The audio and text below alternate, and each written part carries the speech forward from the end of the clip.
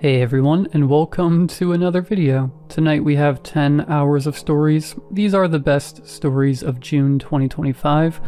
I hope you all enjoy them. On the last best of video, I asked for 1,000 likes. I cannot believe that we actually did it. I just wanted to say thank you. It means a ton. We haven't had a video get that many likes in a little while now. I won't set a like goal for this one, but if you do enjoy, please be sure to drop one. If you are new, subscribing is also very much appreciated. Anyways, sit back, do whatever it is that you do to relax, and as always, I hope you all have a great night. Would you cut off your pinky to get $1 million? Would you kill your cheating spouse to marry the man of your dreams? Would you eat a dog turd to win a year's supply of ice cream? These are the sorts of preposterous questions that make up the Would You game, which is like a deranged cousin of the Would You Rather board game. But unlike the popular board game, the Would You game has real-world stakes. Stakes as high as life or death, or even higher. I found this out the hard way with my sister, Seti. Her actual name is September, but everyone calls her Seti, just like everyone calls me Toby. My actual name is October. And yes, we do hate our parents for this. Seti was always competitive, even when she was very little. But I didn't understand how competitive until she invented the Would You game. We played during boring summers at home. In the beginning, it was just Seti, me, our older sister Jules, July, but everyone calls her Jules, and her best friend, Darren. Darren is the one who added cards to the game structure. He was kind of a nerd and liked board games, though he only reluctantly played them with me and Seti, whom he found too young and competitive. The game as it exists today is largely Darren's construction. There are 7 cards, always dealt in order. Would you risk verb, risk noun, to reward verb, reward noun? For example, would you kill your roommate to cure cancer? Most of the time, the randomness of the cards led to absurd sentences, less like truth or dare and more like Mad Libs. Points were earned through guesses, with fellow players trying to guess whether you would or would not. Often the fun of the game revolved around players justifying their choices. As in, sure, eating a dog turd would be gross, but 2 minutes of gross is worth a full year of delish. It was silly, harmless fun. The fact the game turned into something horrifying is my fault. I knew even at the time I shouldn't have done what I did, but I was furious with Seti. She'd pulled, would you lick a cockroach, to get a day home from school, and she said yes. Seti says yes to everything, I pointed out. It's ridiculous. She's lying. She wouldn't do any of these things. I would. Seti, about 7 years old at the time, balled her fists. She was trying very hard to be cool enough to play with her older siblings and keep up with us. You wouldn't, I snapped, sick of her lying. We went back and forth, and finally I declared I was adding a new rule. The challenge rule. Any player could challenge another player, and then the challenge player would have to do the thing they'd said yes to. If they did, the player who'd made the challenge had to give the reward. A day home from school meant I'd cover for her with our parents. Seti's face immediately took on a pink cast. She clearly hadn't anticipated my making up this rule. I, cruel older sibling that I was, challenged her then to lick the cockroach. It wasn't nice, I admit. Tears came into her eyes. She looked at me in disbelief. Seti always looked up to me, idolized me. I'd like to say that in the moment, I regretted what I was doing to her, but at the time, I was just gloating. But little Seti wouldn't be beaten either. Darren went and got a cockroach. He and Jules really should have been chaperoning better. But Darren was just gleeful at the idea of anyone licking a cockroach. He pulled a dead one from one of the traps and laid it out on a napkin in front of her. Seti's lower lip quivered. Her big eyes lifted to mine. Then she leaned forward, squinching her eyes, and stuck her tongue out. The pink tip touched the roach. "She licked it," declared Darren, delighted, even as Julie cried, "Ew!" and I exclaimed, "Gross!" But now I owed her a day off school. Triumphant, she squashed the dead roach in the napkin and tossed it into the trash. "I win," she said. "Yeah, well, you licked a roach, which means you lose at life," I retorted. "I win," she declared again. From then on, the challenge rule held, but I should have known it was stupid. Dangerous rule to put into play. The next time we played, the very first card Seti flipped had kill written on it.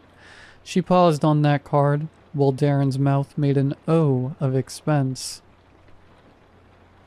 And Jules and I exchanged troubled glances. Including the kill card was controversial. It sometimes resulted in hilariously absurd combinations, such as, would you kill your butt to become a lost treasure? To an adult, this sort of Mad Libs game is ridiculous. When I was 10, it was hilarious. But of course, the word could also result in some very bad combinations. Seti kept drawing, your sibling, to win this game. She paused, mouth quirking to the side as she considered the cards. "Invalid," declared Jules. No, we can still guess," said Darren, even as Seti slid her answer card. A card that said either yes or no, face down in front of her. "Darren," Jules objected, but Darren was already sliding his card forward as well. Jules and I followed suit, and we all flipped them upright. Darren and Jules had guessed no. My card said yes. I knew my dumb sister, and Seti, hers also said yes. "Knew it," I said, glaring quietly. She smiled back at me serenely. "Come on, BS," Darren said, while Jules elbowed him. But Darren ignored her and growled, "Challenge." "No," said Jules. "Oh, no, we're not." "What?" Darren snapped. "It's in the rules. If she kills Toby, she wins the game." He eyed Seti and said pointedly, "I'm not going to let her win by cheating or bluffing." "Enough," said Jules. My younger sister gathered the cards in front of her, set both her yes and no cards aside, and smoothed her skirt.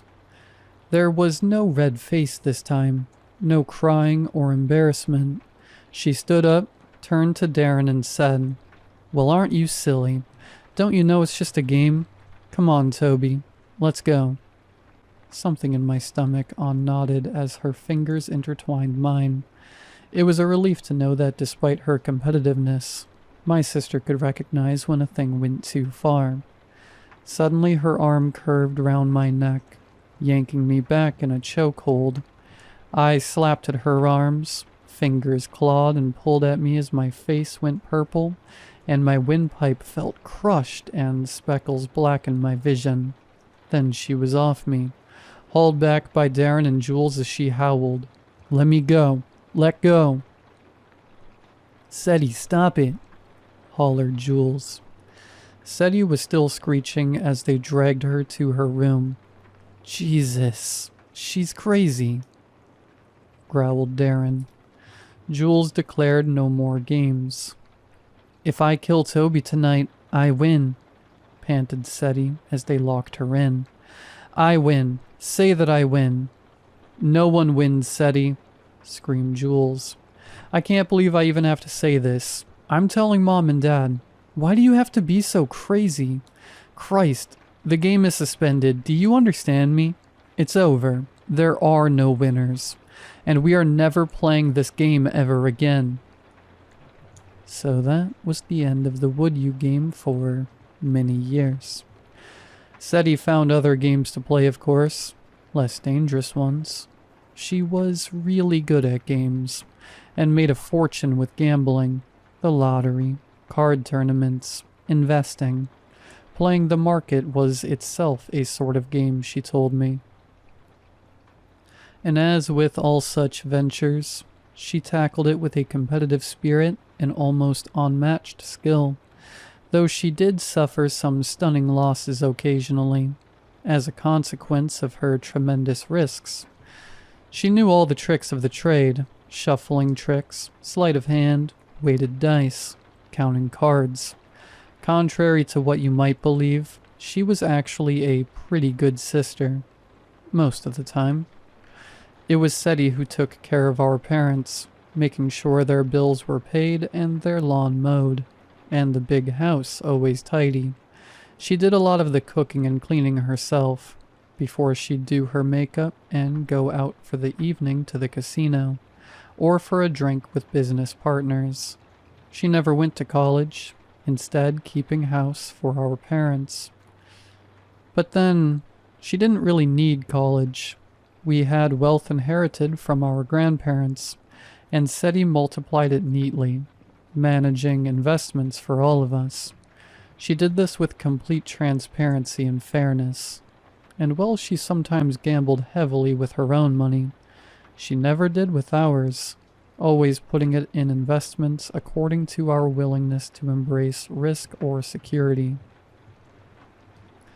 And yet, through my college years, when Seti was finishing high school, she brought back the Would You game, and this time being legally an adult, she had no one to rein her in.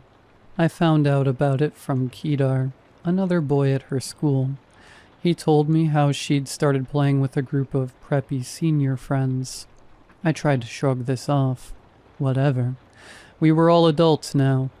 Surely my sister wouldn't go too crazy, right? It wasn't until later I found out she'd changed the rules again. She and some of the other seniors were playing one day when they decided that the Mad Libs aspect was no longer as entertaining as when we were children, and that players should draw until the cards issued a sentence that the majority agreed made sense. Of course, even then, most of the results were still things that couldn't actually happen, but others, like, would you eat bugs to get a winning lotto ticket, were not only perfectly valid combinations, but also easy enough to both challenge and reward. And this is exactly what happened when Seti and her friends played. One of them claimed he'd eat bugs to get a winning lotto ticket. She challenged. He ate several ants. So Seti bought lotto tickets until she had a winning one. Granted, it was only for $3. But the cards hadn't specified, had they? And that's how it began. Seti herself becoming a grantor of sorts. Anytime she played the game. She had the money after all. Even back then our family was well off. And Seti already had a considerable sum saved from her gambling and side hustles. I never knew what she did on the side, but I assume some of it wasn't legal. She could afford to escalate the game, so when a combination came up like, would you dump your boyfriend to earn a new iPhone, Seti could issue the challenge. And when her friend followed through on the dumping, said friend would be gifted with a new phone. It was nonsense, risky, and unhealthy. But not, I guess, more than any other kind of gambling. Until it got worse. Several years later, Seti had some friends over. I'd refused to join. I'd sworn to myself never to play this game. SETI seemed to get even more competitive when I was around, so I kept away from the group, watching from across the living room. Turns kept passing around and everyone was laughing, drinking. A few people were smoking, but that wasn't really my business. Mostly it sounded like absurd stuff. Would you kiss Mrs. Whittinger to save a litter of kittens? Groans. Mrs. Whittinger was the principal at SETI's high school, and in games of kiss, marry, kill, was universally the kill option. Much discussion ensued about whether a litter of kittens would actually die if the player said no to this, and whether the price, having to kiss Mrs. Whittinger, was too high. SETI considered the question, but intertwined her fingers and explained that since the kittens were in the reward deck and not the risk deck, the game would not put kittens in harm's way. In short, kissing will mean you do a good deed, but not kissing won't make you do a bad one, she declared. Thus, if Scott, the player who'd drawn this combination, were to return to their old high school to kiss the loathsome Mrs. Whittinger, a litter of kittens would be rescued, but nothing would happen otherwise. Well, yeah, but if I don't kiss her, some kittens somewhere might not get rescued, so guess I gotta kiss her. Scott grinned at all the groans all around. Challenge, said SETI, almost automatically, almost bored. Scott did indeed end up visiting the high school on a made-up errand, and kissing the principal on the cheek. She was suitably astonished at this affection from a troublesome alum, but also rather touched, and SETI honored her word and awarded Scott by saving a litter of kittens that still occupies our parents' house, where she has devotedly looked after them. But that's not the reason I'm telling you about this game. See, shortly after Scott's draw, another friend, Rosalinda, drew a combination that elicited quite a stir. Would you cut off your finger to gain $1 million? Gasps and whispers all around. Everyone at that party knew that if it was done, SETI could potentially honor the million. This was into her investing years. She had the financial wherewithal for it. And she had granted other gifts before, but never to such an extravagant amount. The most she'd ever given was a gift for a Bahamas trip. I'd totally do it, said Scott. No way, said another friend. No way I'd do that. But $1 million? Said someone else. This one's a hypothetical, right? Said another, glancing tentatively to SETI, who just sat back holding her drink with her eyes glimmering and a lazy smile on her face. Yeah, obviously, said Scott. I mean, who's got $1 million to give? SETI might. Yeah, right. Screw it, said Rosalinda, slamming her cards down. I'm in. Make your picks, people. Everyone voted. Half said yes, half no. Rosalinda flipped her card. Yes. Everyone glanced to SETI, who stood up quietly, moved to the bar to pour herself another drink, and then poured a glass for Rosalinda, too. A glass of strong stuff. She then moved into the kitchen where she opened a drawer. I felt my heart rate increase. Moved to follow SETI, in whose fingers glinted silver. She sterilized the knife over a flame, then brought it to Rosalinda, laying it out on a tray with napkins, bandages, a first aid kit. Rosalinda's eyes grew wide as saucers. Scott whispered, disbelieving. Everyone had gone utterly silent, appalled. I held my breath. Don't, I thought. Don't. What should I have done? called the police? Even now, I wonder. No one was forcing Rosalinda to do anything.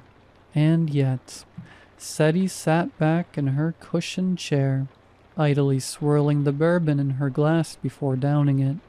Her eyes glimmered over a smile as she raised her gaze to Rosalinda and whispered, "Challenge." Everyone was dead still. And then Rosalinda picked up the knife. I'll spare you the description of the aftermath of that. The would you cards had said cut your finger off, but they had said nothing about not sewing it back on. Scott put Rosalinda's finger on ice immediately after she cut it off, to the screams of the other players. There were some accusations that Seti was sick, that this all went too far. Then Rosalinda's friends rushed her and her severed finger to the hospital, where it was reattached. And of course, Rosalinda and her friends were somewhat mollified that, shortly afterwards, $1 million was transferred to her bank account. In fact, when word spread, others began seeking out my sister to play. That was when I put my foot down about playing in this house. I said our parents' house couldn't be turned into a gambling den, that I didn't want murders or maiming under their roof, and them to have to deal with cleaning up blood or whatever sick things happened. Seti agreed to take her games elsewhere. I tried to keep out of her business, but occasionally word leaked from our parents, or Jules, or mutual acquaintances, and it seemed like both the risks and rewards were getting bigger. But when things really got out of hand, when I finally put my foot down that it had to stop, was the first time someone died. Before COVID, the games had involved physical risk, even maiming, but had never included death. I wasn't present for the lethal draw, and only found out later that the combination pulled was, would you become haunted by a terrifying ghost to save your child? This particular game took place over Zoom during the height of the pandemic, among a handful of players who won the chance to play via lottery. Seti's games were in high demand. As it turned out, one of the players had an eldest daughter on a ventilator. Now you'd think that any combination involving a ghost would be inherently invalid. After all, it's not like Seti can conjure up the supernatural. But apparently the players agreed to accept it as a valid draw, and the devoted father played yes. "Anything for my kids," he said. I viewed the recording of the Zoom later, and after the father played his yes card, Seti's eyes fluttered for several seconds in this strange way, as if she were in a trance, or listening to something no one else could hear. Then her eyes opened and she declared, "Challenge." A few days later, the daughter recovered. But it wasn't until said daughter messaged me, begging me to intervene, that I understood how deranged the game had become. The man who answered the door in his bathrobe had eyes, red-rimmed from weeping, a week's worth of beard stubbling his gaunt face. Without a word, he let me into his house, and as he shuffled away from me, I noticed burn marks on the walls, not in any obvious pattern, but here and there marring the wallpaper. He pointed to a pile of framed photographs stacked on the sofa. They'd formerly been hung on the walls, I realized, but he'd taken them down because in every single photo, he had been burned out, leaving the rest of his family intact. That was how the wallpaper had been charred. There was also, I noticed, a burn mark in the shape of a handprint on his arm. While the father wearily offered me tea, I picked up one of the photos, the backing and part of the glass damaged from the heat. Is it just the burn marks, or is other stuff going on? "The lights," he whispered as he stirred the tea. "The shrieks and banging at night, the handprints, the dreams, and this." He pulled open a drawer full of children's drawings scrawled by his daughter and her siblings, kept from when they were very little. In all the drawings, he had been scratched out, and a blackened figure, like a shadow, seemed to be looming behind him, its hands on his shoulders. "She's obviously hired someone to come and do all this," I said. "You're probably having nightmares from the stress." No way would I believe that SETI could summon ghosts. But I absolutely believe she had the resources to make a man think she had. The defiled children's drawings especially left me chilled. How had she identified which figure in the child's scrolls was him? I offered to stay the night, to confront whoever SETI had hired and chase them off, and I promised I would contact my sister in the morning and put an end to this so-called haunting. The man seemed relieved by my assurances that all the spooky effects were staged, yet he also requested me not to interfere. He was clearly anxious that if he didn't let things continue, his daughter would fall sick again. I tried to assure him that SETI didn't have that kind of power and couldn't make her relapse, but he insisted I keep out of it. Privately, I decided to speak to SETI anyway. She was overseas, however. The man killed himself before she got back, hung himself from the staircase, leaving his beloved daughter and her siblings to mourn. I waited in our parents' house for my sister the night she returned. She'd barely gotten off the plane a half hour earlier, but despite what must have been a wearying flight, she waltzed through the front door in a glitzy suit like she'd stepped out of Vegas. Seeing me, she spread her arms wide in greeting. "How could you?" I snarled. She dropped her arms, though her smile didn't falter. "Toby, dear, I didn't. Whatever it is you're upset about, it was the cards." "A ghost, SETI?" "A terrifying ghost," she corrected. "Of course it wasn't a ghost, SETI," I bellowed, shaking with fury. "The funeral had been 2 days ago. The only terrifying thing here is you, for hounding a man to death. You drove him to this. It's you who fulfills the challenges, who delivers the rewards. Admit it. You paid for his daughter to get special treatment. I looked into it. You couldn't guarantee it, but you did everything you could to make sure she'd recover, didn't you? And when she did, you made him suffer. He had to complete the challenge." She pursed her lips, silent for a moment, then finally said, "What if I did? What if you did?" I couldn't believe her. "SETI, you drove a man to his death." "You said that already." She looked bored. "So, I made a man terrified. He chose to kill himself." "BS, you killed him, as much as if you handed him the rope." "Oh, he chose hanging? SETI?" I paused and added, low and serious, "You have to stop this." That stilled her. She was silent a moment, eyes shadowed by the brim of her hat, crimson lips pursed. Finally, a curl to her mouth. "Make me." "What?" "Make me stop," she repeated, and languidly took a chair at the coffee table, indicating for me to do the same. I stared in horror as she pulled out a deck. "One game," she declared, eyes glittering. "A duel. You win, I stop and never play again. You can have your wish." "No." "Toby, people pay thousands to play with me. You don't know what a deal you're getting. Besides, it's the only way to make me stop." She again indicated the chair. I just stared at her, fists clenched. "Why?" "Because, Toby dear, our mother and father's beloved who can do no wrong. Because we never finished our game. Remember when we were little? We started to play, but things went too far." We couldn't end it. I won't be left at a stalemate. Finish the game with me, dearest Toby, golden child, the one Mom and Dad always loved best. They love you too.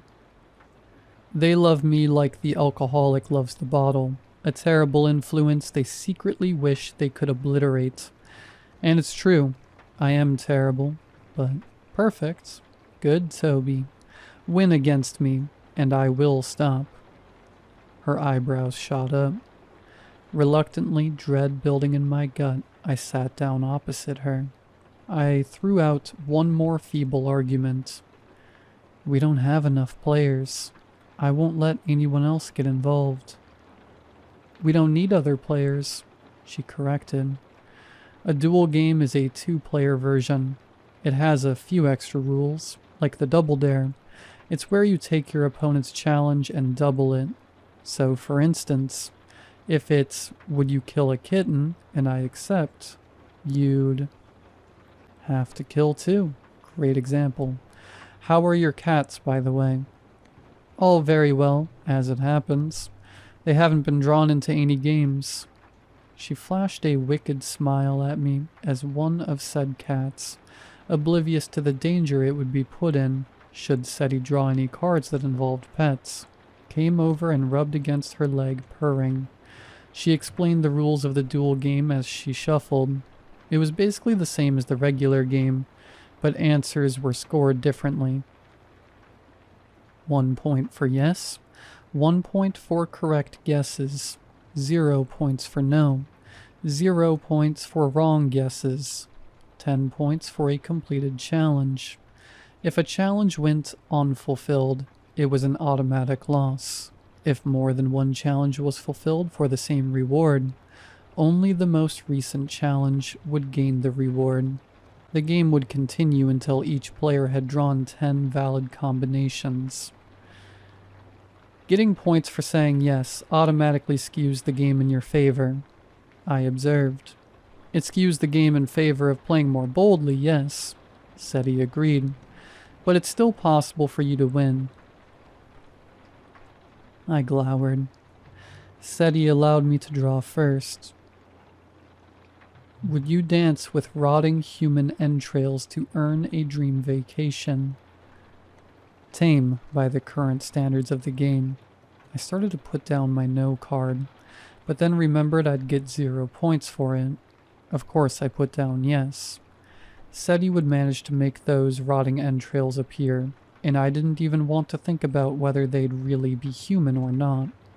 I sighed and pushed forward yes. SETI also slid a card forward.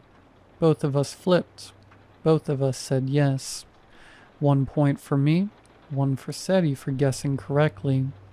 I waited for the inevitable challenge, but she only smiled. You're not going to challenge? I asked. No, because you'll actually do it, and you'll get 10 points, she replied. And obviously, you'll get a dream vacation too, but I'd rather save my money for more interesting rewards. SETI's turn. She flipped the cards slowly. Would you fly to Stinky Toenails to gain your name on Mars? Invalid, obviously. She drew again. Would you sing loudly to the president to save world peace? Another invalid combination. SETI drew 3 more nonsense sentences before finally coming up with a valid combination. Would you kiss a bowl of diarrhea to get a year's supply of ice cream? Ugh, I said. This is such a dumb game. SETI smiled and pushed a card forward. I rolled my eyes and did the same. We both flipped. Yes. Of course you would, I said, disgusted. You could challenge, she offered, and give you 10 points? Screw that. We went back and forth a couple more rounds. My hands were shaking. Soon we got to challenges I wouldn't do. I started playing no. SETI always played yes. She was gaining points, and didn't challenge me on the rare times I drew something I felt I could do. And then, As we were approaching the 10th round, that would end the game. Seti drew a combination that made my breath catch. Would you skin yourself to win the game? Seti was already ahead. If I didn't challenge her, she'd win. If I challenged her and she refused, she'd lose. The smart play here would be to pick no. She wouldn't risk anything. She was way ahead of me anyway. The game would end on the next turn. All she had to do was miss 1 point by playing her no card. Playing yes was something only a complete idiot would do. But Seti had never played no, not in any of the turns we'd had so far. Would she now? Seti looked me in the eyes as she put down her card, smiled almost apologetically with a little shrug.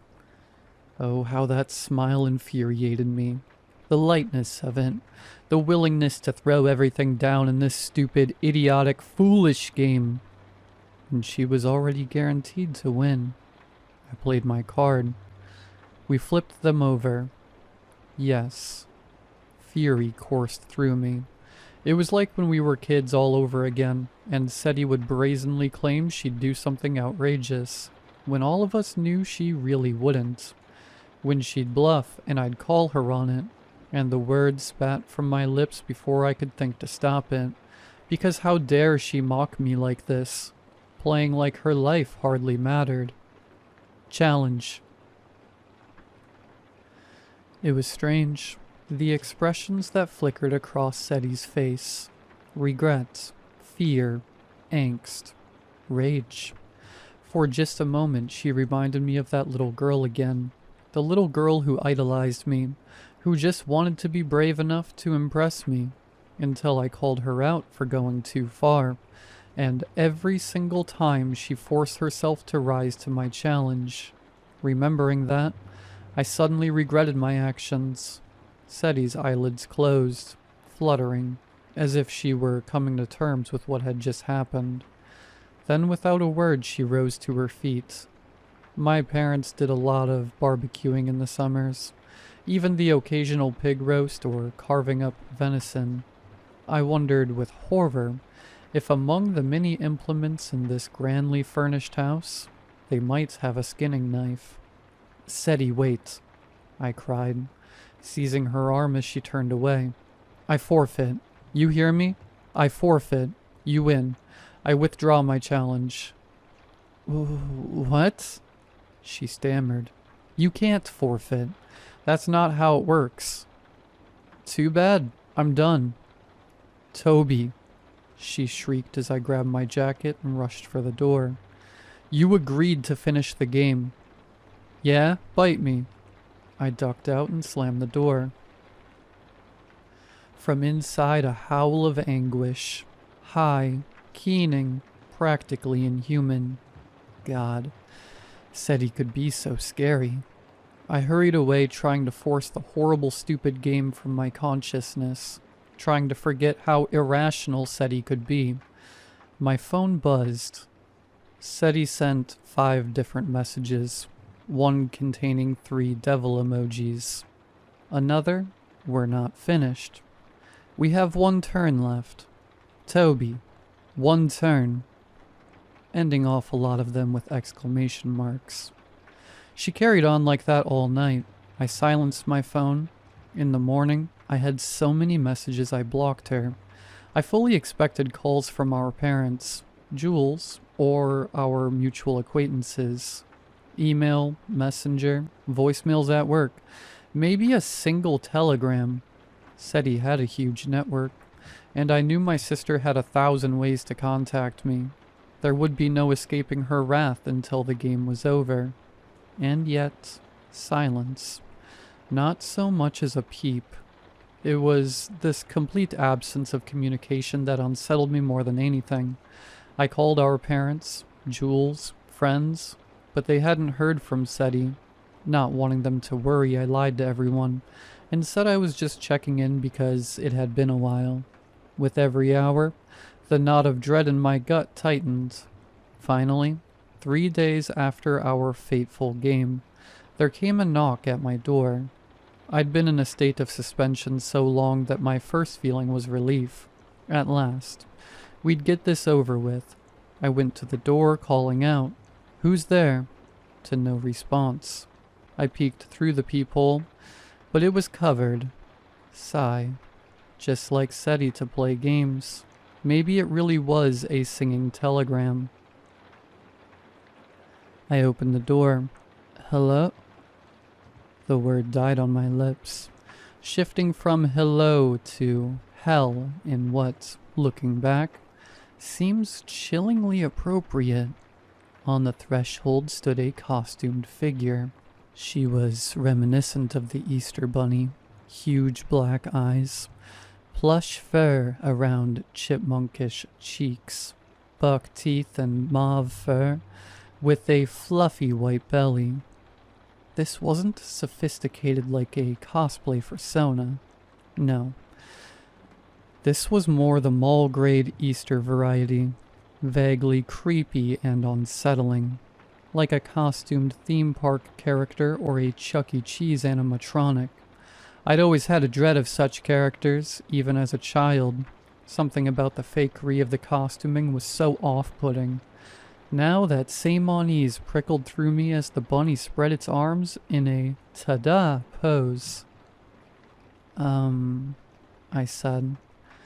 I stepped back and held open the door, trying to ignore the small voice that wondered what I might see if I lifted the mask off that bunny suit. The bunny strolled in with an exaggerated happy stride, reminding me, again, of a costumed character. Who could ever tell what was underneath such a suit? The bunny pulled out 2 chairs from my dining table and patted one for me. "SETI?" I said.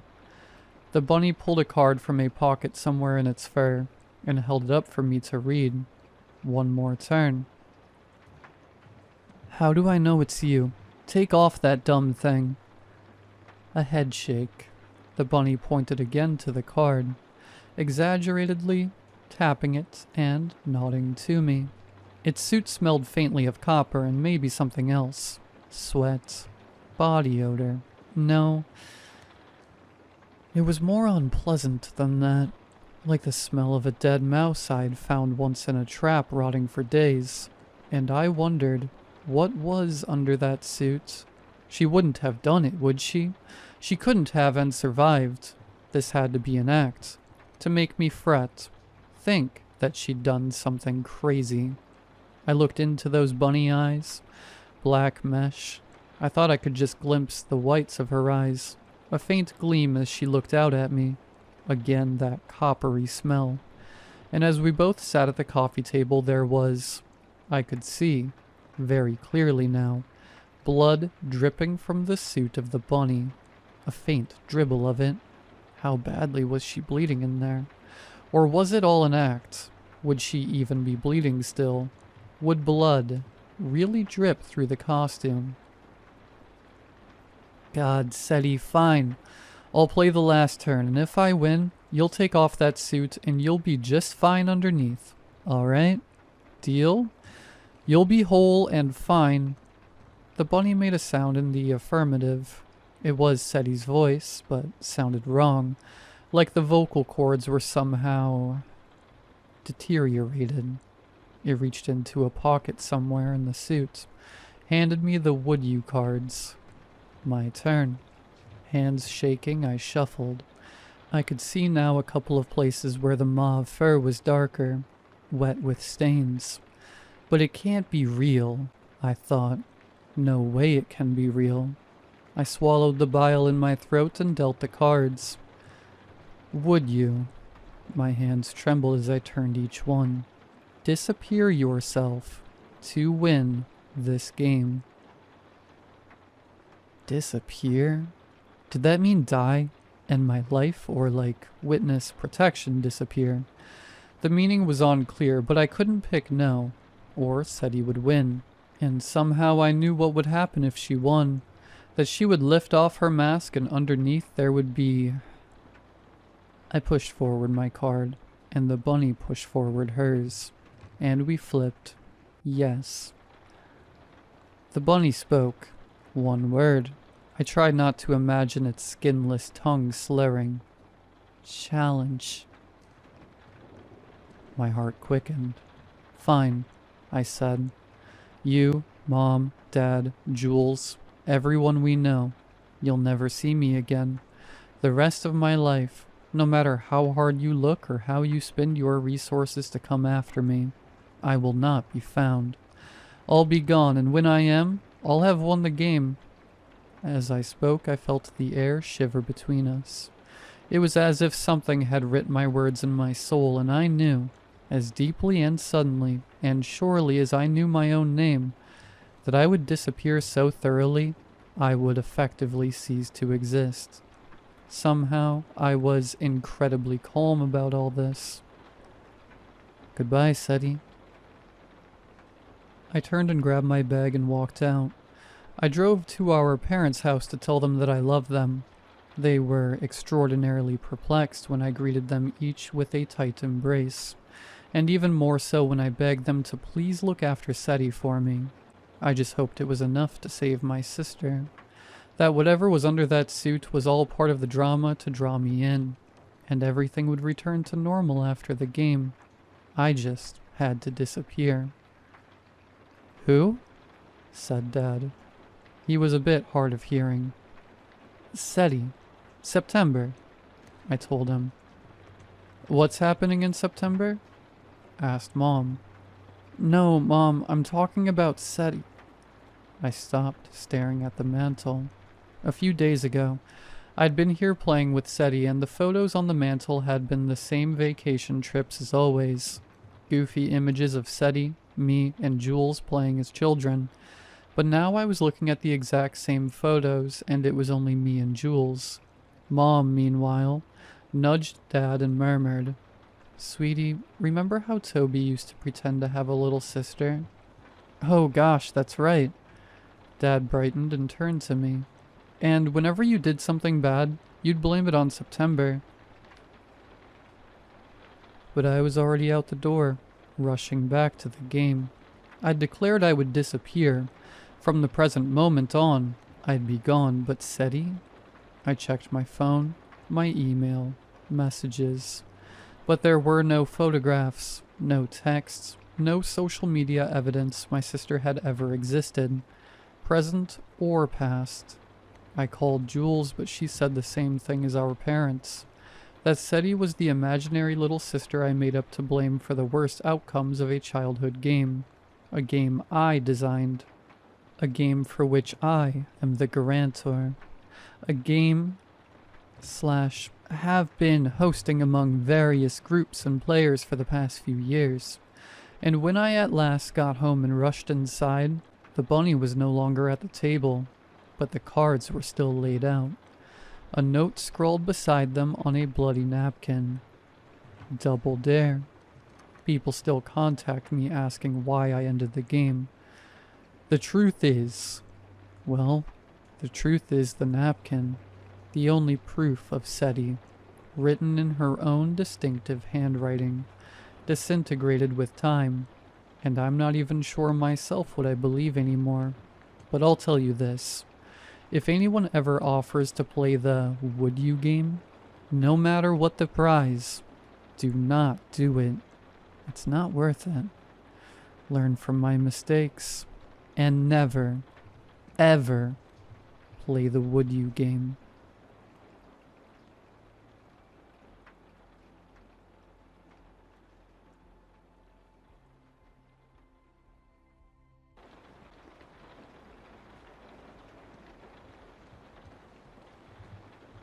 There it is, called out the boy in front. I looked up from my game as the old van made its way around the tree-filled bend, revealing today's latest adventure to stave off boredom.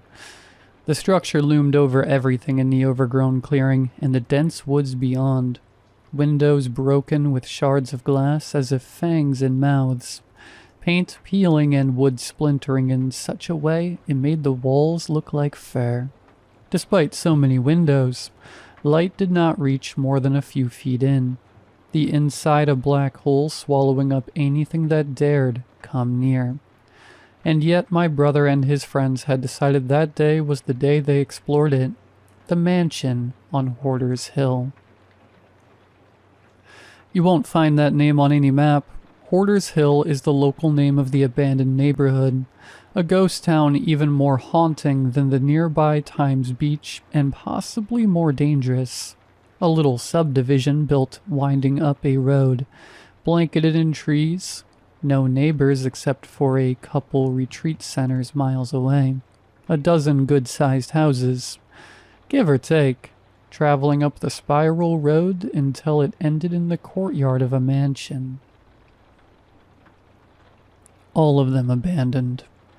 The 6 of us piled out the van, me going last so I didn't get in anyone's way. Even before that day, that had been an awkward summer. We had moved from the other side of the state right after the school year ended, and while my brother Paul had wasted no time finding an entire new friend group, I hadn't been quite so quick to make friends. I'd rather just spend the entire sweltering summer inside, playing the newly released Nintendo DS I had just gotten for my birthday.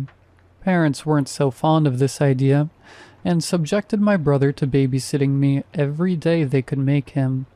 He didn't make a big deal out of it, and let me be while he and the others got into trouble. He let me take my DS too. I put it away in my pocket as I got out.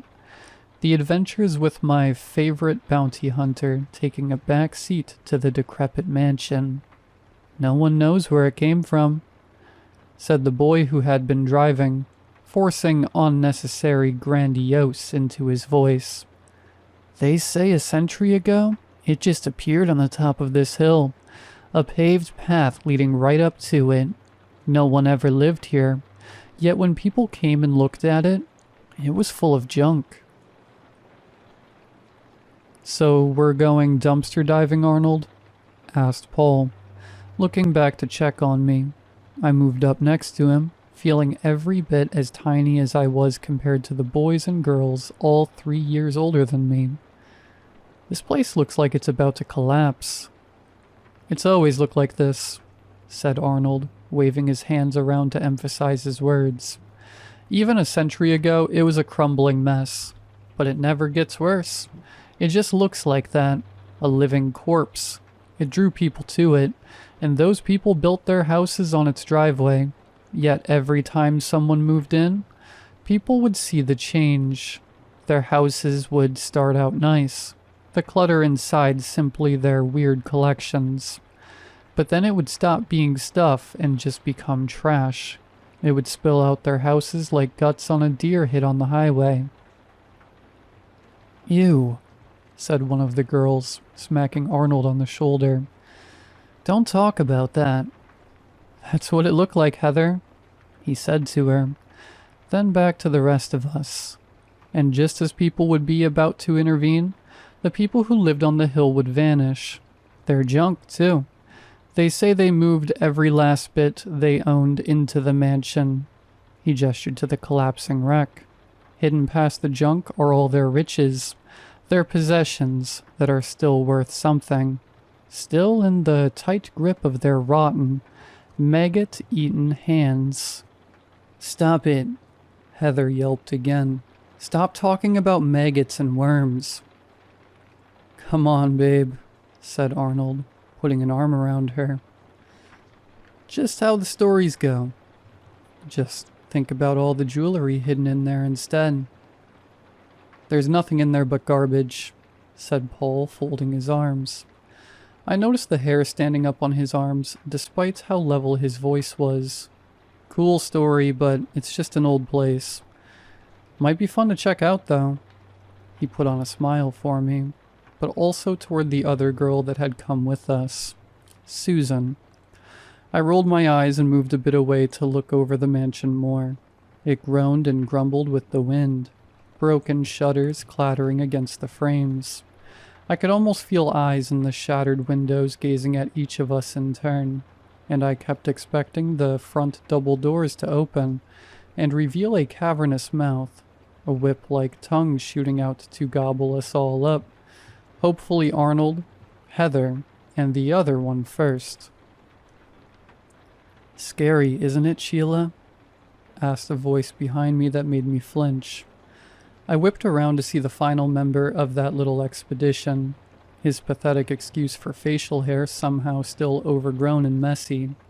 He towered over the rest, crammed into his clothes that were more a display of things I wished I hadn't had to see. Relax, I'll be right by you. I got flashlights, snacks, some rope, even my dad's hunting knife. I came ready. When he first started revealing the contents of his army jacket, a part of me wanted to bolt down the road until I hit the highway. I'm not going in, I said. I'm going to stay out here with the van. Keep an eye out. Anyone could come and grab you out here all alone, said the boy, my own hair standing up as he tried to put an arm around me, feeling less like an act of comfort and more like the pincers of an antlion grappling at the torso of the insect that had fallen in. Stay with us. I'll make sure you stay safe. And she can stay plenty safe waiting in the van, said Paul, materializing between us and giving me the chance to back away. No worries, Sheila. Arnold said he'd leave the keys with you. You touch that wheel, you die, though, said Arnold. He smirked, following a glare from Paul. I'm just kidding. No touching your kid, sis, Paul. He turned his focus back to Heather and Susan. I can't drive anyway, I said. I'll just wait. That's totally fine, said Paul. I stood still, pretending to focus on the building as I heard him drag the other boy away. It wasn't hard to hear what he must have thought was his quiet voice. Off limits, Michael. I'm just being nice, Michael hissed back under his voice. Can't be nice to your sister? She's still in middle school, he growled back. You touch one hair on her head without her permission, I'm gouging your eyes out. Got it? My body relaxed a little hearing that. You're not her boss, Michael grumbled. Get off me. Watch yourself, said Paul, returning to me, Michael mumbling to himself as he rejoined the rest of the group. You okay, Sheila? Thank you, I said. Nothing happened. And that's why you're staying out here, he said. Don't worry, we'll just be in for a couple hours while these jackasses give new meaning to the term white trash. I chuckled. Want to see what you'll be missing out on first, though? We all moved to the front, Arnold and Michael pushing the entrance open to loud groans, mostly from Michael, but some from the doors as well. They swung inside, their flashlights illuminating the expansive foyer. A wall of junk taller than me, from one end of the room to the other, newspapers upon newspapers forming geological layers alongside discarded cans and containers, broken bits of wood from old furniture, fluid-filled bottles I wouldn't have opened if you had paid me, plastic bags, torn strips of clothing, random slabs of particle board, mangled silverware, bowling balls, a sawhorse, oddly shaped rocks, what might have been a grand piano at one point, toys for pets, and row after row of empty picture frames.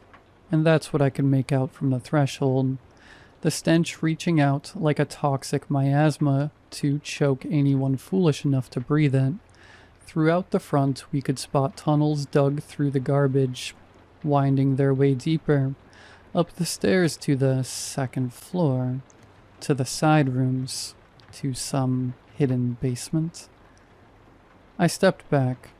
I choose life, I said. God, said Heather. There's no way those tunnels aren't loaded with rats and worms. Come on, said Arnold, sneaking his arm around her shoulders again. You told me you think worms are cute. I said you'd still be cute as a worm, she said. If I'm going in there, we have to go up top. Brother told me the good stuff can only be reached by the tunnels, said Arnold, getting down on all fours. Looks plenty wide. The sawhorses are keeping it up. We just go in and crawl all the way. Or we trigger a trap and die, said Paul. I'm taking the top. He smiled to Susan. Care to join me? She nodded. I took my leave, watching them all take their paths into the mansion. Arnold crawled down the tunnel, Heather following him. Paul and his crush started their climb up to the top of the compacted garbage, avoiding the network of holes and tunnels like they were bottomless pits. With enough glaring from Paul, Michael followed in as well. I moved away, stepping into the van and shutting the sliding door, locking it tight save for the gaps in the windows. I settled myself in the coolest part of the vehicle and pulled out my game again, escaping into a network of caves a lot safer to explore. Hours passed. The sun made its way down and soon the dense tree line blocked it, turning the front of the mansion into a dark cavern. I hadn't even so much as seen anyone in the windows. Whatever noise that might have been coming from the mansion was probably absorbed by the garbage cramming every open space within. Even a cherished game couldn't keep away what was gnawing at my insides. I stepped out, DS in my grip as I walked up the front doors. I had the keys in my pocket, but no cell phone. I pulled out the cartridge from my DS, fumbling it between my fingers to distract myself. My brother had left his flip phone behind with me, but it was now dead. I looked inside the mansion. Hey, Paul, I called out. Arnold? Heather? Anyone? I didn't call for Michael. Nothing answered me from the overstuffed foyer. I gulped as I stepped back, trying to work through it. Should I leave? I couldn't drive, but I could walk. No, it was miles to the next place that might even have anyone there. I stepped back, returning to the van, and grabbing the tire iron Arnold kept in the trunk, still fidgeting with the cartridge in my other hand. The small chunk of metal felt more comforting than one of my teddy bears in the failing light. Maybe I could walk to the nearest retreat center and... Something knocked the cartridge out of my hands. I yelped and looked to the side to see a large gray cat running away, the chunk of plastic in its mouth as it darted around the side of the mansion. Hey, I called out, chasing after it. Give that back, you stupid cat. I picked my way around the fallen roof shingles, like they were pressure plates in some trap-filled temple, rounding the corner in search of the flea-ridden thief. There he sat a couple dozen feet away, still holding the cartridge in his teeth. He meowed at me. Why you... I hissed, charging at him before he took off again, leading me further about the side of the mansion. Soon I was around the back, chasing the literal cat burglar over a fallen section of wrought iron fence into what had once been a garden, now just a mire of weeds complete with the fountain that had devolved into an algae-filled mosquito farm. The cat stopped in front of a boarded-up back door and put the game on the ground. Why'd you do that? I snapped, catching up to the furball. He meowed again before backing away. I could see a faded collar around his neck as I grabbed the cartridge, pocketing it. If you don't mind, cat, I need to... Metallic crunching, shattering, snapping shots out from the front of the mansion. I yelped a little, gripping the tire iron as I started my way around the building again, taking my shaking steps with a lot more care and patience. The cat followed me, meowing the entire way as if telling me not to listen to my curiosity. I stopped at the final bend and peeked around the corner. Arnold's van had vanished. Not like it had been stolen. I saw bits and pieces of it scattered everywhere. Shards of glass, tiny scraps of metal, a lone tire that had been ripped to tatters. The rest of the van, contents included, had disappeared, leaving nothing but a trail of oil and other fluids to the front doors of the mansion. And as I tried to process this, I heard a shifting and groaning escape from one of the nearby broken windows. A constant shuffle, followed by stamps of feet and then heavy breathing, only a few feet above me. I pressed myself against the side of the house in case somebody was looking out, trusting my goosebumps instead of the hope it was my brother searching for me. "I've got to get out of here," I said to myself. "Bye, Cat. Thank you for whatever that was, but I have to leave. I need to find someone. Gotta call someone. I ran my free hand through my hair, trying to parse through it all. My brother's in there, with whoever did that. How did they do that? What am I supposed to do?" I started backing around toward the front of the mansion, lost in thought even as the cat yelled at me, trying to break me out of my panic by biting at my heels. I misplaced a step on a shingle, shattering it and feeling something give underneath. As it did, the whole world fell around me. I came to in darkness, aches blanketing my body. I groaned as I pulled myself up, reaching into my pocket and pulling out the DS to serve as a flashlight. I had fallen through a rotten section of flooring, hidden by fallen shingles and overgrowth. A cellar entrance. A cellar entrance so high up I couldn't climb out, leaving me on top of a massive mound of rotting, pulpy mess that had once been newspapers. So many newspapers. So many I could barely sit up in this chamber. I heard a meow up above me and brought my light up, the glow reflecting off the lights of the cat. He looked over to his right and then back to me before meowing again. Done relaying whatever his message was, he took off. I gulped, looking across the cellar. I spotted the doorway out, kept open by the massive piles of trash that climbed up the staircase into the main building. I felt even smaller than before, a stringy bit of meat trapped within the depths of the colossal monster that had swallowed my brother and his friends whole, and me about to get ground to paste between its teeth. I forced my hands forward and started crawling across the garbage, testing each step in case the decaying detritus was about to give beneath me, all while hoping the black splotches I saw everywhere wouldn't affect me unless I was down here for a while. Something collapsed in on itself in the center of the cellar to my left. I shined my light over, taking in the overflowing shelves nearly consumed by the floor of trash, discarded bones, desiccated remains of what had probably been raccoons and other vagrant animals moving in. One in particular looked pale and bald as if all the hair had been plucked out. Just past it, I saw what looked like a disassembled remnants of a motor, leaking and dripping fluids onto the trash around it, as well as some sort of preserved animal in a jar. A shuffling. I looked back at the source.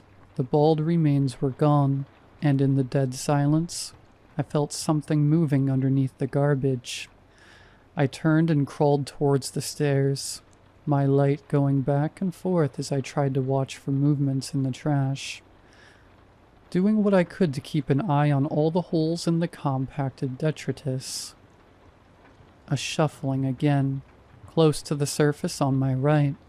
I shot the light over and saw two twisted, mangled feet vanish down a hole. They had been so bent and broken, they intertwined with each other, fusing into a single mess of flesh like a tail.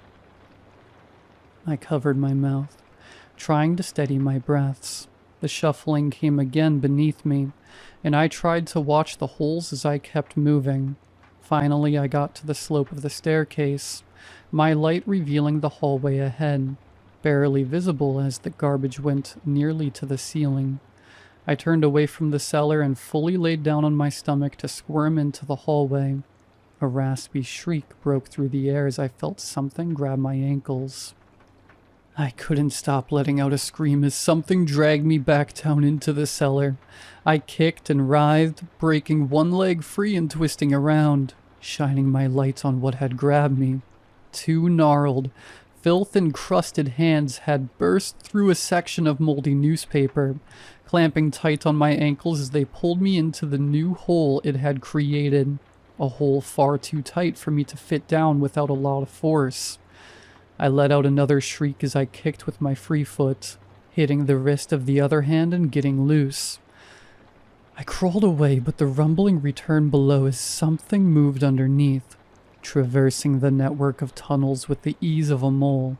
Hand shot out to my side, grabbing my left arm and dragging it into another gap. I screamed and brought the tire iron down on the fingers, shattering them like twigs and freeing me again. I grabbed the DS where it had fallen and hurled myself up the stairs, squeezing through the gap faster than I thought possible, and emerging out onto the top of the hallway. The trash sifted below me and I heard the shuffling once more. Then more and more. I flailed my way over the garbage, the roof now high enough for me to stand up. I ran from the noises as they came from what had to be the front of the mansion, hoping the next reckless step didn't send my leg into a hidden hole and snap it in two before more of those hands grabbed me and pulled me in. I'd have taken an entire field of prairie dog burrows over this. I emerged into a dining room, and before me hung a colossal chandelier still attached to the ceiling by a thick chain. I climbed onto it, praying it could still support my weight so I could get off the ground. It held firm, just in time before more hands burst out like twisted weeds, grasping at where I had just been. I shivered as the grime-covered, blackened limbs disappeared beneath layers of rotting strips of blankets.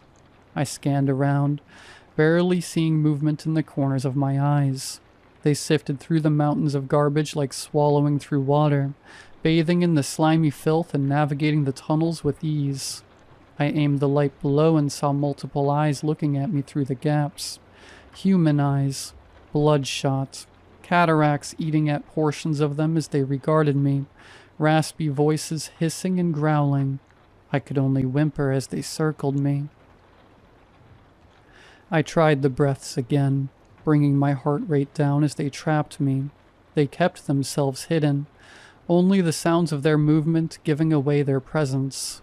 I looked away from the things, glancing around the ceiling and spotting a broken section about 10 feet away, a place where the ceiling had caved in, exposing an entrance to the second floor. Beneath it was the top of a china cabinet that looked sturdy enough to support me. Had Paul managed to get up there like he said? I shuffled the light and the tire iron into one hand before pulling out Arnold's keys with the other. I threw them opposite of me, the keys smashing into an empty picture frame. The rasps cut off and felt the eyes leave me and focus on the keys. All the forms bolted, digging through the trash toward the distraction as I launched off the chandelier. I pulled myself onto the cabinet and turned back to give a final glance. A human face emerged from the rubble, a twisted arm with far too many joints, bringing the warped hand holding the keys next to its ruined eyes. The entire skull had been mashed and malformed, pushed into a streamlined shape more like a beak than a person's face. The broken teeth jutted out like a horse, the nose smashed in, eyes not meeting at the same level above. I could just see its shoulders press far too close into each other, and only a few strands of hair dangled around its head. It hissed at me, and again I felt eyes gazing up at me from their hiding spots in the trash. I turned away and didn't look back as I grabbed at the floor above. Trash covered this room as well. A wall of ruined toys, playthings, movie posters, and outdated electronics that looked like they were made of wood. I pocketed my lights and used the junk to hold on as I climbed, the rasping and hissing closing in below me. I felt something brush up against my foot a second before I pulled it up, removing myself from the dining room and into this new chamber. Shuttered windows lined the wall, letting my precious moonlight through their broken slats. I freed myself from the hole, gasping for air, my own pulse drowning out the noise those things made from downstairs. I lay on the cleanest section of the sea of junk I could find, An old moldy blanket mixed with ravaged comic books. I kept my crying down as best I could as I listened. Hopefully it would take them a while to reach me. I held on to myself, trying to sterile my whimpers. I just wanted my brother back. Anything else? Please. Just let him be okay. Then I heard another whimper, a gurgled weeping from a connecting room. I forced myself up, hands slipping as grime coated every part of me. I stood, stooped over to avoid the splintered, peeling ceiling as I walked to the source of the noise. I entered what looked to have been a bathroom adjoining 2 bedrooms. Empty bottles of shampoo, boxes of soap, and mountains of spent beauty products had been stuffed so tight they had compacted into a hardened layer, with everything from loofahs to old towels filling the gaps. And in a corner, possibly where a bathtub or shower had long since been covered, the whimpers erupted from a dip in the sea of trash. I stepped closer and gasped. It was Susan, covered in blood, curled in a corner of the bathroom like an animal hiding itself in its last moments. And from what I could see, maybe these were hers, judging the blood covering her. "Hey," I hissed, scrambling over to her. What could I even do besides be there for her? "What happened? Did those things do this to you?" Her eyes focused for a moment, all her remaining energy going to turn her head to me. As I closed in, I could see where the blood came from. A deep, twisted wound in her stomach that she had tried to plug. But now it was far too late. My light illuminated the trail of blood that wound its way to her from the other bedroom. "Get out of here," she gasped. "Where's Paul?" I asked her, getting onto my knees before her, hands clasped as if in prayer. "I'm so sorry I can't do anything to you, but please help me find my brother." "We were in the halls when the hoarders came," she said, breaths labored and ragged. "Paul ran off to draw them away. I got turned around. I saw what I thought was him." "And it was one of them?" She released a hand from her stomach and grabbed my wrist, blood smearing with the filth on me. "It was Michael," she hissed. "Stupid asshole thought I was one of them, stabbed me and left me to die." She spat up blood. "Get out of here. Keep away from Michael. Your brother wouldn't." She stopped when a shuffling erupted from the bedroom she had come from. "Get out now," she snapped, pushing me away as tremors moved through the garbage between us. I just managed to crawl backwards enough before the hand shot out of the junk, around the poor girl, grabbing her head, her shoulders, her arms. The face of one of the monsters burst out from the trash, bringing its twisted, malformed body up above her. It hissed as it looked down at its captive, drool escaping its misshapen mouth as it dug its filthy digits into her face. God, how could it even live with its chest so smashed? Rolled like clay into a shape that had to have broken all of its ribs. Shredded strips of clothing clung to its body, held together with a patchwork of pins, suggesting something like what my grandma had worn in the 50s.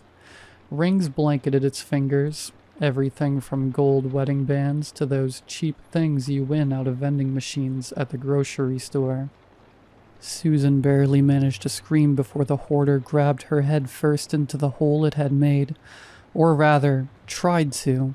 The hole that it had managed to fit through wasn't nearly big enough to accommodate its prey, but that didn't stop it. Even as she fought with what little strength she had left, it continued pulling her, bit by bit working her upper body into the hole. Her muffled screams escaped through the gaps, accompanied by sharp snaps of bone, while more of her disappeared from sight. Her screams kept going, well past the point they should have stopped until it was just her legs dangling in the air. Only then did she finally fall silent. her feet forced together and pulled in with a quick tug, the tight squeeze twisting her broken limbs around each other. By then I had made my way back to the other room and turned around, hauling myself out the other door into the hallway. The trash was low enough for me to stand back up fully, and I hurled my body as far away from that monster, feasting on the poor girl as I could. I rounded a corner, guessing at whatever might be the right direction to go. Everything looked the same. The walls devoid of any decoration, and any furniture that had once been present long since buried by junk. The path I chose ended in a wall, and I turned around, spotting a door into another room. This one wasn't half as full as the others. The trash sloping downward and ending in a bundle of blankets, pillows, and sheets like a nest. Within the nest sat Heather, eyes glued to her phone as she pushed away at the buttons, hammering out commands on the number pad. "Come on, get through," she sputtered as she shook. "Come on, how is there no signal? There was a signal outside." She tried again. "How could there be so much stuff you can't even send out a text?" Again, this time it was a call. Still nothing. "Come on, please." "Heather?" I said. "Come on, we gotta leave. Where's Paul?" She kept pounding at the keypad. "Paul lured them away, but it's not enough," she whimpered, still glued to her screen. "They won't let us escape. They got Arnold, pulled him into one of their tunnels when he tried to stop them from taking us, snapped his bones like twigs. We broke into their home. They just wanted to be left alone. They just wanted to add to their collections." She screamed when her phone failed her again. "We can't escape." "We can," I said, trying to convince myself more than her. "Please, where's Paul? How do we get back to the front door?" She gave up, tossing the phone away before looking at me, giving me the same worn-down look I've seen my parents give the door-to-door political campaign volunteers, pushing policies they hated. "The back door to the foyer is across from us," she said. "No point. They have us trapped. All we can do is hope one of those texts actually got through and someone burns this place to the ground." In the light of my DS, I could see the streaks left through the filth on her face by her tears. Her eyes turned away from me, looking at something only visible to her. "I'm sorry, Daddy. I'm really sorry I didn't listen. I'm so sorry I went behind your back." I turned around, moving back to the slope of garbage. I had to keep looking. I had to leave her behind. I grabbed her cell phone as I passed it, made my way to the doorway, and felt that sensation again. This time a single shuffling beneath me, passing underneath, moving toward her. I turned around. "Heather?" I hissed. "You gotta get moving, now." "I'm sorry, Mom," she kept spitting out. "I'm sorry, Daddy. I'm so sorry." The blankets before her parted, and from my viewpoint, I could see another one of the hoarders emerge from its tunnel, this one large and muscular even with its twisted, broken form. Brown hair still adorned its scalp, but fell out in clumps, its arms moving in animated motion as it growled and gurgled. "Heather?" It somehow managed through its smashed mouth full of broken, misplaced teeth. "Heather, do you like?" Heather broke out of her daze long enough to let out another scream before the hoarder fell on her. I didn't stay to look. I heard more shuffling close in from the corridors around me, and even in the distance I could see shapes moving, eyes popping out through open sections of garbage, hands breaking free just to return back down, two legs vanishing back underneath the filth, intertwined upon themselves, twisted by the contortions required to navigate the tunnels. I darted to the doorway Heather had mentioned, and finally saw moonlight spilling ahead of me. turning around one last time to see a hoarder fully emerge from the junk. Using its twisted arms to scurry at me like an insect while it let out a feral cry. Without thinking, I grabbed the tire iron and threw it at him, my weapon falling a few inches short. He came to a stop before it, grabbing the tire iron and regarding it, then me. I kept going, letting myself roll and slide down the garbage-covered staircase. Every last sharp edge, broken bit of glass, splintered stick of wood, and rusty spike of metal grabbed and tore at me as I fell, but still I let myself. I could hear them as they tunneled their way around on the second floor. I could even hear some moving about on the ground level in rooms I hadn't looked in. Let them. They could have this entire house. Just please, let me leave. Give me back my brother. Salvation emerged before me as I finally escaped the mountains of trash and landed on the floor, my feet touching actual tiles for the first time in what felt like a year. I pulled myself back up, hobbling over to the entryway, even as I heard the monsters moving behind me, congregating as one.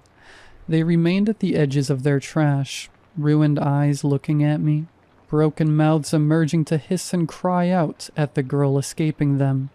They watched me as I crossed the threshold and emerged outside, me bearing nothing but my own clothes and the contents of my pockets. Then I felt two large arms wrap around me, a giant, filthy hand clasping over my mouth. "Thank goodness you're safe, Sheila," said the last voice I wanted to hear. "Sorry about your brother. It's okay, though. I made it too. We'll get out of here together, okay? Just stay with me. I'll take care of you." I screamed as I tried to force my way free from Michael's grip, but the disgusting giant held firm. "Now, is that any way to thank the boy who's going to protect you?" he hissed. "Girls are all the same. Do the nicest things for them, and they don't appreciate it at all. Well, your brother isn't here now to get between us, is he? And those freaks won't leave the house for us. They just want junk." I moved my mouth enough to bite down on his hand, digging my teeth in and tasting his blood mixed with the grime that covered us both. He let out a cry and loosened his grip just enough to let me go, but with everything I had been through, I fell to the ground. The world spinning around me, I tried to crawl toward the road, hoping the downward slope would be enough to roll me away from him. Something grabbed both of my feet, dragging me back toward damnation. I kicked, breaking free one leg and letting me turn onto my back, staring into the face of a sickening monster as it loomed over me. "Get away from me," I cried. "You're a murderer." "Knew I should have put her out of her misery," growled Michael. "But don't worry, since we're safe now, if you keep quiet about all this, I'll let you live, okay?" He looked ready to bring himself down on me like a wolf onto a cornered rabbit, but before he could, something leapt onto his back from the doorway, its gnarled fingers scrabbling at his clothes and digging into his exposed flesh. He fell backwards, throttled by the hoarder as it crawled at him with its broken digits, both monsters howling as they fought. Michael pulled a knife from his side, but before he could bring it against his opponent, another hoarder burst out from the garbage and out the door, grabbing at the weapon and breaking his arm at the elbow with a loud crack.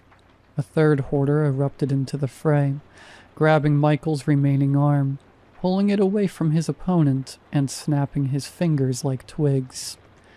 The original hoarder, covered in fresh blood, its mangled limbs and form seeming unhealed compared to the others, its hair still dropping in clumps, loomed on the chest of its target, and before Michael could let out another scream, it shot its hands forward and shoved its filthy thumbs into his eyes while the other two dragged him back to the mansion. The doors slammed shut behind them. No more trespassers. I somehow found the energy to get back up, free from the foul, dark, rotting carcass of a mansion, and embraced by the warm moonlight of the woods around me. I hobbled ahead, reaching the road where it turned away from the mansion before finally collapsing onto the grass nearby. I tried to get back up, but my legs wouldn't budge. I could only weep, even my cries barely audible in the noise of the woods around me. I pulled myself together enough to pull out Heather's cell phone, the marathon of failed texts and calls on the screen.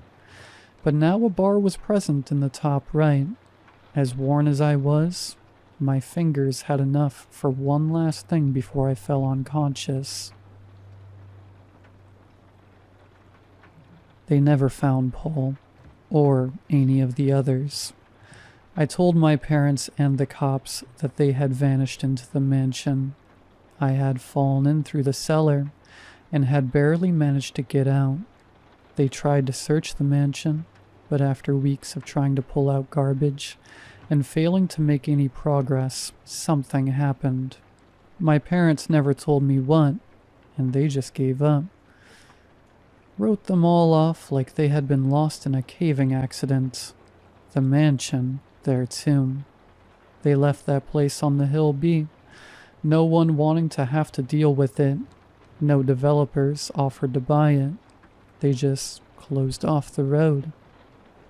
After I recovered, both from my wounds and the loss, I started receiving gifts in the mail. Game cartridges, rare ones.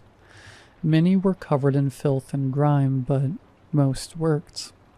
They came at random, with no return address, but I knew where they had come from. And on my 18th birthday, a deed and a contract came in the mail. This one did have a return address, an outdated one that matched the mansion from all those years ago. The contract was simple.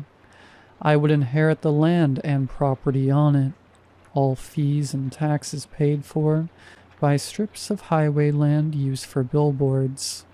But I had to live there. A small guest house had apparently appeared at the beginning of the driveway up to the mansion.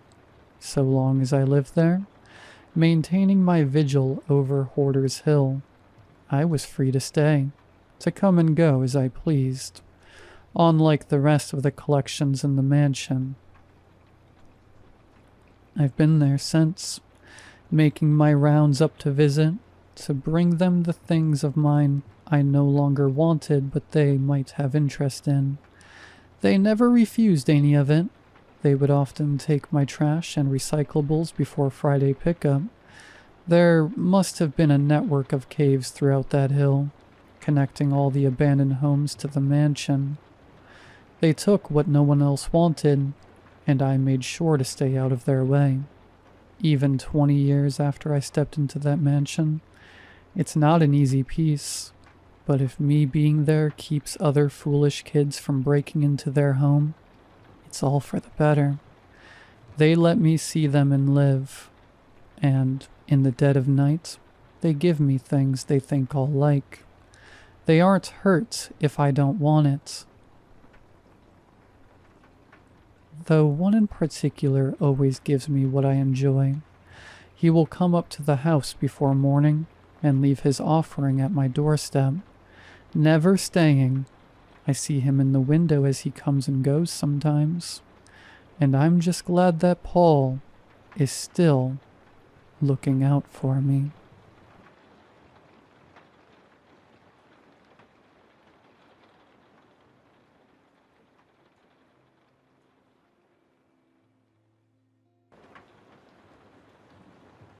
My cousin told me a curious thing once. "I don't believe in hell," he said. "There is no kind of pain that a person can't get used to, or even learn to appreciate." I've thought a lot about that. As long as we have the means to perceive our surroundings, we have the capability to appreciate it. If you've been on the internet long enough, you know what kind of absolutely vile things people have come to love. I don't believe I'm any different. It started back in 2016. I worked my second year as a lab assistant for a pharmaceutical company, a large Midwestern one with the blue sunflower logo. Lower end of the pay scale, high end of the benefits kind of gig. I didn't have that much going on in my life. It was just this endless cycle of overtime, sleep, and overtime again. I had an apartment on the third floor, modern place with a huge elevator and reflective glass in the hallways. They had a deal with the company and offered a rent cut for everyone who worked there, making it a sort of corporate hangout spot along with a home. I thought I was going to hate it, but I ended up appreciating it. But there was a fire. I don't know what started it, but it turned the first floor into an inferno. I was fresh out of the shower when it happened, barely covering myself with a towel. The alarms blared. It was so quick. You can feel the flames eating the air around you before you feel the heat. A hitch in your throat. It was hot enough for you to get boils by just stepping into the hallway. I tried making my way downstairs, while my neighbor across the hall locked himself in his apartment. Last I saw of him, he and his family peeked at me through a closing door, their eyes reflecting the spreading flames from downstairs. I didn't make it far. Everything looks different in the smoke, and I got turned around. I tried to push forward, but it was too late. I knocked on doors, begging for shelter, but no one answered. I ended up in the corner of a hallway, pushed up against the elevator, feeling the heated metal melt the outer skin of my hand. Your throat closes up. You can see heat build on your arms, boils bursting like poxes. And before you pass out, you dissociate. You can't really believe it's happening. I knew I should have panicked, but I just shrugged it off. It wasn't real. It was like another world, another me. It wasn't happening. It couldn't be happening. I'd never experienced anything like that in all my life, so it had to be a hallucination. But that's the thing about experiencing something for the first time. You don't realize what it is. That's the best way I can describe it. Dying. I was only out for a couple of seconds, maybe half a minute before the firefighters found me. They dragged me out and wrapped me in a blanket. I had second-degree burns all over, third-degree in some places. Those hurt less. It burns through the nerves. You don't feel that until you start to recover. Waking up was unreal. I didn't understand that I'd been bandaged all over my head. I just thought they'd turned off the lights. I couldn't feel a thing, courtesy of a more than generous corporate health insurance and an even more generous dose of morphine. I remember someone talking to me, but I could barely hear them on one side. An eardrum had ruptured, and my left ear had fused to the side of my hairless head. "Oh, thank God," a voice said. "Thank God you're gonna make it." My little sister, Sammy, she'd flown in from Ottawa. I was in and out of consciousness for days. I had nightmares about pain and anxiety about the drugs wearing off. Sometimes I'd hear machines beeping. Once a nurse changed a bandage, and it felt like getting my skin torn off. I remember drawing in a breath to scream, and then just gone. Blackout. I'd get these glimpses of real life sometimes. Someone humming in the hallway, my sister talking on her phone, a beam of light hitting the bandage across my eye, tickling a damaged membrane. I prayed not to feel anything because I knew that it'd just be more pain, unbearable, mind-numbing agony, your body turning inside and out, trying to heal everything at once, hitting biological dead ends over and over. I think it was night when someone came into my room. They talked to Sammy. They sounded apologetic. She cried. Then a little later, someone else came into the room. They had something else to say. Her tone changed. Hope? Please, she said.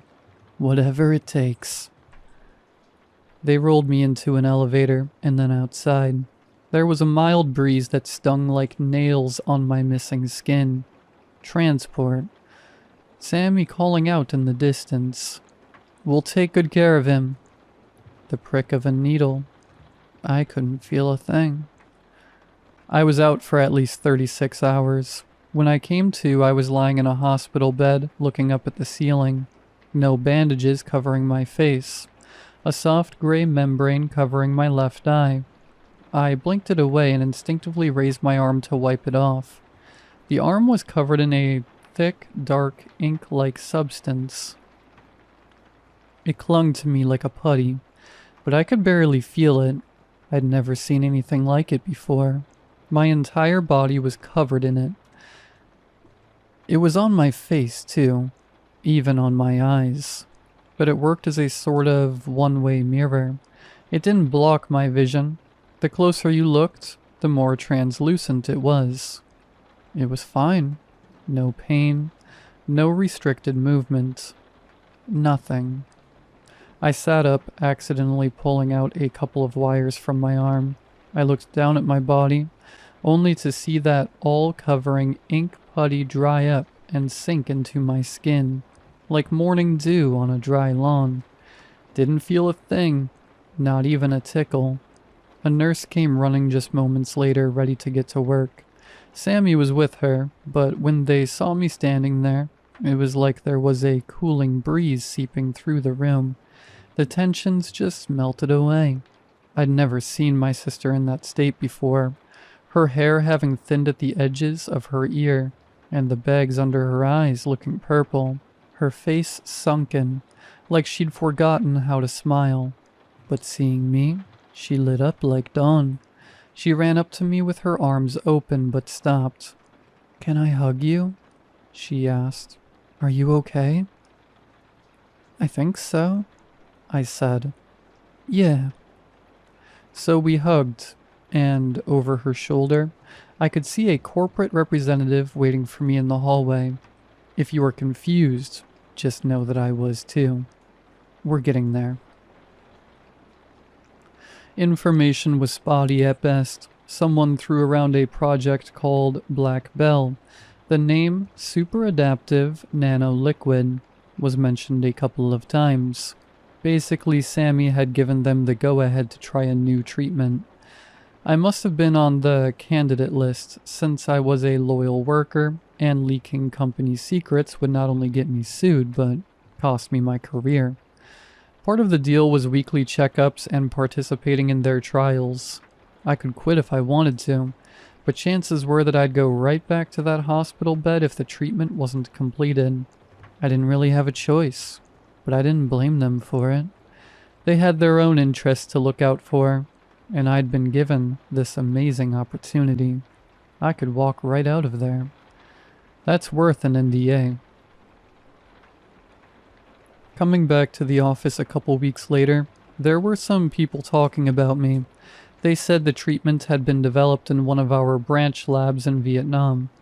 It had been mentioned in a couple of memos as something tested in relation to vacuum treatment and low oxygen environments. I'd seen it too, but had no idea it had regenerative properties. I mean, you can read something on paper, but seeing it in action is another thing entirely. Most people didn't believe I'd really been in a fire. They thought I'd been taking time off, riding the coattails of an accident that consumed my apartment. I could have shown them pictures, but that would somehow make it even more unbelievable. I decided to let them think whatever they wanted. The higher-ups knew the truth, and that was all that mattered. So slowly, but surely, I got back into that endless cycle of overtime and sleep. Sammy was sticking around for a while to make sure I managed, but apart from that, it was business as usual. Of course, what you see on the surface isn't always telling the whole story. I'd stay up at night imagining that excruciating pain writhing just underneath my skin. What if there was a hiccup in the treatment, or some kind of side effect? Could all of it really come back? Could one wrong step send me back to the hospital bed? I'd lose hours of sleep worrying, looking up at the ceiling of my new bedroom, closing my eyes but not sleeping, still feeling the heat of the flames licking my skin, the hair on my arms curling up to die, little parts of me blending with the ashes, the smell of my own flesh cooking. I couldn't stop thinking about it. It was 2 weeks into my new routine when I had my first panic attack. Someone brought in a birthday cake to work, and they blew out the candles over lunch. There was something about the faint glow of fire reflecting on their skin that sent a spiral of thoughts rushing through me. Heat. My pulse ran away from me. I could imagine my skin trying to sweat, but the pores being melted shut. The pain I imagined wasn't real, but the memories it brought on sent it all to the forefront of my mind. I politely declined a piece of cake and ran to the bathroom. I threw up and curled into a corner, forcing my eyes shut. But no matter how hard I tried, I felt the pain, a mild heat latching onto me, burying itself in my skin. You can't think away a panic attack. You just have to ride it out, and wish the next one is shorter. Talking to Sammy about it over dinner, she decided to stick around for a few more weeks. I hadn't asked her to do it, but she was happy to. She'd made baked potatoes. I'd forgotten to buy new cutlery and plates, so we had to settle for paper plates and plastic forks. A single naked light bulb hung overhead. "You talk in your sleep, you know," she mentioned as the oven dinged. "I hear it through the walls." "What do I say?" "It's not really words, it's just like sounds," she said. "Long, drawn-out vowels, but it kinda sounds like words." "I'll try to keep it down." She gave me an apologetic look. She knew I couldn't control it, and she knew I couldn't try even if I wanted to, but it was a nice thought. It got worse, though. I would have nightmares and wake up choking. I'd feel my skin getting warmer at night. My anxiety would pop off at seemingly random times, kicking me out of whatever comfort zone I had managed to make for myself. It could strike fast and stick around all day. After a while, it was more unusual for me to have a good day than a bad one. Coming home from work one day, I stopped at a light. I sat in my car, hands on the wheels, seeing the light turn red as I came to a full stop. The radio jockey chuckled about putting on some classic dad rock for a caller, and put on Kiss with the song Hotter Than Hell. It's a nice song, but it put my mind in an uncomfortable place. I stared at that red light, hoping I wouldn't see the yellow light. Something about the glow of it put me right back there in the hallway, squirming around on the floor. The meat on my hand getting cooked on the surface of the heated metal elevator door. I closed my eyes and felt something. A soft, cooling coat expanded across my skin. The treatment, it was still there. I remember someone honking. Maybe the light had turned green, but I couldn't risk looking. I couldn't open my eyes. Maybe it would hurt. Maybe it had all turned dark. 100 maybes, locking my hands on the steering wheel and keeping my eyes closed. Then, a flicker. It's like I manifested it, a spark reacting with my skin. Fire. It must have looked like an explosion, all the air getting sucked out at once, breaking the windows. The car popped from the release pressure as the entire car lit up. Ungodly pain. I couldn't scream. A single flame danced on my eyes as they fused shut. Nerve endings exploded with agony as the bones on my knuckles exposed themselves to the open air. It happened so fast. Like someone shutting off the lights inside your mind one by one.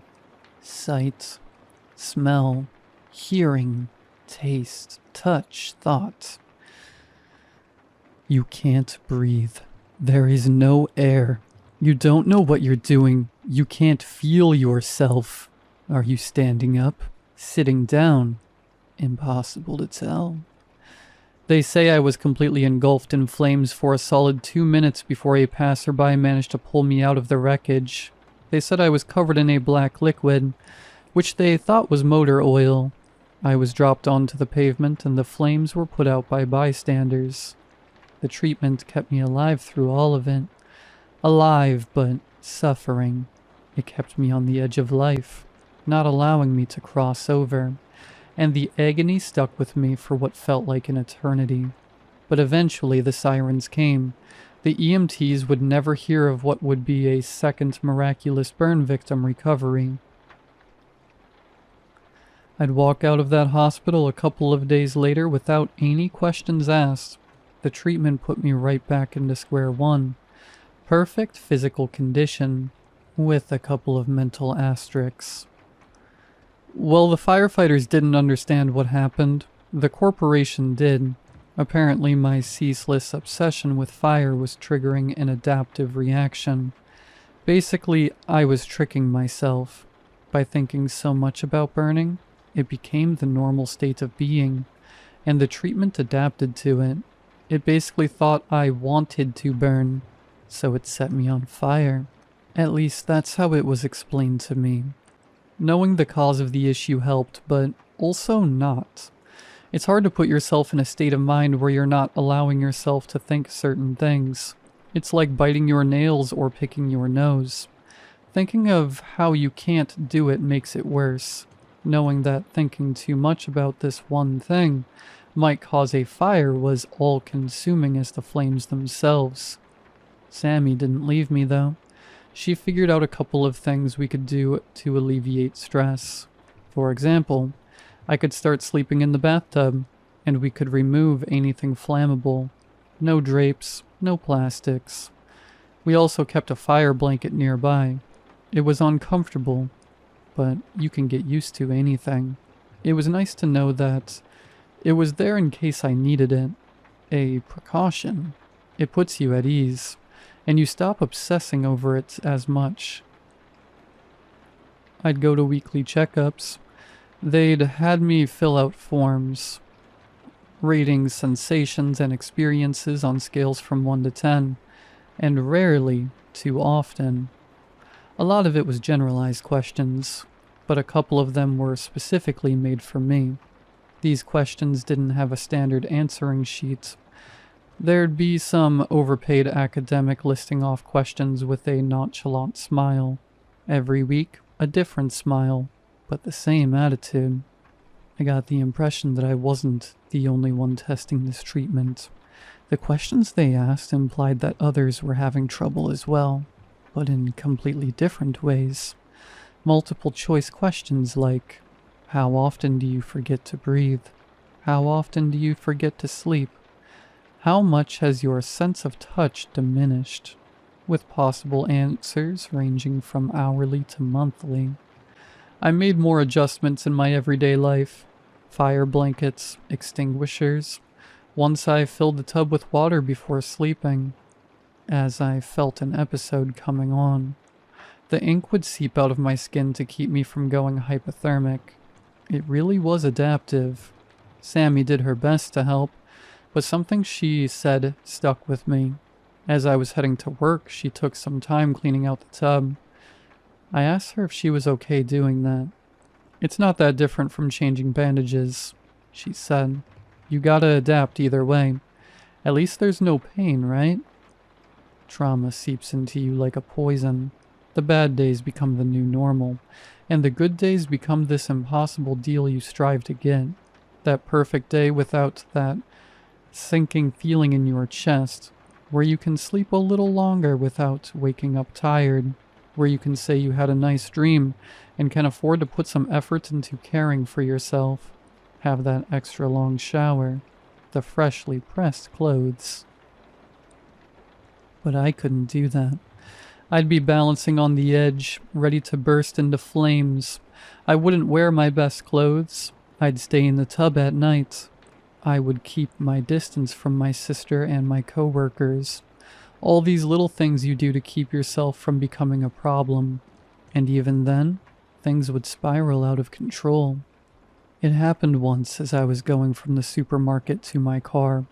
I didn't even know what made me snap.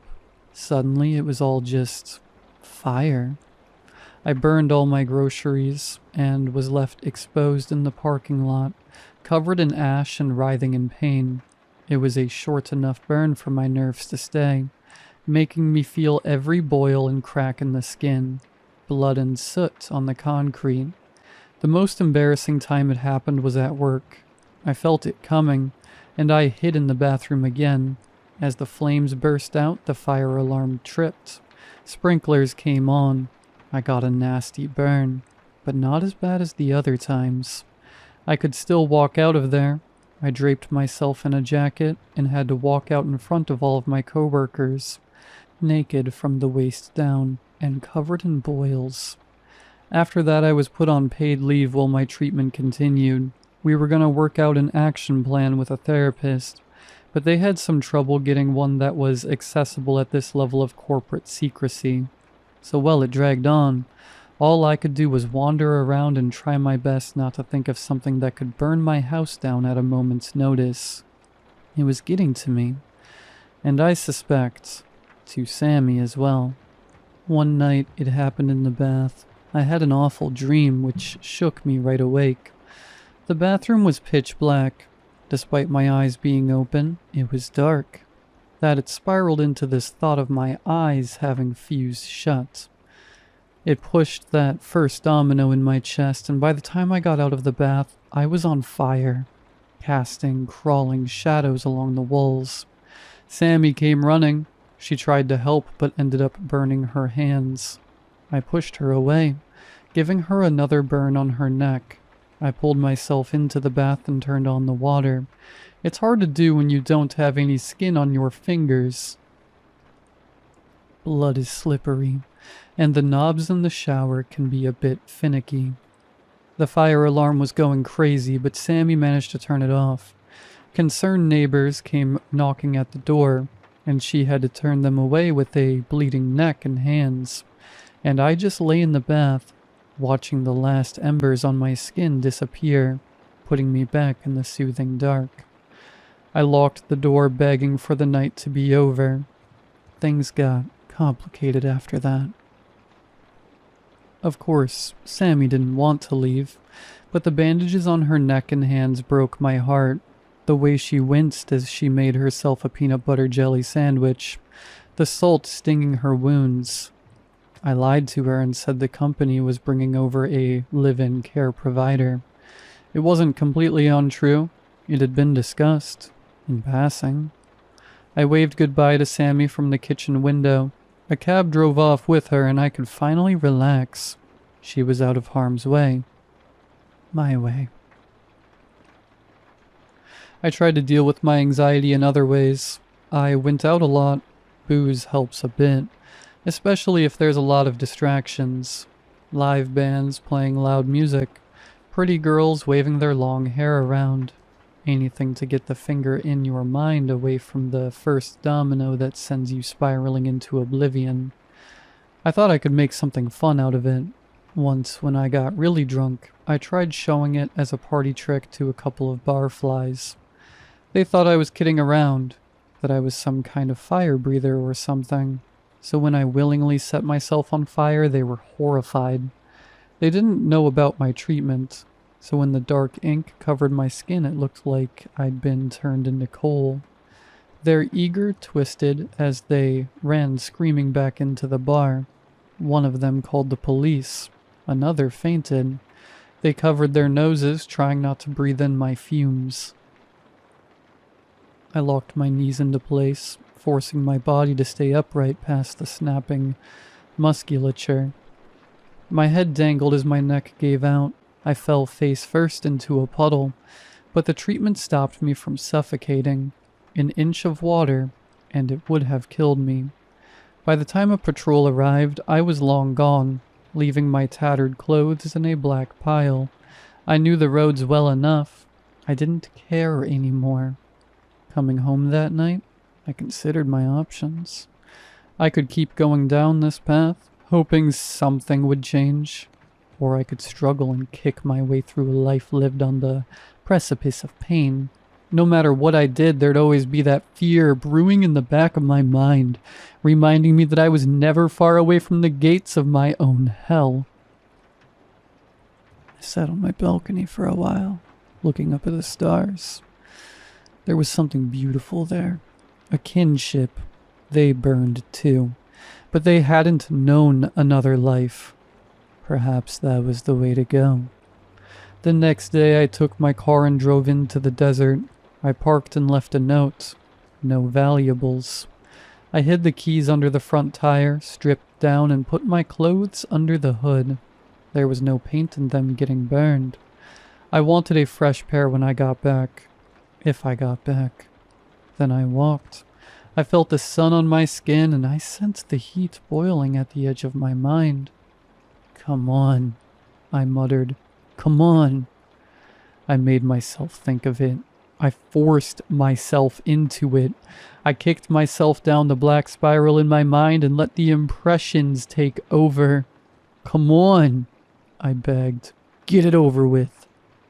And when the flames came, I was relieved. I just let it happen. The fires burning my eyes shut and sucking the air out of my lungs. My body crackling and popping, breaking at the seams with every twist and turn. Your senses disappear. You can't scream. And with the treatment keeping me alive, I locked myself in a spiraling struggle as my body was repaired and burned over and over. Acrid flesh, ammonia, and burnt hair coming and going as my sense of smell circled. Flashes of light as my cornea struggled to remain. A violent tinnitus coming and going, like a breathing wave crashing into my skull. Never-ending pain, the kind of agony where a second turns into lifetimes. But it was too late. There was no one coming to save me. What had I done?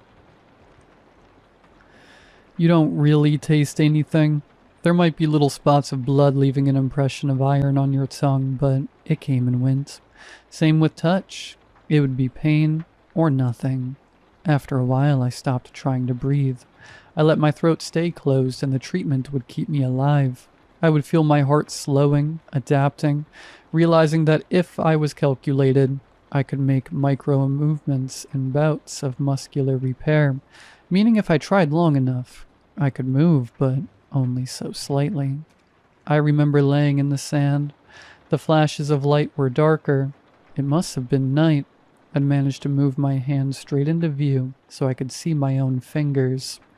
There'd be darkness, a little light from the moon, a flash of clarity showing a coal-wrapped, skeletonized hand.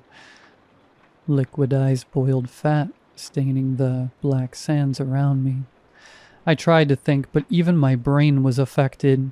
There'd be long stretches of time where I sensed this gate in the back of my head, barring me from chasing any complicated thoughts. I couldn't remember my name. I could just think of something short and immediate, bursts of effort and strain. As my lungs came and went, I could think of sounds to make. Vowels, mostly. I settled on a couple that I found easy to repeat, just to remind myself that I was alive. E and O sounded particularly nice. E-O, E-O, E-O. As I couldn't see or hear anything, my mind started to fill in the blanks. The waves of painful screeching in my ears started to sound like voices and music. The flickering lights began to look like angels.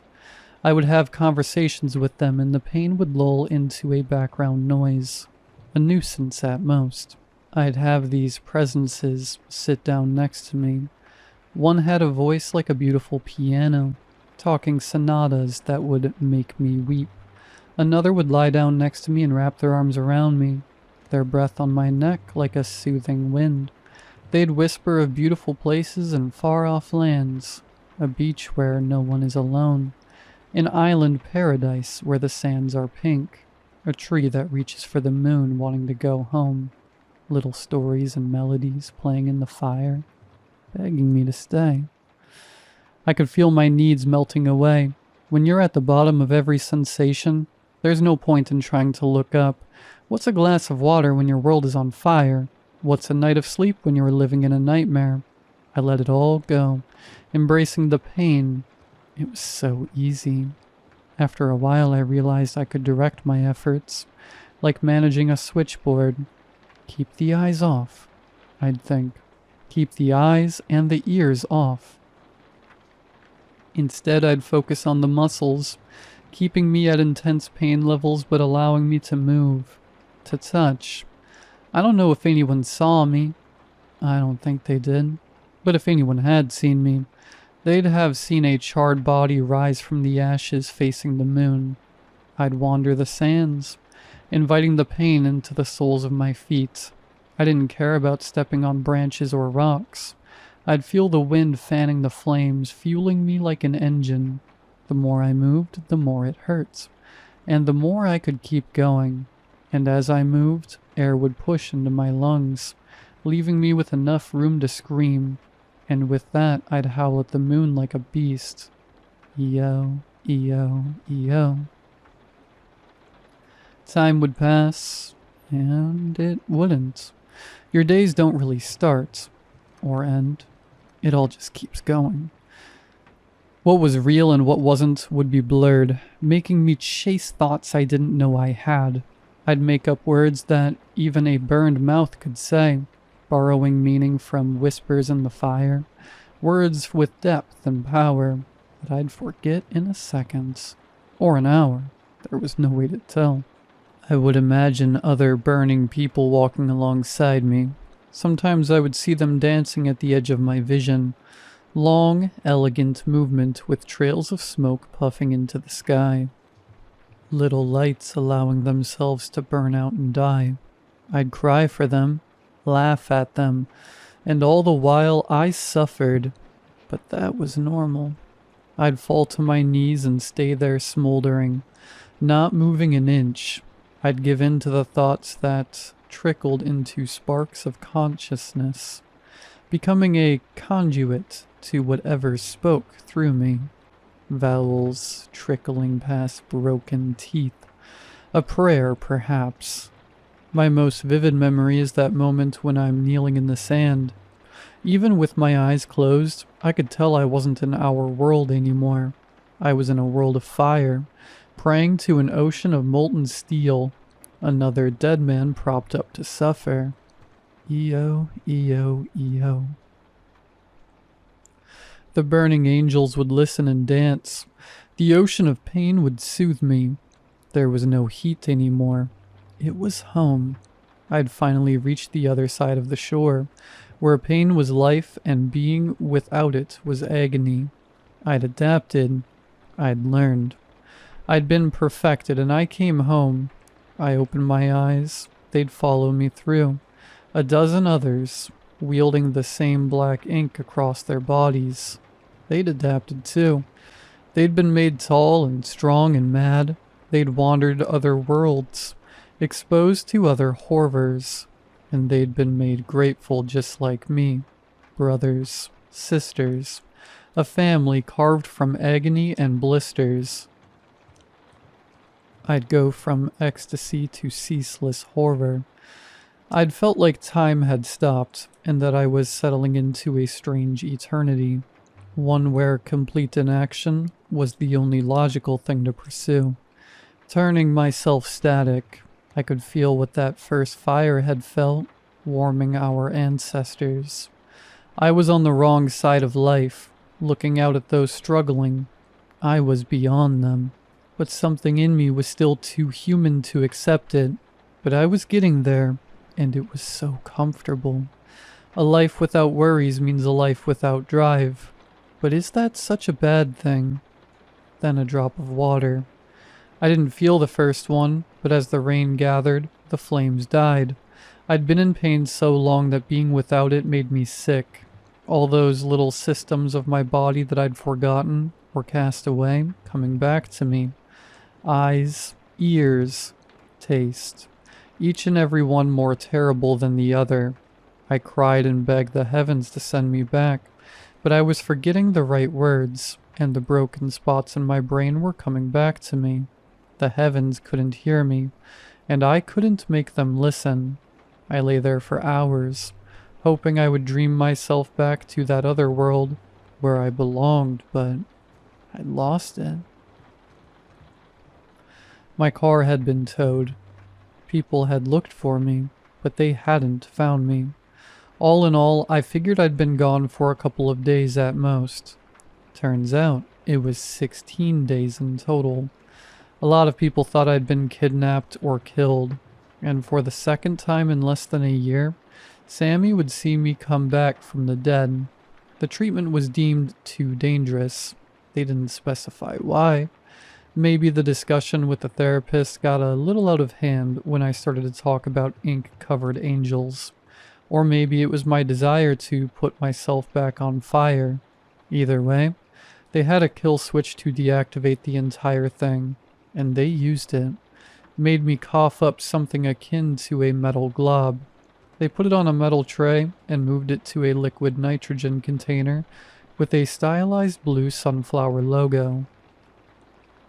It was strange, looking at the treatment like a separate physical thing. It had been part of me, and losing it felt like removing a vestigial organ. I knew I should have felt different once it was off, but I didn't. I still had the same thoughts, the same problems, but now that I thought about the fires, I didn't know whether to long for them or cower in fear. Maybe both. At least I don't have to worry about hurting anyone. I was still on paid leave. I moved in with Sammy for a while just to get a change in environment. I met some new people and grounded myself a bit. It's so easy to lose sight of the little things when your mind is in 10 different places. Sometimes you don't need much to make your day. A pat on the shoulder, a cool drink after a long day. The little things can do wonders. I eventually made my way back home. I returned to the office. I got a new place that didn't have a bathtub. I started talking to people without shying away, and I'd keep my eyes on the traffic lights when I came to a full stop. I'd cross the line where pain didn't scare me anymore. When you have known what I know, everything else seems dull in comparison, and if push comes to shove, I've lived through the worst of it. I wouldn't mind seeing it again someday. This was years ago, and my life looks very different today. I'm engaged and I live in a new town, new job, same company. I got a dog. But even now, as all things lull into a new normality, I think of those days. On the darkest nights, I can picture those ink-covered beings out there, watching over me from afar, waiting for me to remember and come home. I fear I might still have a part of me stuck in that place, that someday I'll just snap. And I don't know what's worse, to be paralyzed by fear or to long for it. Much like my cousin, I don't believe in hell. I don't think we can suffer forever. And sometimes when it rains, I long to burn.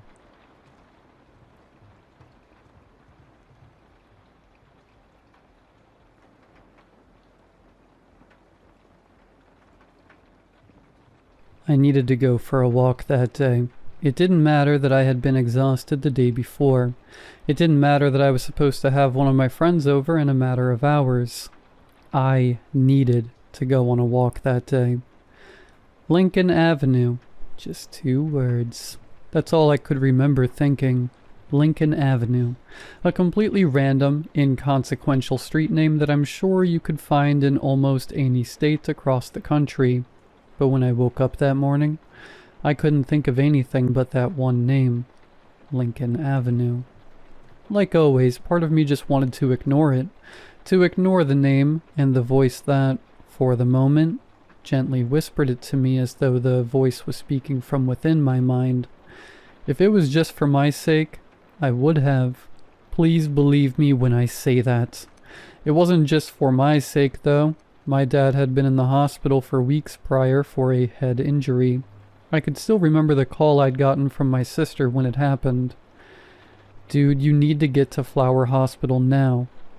"Why? Finally decided to get that stick out of your—" "Just shut up and listen.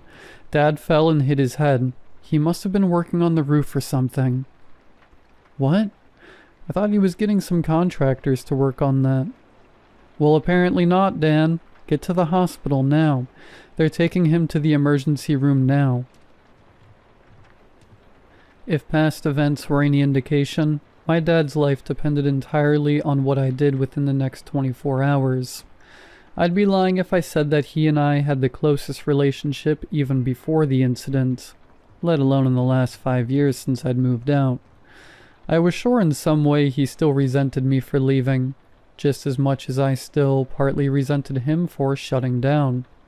Aside from the past few months, we'd barely even made any effort to repair our friendship, let alone what could be called a father-son relationship.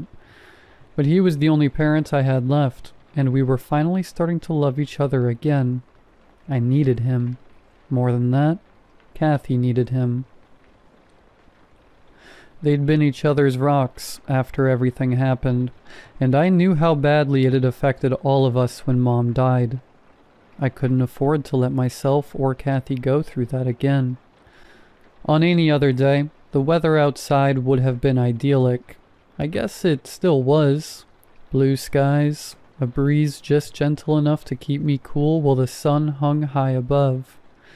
Only a few small clouds peppering the expanse of blue, and a few birds singing their songs. It felt almost insulting, considering what was about to happen. As I took my first steps and passed the borders of my yard, I heard all the confirmation I needed to know that I was beyond the point of no return. The voice was whispering the street again. Lincoln Avenue. I had already walked about a mile when my phone began ringing again. Even without looking, I could almost guarantee that it was going to be Kathy again, calling for the 100th time to give me some update to Dad's condition. I didn't bother answering. I was in no mood to hear that things hadn't gotten any better, or worse, that he had gone fully unresponsive. The clock was already ticking. Seeing how fast it was winding down wouldn't change that. It wasn't a simple straight shot. At certain intervals, I could hear the voice calling out again, instructing me to go left or right, down paths I had driven past countless times, routes that I could drive in minutes or less, now passing by uncomfortably slow. Right, left, right, straight. Before I'd even realized it, an hour had passed, and I was trekking on the side of a busy street. Restaurants, stores, and a gas station littered either side of the road.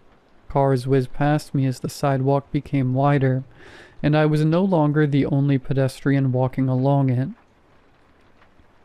Some walked dogs, others jogged, and others still casually walked along as they remained glued to their phones. None paid any mind to me. Out of sheer habit, I pulled my own phone out and checked my Steps app to see just how far I had gone. According to it, I had traveled only a little more than 3 miles. 3 miles. A little over an hour of walking. I wondered just how further I had to go. As it turned out, it wasn't much farther at all. I had been carefully checking each street sign I passed on my forced pilgrimage, hoping each time that the one I passed would be my ever-so-sought Lincoln Avenue. 2 hours in, I finally found it, just past an old apartment complex. The small green sign said in partially chopped lettering, Lincoln Avenue. My chest tightened as I read the name aloud. Doubts began to creep into my mind as I clenched my fist. Was I really doing this again? What if I was wrong? Maybe I was just going through some kind of waking nightmare, hearing things that weren't there. Lord knows, I hadn't been getting much sleep in the last few weeks. I remember reading in a medical report somewhere that the human mind begins to break down even after just 24 hours of not getting any sleep. and that there was potential of both visual and auditory hallucinations after 48. The same report claimed that while you could theoretically survive on just 4 hours of sleep for every 24, you could still feel the negative effects of sleep deprivation over an extended time. Maybe that included the aforementioned hallucinations. I couldn't remember the last time I'd slept more than 5 hours after Dad was admitted. Maybe that's all this was. 209 Lincoln Avenue, Red Roses. The voice was back and the illusion was shattered. I could justify hearing a random street like before. The name had to be common. This, however, was specific. An exact address, and based on the sound of it, something to identify the specific house I needed to go to. I still wanted to believe that this was just a bunch of hallucinations. I really did, but I could still remember the times I had done this before. What had happened the one time I refused? I could see Mom, shattered. Just. The street was like any other you drive by on the way to something actually significant.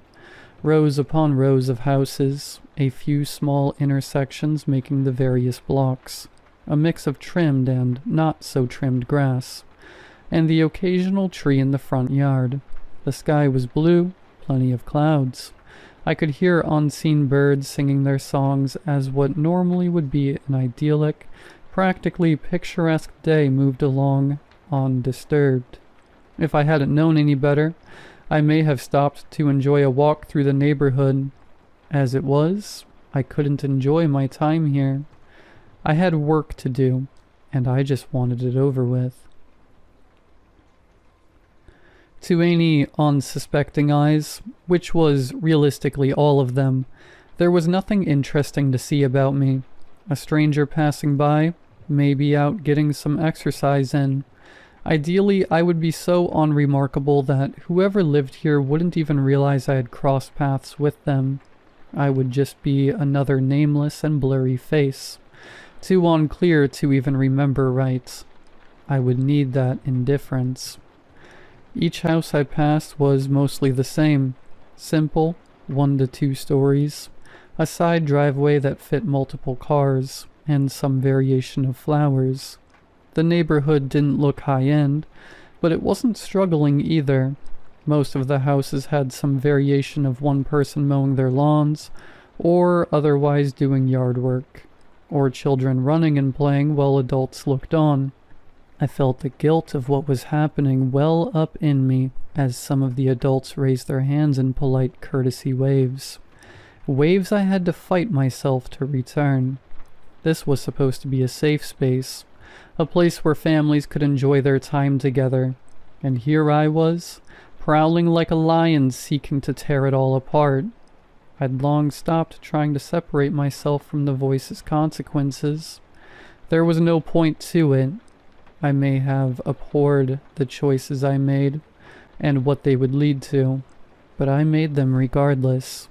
All I could do was tell myself that my father was worth what was coming, that my sister was worth it, because I knew I wasn't. One by one I passed the houses, watching the numbers, noting the flowers. 199, pink lilies. 201, blue hydrangeas. 203, white orchids. 205, red spider lilies. 207, black roses. 209.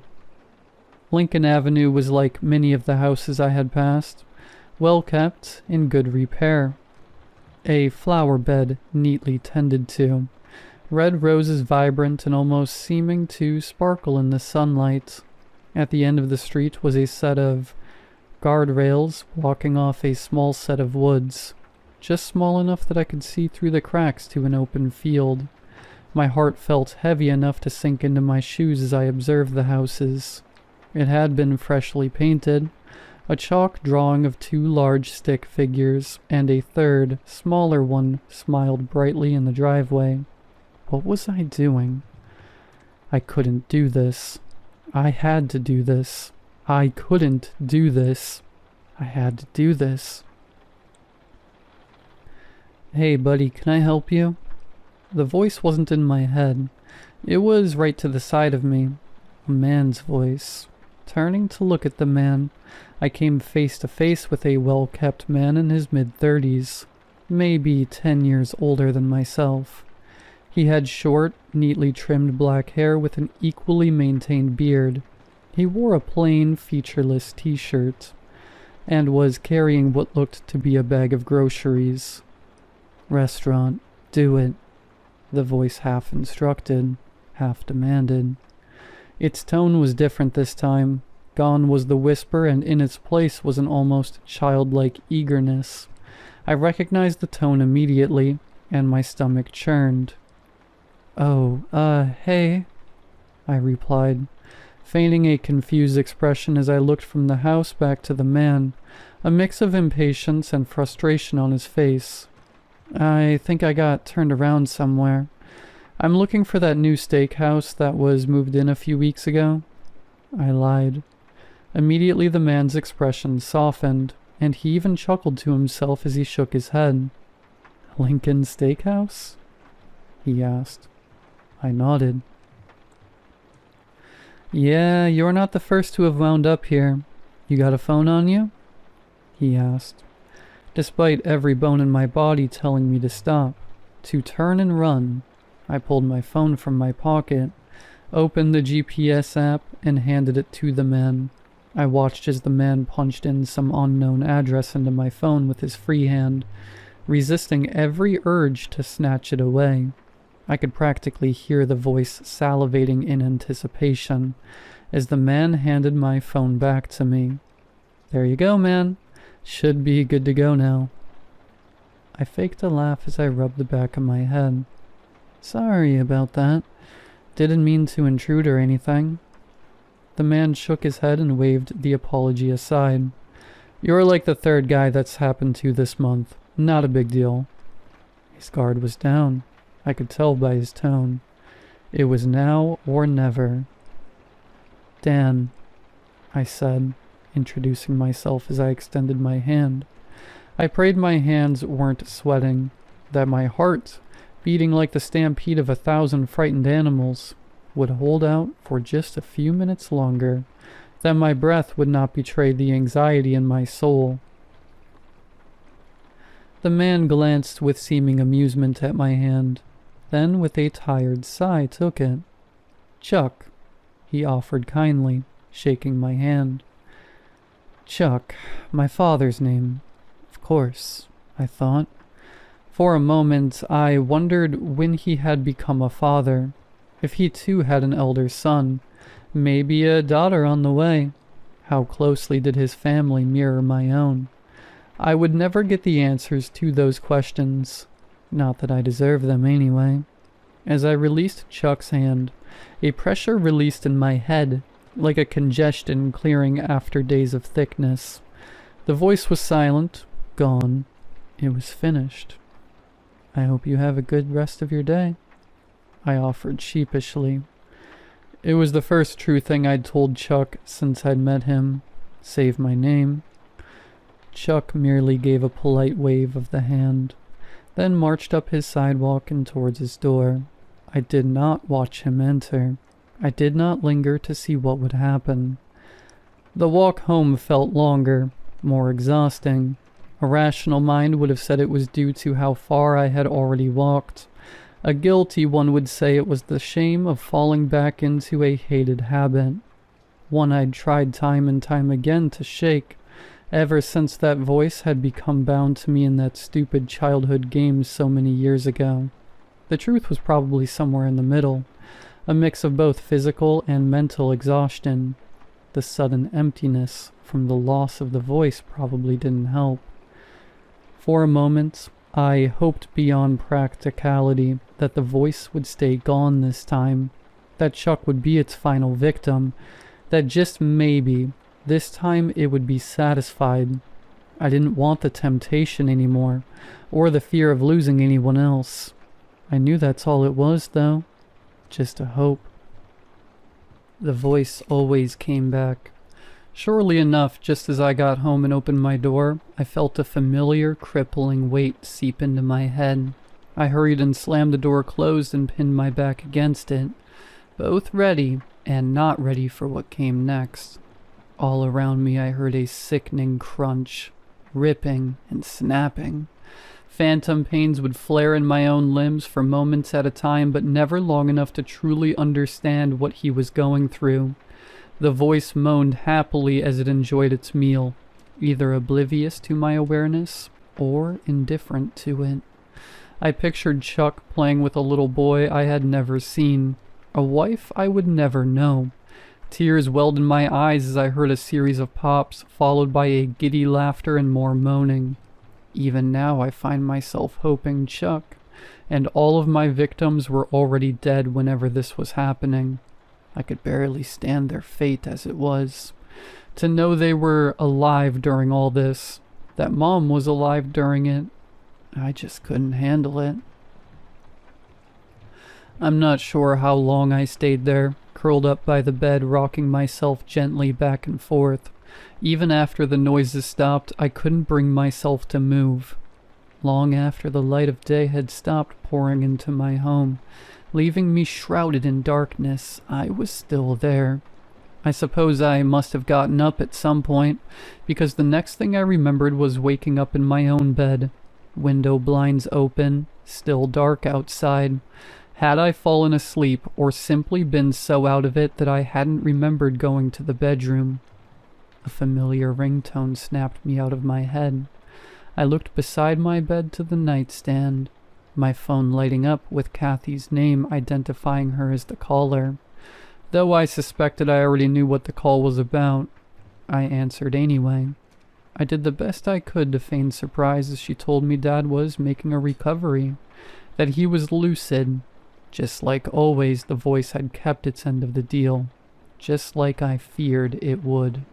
Just like I knew it would. After a few minutes of conversation, I wished Kathy a good night. Another brief moment of sincerity. I wanted to be happy my father was alive, that Kathy would get to have him in her life for a while longer, that I would get the chance to fully reconcile our relationship, that we could be a family again, but the happiness was a shallow one. A drop in the proverbial hole that I hadn't stopped digging 14 years ago. How many bodies were in that hole now, I wondered. I desperately wanted to sleep. In my dreams I could forget what had happened, be blissfully unaware of everything, even if for a few hours. Instead I went to the internet, lying on my back as I searched for my most local news station. I wasn't sure why I was doing this. I already knew what I'd find. Maybe it was my own form of penance, my own way of forcing myself to acknowledge what I had really done. As the page loaded, I saw it. The top story. Local man found eviscerated in his home. Suspect currently unknown.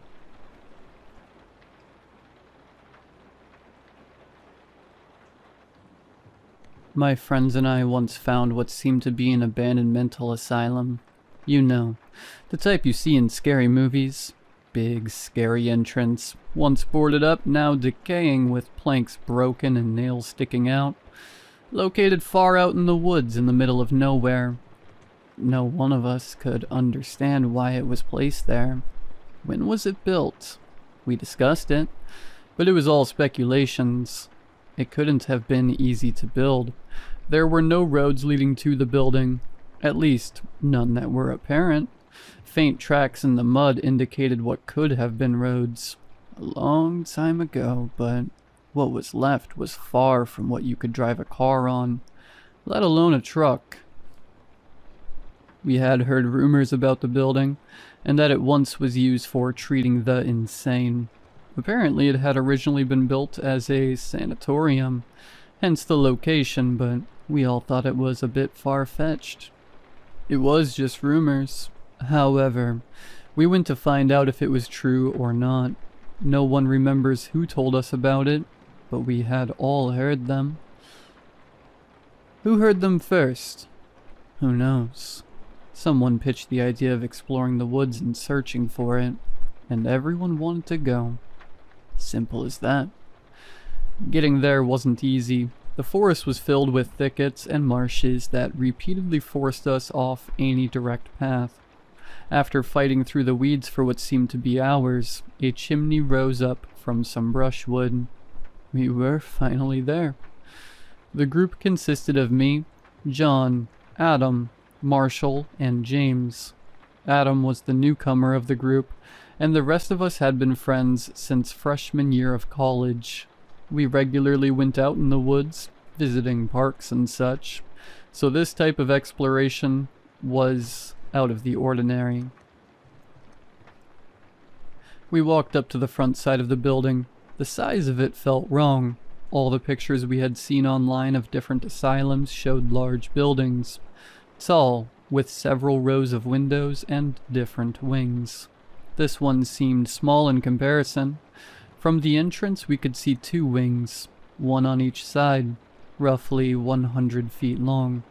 On both wings were 2 rows of small windows, presumably cells, and 1 row of large windows on the first floor.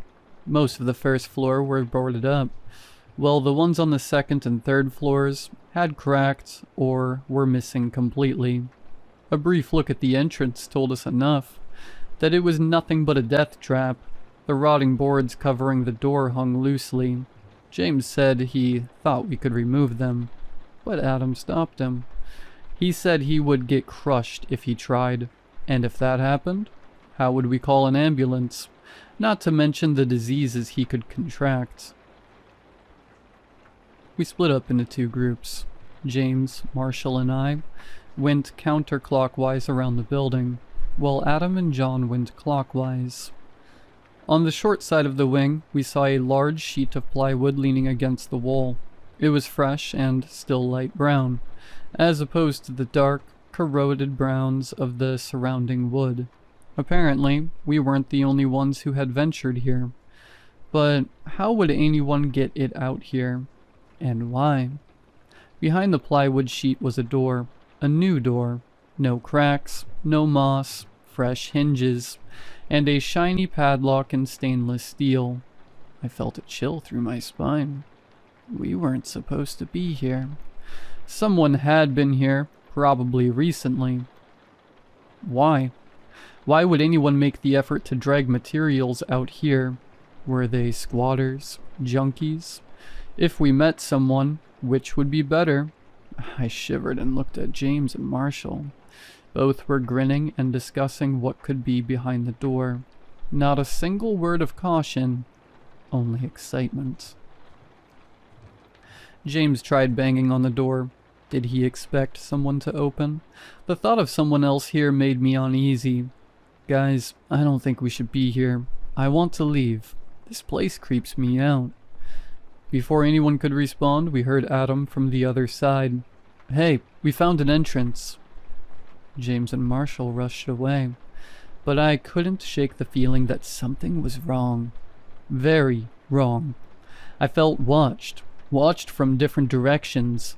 While looking at the surrounding vegetation, I felt someone watching me from within the building.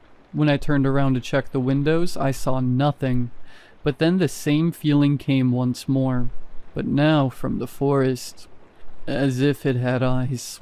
A twig cracked, and I rushed to my friends. Adam was holding another fresh sheet of plywood, hiding yet another door. Same type of door, new hinges, and a matching padlock. The padlock hung on the door, shackle open. Apparently it wasn't locked, John said. We found one as well, but we didn't touch it, said Marshall. We all looked at each other. My friends were grinning with anticipation, while I almost trembled with fear. Y'all ready?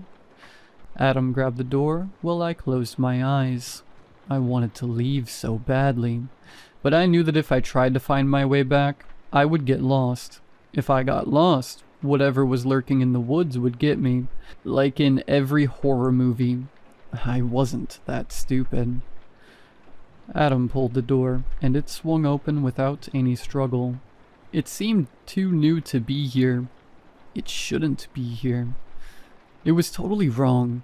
New things on something that was supposed to be abandoned felt wrong. Abandoned things should be rusted and rotten, not fresh wood and shiny steel. I spoke before anyone could enter the doorway. Do none of you think it's weird to find a perfect door, almost new, in a place like this? It's an abandoned building. It shouldn't look like this. So what? If we meet anything, we're a group. Besides, I brought protection, John said while showing his gun. Then it's nothing to worry about, Adam said. Let's go. I'm dying to see what's inside. He entered the building, followed by John. James and Marshall stayed with me. Noticing that we weren't moving, John mimicked a gun. They shrugged and followed John. How much safety would a gun provide? I shook my head in disbelief, but when the creeping sensation came back, I followed my group. The door we'd entered through had probably been an exit, as the inside showed a hallway. This must have been an administrative ward, as all the rooms looked like offices. Small signs ornamented each other, but time had made them unreadable. The closer we came to the main entrance, the worse the stench got. It smelled of mold and something rotten, like compost or roadkill. Past the main entrance, we saw a sign that read "Storage" and went to check it out. The stench worsened. Outside the door, it was unbearable, a thick, meaty smell. Marshall tried to yank the door, expressing his hope it would open the same way as our entrance. However, it didn't budge, so we continued to another room designated for storage. I covered my nose, but the stench seeped through everything. I gagged and almost vomited, but the others didn't seem bothered. Why? I want to leave. This feels too weird. Then do so. We'll continue exploring. I'll get lost if we don't go together. Marshall tried the other storage door and it opened. The room consisted of several shelves of glass vials and jars. It looked like something straight out of a horror movie. Why do you want to be here? I asked. Sure, it seemed fun at first, but this place gives me the creeps. How can you not think something is wrong? Because it's an abandoned building. It's old. It's going to smell and feel weird. What about the fresh plywood in the new door? Who would do such a thing? They all shrugged. What was I supposed to do? Follow them or try to find my way home? I felt that the best option was to stick with the group, even if I wanted to flee. In the back of the room, we found jars filled with some kind of liquid and organs. Kidneys, intestines, and even a brain suspended in some kind of liquid. I threw up while the rest of the group examined it thoroughly. While bending forward, I noticed something in the corner of the room. After wiping my mouth, I went over and saw that it was a white thermal box with red letters on it. Human organ for transplant. I felt like I was going to vomit. The box looked clean, like it was brand new. James went over to the box, but instead of picking it up, he opened the nearby locker, revealing even more thermal boxes. We shouldn't be here, said James. I could hear his voice breaking up. Finally, someone felt the same as me. The rest of the group didn't seem too bothered by our macabre finding. I just want to check upstairs really quick, then we'll leave this place, okay? Adam bargained. All went back to the main entrance. Adam and Marshall went upstairs while the rest of us stayed behind. While waiting, we could hear the floor creaking as they walked away. After just a few minutes, we heard a commotion from upstairs. Suddenly, Adam yelled, "Help!" John drew his gun, and we rushed up the stairs and turned up to the right. It was a long and narrow hallway. Shattered glass covered the floor. A lot of the cell doors were either open or completely missing. Down the hallway, we saw Marshall on the floor, kicking and screaming as a figure was dragging him away. John rushed towards them, aiming his gun, but out of one of the open cell doors came a bat. It struck him right in the face, making an awful cracking sound. As he fell to the ground, blood spewed out of his mouth and teeth fell to the ground. Out of fear that it would happen again, neither me nor James dared to rush after. Who knew if more people were lurking? We walked as fast as we could, checking past each other for ambushes. Time-consuming, and as we checked each door, our friend was dragged further away. They were being dragged into a room, and by the time we got there, the door was locked. Through the small window, we could see the figures wrestling with Marshall. John sat in an adjacent chair.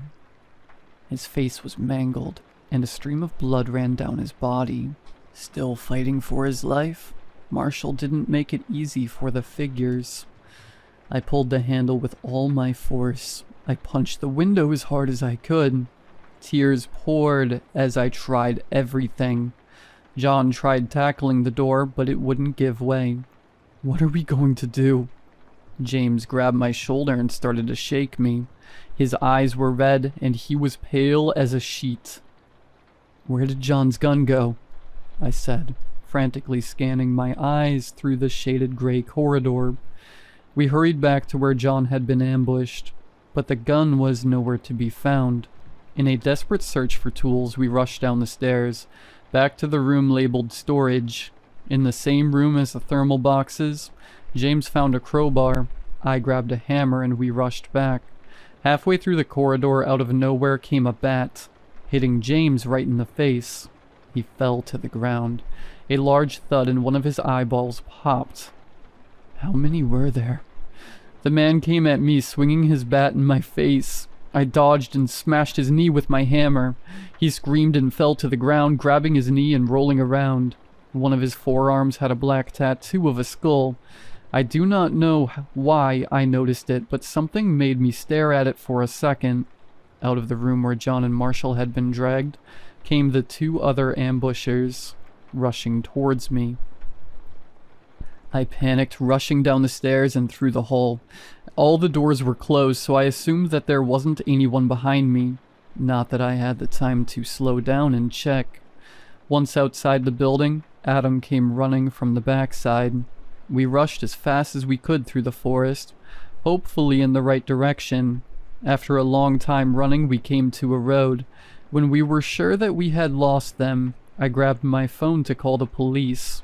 Not knowing where we were, I tried my best to describe the location. It ended up being a vague explanation of where we were, and I told them what had happened. Adam told me that someone had pushed him into a cell and the door had locked. I looked at everything that moved, and the slightest cracking or any leaf caught by the wind was enough to scare me. Adam continued to explain, but I couldn't focus. Something about smashing the window and climbing down the wall. I wasn't that interested. I was mostly relieved that I wasn't alone. After a while, we saw the patrol car and waved at them. I had no idea where we came from, so Adam led the way. After walking what seemed to be an eternity, we came out of the forest to see a football field. Our football field. Somehow we had ended up in our city. I don't understand, said Adam. We walked the exact same way. How could we get lost? I shook my head. I had no idea how this had happened. I had tried my best to remember the way, but apparently both of us were wrong. The police dismissed us. They must have thought we tried to trick them. First, they started to ridicule us, talking about the big and scary building right in the middle of nowhere that no one had heard of. Then their tone became harsher and said that we'd get arrested if we bothered them with this again. We weren't lying, but they didn't believe us. Marshall, James, and John were listed as missing, but they were never found again. I grieved the loss of my dear friends, blaming myself for not trying harder to stop them from entering. Adam and I didn't talk much after that. He found new friends to hang out with, but I was still mourning. Every night I had vivid dreams about what had happened. The dream started with a cloaked figure leading the way to the asylum. It carried a comically big set of keys with it, and would use it to open every door. Through each door, it would direct the group further, going upstairs and finally into an operation room. One after the other, my friends got knocked out by a taser. The figure closed the door in my face, leaving me outside, and started to restrain my friends. An open door showed thermal boxes. Lots and lots of thermal boxes. The figure started cutting in my friends, and I did nothing. I just stood there, watching my friends have their organs harvested. When the figure was done, and every organ harvested, the figure would stand before me, revealing its face, showing who it was. Me. It was I. Sometime later, I went to a bar to drown my sorrows when I saw Adam sitting in a booth, chatting with people I didn't know. Two of them were my age, probably students, and the third was much older and bigger. He sat there with crutches, leaning towards the booth. There was something about that man that made my stomach upset. He made eye contact with me, and while giving me a disturbing smile, he raised his glass. Then I saw it, the tattoo. Adam noticed me and gave an awkward smile, whispering something to the injured man. He tried to limp after me, but I turned around, walking as fast as I could without drawing attention to myself. My brain froze. I needed to get away. Fast.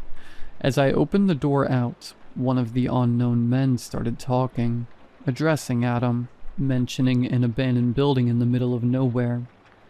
It was then I realized who had suggested that we go out there in the first place.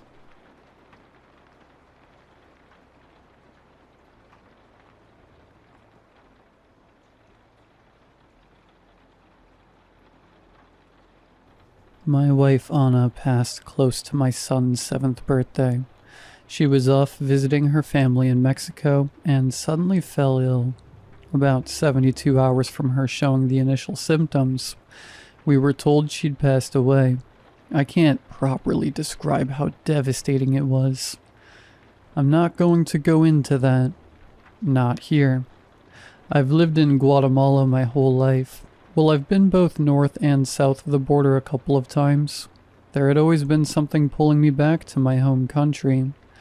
Anna and I had lived in Antigua ever since Gaspar was born, but we'd always talked about moving to the East Coast.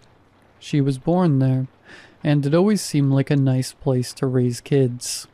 Now, we only had time to have one child, but I was going to give him the best life I could afford. I mean, it's not like we didn't try to have more. Things just didn't work out that way. I could still see her whenever I saw my boy. He had her eyes and her brown hair. I couldn't look at him without remembering the promises we'd made. So a couple of months after Anna passed, I packed our things and moved. No more waiting. If you continue northeast past Puerto Barrios, there is a small coastal town. You know you're getting there when the road turns to dirt, and the jacaranda trees grow taller. It's like nature knows people gotta stay longer in the sun. So the branches reach a little further, and the shade grows a little thicker. I'd grown up working with boats, so it was easy enough to get a job. A couple of folks knew Anna's family, so I had a foot in the door before they even met me. I got a cheap house made of beautiful smooth white stone, and one wall which was just raw exposed brick. It really reflected the town, stunningly beautiful, from the right angle. We moved in on short notice. The house had been empty since the previous owner passed, and the surviving family decided to sell it off. It was nice enough, but you could tell there was more history to it than you might be comfortable with. Little notches on the floor, subtle stains on the walls, a kitchen where the smell of fried fish wouldn't go away.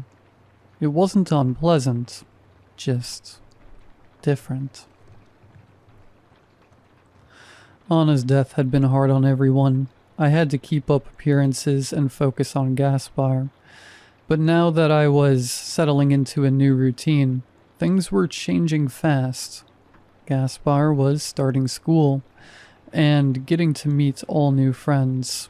I guess, in a way. I was supposed to do that too. It's silly worrying about whether your work colleagues are gonna like you or not, but it can make or break your social life. And at my age, what little social life you have is precious. As I got used to the new town, I spent a lot of time by the sea. Boats would come and go at all hours of the day. There was this one station by the pier open 24 hours a day where everyone was registered, meaning there was always some disinterested teenager sitting in the booth, waiting to sign a sheet of paper. I think the smell was the hardest to get used to. Salt and fish and foam. Sick, sweet, and salt, all hitting you at different angles like the southpaw of a skillful boxer. On my first day of work, I was early enough to watch the first fisherman pull into the pier. A tired man in his early 50s pulled a cart with 4 coolers. Waving at the tired kid in the booth, he sat down on the bench next to me. Maybe he was overworked, or a little drunk, but I could tell he wasn't all right. He looked over at me with deep bags under his eyes. "You're new," he stated matter-of-factly. "I am," I said. "I fix boats." "Good," he nodded. "Only reason mine floats is because it's too crap for the ocean to eat." "She's not a picky eater," I smiled. "What?" "I said she's not a picky eater," I repeated. "You know, the ocean." "Don't talk like you know her, Cuate," he said, giving me a cold look. "You don't know her like I do. Don't pretend you do." "I'm just making conversation." "And I'm here to make a good one," he said, pointing a finger at me. "Don't think you can figure this place out in a couple days. There's history in this land. There's bones in that sea. You understand?" "I get you," I said. "I respect that." The man got up and dragged his cart along, smacking the side of the wall of a nearby house. Someone was already up to meet him, but they didn't seem too happy about it. I watched 2 young women help carry the coolers inside, talking to him with tired smiles, and he just waved them off. "Don't mind Simon," someone said. "He's crazy." I turned around and recognized my employer, Lino. He'd stood there for a while just to see what I was up to. I got up in a flash, reaching out to shake his hand. He accepted it with a smile. "He's 30 years older than he looks," Lino continued.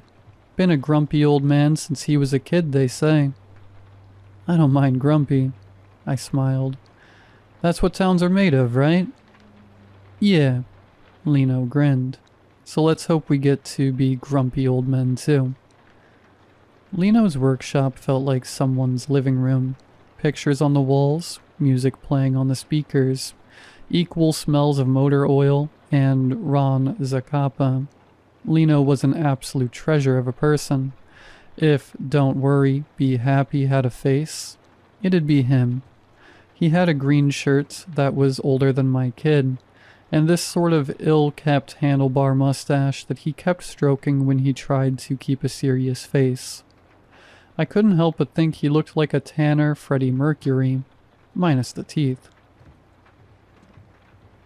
We worked on the engine of a private boat that day. Leisure type stuff. Not anything big and functional. Someone came in saying the engine kept stalling.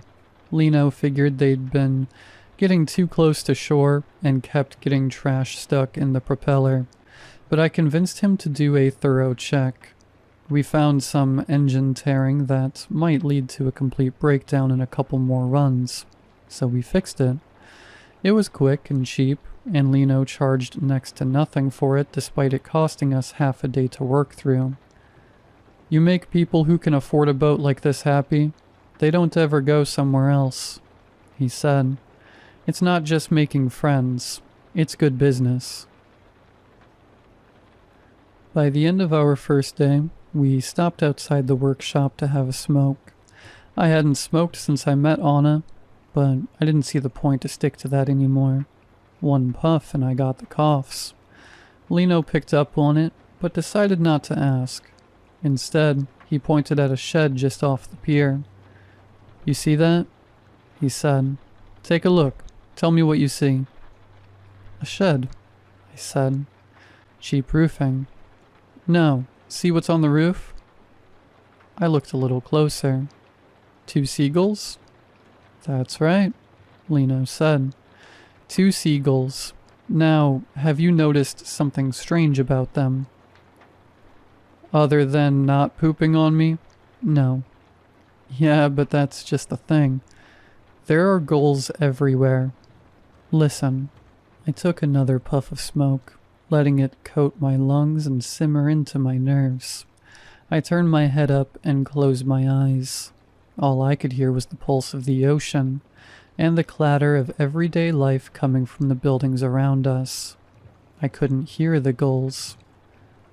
They're silent around here, Lino said. You won't hear them screaming or attacking.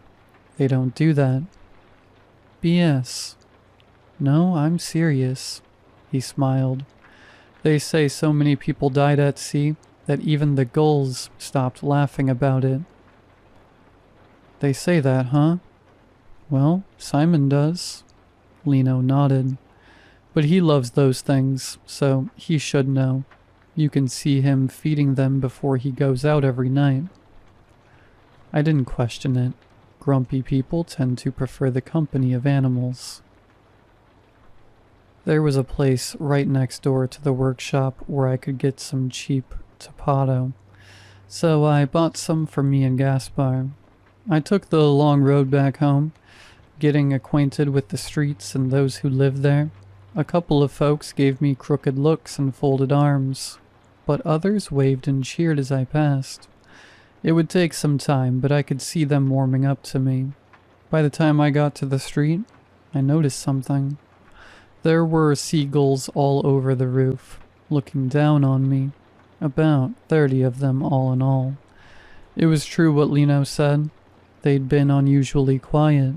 I'd never seen a seagull that hadn't screeched and whooped, but these were different somehow. As I approached, I could see them gathering at the edge of the roof, looking down on me. Gaspar was already home, waiting by the door. Before I got a chance to greet him, one of the gulls opened its mouth and screamed. One by one they joined in. It wasn't the usual cackling of seagulls. It was more of a laugh, a stunted, stuttered laugh. Gaspar and I had dinner in the living room, watching cartoons on the TV. I asked him about school, but he was too shy to talk about it. He wasn't really a fan of the soup I'd bought, but I promised he'd get used to it. There were so many other things to try too. If we ask nicely, I bet we can go out on a boat, I said. I think you'd like it. It's nice out there. I don't like the ocean, he said. It's too big, scary. That's what makes it great. You can swim for hours and there's always something new to see. I prefer YouTube. He finished up and hunkered down in his room. I sat down in the kitchen, popped open a gallo, and took the load off my feet. But even then, I noticed a gull on the fence outside, staring right into my kitchen window. And the moment our eyes met, it laughed, and not in the way that gulls usually do. The following morning after I sent Gaspar to school, I met Simon by the pier again. He had 5 coolers that morning. A successful trip, it seemed. He sat down on the same bench, sighed, and gave me a tired side-eye. He didn't have much to say, so I decided to take the lead on this one. They say you know the gulls, I said. Is that true? You better believe it. He nodded. They're my children. So what does it mean when they laugh at you? He turned to me, his expression growing concerned. They laugh at you? Yeah, a bunch of them did yesterday. Means you got misery coming, Cuate. They got you with the Rises del Mar.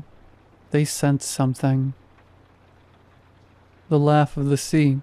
Simon even had a name for it. They sense that darkness in you, Cuate. You can hide it from the rest, but you're not fooling my goals. They're gonna laugh at you. Why'd they do that? Maybe they want you to chin up. Maybe you're bringing my goals down. Maybe they don't think you belong. Could be a lot of things. He got up with a grunt and grabbed his cart. Without looking back, he ended the conversation. You think you belong here? He chuckled. You think this is meant for you? I had no answer, and in the distance, a gull laughed. I spent a couple of days working with Lino to get into the rhythm of things. Just like he'd said, the rich client came back with another boat. This one was more of a touch-up job rather than a pure fix. We just looked it over, cleaned it a bit, and called it a day. Took us just a couple of hours, and paid more than the last job 2 times over. We took some time working with the local fishermen. Quick fixes, mostly. Lino introduced me to half the town. I got told more names than I could count. One guy, son of another guy, cousin to a third guy. There was the dumb guy with the hot sister, the even dumber guy who married her. This was a town of stories and lives, and I was jumping straight into it with both feet at once. I stepped out of that workshop feeling lighter than I'd been in weeks. There was that glimpse of something new, that maybe, if I worked hard, I could make a life for myself. Then I peered up at the rooftops, and there the gulls sat, laughing. I felt my smile fade. They could see past it all. They could see and laugh at my pain. It was there, hidden under a vain attempt at fitting in. Don't let them get to you, compa, Lino said. It's just birds. But it wasn't that easy. I'd hear them every morning as I went to work. I'd see them on the rooftops, looking down on me. They never laughed at anyone else. Not Simon, not Lino, not the dumb guy with the hot sister. No one, just me. The Risa del Mar, the laugh of the sea. Maybe Misery didn't love company. Maybe she just lives by the coast. Sometimes the gulls would get louder. Sometimes the gulls would get louder. Whenever I stubbed a toe or stalled an engine, they'd laugh even harder. I would be so prepared to hear them that I'd get distracted, which would just cause more misfortune. I once tried bribing them, putting out a bowl of cooked, unsalted rice. They wouldn't touch it. They just circled it, picked at it, and laughed. I'd never seen a bird reject a free meal. One night as I went to bed, I thought about the people that used to live in that house. They'd slept in that room too, coloring it with their little dreams and hopes. I could almost see myself in 30 years, just like they did, laying in that same room, dreaming the same dreams. But in those moments, the space next to me felt colder than ever. I missed Anna with every breath of every day, but in those cold hours of the night, it just hurt a little more. And in those moments of weakness, where a tear might chase its way down my eyes, I'd hear the gulls outside laughing. Please stop, I'd whisper into my pillow. Please stop laughing. That just made them laugh harder, louder. I've done you nothing. Please. But they didn't stop. They'd laugh all night, hoping to wound me for just a little longer. Lino had a slightly different view of things. He and the other locals stuck to this one saying that would slip out every now and then. El que mucho se asante pronto deja de hacer falta. Or, he who is often absent stops being missed. You have to put yourself out there if you want to be part of things. So instead of wallowing in self-pity, I was gonna have to put myself on the line. Now, Lino never once asked me about Anna and our lives together. He'd heard a little about it, and he knew better than to ask. So instead, he just did his best to bring me along. Fishing trips with some of his cousins, late nights at the bars watching sports and drinking rum. Gaspar would stay at a friend's house. He was quicker to pick up friends than me, I figured. Lino would introduce me to single women my age, but back off when he realized I wasn't ready. But with every step forward, there'd be that long walk home at night, and every single time, there'd be a gull, laughing its heart out, reminding me that at the end of it all, that room would be as dark as ever, as cold as ever, dead. There was one morning when I hadn't slept that well. As I ran into Simon, the gulls were at full force, circling me, laughing from up high. I snapped at Simon as he came by, pulling his carts. Just 3 coolers that morning. What do I gotta do? I asked. How long are they gonna laugh at me? You getting mad at the birds, Guate? Simon had the same laugh as the gulls. Maybe they got it from him. I'm serious, I said. This is ridiculous. You blame the mirror for making you ugly, too? Shut up. He stopped for a moment and looked at me, shaking his head. You know the last one the gulls laughed at? He asked. Same woman that lived in that house of yours, not long before she died. You trying to scare me? Ask anyone, he continued. Right before she died, they were all over her. And her husband? Who knows? He never left the house. You'd forget he even lived there. So what are you trying to say? That I'm about to die? Simon rolled his eyes and grabbed his cart. I'm telling you to stop being weak, he snapped back. Have a drink, cut your hair, kiss a woman.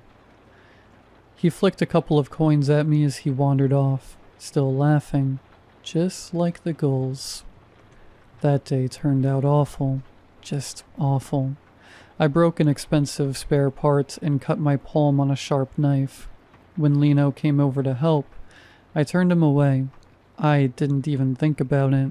Even though my ears couldn't hear them, my heart echoed with the shrieking laughter of the gulls. The Risa del Mar. When I sat down to clear my head, Lino joined me, giving me some time to calm down. You know the people who lived in that house before me? I asked. Lady de Leon? He asked. Yeah, I remember her. Simon says the gulls laughed at her before she died. Yeah, I remember, he said. Can't say it was a big surprise. She was ancient, but we miss her. What about her husband? Lino raised an eyebrow at that. Then he nodded, as if a light had come on in the back of his mind. Right, he said. I forget about him sometimes. He never left the house, but you could see his stupid red hat in the windows. Did he die too? I suppose he did. Lino nodded. I can't remember. Coming home that evening, I anticipated the gulls sitting in a row along the roof laughing at me. They knew I'd had a bad day, and they weren't about to let me forget it. But they weren't there. The house was empty, not a single gull, not a hint of a laugh. It was nice in a way. It showed me a home the way it was meant to be seen. I wouldn't dread going to sleep that night, but I still felt like something was off. For all the unease those birds brought me, there was something stranger about them suddenly going away. Had I done something wrong? Gaspar? I called out. I'm making shrimp. You want coconut rice or the usual? There was no response. I walked out into the hallway looking around. He wasn't in the living room. Not in the backyard either. By the time I dug through his room, I could feel my pulse rising. He wasn't hiding. He wasn't coming out. I called out and there was no response. Gaspar? I kept calling, but he wasn't out back or out front. He wasn't coming down the road. I expected his voice, but got only echoes of mine. He should have been home by now, and the seagulls were gone. I called his school, but he wasn't there. I asked for the name of his friend, so I could see if he stayed with them for dinner, but I got an unusual response. What friend? Turns out, Gaspar had been having trouble in school. He had trouble relating to the other kids, and they had trouble fitting him into groups. He wouldn't get into fights, but he would blend into the background. They'd forget he was even there. I called every kid in his class, asking if they'd seen my boy. Most of them didn't know his name. No one had seen anything. He just put on his backpack and wandered off, like every other day. Or so they thought. They couldn't remember for sure. Finally, I turned to Lino. I asked him to reach out to everyone he knew. My boy is missing, I stuttered. You must help me. I must find him. You have a kid? He asked. Of course, he's Gaspar, my boy. You never talk about him, Lino said. I'm sorry, I didn't realize. I have a son, I emphasized. I'll make some calls. What does he look like? I looked at one of the pictures on the wall. Gaspar, Anna, and me. It was blurry, sun-bleached. Brown hair, I said. He has brown hair. What else? I didn't have an answer. For some reason, I couldn't think of anything. Not his eyes, not his smile. I could barely even imagine his voice. I hung up on Lino and looked out the window. A single gull sat on the fence outside, its head cocked to the side. They weren't laughing anymore. If anything, it seemed concerned. I drove around town asking anyone and everyone if they'd seen him. A boy walking around with a backpack, looking lost or scared. No one had seen him, heard him, nothing. Finally, I drove by this run-down little one-story house, its walls patched with driftwood planks and sheet metal. It was impossible not to recognize the man swaying back and forth in a hammock on the porch. Simon, listening to his radio. I stopped. I wanted to ask him if he'd seen my boy, but I knew the answer already. Instead, I got out of my car and called out to him. Did you ask them to do this? I yelled. Is this you? Is this what? He yelled back. What do you want? You don't like me, so now the gulls don't like me, and now my boy is gone. Simon rolled out of his hammock and turned off the radio. He gave me a curious look, not angry, concerned, like the gulls. He didn't come home. I can't find him, I continued. I don't know what to do. I don't know what to do, Simon. They laugh at pain, Kwate, he said. Pain is for those who are still there. Those who are gone don't suffer anymore. Stop it with the riddles, I snapped. I'll make you swallow your teeth. Just tell me what they did to my boy. Simone picked something up from the side of his hammock and walked over to me. Still not angry, he looked up at the sky. I don't think they were laughing, Kwate, he said. I think they were trying to warn you. That's not what you said. You said they laugh at my pain. Two things can be true, you know. They're birds. They're not complicated, But you know what I think? He took a swig from a bottle and pointed eastward. A long line of gulls could be seen in the distance, circling something. Maybe they're waiting for you, he said. Pay attention. Listen. I got back in my car, trying to see the gulls. It was a weird angle, but I could hang my head out the window if necessary. Simone knocked on my window. No, he said. They're going out to sea. He opened the car door and held out a hand. We'll take my boat. Simone's boat was in desperate need of a touch-up. He'd been stubborn about getting it fixed, but I could hear the engine struggling the moment it puttered away from the pier. We were heading east, where the gulls still circled. I had a moment of doubt. I'd been projecting my insecurities on these birds for weeks at this point. What if I was still doing it? But no, that wasn't it. Despite it all, I could tell Simone had his heart in the right place. When it hits the fan, you don't want the person who tells you everything is gonna be okay.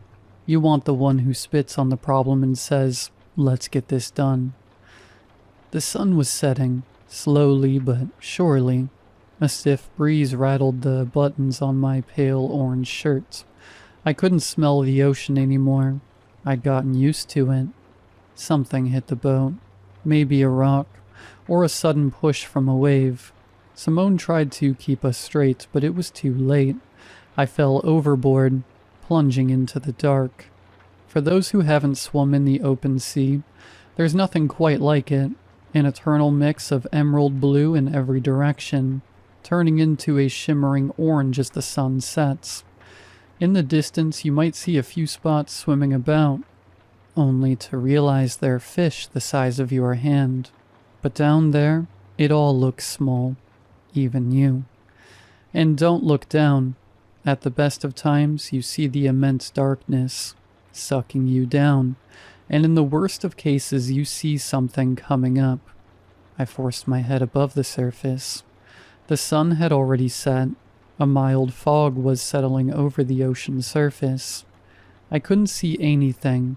Left, right, it was all just water. Waves pushing me in every direction, grabbing a hold of me. I could feel a chill reaching up to spill the warmth in my chest. My toes were already tingling. As I kicked, one of my shoes came off, tumbling downward like a slow leaf in the wind, rocked by invisible currents. I called out to Simone, but I could barely hear my voice over the waves. There was no way he'd hear me over the engine. Then again, I couldn't even hear him anymore. He must have kept going, or sunk. But I could hear something else. Seagulls. I listened and swam until my arms ached. My eyes burned from the salt. I could feel my legs taking longer and longer to kick as my head dipped further under the surface. I had trouble getting my mouth up. I swallowed a mouthful of salt water as my rhythm broke, and in another 2 kicks, I was submerged. I counted to 30, kicking as hard as I could. Then, out of nowhere, my toes touched sand. I pulled my way onto a long deserted beach. Not a bird among the trees, no insects in the bushes. A steady wind pulled on the leaves of the blue sunflowers resting under the sweet gum trees, making them rattle like a dry applause. Then I saw people, just a couple of them standing further in by the tree line. Dark, tired eyes, lips so chapped they looked like leather, a man with a broken shirt hanging off his left shoulder, a middle-aged woman in a folk dress. As I approached, they stepped back. I need help, I wheezed. I need to find my boy. They didn't say a word. I took a couple steps forward and they faded into the dark, disappearing into the shade of the trees. They left no footsteps in the sand. There were so many more. The further I went and the closer I looked, I saw them. Quiet people, looking on from afar. If I got too close, they'd step away. If I stopped to look, they did the same.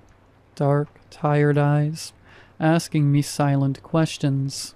Some of them looked old, not in age, but in clothes. 100 years, 200 years, maybe 1,000. One of them was an old man with an unusual red bucket hat. I looked a little closer but couldn't figure out what he reminded me of. Perhaps I forgot.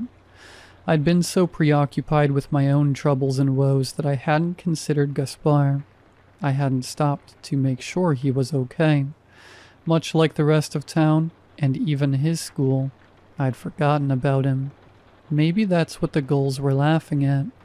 Not me messing up another social faux pas with Lino and the boys, but me forgetting to check in on my boy.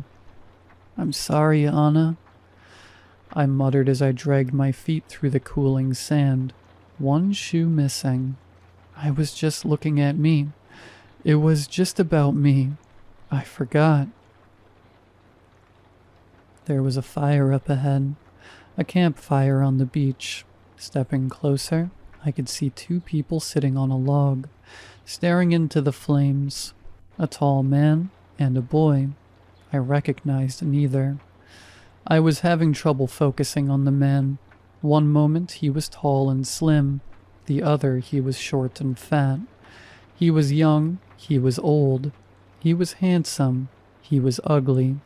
He would shift and turn as if to change whenever I thought I had an idea of what he looked like he refused to be what I expected. I took a deep breath and stepped forward. The words didn't come from him. Instead, they came from the tree line. A dozen dialects all at once. A single chorus of voices. "I cannot care for you," they said. "I'm looking for someone," I said. "I don't need you to care." "Who are you looking for?" A cacophony, struggling voices, having been dormant for years. I'd hear them fight to remember the words and to roll their stiff tongues. "My boy," I said. "I'm looking for my boy." "Is this him?" they asked. I looked at the boy by the fire. I couldn't say. I couldn't place him in my mind. I could only remember what I'd said about him, or what others had said. I could remember Anna telling me how she loved his curly brown hair, but I couldn't picture it. "I care for him," they said. "I do not forget." The voices crackled, breaking into monotones. "They left me in the woods," a man said. "I slept in the mountains. No one came to find me," said another. "I fell over. They kept going. There were hammerheads in the water. They never asked my name." People abandoned, forgotten, sacrificed, left to die by the side of the road or stuck in a mountain crevice. "If he is here, you must find him," the choir said. "Will you look?" "I will look," I agreed. "I'll look anywhere." "You may have to stay for long," they said, "until perhaps you are forgotten too." "I don't care." "Good." In the blink of an eye, I was along a country road. My leg was broken. I was screaming for help, but no one came. The flies wouldn't stop gathering on my face, picking at dry blood, pain, desperation. They should have been there hours ago, but they forgot. Bleeding through the night, passing from warmth to cold to warmth again, serenaded to the other side by whispering insects. Then, watching a boat disappear on the horizon, my legs growing weak, the waves growing higher. They must have noticed I was gone. Maybe they did. Maybe they didn't care. Movement in the dark creeping closer. Something brushing up against my leg. Something with rough skin. A single eye reflecting the moonlight as a hammerhead shark waits for me to die. Life after life after life, all forgotten, and at the end of every final breath, the gulls laughed in the distance, trying to make the others see, to listen, to remember. It was ceaseless, relentless. In one moment I'm drinking myself to death, hoping someone would find me in a bathtub. In the next I'm outside a bar with a knife in my gut. I'm in the corner of a burning building, but the fireman forgot to look for me. Death after death after death. But I have to keep going. Then a boy. He didn't want his dad to worry, so he said he would stay with a friend. Instead, he hid in his room, looking at pictures of his mother. He made his own bed, cooked his own dinner. It would be okay. He rarely left the house. He skipped school most days, but there was no point for him to learn, since he couldn't picture a future anyway. He'd get by somehow, or maybe he wouldn't. Maybe it didn't matter. Another voice joining the choir of things that didn't need to be. It was a cruel twist of fate. I couldn't remember him no matter how hard I tried, and even if I knew in my heart of hearts he was among them, I couldn't picture him. But I could remember Anna, and thinking of her eyes and her hair, I could remember him too. I remembered her words, whispering his name as she cradled him, and with those sprinkles of thought, a picture started to form, a name, a shape, a voice. He's afraid of the sea, I said. He'd rather watch YouTube. Is that okay? Asked the boy by the fire. Yeah, I sobbed. That's okay. We can watch together. I took him by the hand. The people in the dark stepped aside. The man by the fire remained silent, watching as we went. And in the distance the gulls laughed, not out of menace or spite, but out of relief. It hasn't been an easy life since then. Both Gaspar and I had healing to do. We had to start talking openly about Anna and the life we would expect without her. It was painful, but necessary. We talked about where we'd celebrate the holidays, where we'd go on holiday, and instead of presuming or hoping, we talked about it, and we made plans. Maybe he'd have a new mother someday. Maybe he'd even have a little brother or a sister to play with. He said he'd like that. Whenever I was ready to try, I would have his blessing.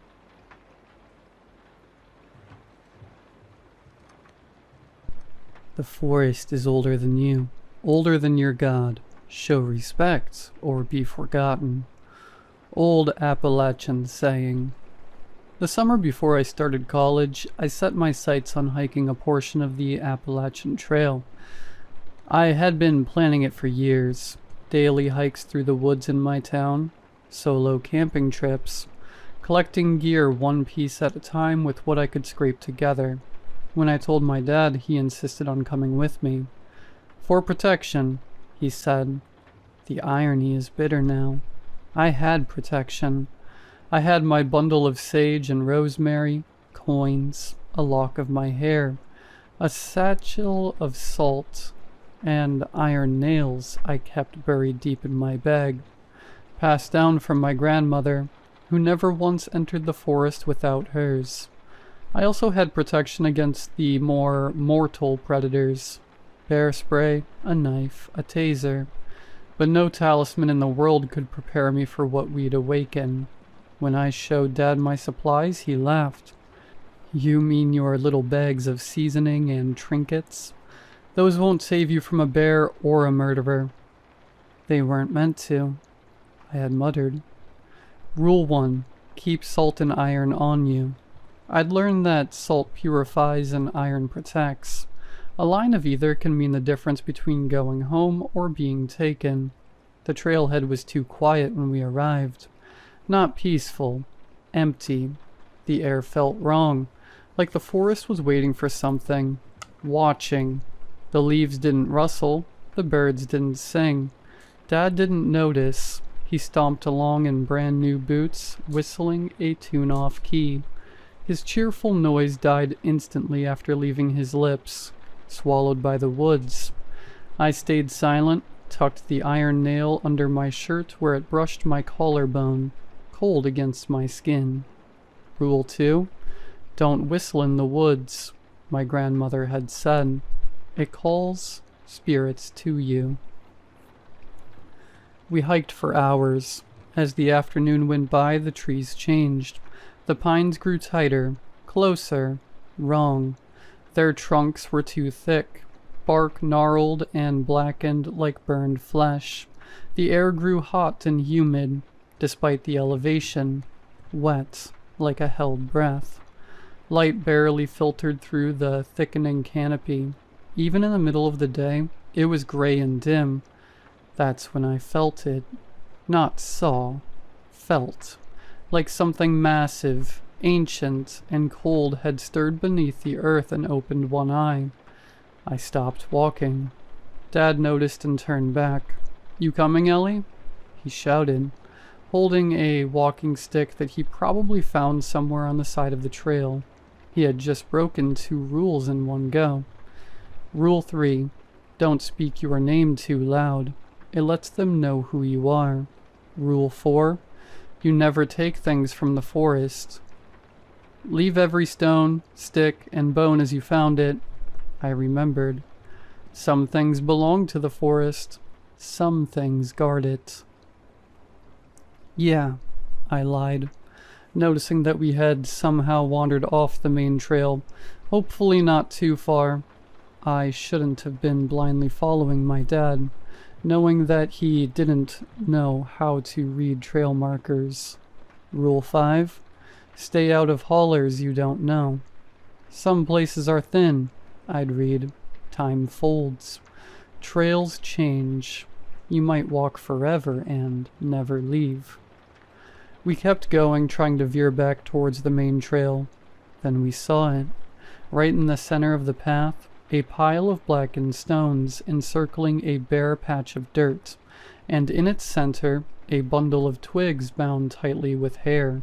Human, by the look of it. Long, reddish-blonde strands matted together with something dark. The air stank. Copper, rot, and blood baked into the soil. "Leave it," I said, my voice low and sharp. "It's a warning." Dad knelt down and poked at it with his walking stick. Probably just some hiker's weird little voodoo project. "Don't let it freak you out." And then he muttered, "Superstitious nonsense," under his breath. "Dad, stop. Don't touch it." But it was too late. The stick scattered the stones. The wind shifted instantly sharp, cold, unnatural. It cut through the trees, though not a single branch moved. Then came the whistle, not like Dad's rambling melody.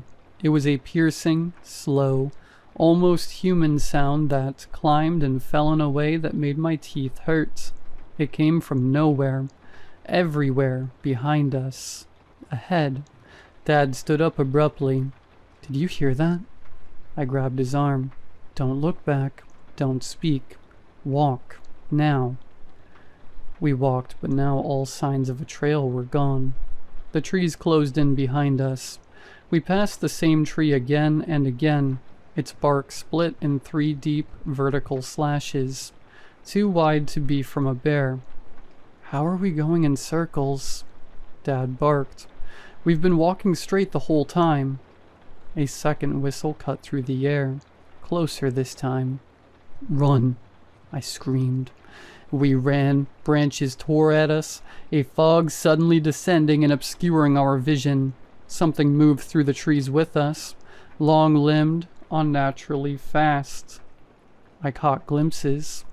A shape with too many joints, a body that bent the wrong way, a face that shimmered and changed, wearing my face, then his, then neither. Rule 6. That's not a deer. My grandmother had sat me down, a grave expression on her face. If it walks like a deer but the joints are wrong, if it looks at you like it knows you, if it stands on two legs, run. Don't scream. Don't look back. Looking back is an invitation to follow. We didn't stop running until night fell and the thing was no longer behind us. Dad collapsed onto a log, panting and pale. "I think we're lost," he whispered. "You think?" I hissed, already digging into my pack for the salt. "We should set up camp," I said. "No way we're finding a way out in the dark." He didn't move, just sat there shivering. "Ellie, that thing, it looked like a deer, but it wasn't. It stood like a man, and its face, my God, its face." He trailed off. "You shouldn't have touched the stones." My voice was flat. "Help me with the fire." Dinner was tasteless, quiet. I didn't even bother to finish my food. I poured a ring of salt around our camp and placed iron nails at each corner. It was all I could do. I woke to absolute darkness. The fire was out. The forest had gone still. Deadly quiet. Like a killer sneaking up on a sleeping victim. Then I heard it. "Dad, Dad, help me." My voice, but not. Off pitch, like a recording played at the wrong speed. The cadence all wrong, like someone trying to speak a language they didn't understand. I froze in fear, my heart pounding out of my chest. Dad was already out of his tent, stumbling toward the sound. "Ellie, where are you?" he shouted. I burst from my tent and grabbed his arm. "That's not me. I'm right here." He jumped and screamed in alarm and then turned to me shaking. "Then who is that?" "Listen." We stood in silence. Then, "Dad, I'm scared. Please help me." Closer and closer. The underbrush rustled past the tree line. I turned slowly. Something stood just beyond the edge of camp. Glowing eyes. Not animal eyes. Intelligent. Patient. Watching. Rule 7. If you see glowing eyes, run. More rustling. More eyes. "Back to camp, now," I whispered. We scrambled back. I dumped the rest of the salt around the fire pit in a frantic circle, hands shaking as I stumbled to get the flames going again. From the trees it came again. "Dad? Ellie? Help me! Help!" Voices overlapped, changed, twisted into a gurgling laughter. More glowing eyes emerged. 5, 6, maybe a dozen. All too high off the ground, blinking out and reappearing in different spots like whatever they belonged to didn't walk, but crawled. We huddled by the fire. I threw sage into the flames and it hissed and sparked. Some of the eyes blinked, some just stared. Then one of the voices whispered, from right outside the edge of the firelight, "You shouldn't have touched it." The voices kept circling the camp. Some cried, some laughed. Some whispered things I couldn't understand, not in English, not in any language people were meant to know. The sounds grated at my eardrums and I covered my ears. Dad sat stiff and pale beside me, eyes wide, clenching the iron nail I'd forced into his palm earlier. He looked like he wanted to scream but couldn't open his mouth, like something might crawl in if he did. I knew we couldn't sleep. We couldn't even blink for too long. We waited, the fire our only defense. My hand hovered near the salt pouch. Though it was nearly empty now, something flickered at the edge of the flames. Not in the shadows, inside the fire itself. A face, not a reflection. A face. Watching, smiling, hungry. "This isn't just a haunting," I whispered. "It's a feeding ground." The forest had sealed us in. It wanted stories, memories, faces, flesh, and we had trespassed. We had touched what was sacred, broken the old laws. Sometime past midnight, the fire burned low, and that's when the laughing stopped, replaced by another sound. Footsteps, right at the edge of the salt. Heavy, human. Then, "Ellie, you always did love the woods." I froze. That voice, it was my mom's. She died when I was 8. She'd been buried in the churchyard 3 towns over, her lungs filled with pneumonia and prayers. I hadn't heard her voice in nearly a decade, but I knew it instantly. I turned. I had to. Something stood just outside the salt line. It looked like her, the right height, same dress from the funeral photo on our mantle, but the face, off, melted, smiling too wide, eyes too big and glassy. It didn't blink, didn't breathe. Rule 8. If you hear your name, don't answer. This is one of the most important rules. No matter how familiar the voice is, no matter how sweetly it calls, it isn't who you think it is. Behind it, something larger stirred in the trees, something tall enough to brush the lowest branches.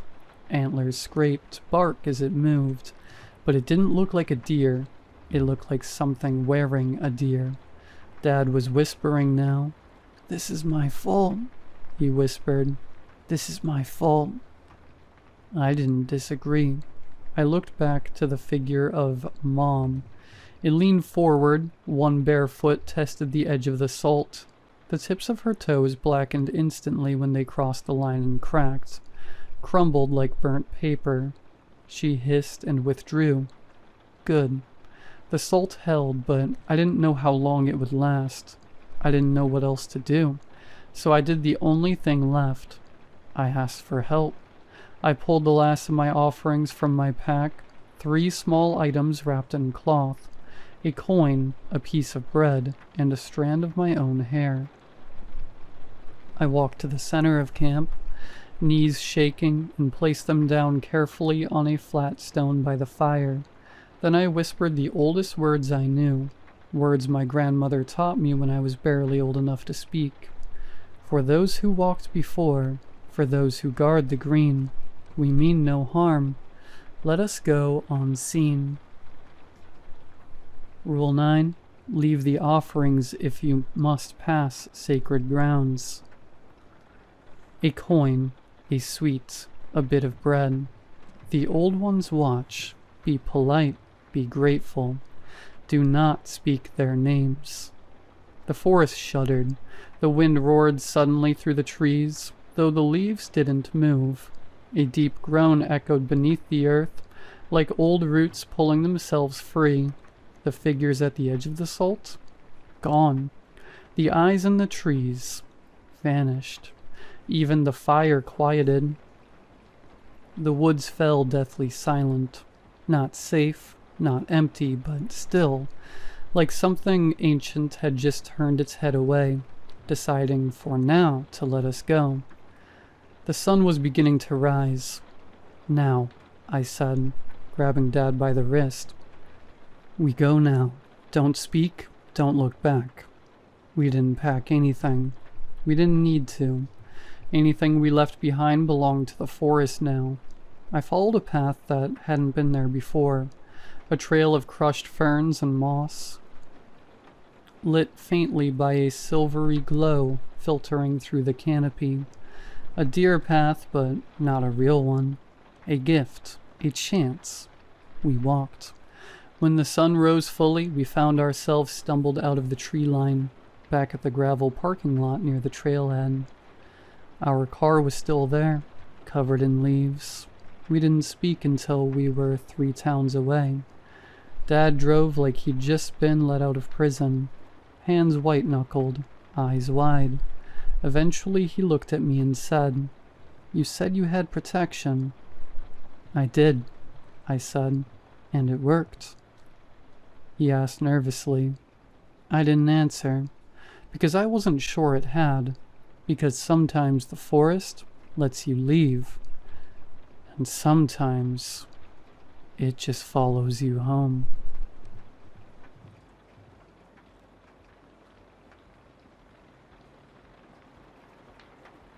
Growing up, I always heard the same warning. Don't go out late. It's not safe. Especially if you're a girl. I heard it from my parents, aunties, even older girls in the neighborhood, and they weren't joking. They said it like they knew something. They'd say, being outside too late is already bad, but being a girl, it makes it worse. They never really explained what worse meant. Sometimes it sounded like crime.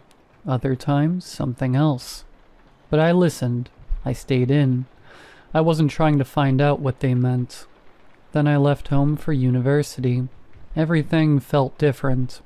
Here, people went out late all the time. Like it was normal.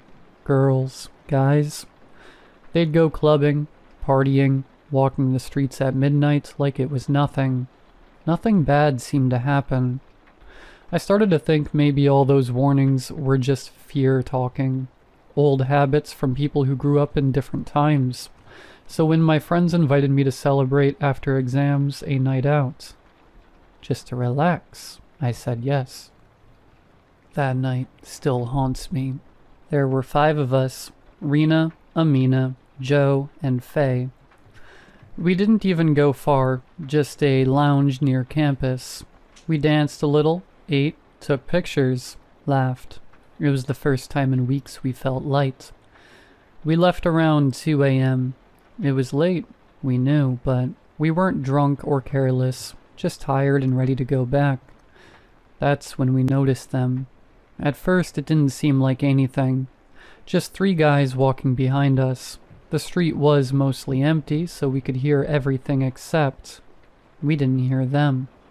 No footsteps, no voices, just presence. Rena glanced back and slowed her steps. "Guys?" she said quietly. "Don't panic, but I think those guys are following us." We brushed it off. They're probably just going our way. But when we turned right, so did they. We crossed the street. They crossed too. Now we were panicking, even if no one said it out loud. We walked faster, then started to jog. We turned down a shortcut alley to lose them. That's when we saw 2 more men at the other end. They weren't moving, just standing. One of them had his head tilted back like he was sniffing the air. That's when it clicked. This wasn't just guys being creepy. This was something else. We turned to head back and the original 3 were already at the entrance of the alley. Still silent, still watching. Then one of them raised his hand. He had something long and shiny. It wasn't a knife. It looked like a saw. I've never screamed that loud in my life. We all did, screaming, begging, calling for help, and then out of nowhere, "Hey, what's going on there?" A flashlight, a voice. A man in a police uniform walked up. We ran to him, shaking, sobbing, explaining. But when we turned to point at the men, they were gone. Not walking away, not hiding, just gone. The officer didn't seem to believe us, said we probably just imagined it, or that maybe someone was trying to mess with us. But he gave us a ride back to campus. He told us again, this is why it's not safe to be out late. That should have been the end of it, but it wasn't. When I got back to the hostel, Rena stayed over in my room because we were too scared to sleep alone. We locked the door, blocked it with a chair. I closed my curtain, but not fully, just enough to peek out. And I swear on everything, they were there. 3 figures, right across the street, standing still, watching. Not moving, not saying anything, just watching. I called Rena over. She saw them too. We shut the curtain, turned on the lights, and sat up till morning. The next day we all met up and talked. Every single one of us saw them that night, from our different rooms, different buildings. They were outside watching. We made a silent agreement after that. No more going out late. no matter what. Even now, if it's getting dark and I'm walking home, I feel it. That prickly feeling in the back of my neck, like I'm being followed, like I'm being watched. I should have listened. They were right.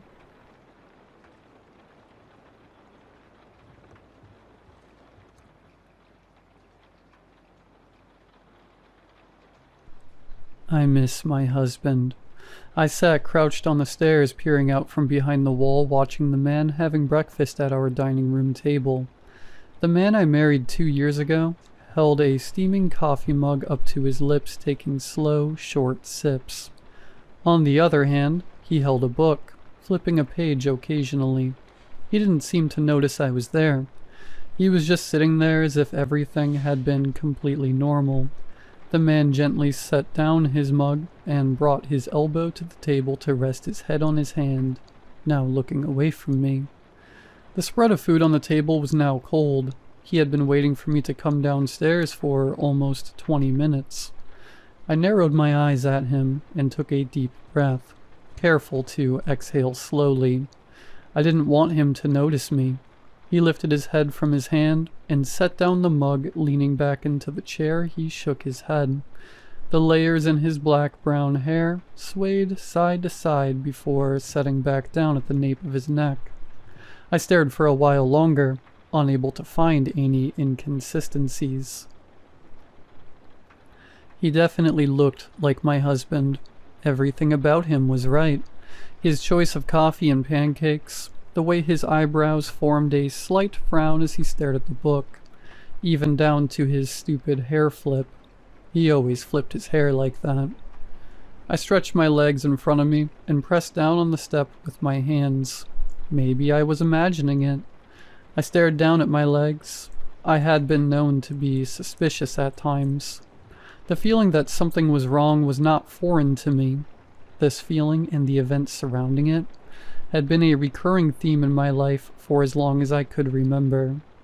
When I was 10, I fell from a tree. My brother and I had been playing outside all day and decided to race to the top of an oak tree at the edge of our property. My brother, being older, had gotten the lead, and I, being desperate to catch up, decided I would leap from branch to branch. I was about halfway up the tree when I felt my foot slip, and suddenly I fell forward almost 12 feet down and landed on my shoulder. My vision went dark. My mom stood over me when I woke up, shaking me slightly. I looked around, but I was laying on my living room floor. Apparently I had taken a nap on the couch and fell. I never climbed a tree, and my brother had been at his friend's house all day. That was my mom's story, but that's not what really happened. Similarly, when I was 14, we picked up the family car from the shop. I commented how it was possible that the points had faded so much, making the once black car appear navy blue. Apparently, it had always been navy blue, except it hadn't. It wasn't until the night of my senior prom that I put everything together. At the dance, my then boyfriend and I had gotten into a fight. I decided to call my parents. My dad picked up the phone groggily, having just been dead asleep, and agreed to come get me. When I climbed into the car with my father, who had not managed to make it out of his pajamas, he asked if I wanted to talk. I didn't, so for a long time we drove home in complete silence. I watched the road as the car maneuvered through the winding back roads, the darkness being lit up only by the car's headlights and the occasional dim streetlight. Suddenly, what looked like a dog flashed across the street in front of us and dashed into the woods. My dad slammed on the brakes, and the car came to a screeching halt. He insisted he had to get out and check if the dog was okay. He got out and walked out of my sight, past the range of the headlights into the pitch blackness in front of us. I waited anxiously. My eyes locked on the area where I last saw him, and after what felt like an eternity, a figure emerged and strode quickly to the car. It was a man. This man wore my dad's dress shirt and pants with his lanyard and ID card around his neck. He made his way to the driver's side and got in, looking at me. "I guess it ran off. I didn't see it," he said. I felt the hair on the back of my neck stand up. I wasn't sure how long or loud I screamed before realizing I could not breathe. My throat felt tight and I had to focus to take a deep breath. Throughout this, the man looked at me with a shocked expression, holding his hands up trying to calm me. And finally he did. Once the initial shock wore off and I had a moment to compose myself, I realized what this meant. At some point in the day, I had made a choice, either minor or major, that had led me to swap realities. I was now in a dimension almost like my own, where the only difference was that my father had worked late. I miss my dad. The real one, anyway. I wondered, if I was with a fake dad, then was fake me with my real dad? Had she screamed seeing a man in pajamas climb into the car? Had she put the pieces together the same way I did? I hated this feeling. It was this very, very feeling that had motivated me to tell Alex of my fear of these alternate universes, the places that almost felt right if it weren't for an unpleasant tinge of unease. I didn't know what caused these universe shifts, and I was scared. The differences in these universes were never major. People always had the same jobs, same spouses, and same personalities. Usually, it was the placement of their furniture, a different mannerism, or a forgotten memory. A memory that should have been important enough to remain the same. Before we were married, I had explained to him my thoughts, and together we established a way to determine whether one of us had shifted universes. A password of sorts, a sequence of numbers we would say to be sure we were still in the same place. Every morning, sometime while getting ready for work, I would call out the numbers to him and he would repeat them back to me. Every single morning. But as you can imagine, today was the day our unofficial routine changed. When I woke up, he was already out of bed. I thought it was strange, but heard him shifting downstairs and moving plates and silverware. I began dressing and fixing my hair in the mirror and called out to him, "Alex, 1052. I paused and waited for his response. "What?" Alex called back. Except this wasn't Alex. Alex wouldn't have said that. He would have said 1052. A chill ran up my spine as my eyes began searching the bedroom. Everything seemed to be in its rightful place, so I called the number a second time. The reply that came was more high-pitched and drawn out. "What?" Somehow stretching the word into 2 syllables. My heart sank into my chest, and suddenly I felt very cold. Why was he downstairs anyway? We always made breakfast together. That was when I decided to tiptoe downstairs and look at who was in our kitchen. I've been sitting here since. My eyes shifted from my legs to my shoes. The black flats I wore to work every day had scrapes and scratches all down the sides. They hadn't looked like that yesterday. I worked in an office. How would I even get so many scuffs? "What are you doing?" I jolted backward as a gasp escaped my throat. I wanted to scream and run, but I was frozen in place. I stared up at the man before me, unable to breathe, my heart racing in my chest. "What's wrong?" he said, looking behind him and then back at me. His expression was somewhere between worried and confused. "Why didn't you say it back?" My voice came out shaky. He stared at me for a moment before frowning and lowering his chin. "Elea?" he said while lowering himself to my eye level. "Are you okay?" His eyes scanned my face. "How do I know you're still you?" I said, "if you don't say it back." He tilted his head slightly and his eyes softened. "Is this about your reality shifting again?" he said, his mouth forming a slight smile. I studied his face, his pupils dilating as he stared back at me, still smiling, awaiting my response. This had to be Alex. What else would it be about? I said, breaking eye contact. Come on, Alea. I told you not to worry about that anymore. We're still here together in the same place we've always been. He rose slowly to his feet, still facing me. Now come and eat, or we'll both be late. I forced myself to stand up, keeping my eyes on the floor. That wasn't the password, but at least fake Alex wasn't evil. I could live with that. I had to anyway.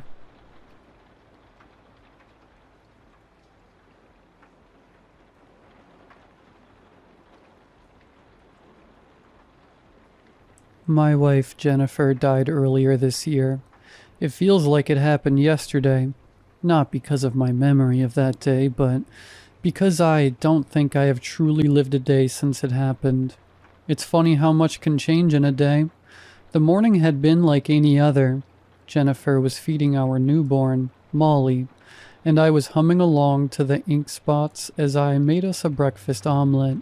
Life was perfect. Yet, as soon as Jennifer took a ponderous look at her hands and remarked how cold they were, it signified the end to my idyllic life. 24 hours later, I held one of those cold, lifeless hands, as a doctor explained the spread and effect of sepsis. I learned a few hard lessons that day. I don't deal well with pity. I don't deal well with social gatherings. And I don't deal well financially. I hadn't realized how much I had relied on Jennifer for my well-being. Every social occasion felt suffocating, and I quickly realized my low salary as a data analyst was not enough to afford the mortgage payments our suburban new build had.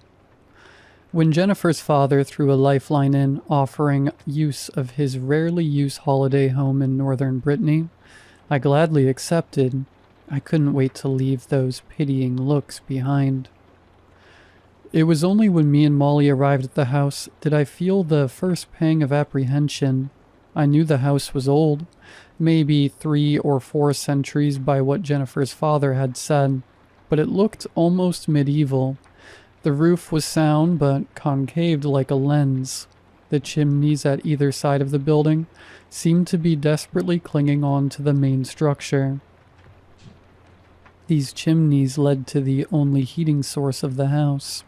2 grand fireplaces, held aloft by large slabs of stone, which still bared the pickaxe marks from which it had been chiseled. The upper floor was supported by great beams of oak. Although still sturdy, they wore the scars of centuries of woodworm spots. Even after thorough cleaning, the creaky upstairs floorboards would still patter the lower floor with dust when walked upon. Yet, for its quirks, it felt almost content. The small village the house was situated in was incredibly quiet, meaning me and Molly were rarely disturbed. One might have guessed by the multitude of shuttered windows that it was a ghost town, yet the spell would be broken by the hourly bells of the central church, which seemed to act an auditory timetable for the locals who would filter out of their homes to frequent the boulangerie or tabak in their daily rituals. In my brief visits out of the home, I noticed how aged the population was. I couldn't remember ever seeing anyone younger than their 30s. Not that I had much interaction with them. I couldn't even speak French, let alone Breton, and they always seemed to eye me with caution. Coincidentally, the only English-speaking person in the village was my neighbor, an old lady named Doriane, who looked almost as ancient as the building itself lived in the house adjacent. Our first interaction had been odd. I'd just returned from the corner shop, Molly strapped to my front, and shopping bag in hand, when as I put the keys in the door, I heard the clip-clop of wood on stone. I turned to face an old woman wearing clogs, donning a black and white motley dress, with a frilly hat to match. Before I had a chance to greet her, she pointed a gnarled finger at Molly and in a thick Breton accent croaked, "Is the baby yours?" Yes, she is. Her name is Molly, I replied cautiously. I didn't just find her now. I regretted my attempt at joke, as Dorian's face furrowed into a stern glare. This is no place for a child, she said coldly. This house? I said, gesturing at the building. It looks a bit shabby from the outside, but it's actually quite cozy on the inside, and... Dorian cut me off by wagging her finger. No, no. This place is too dangerous for the child. We are too close to the chaos. For a moment I was confused as to what she meant, but then I realized she was referencing the valley that bordered the west side of the village. The Bretons used the word chaos to describe an area of literal, primordial, geological chaos, the chaos next to the village. Like many others in Brittany, is a winding valley filled with immense boulders and strange formations. These great rocks, some being larger than houses, are said to have been tumbled and shifted into place after great calamities. The ancient nature of these valleys has spawned countless myths of spirits and creatures who have roamed these areas before the age of man. This mystique, however, had always been lost on me. I wouldn't worry. I don't think Molly here is going to be wandering near those rocks anytime soon, I said, stroking her hair. As she began to stir, Dorian only shook her head. Her mother should be watchful. It's not what one wanders in that one should worry, but what wanders out. Before I could query what she meant, Molly began to cry. Her mother is not with us anymore, I said quickly, feeling a sudden pang of anguish. I better get in and feed this one. It was nice to meet you. We exchanged names and I made up my way inside. As I unpacked my shopping and began mixing up some baby formula, I felt my grief creep back into my psyche. I had been in Brittany 3 months, and I realized I hadn't thought of Jennifer at all this last week. Being so busy with work and taking care of Molly, I realized I hadn't had much time to think. Now I was left alone with my thoughts. I remembered how greatly I missed her. The small things that were absent hurt the most.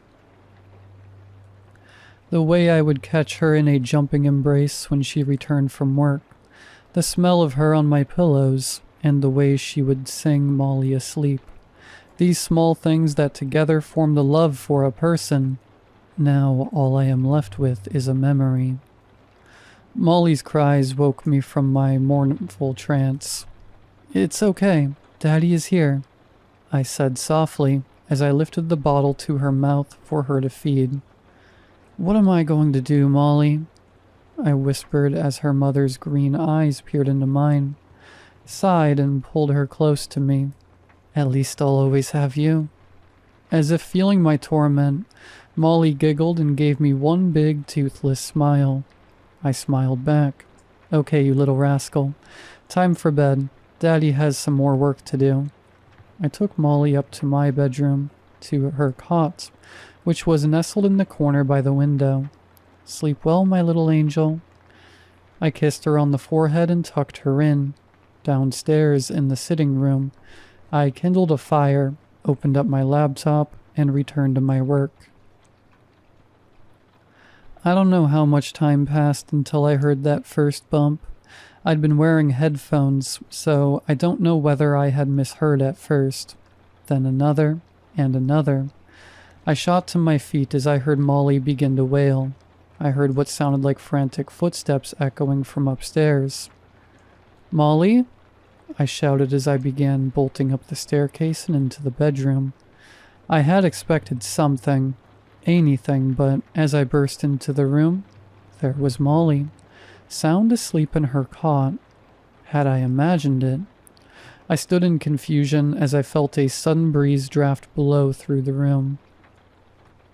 The window next to Molly's bed was slightly ajar. I was sure it hadn't been opened before. A low rumble of thunder emanated from the window. Rain began to patter quietly on the tiled roof. A strange tension filled me. I had never believed in ghosts, but this felt like something that a person who did believe in them would freak out about. Either way, whether it was a ghost or a rat, I suddenly felt very uncomfortable leaving Molly alone in that room. I carefully scooped Molly up from her cot and carried her back downstairs. She stirred as I entered the sitting room, and on sight of the baby milk bottle left on the side, she began incessantly reaching towards it. "Still hungry, are we?" I said to Molly as I laid her in the small crib by the sofa. "Okay, just one more then."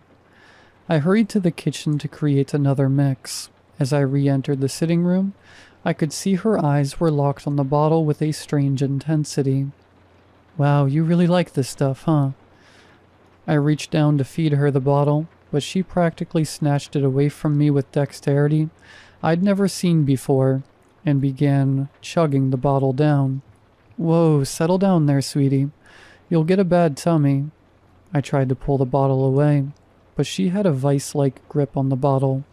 In sheer disbelief, I watched as the entire bottle's contents disappear in 10 seconds. As soon as she finished, she let out a small burp and threw the bottle from her crib. "Jesus Christ, Molly. Where did that come from?" I said in shock. I had never seen Molly act such a way. Or any baby, for a matter of fact. Molly's green eyes locked with mine. Another rumble of thunder permeated through the room. A wave of uncanniness washed over me. Something seemed off. Molly seemed off.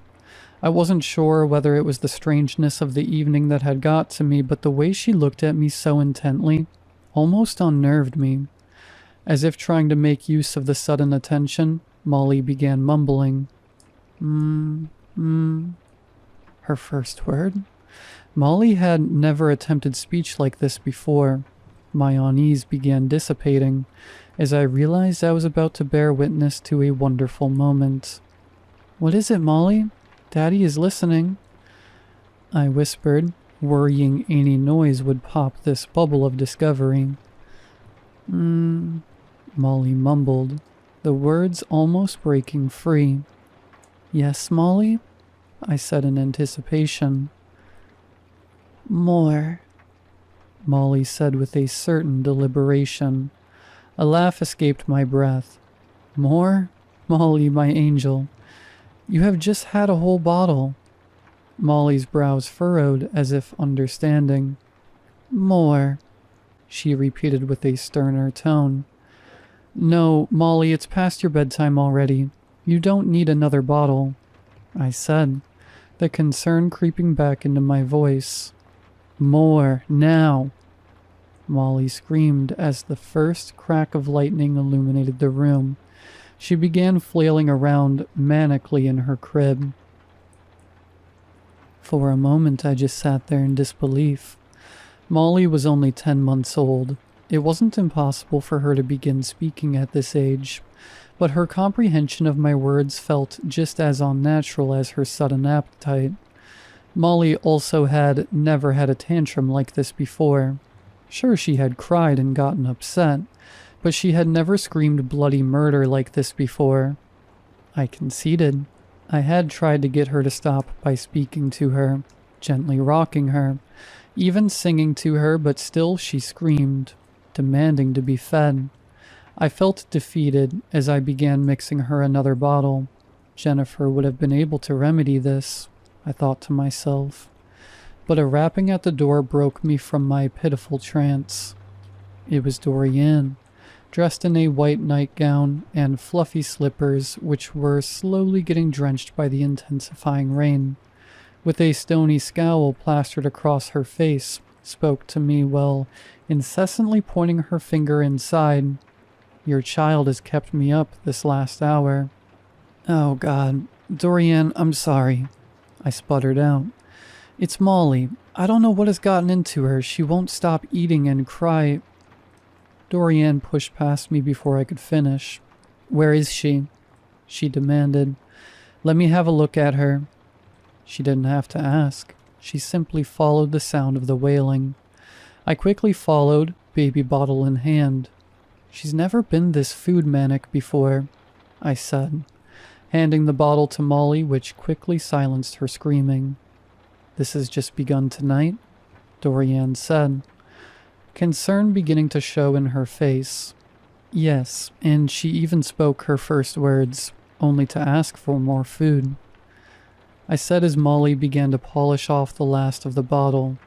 Dorian just shook her head. I'm sorry to be the one to tell you this, she began, then paused. Dorian took one look at Molly discarding her third bottle, and then looked up at me. This is not your child, she said plainly. What the hell are you talking about?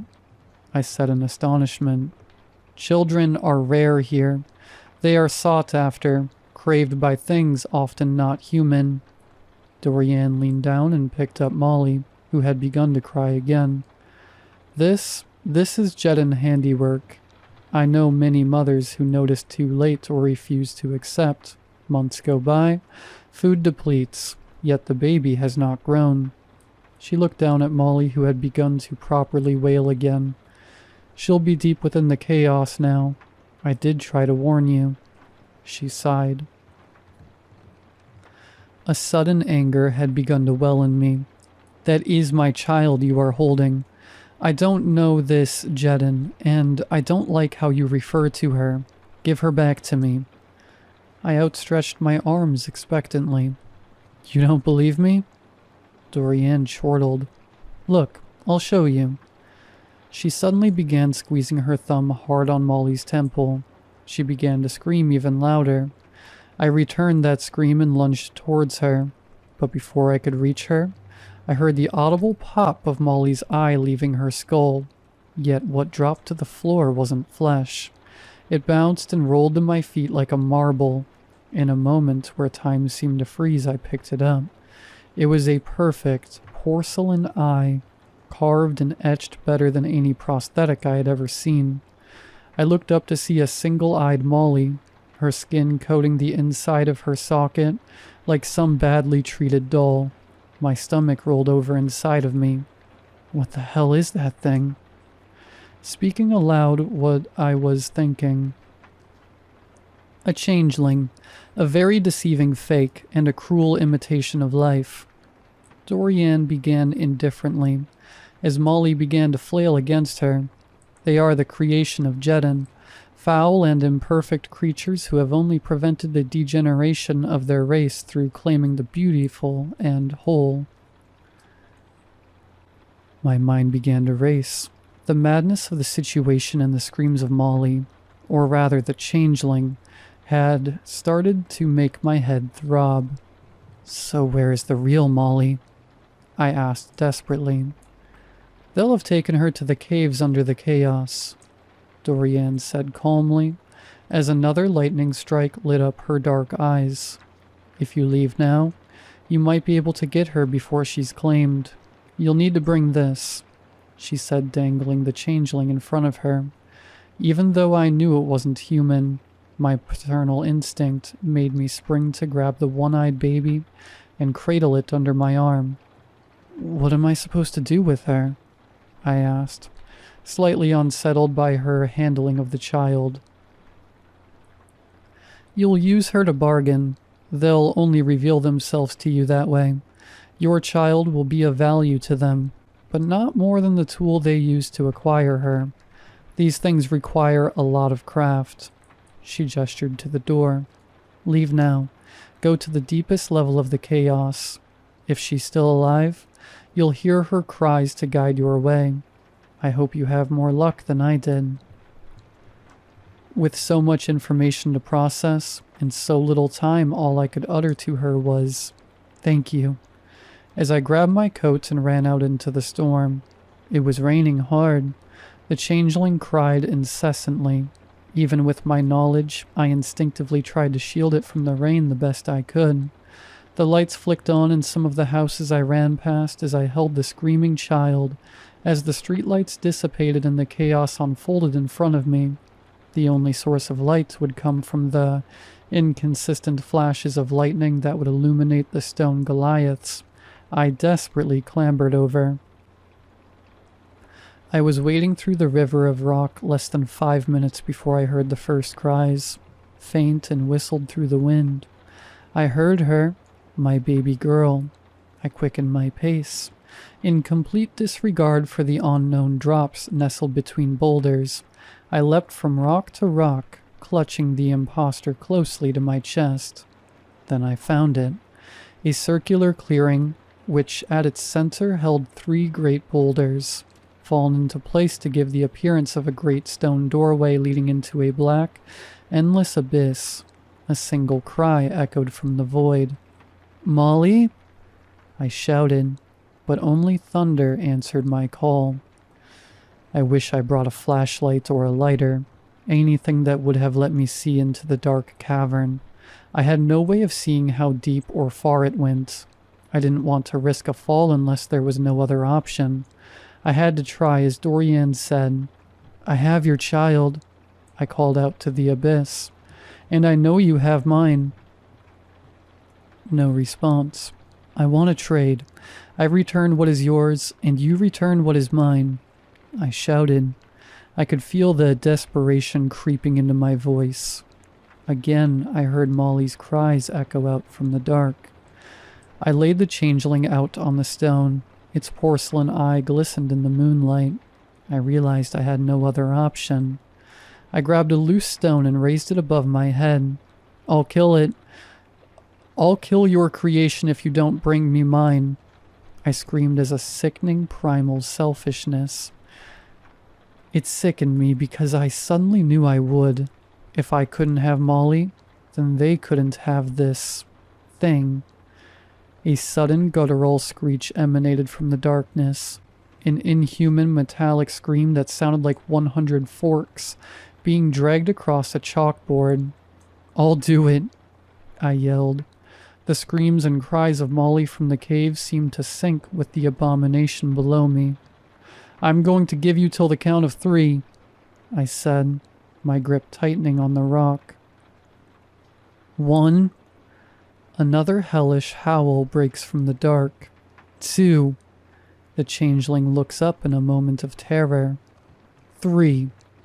A great crash of lightning strikes into a tree mere meters from where I was standing, blinding me with a light of sheer white for just a moment. As my vision clears, the rock still held aloft. I looked down onto the 2 green beady eyes.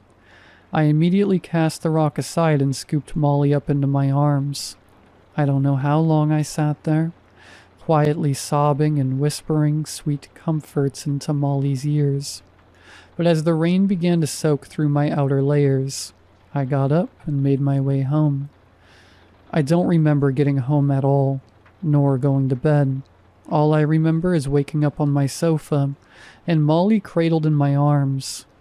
There were a few dying embers left in the fireplace. I could see the morning sun creeping through the gaps of my window shutters. For a brief, comforting moment, I thought I had just experienced the most terrible of dreams.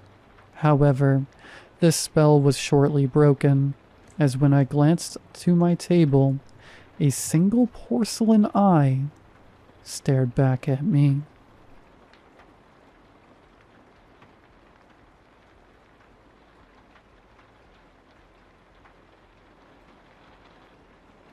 Okay, so a little backstory here. My husband and I have this really crappy bed frame. It's basically 2 twin prison cots zip-tied together. We have this stupid thing because we got bed bugs about a year ago, which is its own horror story. The moral of which is, pay for an exterminator. Anyway, we had to throw away our nice bed, and because of the cost of everything, we ended up with these hollow metal cot bases. We have 2 dogs, Hester, named after our high school's football coach, and Molly, which was her name when we rescued her. It fit, so it stuck. Hester likes to sleep directly on top of you, whereas Molly is most likely to be found under the bed or in another room if possible. She kinda has 13-year-old girl energy. Sometimes she will lay in our bed before we get in bed, but as soon as we even bump her, She's done, and back under she'll go. I think she likes her little cave. So last Wednesday was pretty normal. We all headed to bed, and Molly hustled under the bed, despite me begging her to come cuddle me. After I gave up patting the bed and calling her name, I fell asleep around 10:30, reading a spooky story on here. Around 12 a.m., I woke up to Molly growling, which is unusual because she never growls and rarely barks. I asked her what was wrong, and once she heard my voice, she calmed down, and I didn't hear her growling anymore. Me being paranoid because of the story I'd just read made my husband go check the house, to which he lightly protested because Hess hadn't been barking or growling, which he does to everything including our poor mail lady. He nonetheless relented and checked the other rooms. No murderers in the building. Molly was just dreaming. Go back to sleep. I felt better, but it was weird, and I wanted to make sure Molly was okay. So I leaned upside down under the bed to check on Molly. I saw what I thought was her fluffy tail wagging and said, "Are you okay, Molly girl?" I just saw her wag her tail, so I took that as a yes and popped back up and went to bed. But knowing what I know now, I don't think it was Molly. The next day, Thursday, was uneventful. The most exciting thing I did was attend a vendor lunch at work, but everything else at home was boring and normal. Dinner, TV, shower, bed. Same as the night before, we all headed to bed, only this time I fell right asleep because I was so tired from a bad night's sleep the night before. Then at 12 a.m. it happened again. Molly growled, only this time she barked too, which is actually what woke us all up. Even Hester started barking. I was so startled that I just yelled, "Dogs, cut it out!" Which stopped Molly, but now Hester was all riled up and jumped down to check on his sister. I followed his lead and I peeked under the bed again. This time I saw what the night before I thought was Molly's tail, except Molly was on the other side of the bed, wagging her tail so I could tell it wasn't her.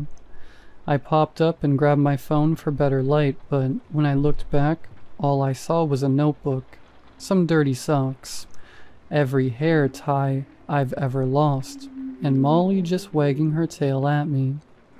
When I told my husband, he jokingly said it's probably a ghost, and told me to go back to bed, but I was still freaked, mostly from how jarring it is to wake up from a dead sleep to two barking dogs. So I stayed up and just tried to calm down. Molly decided that she would spend some time on top of the bed, which is kinda weird, but I knew as long as I didn't invade her personal space, she would stay, so I made some extra room. I was messing around on my phone when I heard the faintest rustling and what sounded like a door moving. I froze, and I don't think I've ever been so scared. I could see Molly, I was touching Hester, and my husband was out cold. So nothing else should have been making noise. Certainly nothing should have been opening doors. It just sounded like the faintest noise of something scooting. I whispered, "Molly?" Then it just stopped. I still couldn't move, so I held my breath and just listened. Silence. Finally, around 2:30, I was able to calm down enough to sleep, and I fell into a restless sleep. The next day I didn't have to work because I only work every other Friday, which was great because I was exhausted. It was a pretty lazy day. I decided I wanted a little nap, so I let the dogs outside to play since it was so nice, and walked to our bedroom for a little snooze. At 12 p.m. this time, I heard Molly barking and growling under the bed again, which was impossible because I knew she was outside, and this time I felt it bump the bed. I immediately started crying because I was home alone, and all I could imagine was a literal monster under my bed. As soon as it heard me sobbing, it quieted down, and the sound stopped. I gathered enough courage to leap out of bed. as far from the bed as I could get, and sprinted outside. I called my husband at work and explained what happened. Well, he was compassionate. He's also about as pragmatic as one can be, so he told me I was probably just tired and heard the dogs from outside. I reluctantly agreed and decided to let the dogs in and nap on the couch.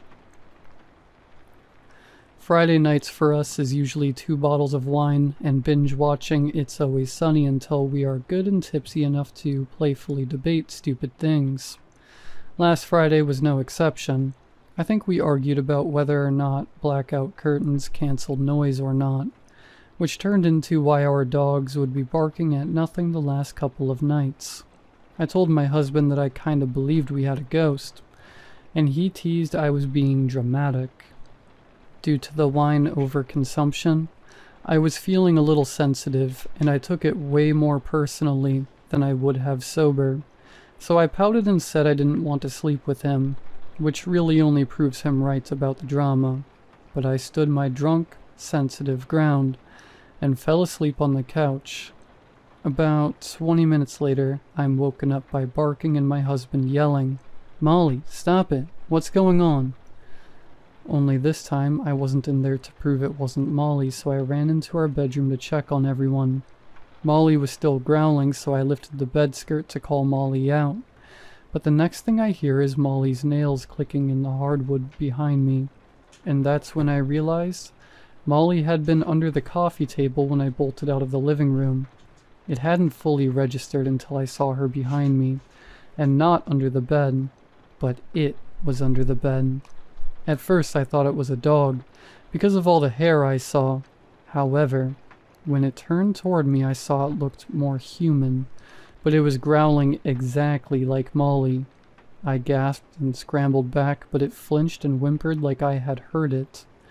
Then it slowly scooted away and disappeared. After that, I told my husband to grab the dog's leashes. We were going to a hotel, or at the very least I was, since he saw Molly follow me into the room after thinking he heard her under the bed. He agreed at the very least something was weird. I had to pay the Uber driver $20 to let us bring the dogs despite noticing a substantial bit of cat hair. But I didn't care, I just wanted out. When we got to the hotel, I told the front desk agent, half joking, that we were running away from home, which she didn't find humorous and just dryly handed us the key. We clambered up to our hotel room. Luckily, we had enough points to pay for the night and didn't have to fight about how much the hotel was. And both of us, drunk and exhausted, passed out.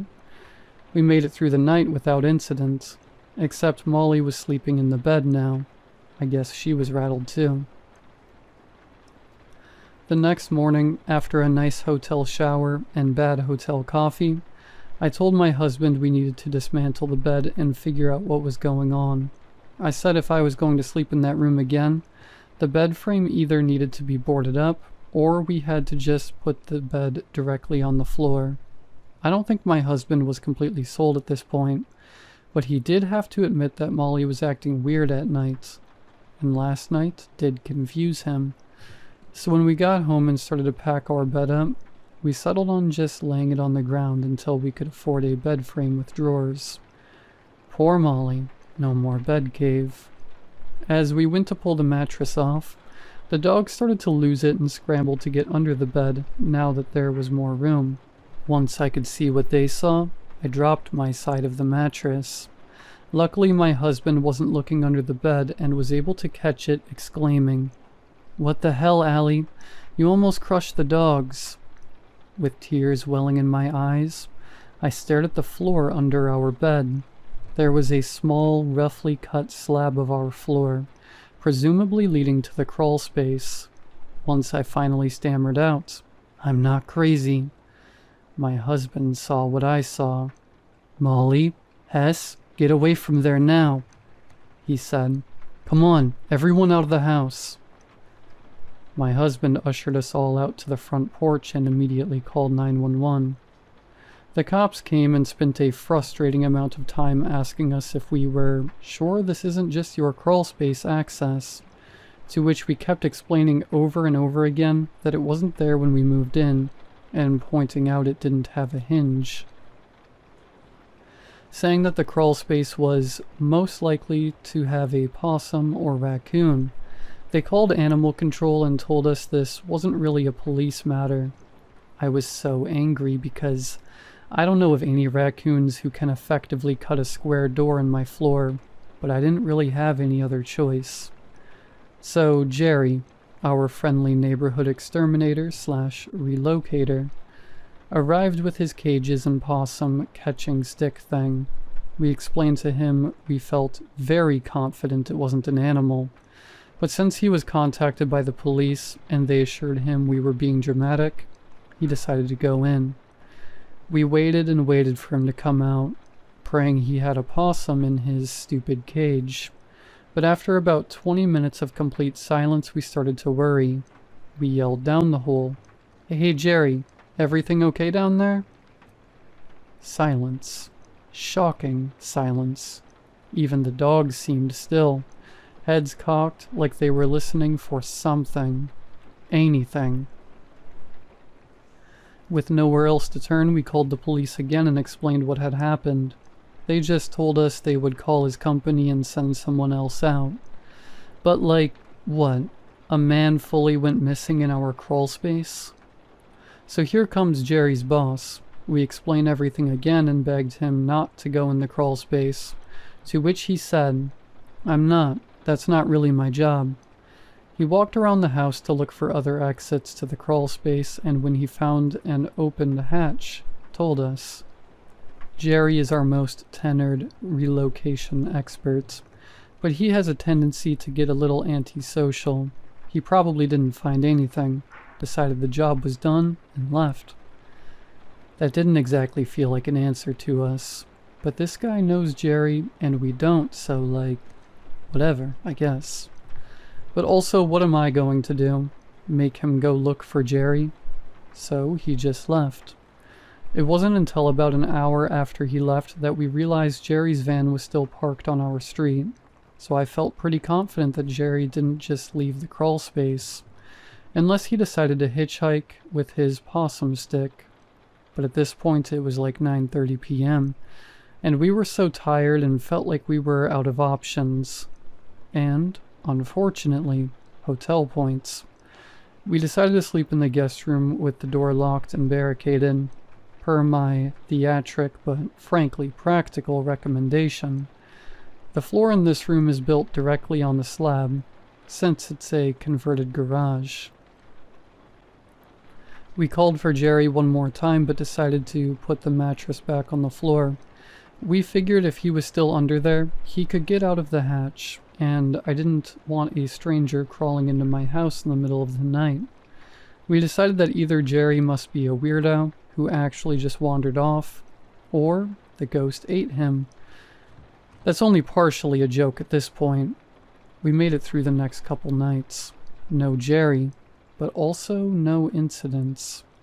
I guess his van just lives here now because I can't get a hold of anybody at his company. I don't really have any other option but to keep trying to call them. And wait, it's not like the police have helped at all. But now it's Monday night at 12 a.m. Molly is nuzzled under my neck, Hester is at my feet, and we cannot sleep because now we can hear them both growling under the bed.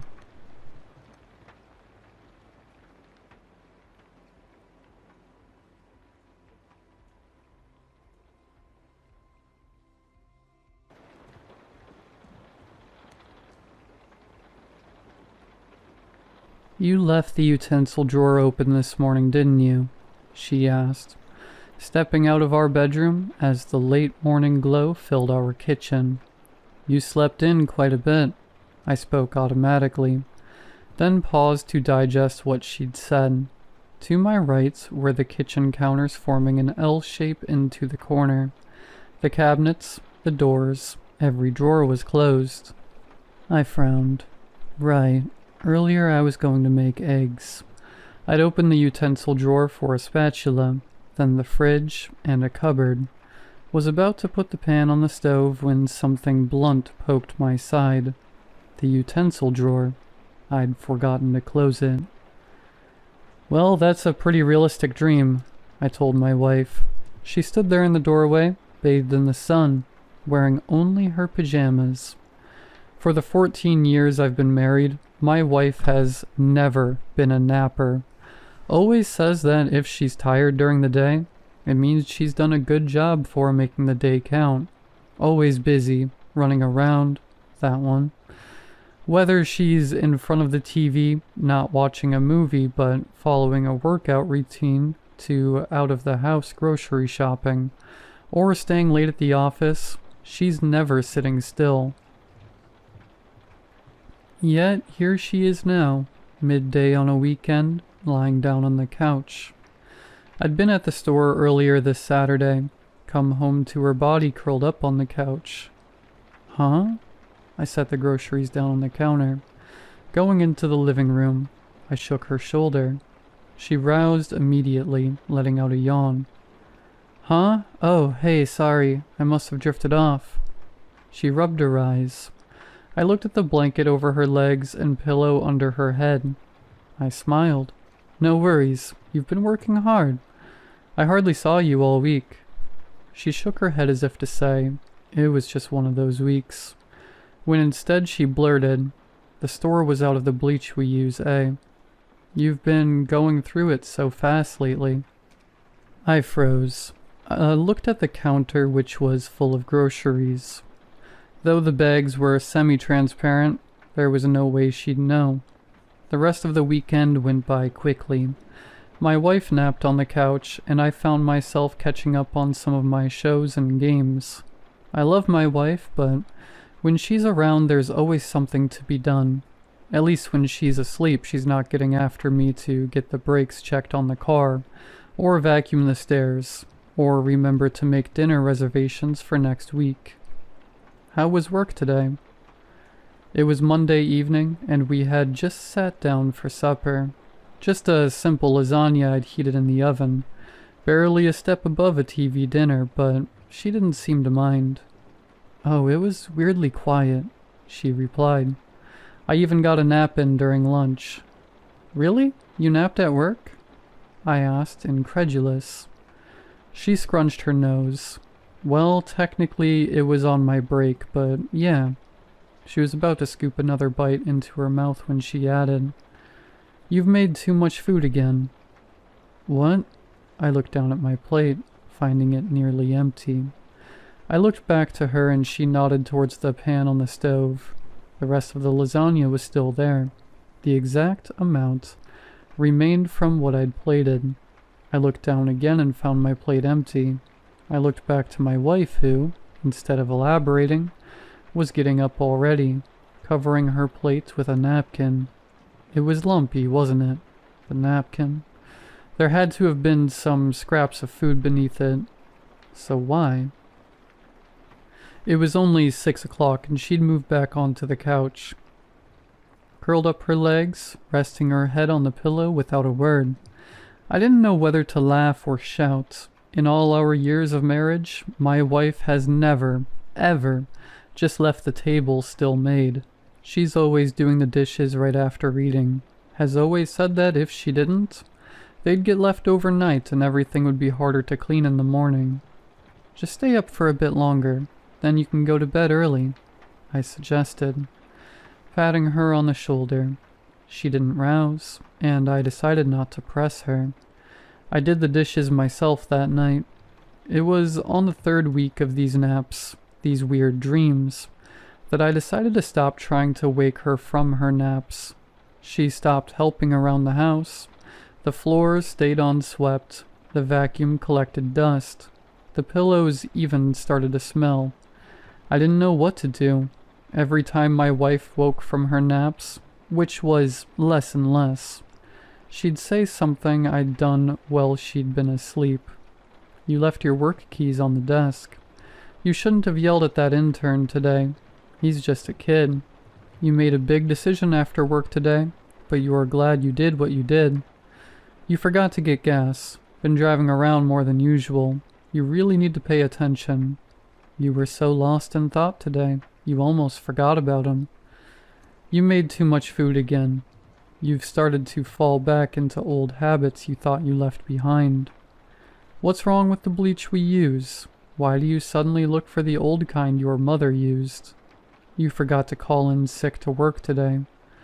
You won't forget about me like the others. I sat up. I'm in bed. My hazed breathing permeates the everlasting silence that has seeped its way into the house. I look down to my left. My wife's spot. It's sullen. Almost as if I can see the sunken shape of her body there. But when I move to feel her, I grasp nothing but sour air. The aroma of the house stopped being scented candles and fresh air weeks ago. In its place is... I'm not sure. I can't smell it anymore, but I think once it was dread. Can a smell be a feeling? It must be, because that's the only word that can describe such a thing. You won't forget about me. What? Swinging my legs over the side of the bed, I flick on the lamp. Wait, no. That's too bright. It'll wake her up. Quickly I turn it off. I blink a few times, my eyes adjusting back to the dark. You won't forget about me. My legs are stiff and nothing wants to move. As I step into the living room, I catch a glance at myself in the full-length mirror outside the bedroom. I move, but that natural sway your arms do when you walk is gone. I can feel my eyelids begging to close for that millisecond it takes to blink, but it never happens. Into the living room I go, and my eyes shift to the couch. There's a lump there. She's breathing. Or is that those fuzzy things that dance in your sight when there's not enough light, giving the illusion of movement? I sit down at her feet, curled up under the blanket. Her head still rests on the pillow, yellowed and sour, and moving. That movement. It was the pillow, the blankets, not her. I dare not remove the blanket from her head. How she knew my intentions, I don't know. Maybe we are most awake when we are asleep. In truth, I don't know when she stopped recanting the past and started telling the future.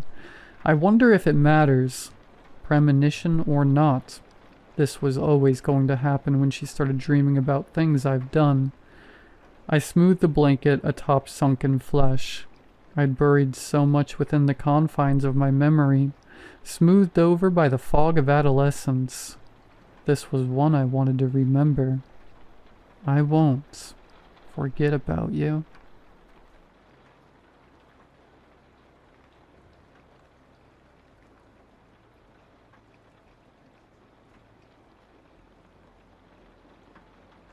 I don't know where else to put this. I've called 911. I've broken windows.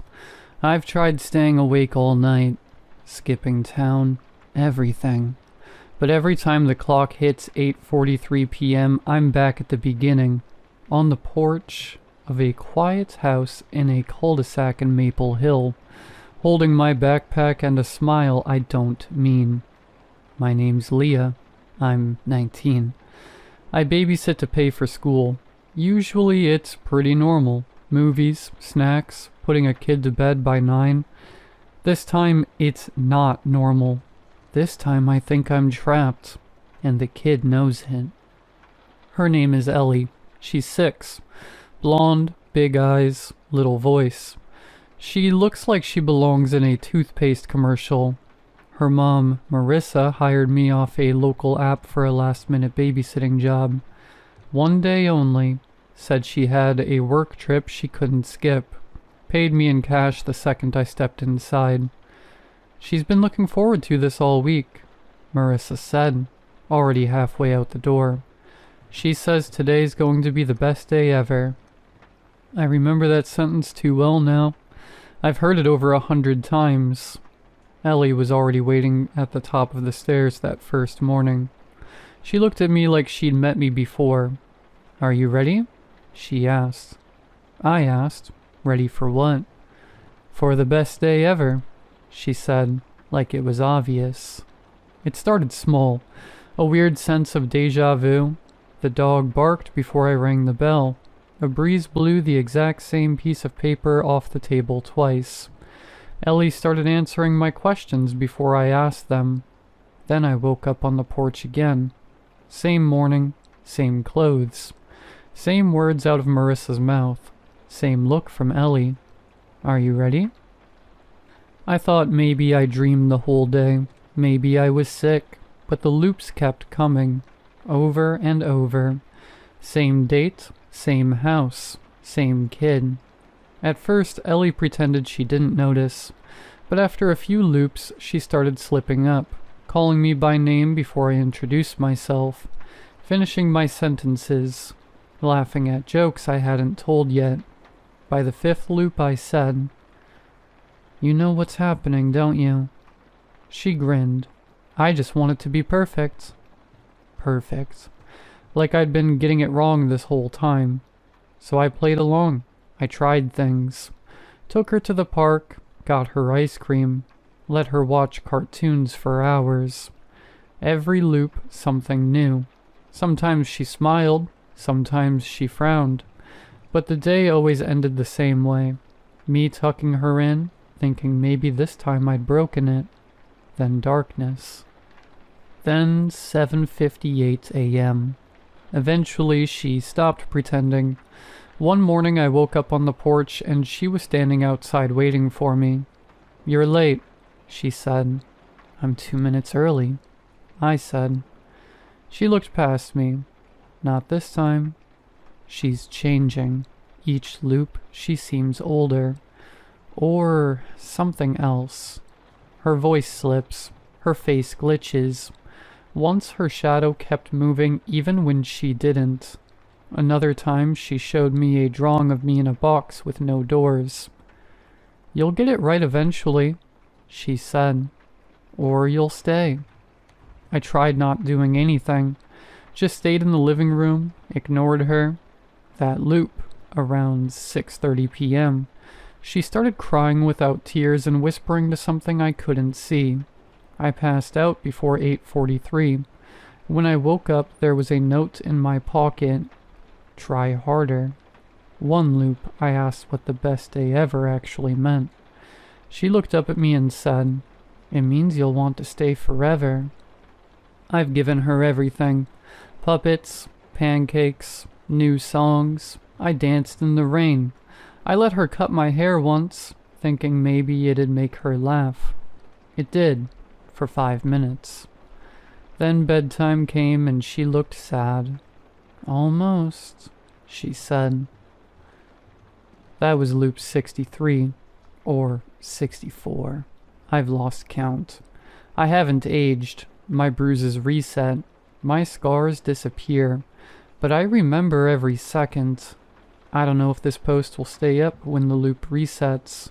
If you're reading this and this story sounds familiar, or if you've heard of a girl named Ellie who gets to keep people, please tell me what to do. I don't think I can make her happy, and I think the more I fail, the more she learns how to make me stay. Leah.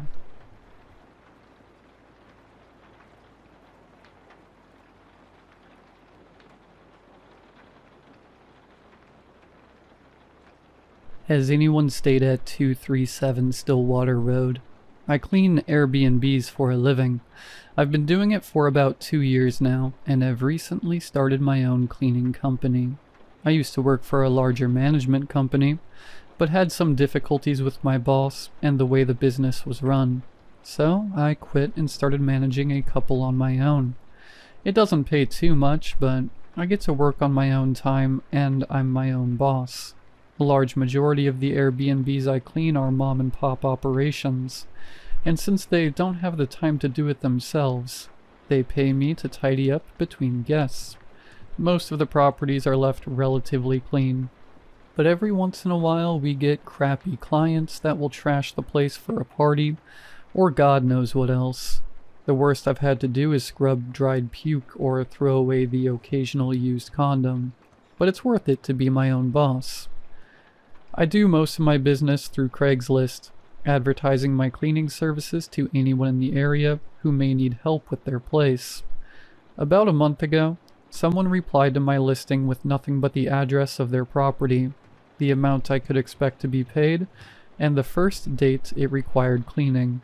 237 Stillwater Road, $125, June 24th, 12 p.m. Although this may seem strange to someone new or unfamiliar with the business, it's fairly common for messages from the host to be this simple. It was part of the reason I enjoyed the job. I've never been a people person, so I enjoyed the simplicity of the limited interaction I had with people. I responded saying I could take the job, and didn't give it a second thought. The rental looked run down from the outside, in desperate need of a paint job to replace the peeling white paint on the exterior. The rotting and curled shingles only exacerbated the weary look of the house. Nestled on the top of a steep hill, it overlooked the vast and deep Stillwater Lake, which coincidentally harbored a few of the other houses I maintained. It was one story with an unfinished basement, indicated by the concrete foundation and the windows peeking just over the grass. However, the inside was a different story. The moment I stepped in, something felt off. Not wrong exactly, just too clean. Walking through the house, I found 2 fully furnished bedrooms, a kitchen, an attached garage converted into a game room, and a couple of doors I assumed led to closets. It was as if it had not been touched in weeks. I absently noted this as strange, as the listing said that the previous occupant had left no less than 2 hours ago. Walking through the house, not a single pillow or sheet in the bedrooms looked to be disturbed. No dishes sat in the sink waiting to be scrubbed. No crumbs or dirt dotted the carpet or stained wood floor. It's not uncommon for occupants to clean up the rental in order to avoid a large cleaning fee, but I'd never seen a rental this sterile. However, I pride myself on being thorough, and decided to replace the sheets as well as vacuum the floors just to be safe. Upon getting to the kitchen, I noticed a door in the corner I did not previously register. Stuck to the door was another detail I must have passed over on the initial walkthrough. A pinned note displayed a simple request written in neat handwriting. Replace salt in water softener. Through the door was a dark stairway leading into the basement. A lot of these old rentals had me do this as part of the routine. It was a menial task, but was inconvenient enough for me to often forget about, as they were usually out of the way, in basements or garages or other places that I rarely had any reason to go. Forgetting was generally not a big deal though, as these salt-dependent water softeners can often go weeks without being replenished. Since it was the first time I had cleaned this rental, and the owner had explicitly asked for it, I decided to not take the chance that it could wait. About halfway down the stairs, I realized that the light from the open kitchen door was failing. I turned around to realize that the door was shutting, and raced to the top of the steps. My initial panic was met with the realization that the door was simply on old hinges, and naturally closes on its own. A cold shiver ran up my spine as I understood that both the descent and ascent would have to be made in complete darkness. I'd never been afraid of the dark, basements, or anything like that, but there was something unsettling about being alone in an unfamiliar house, one that had hosted countless strangers, owned by someone I'd only exchanged a few brief messages with. It left me more uneasy than I could ever remember feeling.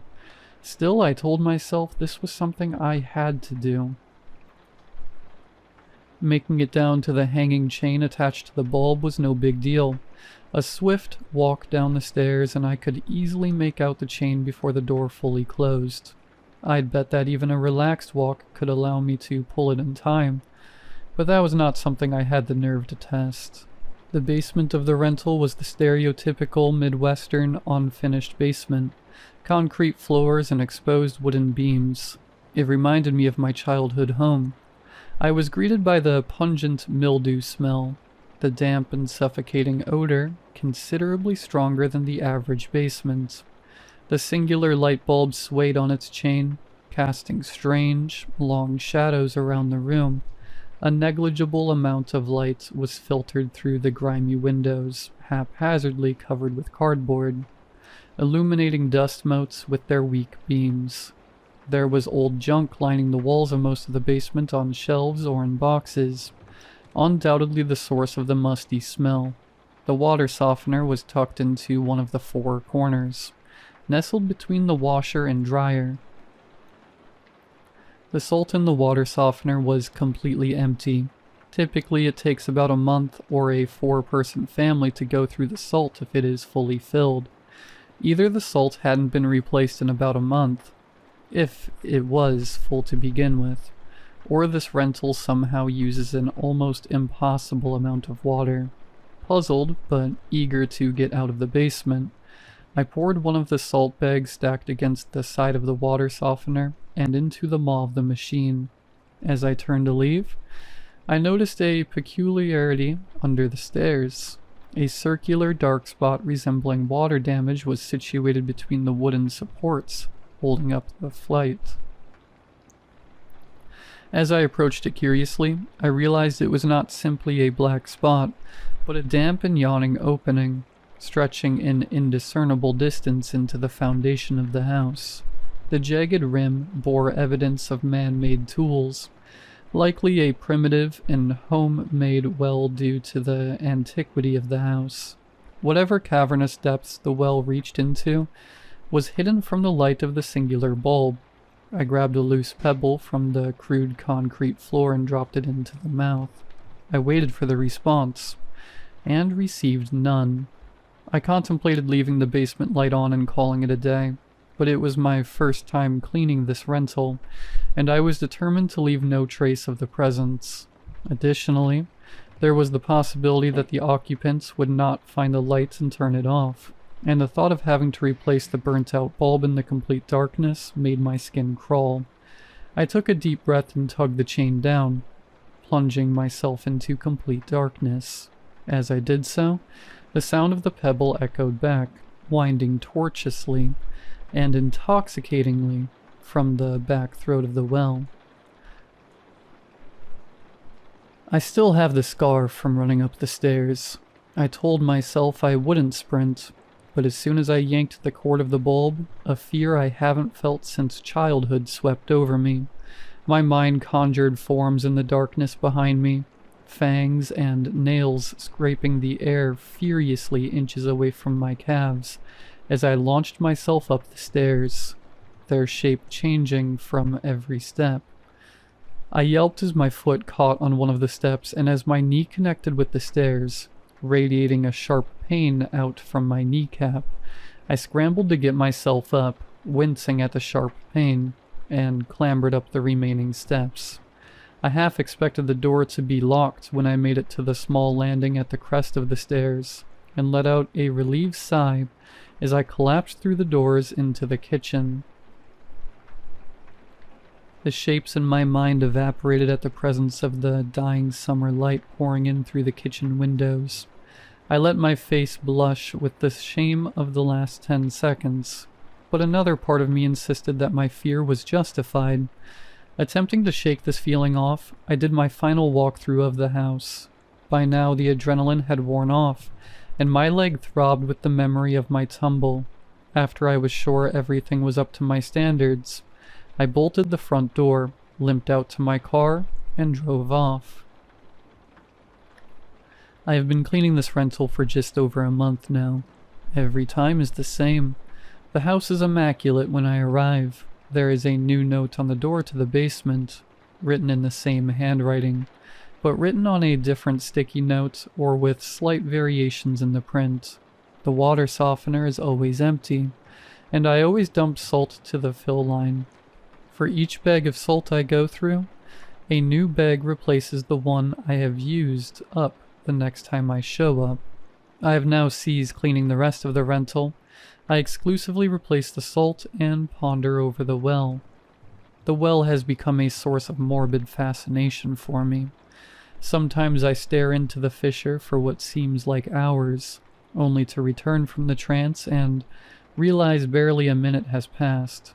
I continue to drop pebbles, waiting in almost erotic anticipation for the distant echo. A single thing varies, though. I am more terrified of the basement each time I go. The shapes are closer. Sometimes I think I feel them brush my shirt or pant leg when I run up the stairs in the dark. Maybe I do. I've started to bring a flashlight on my daily trip into the basement, but this does little to reduce the thoughts in the back of my mind. I bring it regardless, as it's better than nothing. This notion of something else being in the room with me has started to follow me throughout the house. At first I felt it only when I was in the basement. Then I felt it in the kitchen. Now I feel it when I enter the house. I have cleaned it every day since the first day. Every night, the owner will contact me with the address of the rental, the amount I can expect to be paid, tomorrow's date, and the time they expect me to clean it. I have never seen anyone staying there, nor any evidence of inhabitants within the house. But the house is always clean. I have never dusted, but no dust accumulates on the untouched furniture or shelves. No indentations on the couch where someone might have recently sat. The dishes are always in the same spot, none left out in the sink for me to clean. I have never even seen a car sitting in the driveway, or a light on while simply passing by. There is something off about the reviews of this rental online. It is almost as if they are AI generated. They follow a very formulaic structure, with many of them sharing many phrases like, feels like home, or we look forward to staying again. All of them are 5 stars, and not a single one says anything critical about the property.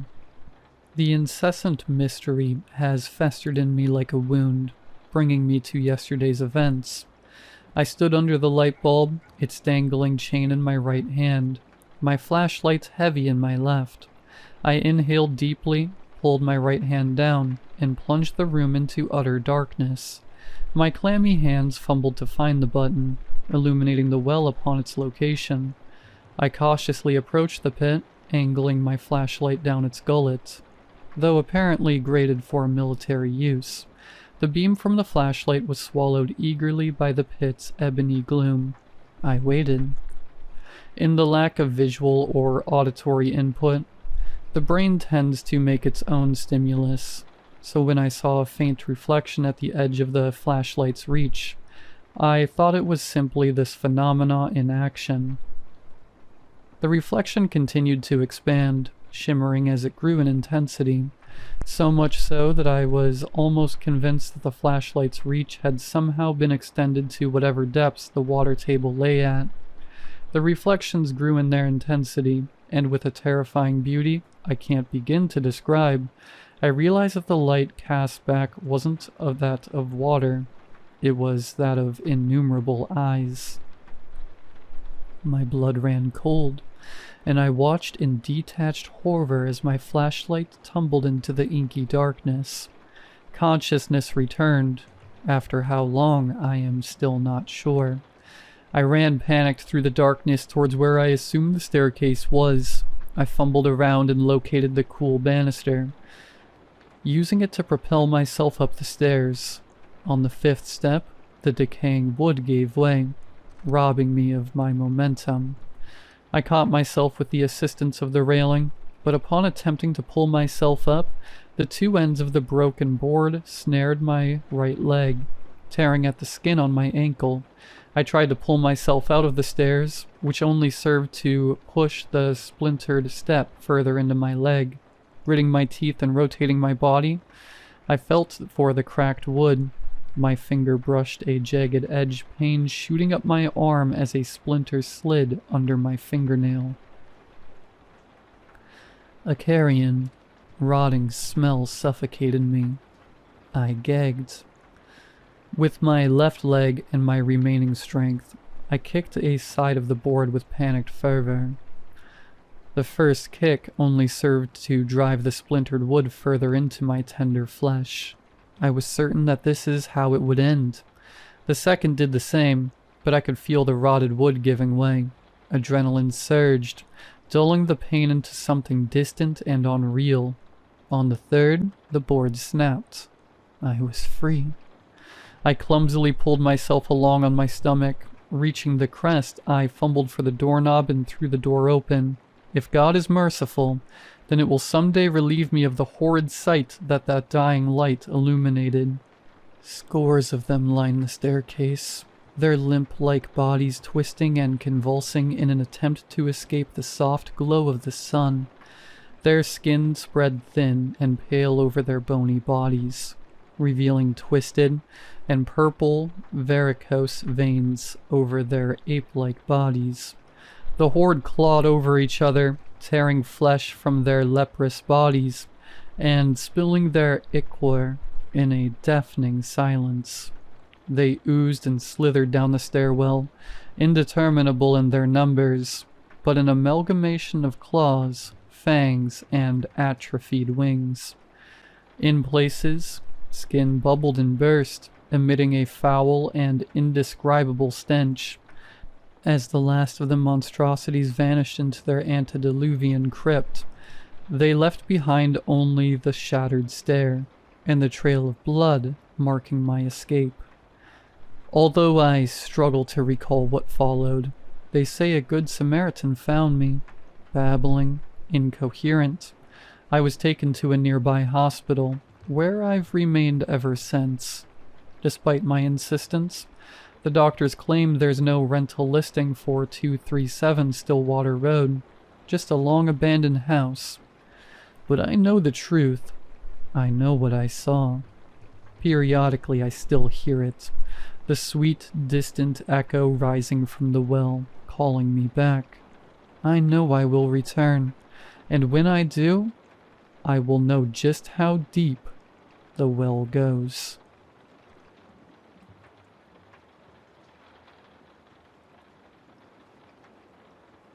The Challenger Deep is the deepest point of our planet, 6.8 miles below the ground we walk on, and nearly completely desolate. A true marvel on the Earth, and a miraculous piece of geography. Up until recently, most scientists believed that the Challenger Deep was the deepest point of our Earth. Keyword, recently. I work for the NOAA, or National Oceanic and Atmospheric Administration, as a submersible pilot. I've been on countless dives and seen countless things. It's an amazing job, one that I can't imagine ever not taking. If there is one place to appreciate nature and life as we know it, it's the ocean. Yet, the vastness of the ocean is a horrifying concept. We are slow in the water, and in the parts of the ocean where you can't see anything below you, it is hard to shake the thought of some massive marine predator snatching you up in its jaws. Despite this, our research knows no bounds, and around a month ago, my team made a massive discovery. A shift in the tectonic plates showed us that, in the cracks of the Challenger Deep, there was something below it, an entirely unexplored and unknown region of our world.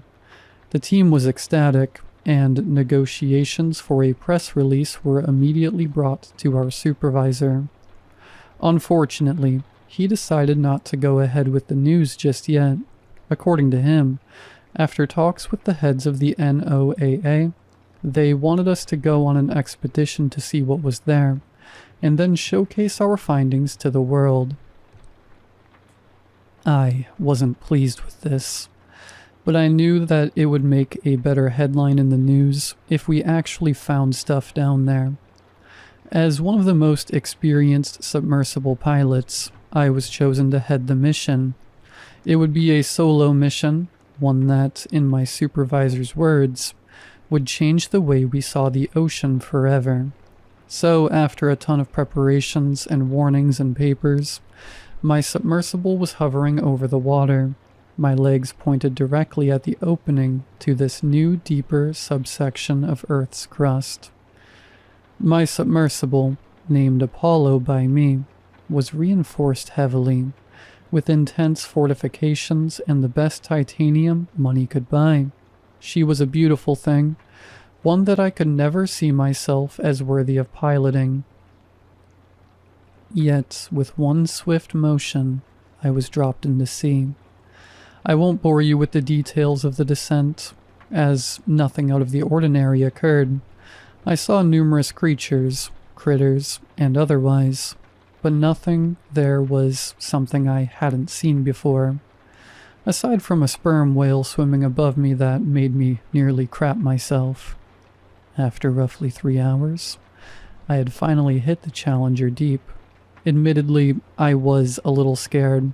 Despite my numerous adventures into the bowels of deep blue, I had never actually been here at the bottom. It was empty. Not a speck of life besides maybe some bacteria.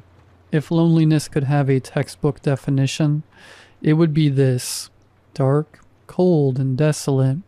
The fact anything could live down here whatsoever was unbelievable. Move forward.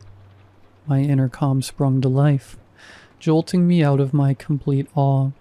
I had completely forgotten why I was here, trapped in the sheer complexity of the nothingness of this place.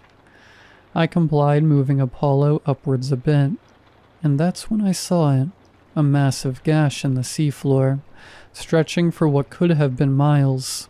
It was wide, too, almost the entire width of a school bus. This wasn't what was shown in our scannings, with the gap being smaller and less wide. Whatever we had seen before, it had expanded. I reported this to my supervisor, who shared the same mild perturbance that I did. Maybe another shift occurred here recently. Maybe. His lackluster answer to my report did not inspire confidence. But I had to keep going. I am about to enter the opening, I said with a very obvious amount of uncertainty in my voice. Go ahead. Good luck, man, my supervisor responded. And with that, I entered the new deepest point of our Earth. The opening was normal in nature, with nothing but rock and earth surrounding my descent for the first 20 meters or so. However, after this, it all became dark again. There was no more wall, no more gash. I checked my sonar, and my mouth dropped to the floor in sheer amazement.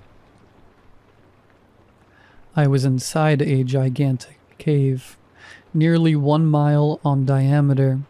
I was at a loss of words, my thoughts taking over where my mouth couldn't. My mind began to race, with intense ideas and fears and terrors unveiling themselves. What could be down here? Is it dangerous? Will I die? Etc. I reported my findings to my supervisor, who was, just like me, completely starstruck.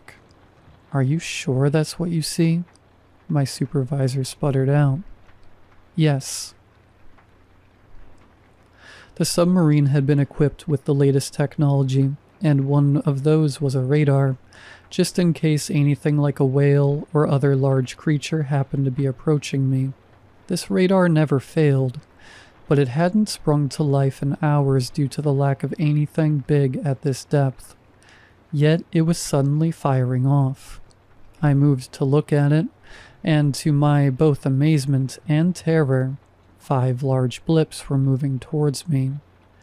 I tried to keep myself together, desperately breathing in and out in a pathetic attempt to keep myself from hyperventilating, but it wasn't working. Nothing of this size should be down at this depth. My mind began to picture beasts, monsters, and ravenous creatures coming to rip me apart.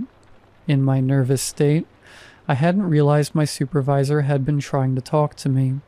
After nearly tripping over myself, I clumsily reopened the line.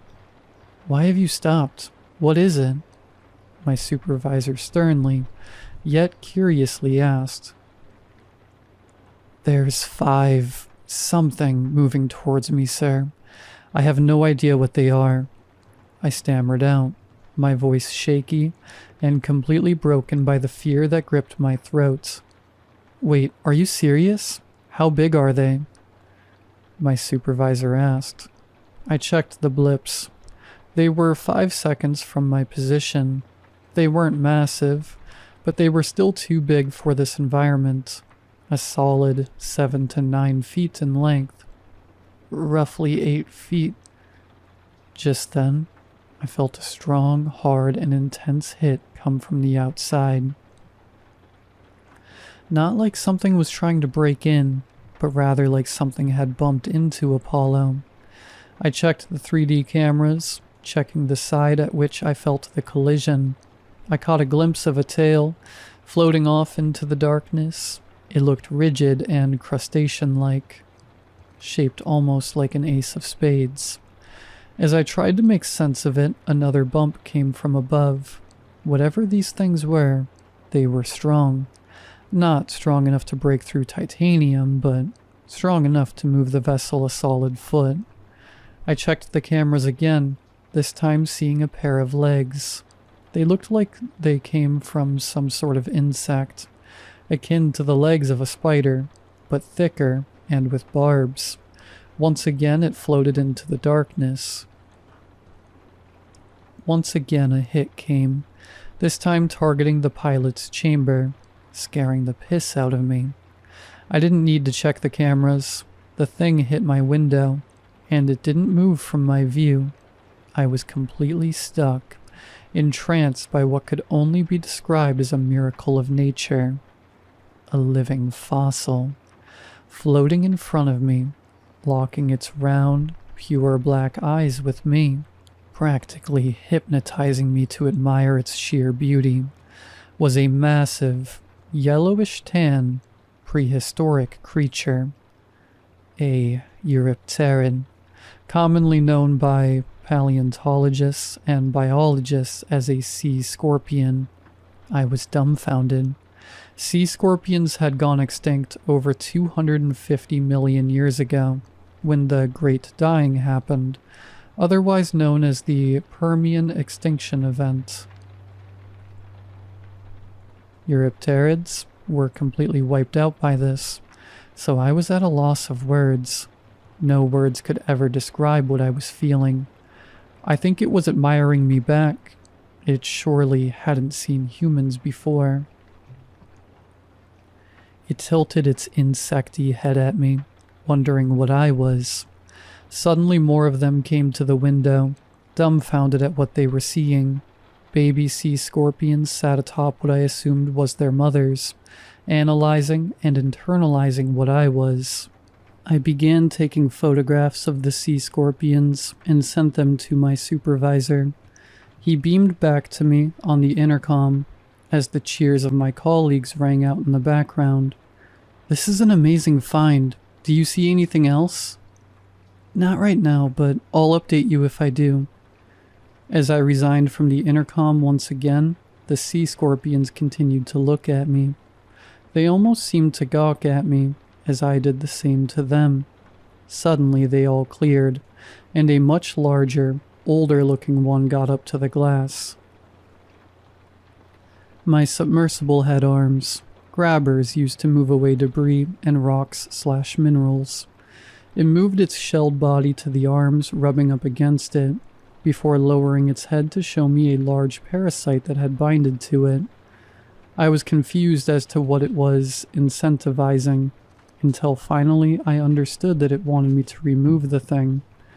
The arms were not surgical, but fortunately, the parasite was big, meaning the arms could hopefully remove it. I knew it was risky, and if I accidentally killed it, I could be in massive trouble. However, somewhere deep within me, I knew it was desperate. So, as carefully as I could, I maneuvered the arms to reach the critter. It was very much like piloting a claw machine, with every movement a stressor on my psyche. Finally, I had a good grip on the parasite, with the other arm holding the elder sea scorpion's head steady, and with one good tug, the little thing came right off. The sea scorpion jolted, shaking its head in what I could only assume was pain, yet once the pain subsided, It looked happy, spinning in place with an upbeat pattern. It got back up to the window, and with a happy, almost animal-like bunt against Apollo, it descended back into the depths, with the rest of its family unit following it. With that experience over, I descended further, my mind straight and my heart beating with just a little more pride. I reported the encounter with my staff who, when shown photos, absolutely thrilled. Fortunately, my supervisor was happy with me and green-lighted the further descent.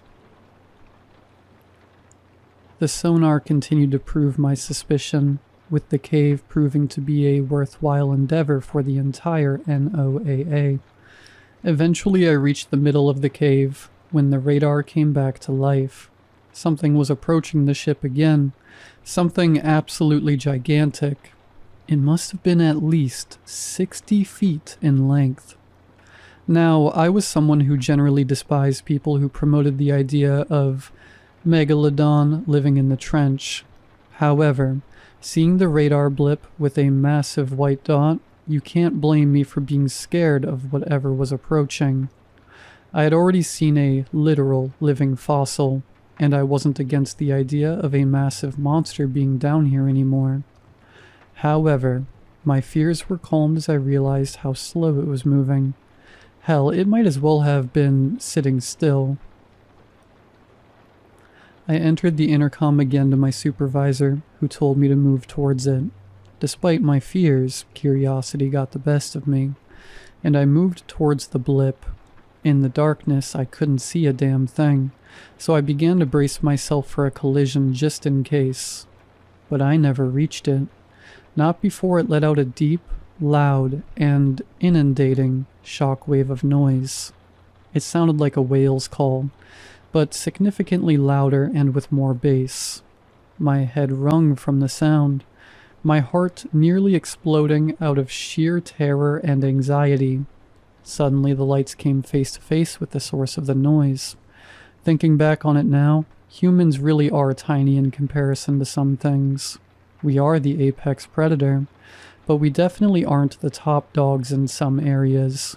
Size is definitely one of them.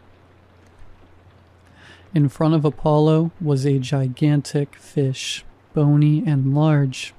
Its head looked like it was made exclusively from bone, armored and rigid. The rest of its figure slowly came into view, its large body unveiling itself to the light. Another living fossil, a large, healthy, and majestic fish. The behemoth paid me no mind, its gargantuan body regarding me with no more than what felt like a simple look. Of course, I began taking photos, and sent them to my supervisor. The intercom shot to life again, and the ovation of my peers could be heard once more. Eventually its large, scaly torso moved into the darkness, never to be seen again. I was given the green light to go further down, but I realized after 3 seconds of descent that I finally reached the bottom. It was different than the Challenger Deep. It was gray in color, with little to no sand on its surface. Jagged scars permeated from its surface, scattered across a variety of areas. What was interesting was that the bottom felt soft, almost like it was a cushion rather than rock. I began talking to my supervisor, discussing what the next move was. He wanted to explore the place further, to see if any other living fossils existed down here. I couldn't blame him. Everything we knew about the ocean and its inhabitants had been flipped on its head. It was amazing. As I began to move forward, something odd happened. The ground beneath me began to vibrate a bit. At first I attributed it to shifting plates, but then out of nowhere, the ground moved completely, nearly knocking over Apollo. Suddenly the radar blipped a dot out, but it wasn't a dot at all. The white blip I would have usually seen encompassed almost the entire radar circle, as if the entire area around me was a living organism. I then did a sonar scan, and saw what my mind had been trying to suppress ever since the radar did what it did.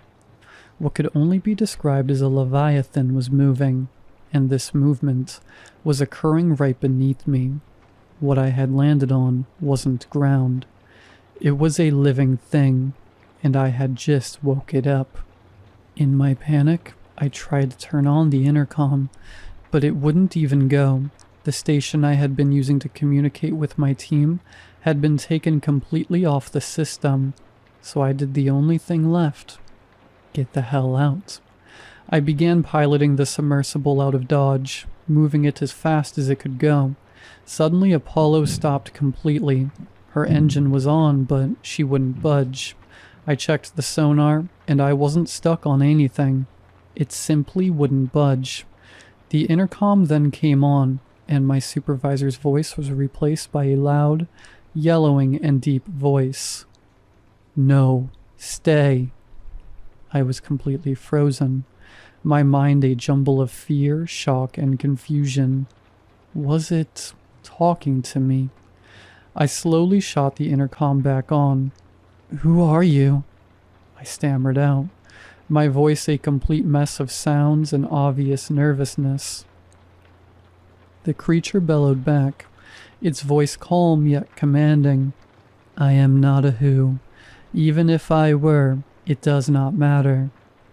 My mind began jumbling thoughts, many associated with how on earth this thing was speaking English, or, for that matter, speaking at all. "Why are you here? How did you find this place?" I responded truthfully. I am a marine explorer. A shift in Earth's sea crust opened up a hole beyond what we thought was the deepest point of Earth. I was tasked with going in." I couldn't see it, and thank God I couldn't. It probably would have given me a heart attack, but I could tell it was thinking of what to say. "Are you here to harm or to heal?" I was scared to answer, but I had helped that sea scorpion earlier. I thought that, if what I believed was my life being on the line, telling this deep sea monster I had helped it would be useful. "Earlier I encountered some Eurypterids. I helped this elder one with a parasite." It intook my words and responded back, "Thank you." In the calming nature of its voice, I eased slightly, my mind gaining some clarity to ask it further questions. What is this place?" I asked. The creature didn't respond for a while, but after what felt like eons, it finally spoke up. "Many, many years ago, long before your species ever walked this planet, species of different eras managed to survive their respective calamities. The Eurypterids, as you call them, were not suited for their new world, so I called upon them to descend to this cavern, instilling them with an increased strength and tolerance for the conditions here. As time passed, more water-dwelling creatures came, and now they reside here.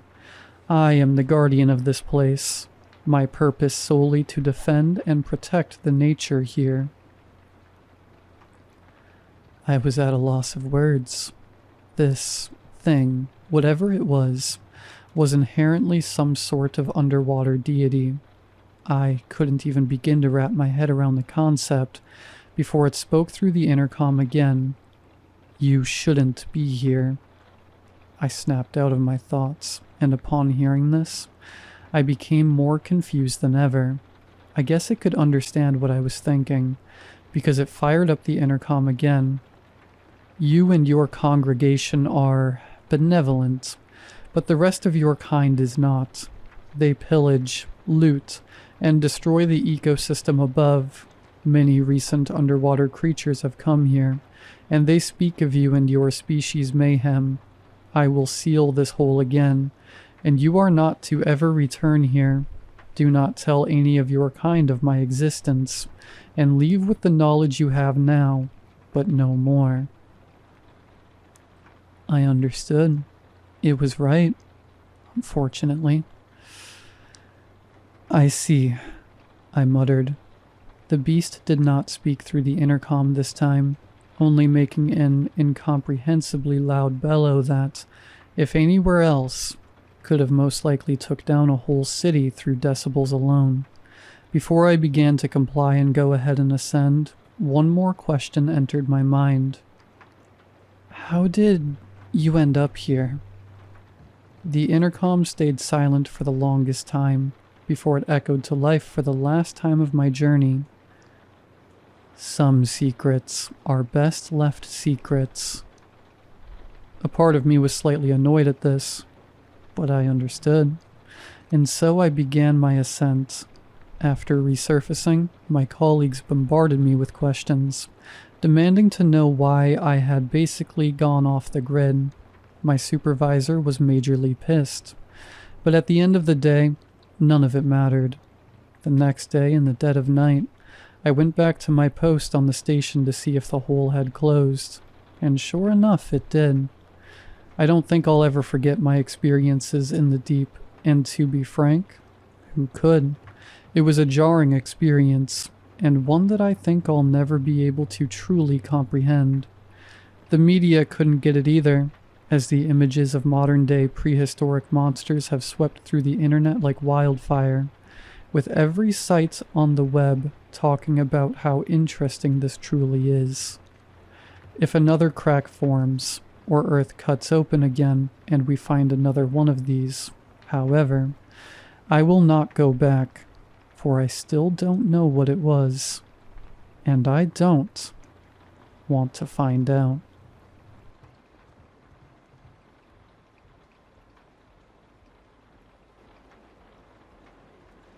I'm a defense attorney, but this story isn't about my job.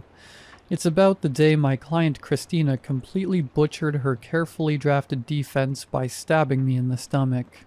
As I desperately tried to keep my intestines inside, I wished good luck onto my predecessor.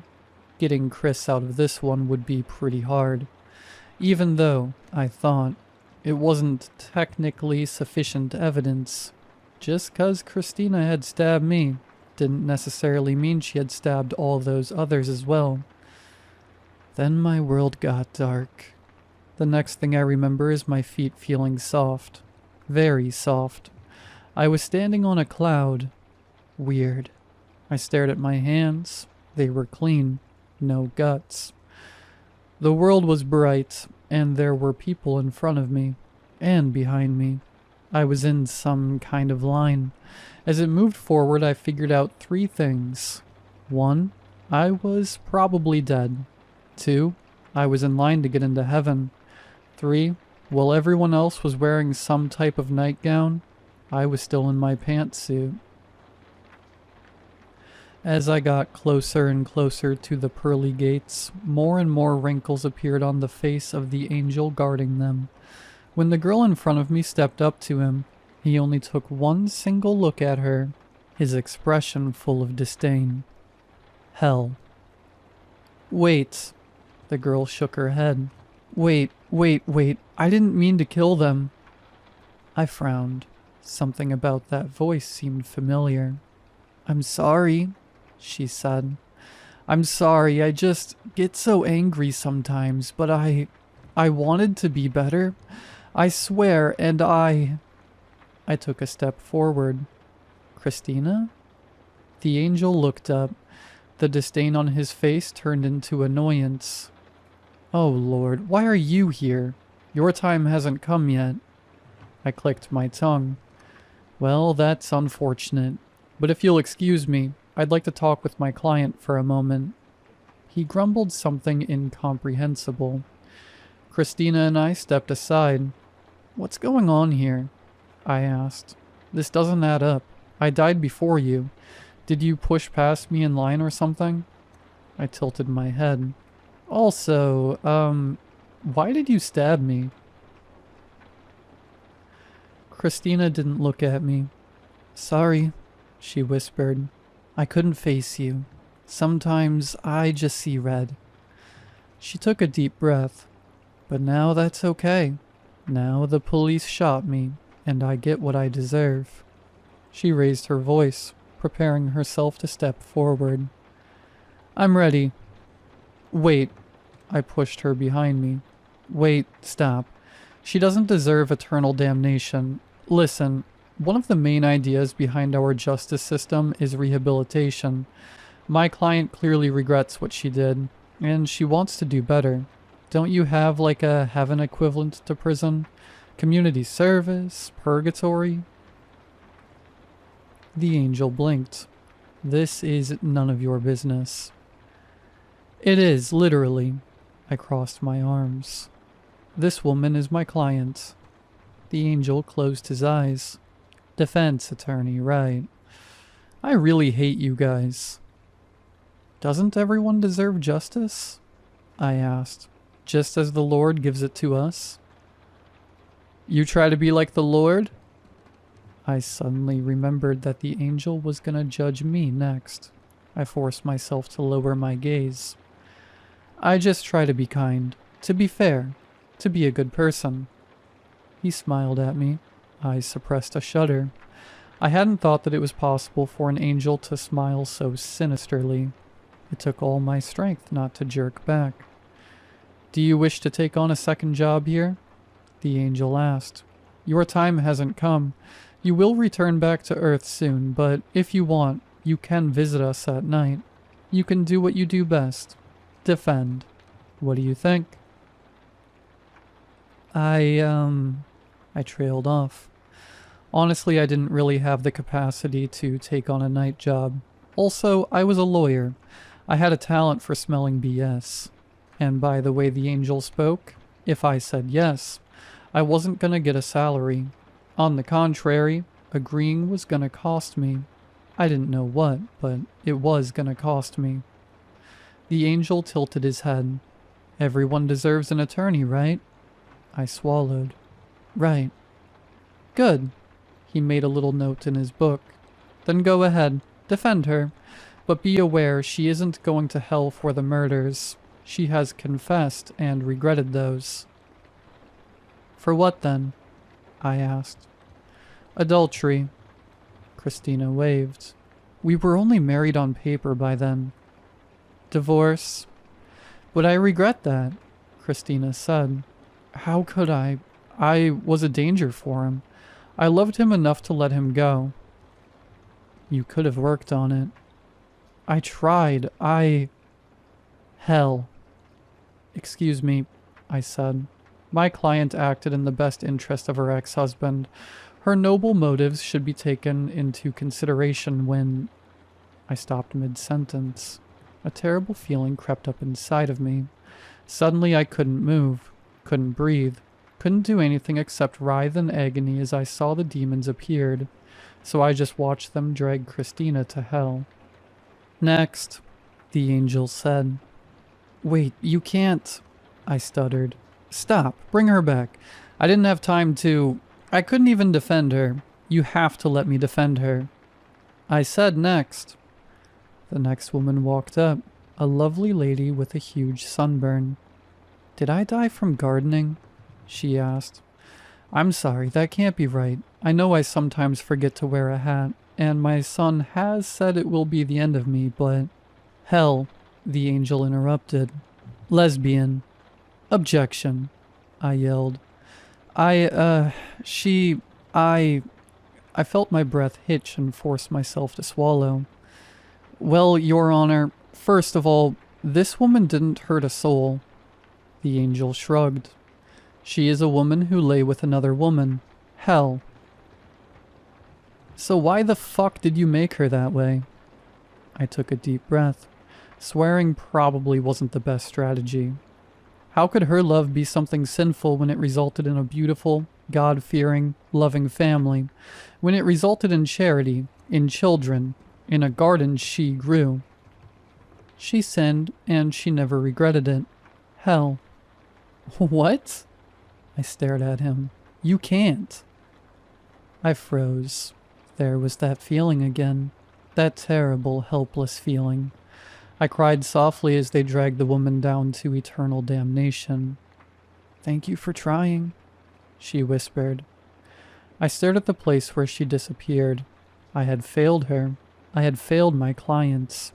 I clenched my fists. Focus. Be what the angel hired you for. A defense attorney.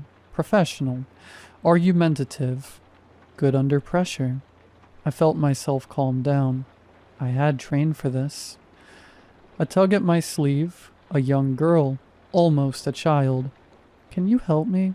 she asked. "I'm scared to talk to the angel because I made my baby go away. Do you think he will be mad at me?" Tears were flooding down my cheek. I wondered if that meant rain on earth. I couldn't stop the crying, but I could still use my voice. So I cleared my throat, rearranged my blazer, made sure my hair was in order, and smiled. "Let's find out, sweetie." "You're awake!" A happy voice. The first happy voice in a long, long time. I was still crying, but now someone was stroking my face, wiping the tears away. I recognized the smell of my partner. I opened my eyes and then she was crying too. "How long was I out?" I asked. "About 3 days." She forced herself to smile. "Was it a relaxing coma? The first time in a while you got that much sleep, huh?" "It was terrible," I said. "I had the weirdest nightmare." 3 days. 3 days and hundreds of cases. I had lost all of them. Except... wait, I still had one real client. "What about Christina?" I asked. "How is she doing?" My wife bit her lip. "Honey, I don't know how... well, screw it. She tried to stab you, so I'm just gonna say it. Christina is dead. The police shot her." I closed my eyes. It didn't stop the images. Hundreds of faces, hundreds of women I hadn't saved. Christina had been real. They had all been real. You know, her ex-husband picked up her remains. My wife cleared her throat. He said he was sure Christina was sorry for stabbing you. She just got angry like that sometimes. The beeping of monitors grew louder around me. Doctors and nurses rushed in. Everyone was freaking out, thinking I was gonna die, again. Like Christina. Christina was dead. Shot by police. Pretty damning evidence for once. I forced myself to open my eyes again, to look at the one face that wasn't dead, though it was just as damned as the others. My wife. There were lines in that face, lines from age and laughter. I touched her cheek and my heartbeat calmed down. "It's okay, love," she said. "It's okay. Christina is in a better place now." I forced myself to smile. "Let's go home soon, yeah?" It actually took a few weeks until they released me. The experience gave me a huge scar on my stomach and a new job. Now I'm a defense attorney at night as well. I have lines on my face now too. Lines of anger and pain. I wake up crying every morning. I try my best to prepare myself in the evenings. To be a professional. To guarantee a fair trial. But how can you win a fight when the laws weren't written for you? So far, I have lost 231,118 cases. Divorces, escaping abusive relationships, adultery, abortions. All while men who have done unspeakable things sneaked right past the gates, simply by claiming they regret it. I know that when my time comes, the demons will drag me down as well. I will suffer alongside all the people I have failed. But every morning, right before I head out to work, I kiss my wife goodbye and I cannot help it. I cannot regret loving her.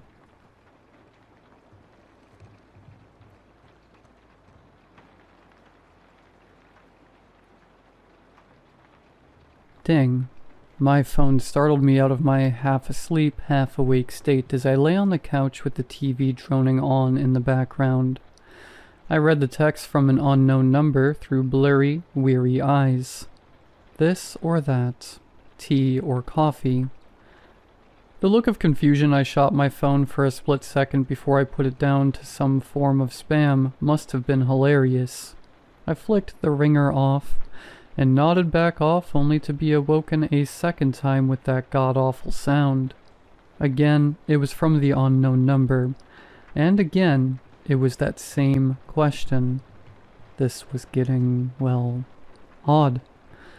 I, annoyed and increasingly tired, turned my phone off entirely, but before I could even close my eyes again, the ping rang through the speakers, and inexplicably those same words lit up the otherwise dark screen. How was I getting a text when my phone was off? I had enough. With my phone now switched back on, and my mind swirling, I typed out a paragraph of expletives before the urge to do something else took over. I decided to humor whoever this was. "You want me to choose? Well, I'll choose," I mumbled to myself. I chose coffee, and promptly fell back asleep without a care as to whether my phone remained on or not. I struggle to put this any other way than bluntly, but the next morning, coffee no longer seemed to exist. I rolled out of bed and stumbled into the kitchen to start brewing so I could finish up whilst I brushed my teeth and showered, like I've done every morning for some time, and couldn't seem to find my treasured bag of grounds no matter where I looked. I get cranky when I'm without coffee, so I put it down to misplacing it and my still tired brain struggling to remember where, so decided to swing by my favorite coffee shop, Lucky's, on the way to work. I had the usual small talk with the server, who knew my order by heart at this point and proceeded to make the same old joke. "The usual, please." He looked at me like I had two heads. I went to fill the awkward silence that followed when another text came through. Part of me knew what it would be before I even looked, but I hadn't yet put the pieces together, not until the stakes were raised. This or that, Luna or Soul. Knowing it was somehow able to keep pestering me regardless of my non-response, I chose this. I got home that day to find my puppy Luna had disappeared. There was no way out. No window to jump out of, no attic to hide in. Nothing. Her brother's Soul moped all evening. I never found her. By the time the next text came through, I was ruffling through cardboard boxes and head-height cabinets in my desperately futile attempts to find my dear baby. I refused to play along. I couldn't possibly convince anybody else. But those texts were emitting something badly wrong into the world, into my life, and as if in tune with my deepest thoughts, it knew I wouldn't play, because this text came with a warning. Mom or Dad, failure to choose immediately will result in a choice being made for you. I rationalized it. Told myself I'd rather have a bad thing happen without my direct influence, even if said bad thing was something that made my stomach churn. So I never chose. Knowing what was coming, I called both of my parents minutes later in cold sweat brought on by fear and panic. The search party for Mom began a few days after she vanished. We never found her either. As I lay depressed, horrified and halfway through a bottle of whiskey on the same old couch earlier tonight, that familiar ping came through once again. This or that, spine or skull. Something has been whispering through the underside of my bedroom door ever since. I never chose.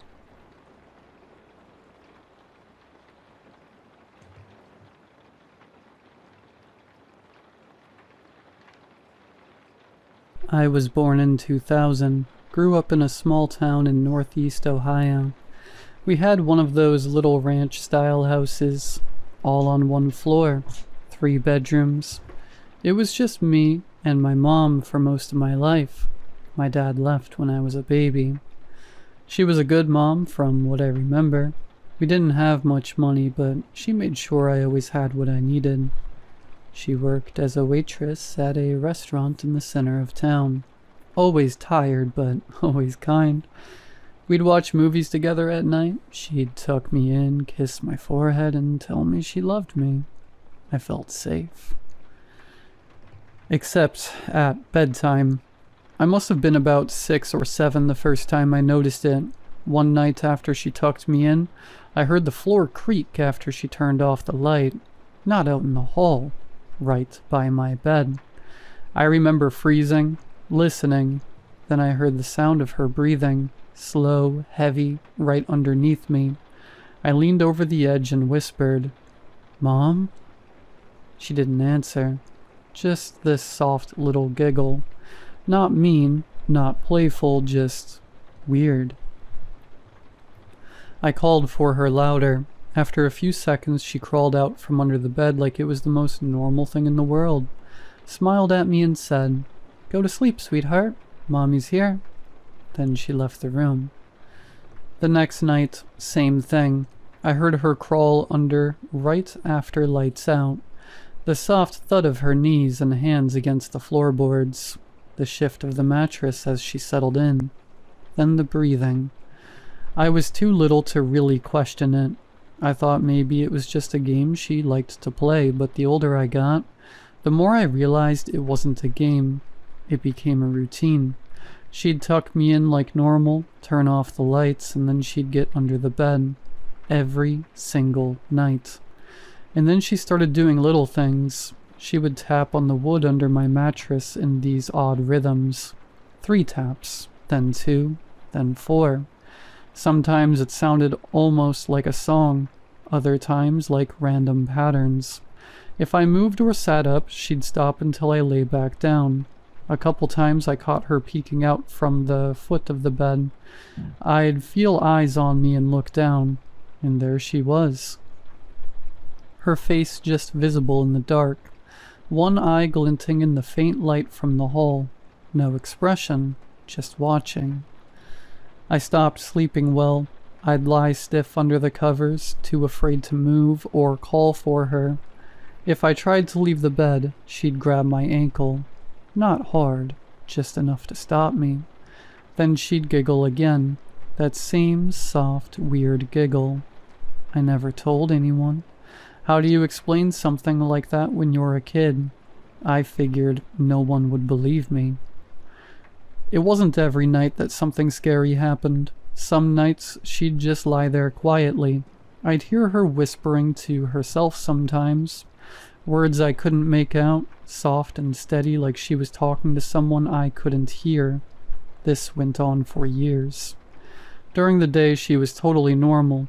Made my lunch, helped with homework, joked with me, hugged me. I remember trying to work up the courage to ask her about it once when I was around 10. I said something dumb like, "Mom, do you sleep under my bed?" She just blinked at me and smiled. "Oh, buddy, I don't do that. You must be having silly dreams." But that night she was there again, and the tapping was louder.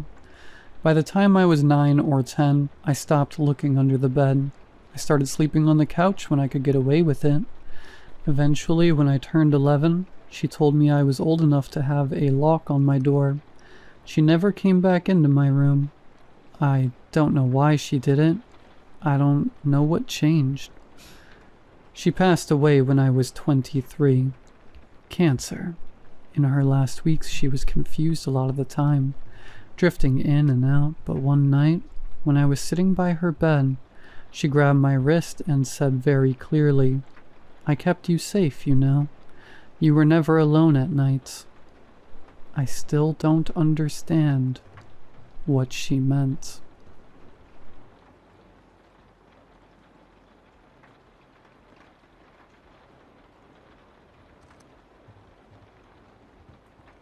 I always double-check the lock on our apartment door, not because I'm paranoid, well, maybe a little, but because it's a strange mechanism. You can't just turn a key and walk away. You have to twist the handle to the right, then lock it. If it's twisted left, it stays locked. If it's straight, the door opens. Simple in theory, but easy to mess up. I live with my younger sister, Al, in a 2-bedroom apartment.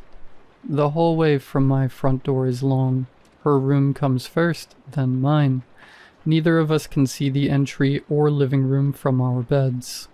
The building's relatively secure, but I've read enough late-night Reddit rabbit holes to know that safety is sometimes just an illusion. And if we're being honest, I'd be an easy target. I'm clumsy, always carrying something, too trusting. Not exactly trained for fight or flight, but we'll unpack my weaknesses another day. It was a normal night, around 9:30 p.m. I crawled into bed, got cozy, and asked Al to check the door. She mumbled something like, "Yup," from her room. Good enough for me. I fell asleep. At about 12:30 a.m. I woke up. The wind outside was howling. The blinds were smacking the window like they were trying to escape. I groaned, got up, shut the window, and slid back under the blanket. That's when I heard it. Footsteps. Not from outside, from inside the apartment. They were near my door. Quiet, cautious. Then they moved off, toward the living room. My heart began to pound. I straightened to listen. Maybe it was Al. But then I heard it. Chewing. Not soft, regular chewing. This was wet, rapid, almost animal-like. The kind of sound a squirrel makes when it finds something tough to crack. Smack, smack, click, gnaw. Pauses in between, followed by sudden bursts of messy, frantic bites. I couldn't move, couldn't even swallow. Then came the familiar creak of the sofa. Something, or someone, had sat down. I listened harder, barely breathing. A faint tap, tap, tap followed, like someone swinging their legs, kicking playfully against the couch frame. Rhythmic, casual, like they were waiting for something. My skin crawled. If someone had broken in, they would have passed my sister's room first. Was she okay? I needed to get to her, but the thought of stepping into that hallway, with whatever that was just meters away, made my body lock up in panic. Then the chewing stopped and the footsteps came back. This time they were heading to my door. Each step was deliberate, heavy but slow. The kind of walk that says, "I know exactly where you are." I had to think fast. There was a smart lamp in the living room I could control from my phone. Shaking, I reached over and opened the app. I turned the lamp on. Bright white, then blue, then red. Flicker, flicker. Distraction. Please work. The footsteps paused. Then they turned around back to the living room. I didn't wait. I slipped out of my room and crept into Al's. Her door was closed, but I eased it open with shaking hands. She was there, sleeping soundly. I rushed to her side and shook her gently but urgently. "Get up. We need to go. Quietly." She blinked, still groggy, but something in my face made her nod. Together we crawled to the hallway. I could still hear faint movement in the living room. Shuffling, shifting. We held our breath. Then, it noticed. The footsteps stopped, and then came the sprint. It charged. The footsteps thundered toward us with a speed that didn't feel human. We screamed. I yanked open the front door and we tore down the hallway toward the elevators. One was already waiting. We jumped in, slammed the ground button, and the doors began to close. And then, just as they were about to shut, I made the mistake of looking back. Standing in the hallway was someone who looked just like me, except half her face was wrapped in gauze, stained dark with fresh blood. Her head tilted, slightly too far, her arm lifted, elbow bent at the wrong angle, like a puppet trying to mimic something it didn't understand. And then, she smiled. Not wide, not dramatic, just enough to show she knew I was watching. The doors closed. We got outside and called the police. What followed was a blur. Questions, searches, officers walking through our apartment with flashlights. They found nothing. No forced entry, no signs of tampering, nothing out of place. They said maybe we were dreaming, maybe we imagined it, maybe stress had gotten to us. But I know what I saw, and one thing has kept me up ever since. Even in the chaos of getting out, I remember looking at the lock. It was still turned to the left, which means the door had been locked the entire time. So how did she get in? And worse, what if she never left?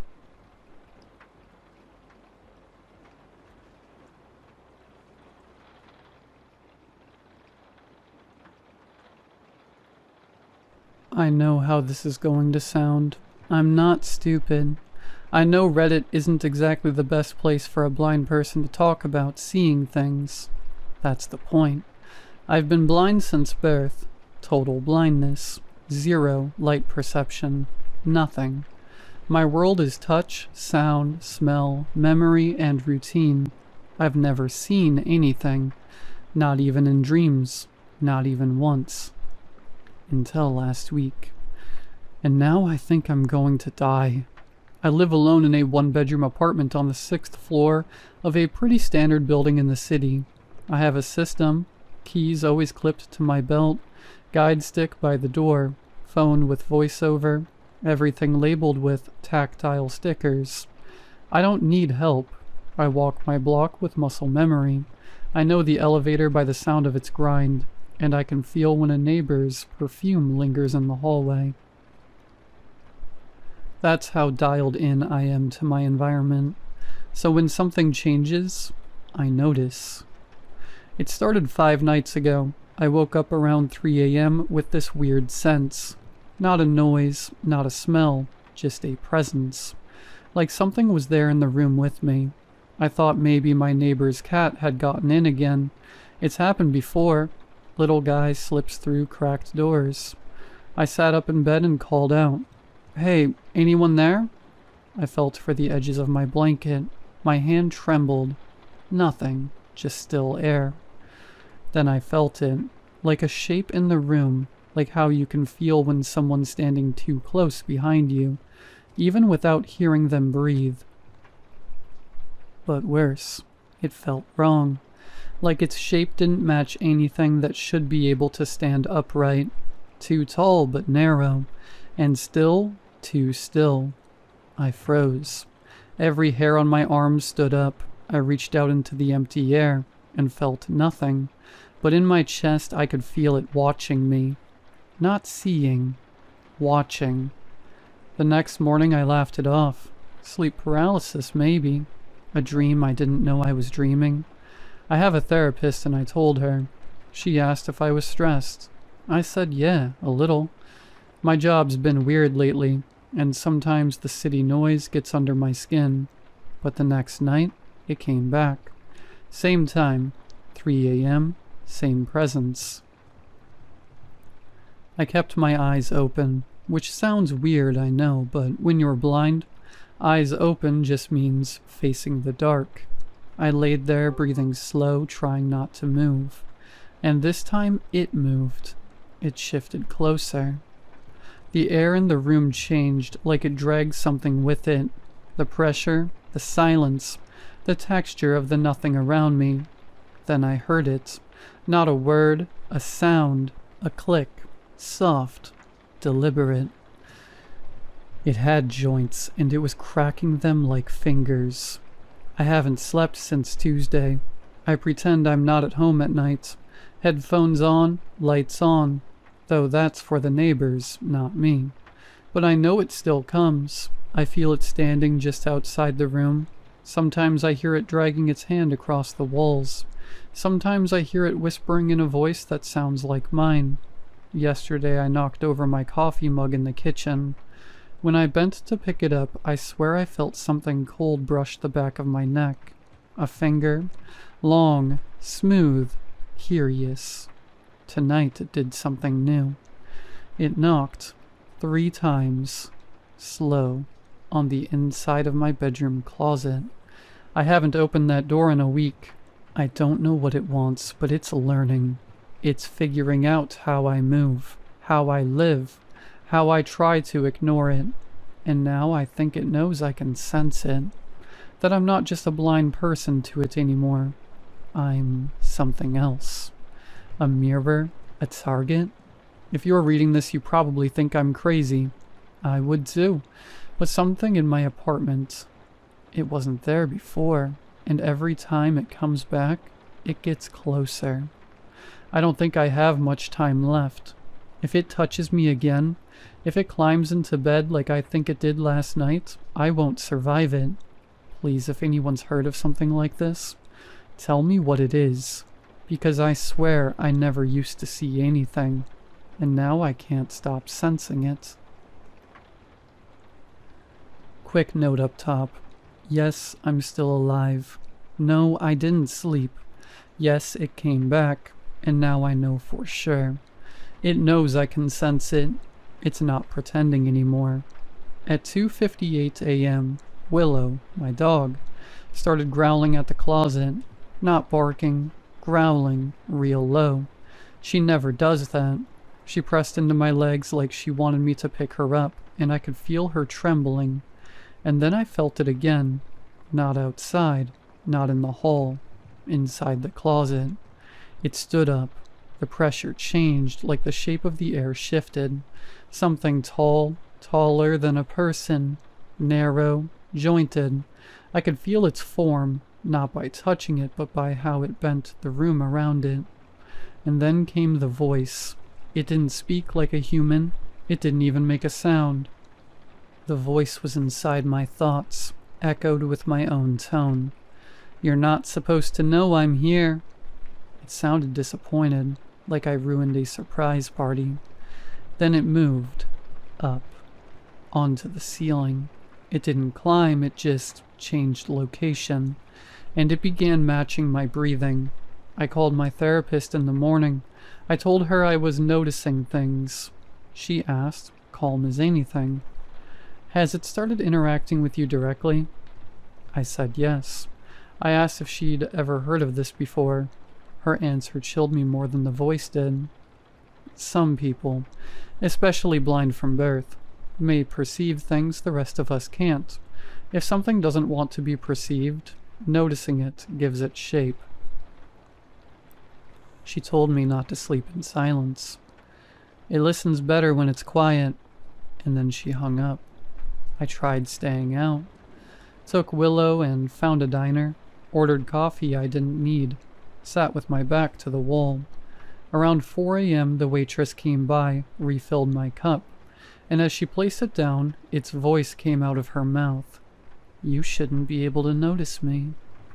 Then she walked away like nothing happened. This morning while brushing my teeth I felt it. Not behind me, not beside me, in front of me. Too close, and in that space, not with eyes, but with something else, I saw it. A face, my face, grinning wide. It hovered there, inches away. No breath, no warmth, just watching. I dropped the toothbrush and ran. I slammed the door. I couldn't scream. I don't know what this thing is, but I know this. I was blind my whole life, and now I can see one thing. Just one, and it's getting closer. If you're reading this, it means I lived long enough to hit post. I don't know if I'll be alive when you read it. I don't know if I should be. At 2:51 a.m., I felt it coming. Not like before. Not from the closet. From the building itself. Floor by floor. Closer. I stood in the living room, heart pounding, Willow shaking at my feet. And then, silence. Real silence. Like reality stopped vibrating. Then its voice came, behind my thoughts. "You called me into shape. Now you have to see." And suddenly I saw everything. Not the world, not the room. It. All of it. A body made of space, skin stretched over nothing. Long arms, twisting joints. No mouth, but still it smiled. And then it touched my forehead. I blacked out.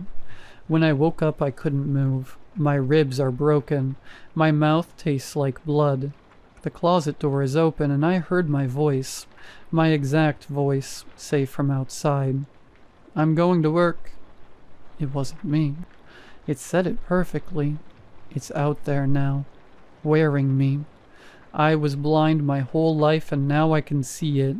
That's all it ever wanted. To be seen, to be real. And now, it is. Edit. Hey guys. Wow. Just found this old post. Honestly, no idea what I was thinking. I've stopped drinking, feeling way better now. Clear-headed for the first time in a while. I think I was having a rough patch or something. All that weird, spooky stuff. Definitely just stress or sleep dep or something. Kinda embarrassing, honestly. If anyone knows how to delete a post, please DM me. Don't want anyone getting the wrong idea or thinking I've lost it. Anyway, thanks for reading, I guess. Hope you're all doing well.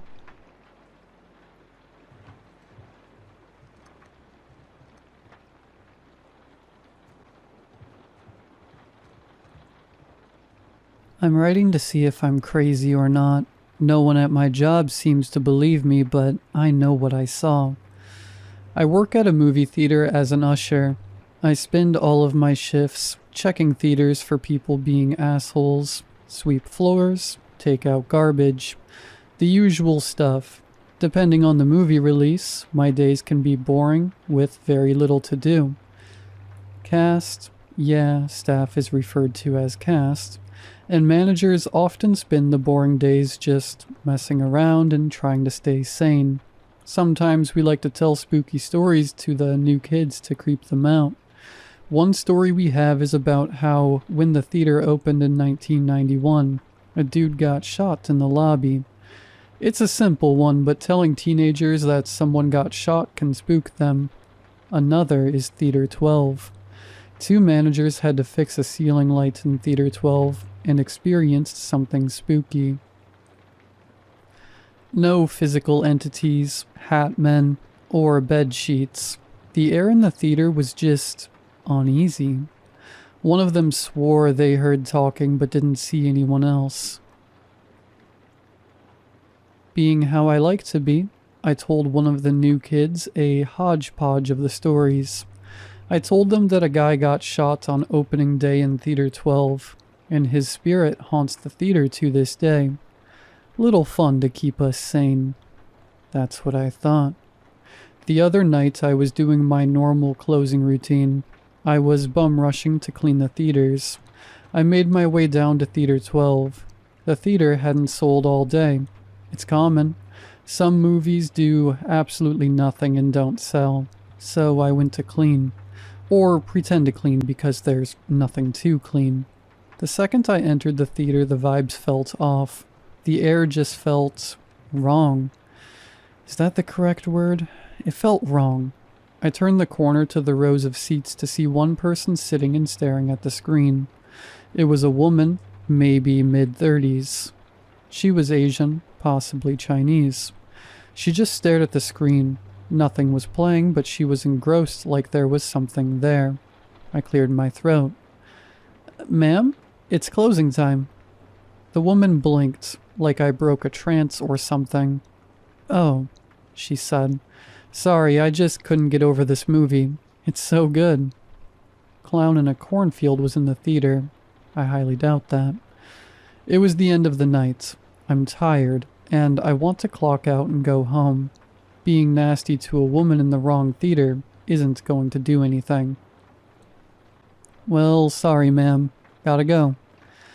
She politely got up, collected her things. Purse, popcorn bucket, and cup. At least she had the common sense to do that at least. Her items were weird. The bucket and cup looked like one of the older cups and buckets the GM has up in the projector booth. Hadn't used those designs in years. Okay, so maybe she just likes vintage theater memorabilia. As said, it was the end of the night. I don't care, and she's hot. As long as she got the hell out. She handed me her ticket. Here, I'll give you a sweep. I didn't eat much of my popcorn. After that, she left. I tossed the ticket in my dustpan without thinking and went through and swept.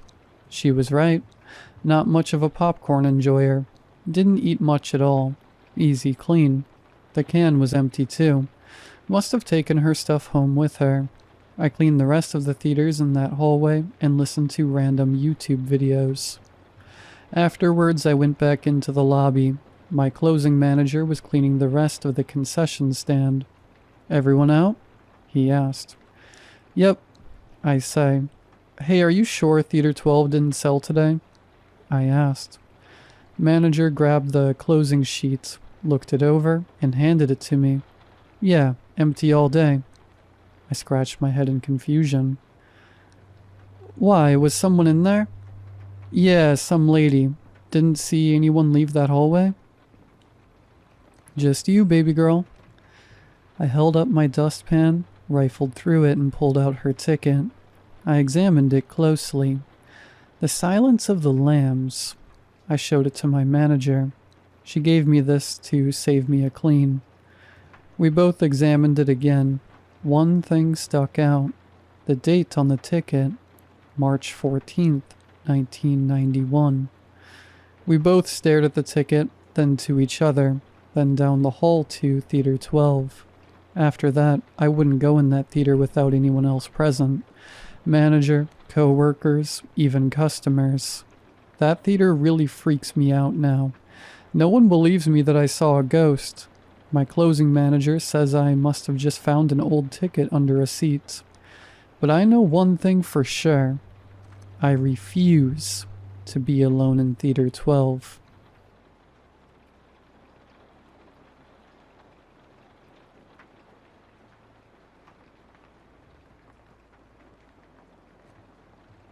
I don't think I've had a proper night of sleep ever since this happened. And truthfully, I don't think I ever will. 6 years ago, I died in the stupidest way possible. There's a lake of sorts located in the outskirts of my town.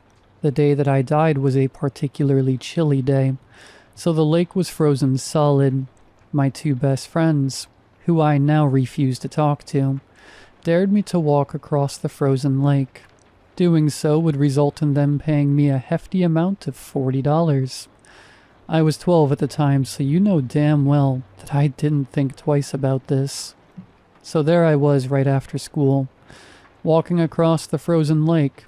Truth be told, it didn't seem like a bad idea at the time. Walking on the ice felt like walking on concrete. Then again, my friends were cheering me on the whole time, so I really couldn't hear the cracks that came from the ice. You can imagine how mortified I was when the ice collapsed. My heart stopped due to the sudden drop in temperature, and in that moment, the world faded away into the brightest shade of white, just pure white. I tried holding my hands up to my face, but I couldn't do so at all. In fact, I wasn't even inside my body at all. As the spiritual people say, all that was left of me was a big ball of light, known as my soul. You're here early, a voice muttered. Who the voice belonged to, I'll never know. Was it God? I doubt it. Was it an angel? Maybe. But irregardless, this voice was deep and commanding, echoing throughout the entire void.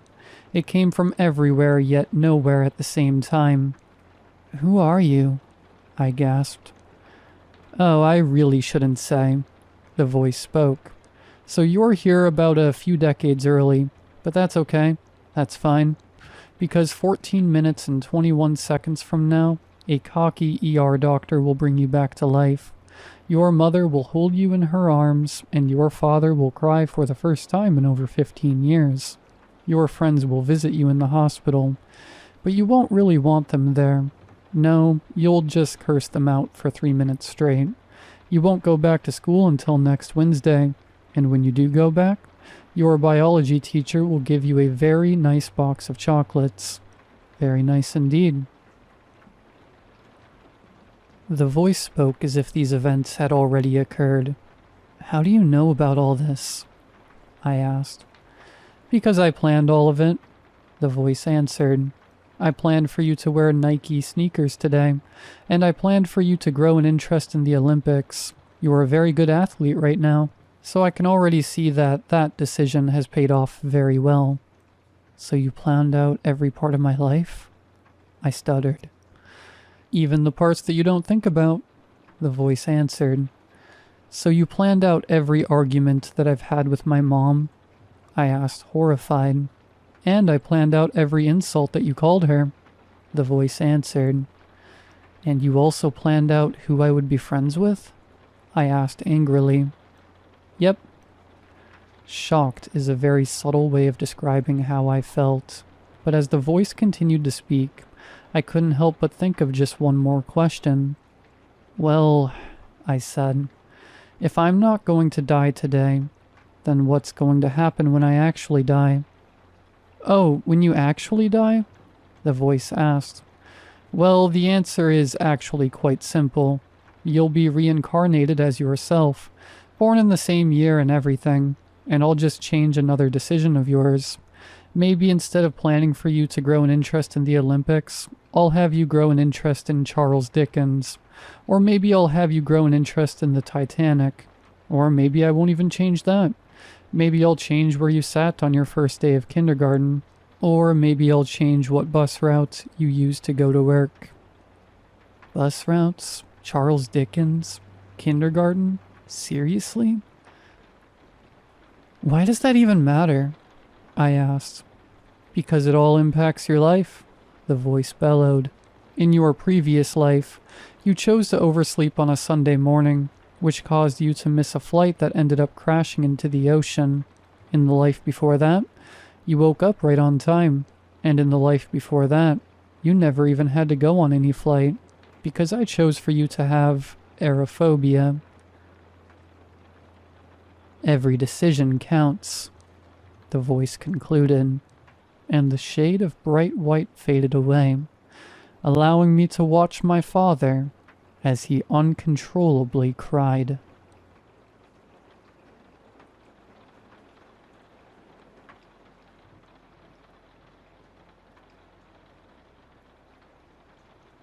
"3 months ago, I got a job offer from a company I'd never heard of. No interview, no background check, just an email. Dream research assistant needed. Quiet night work. High pay. Must be discreet. I thought it was a scam, but I clicked anyway. I was 2 months behind on rent and tired of grinding delivery apps and night shifts at a gas station. 2 days later, I was standing in a windowless room at the back of a warehouse on the edge of town, reading a non-disclosure agreement that might as well have been written in blood.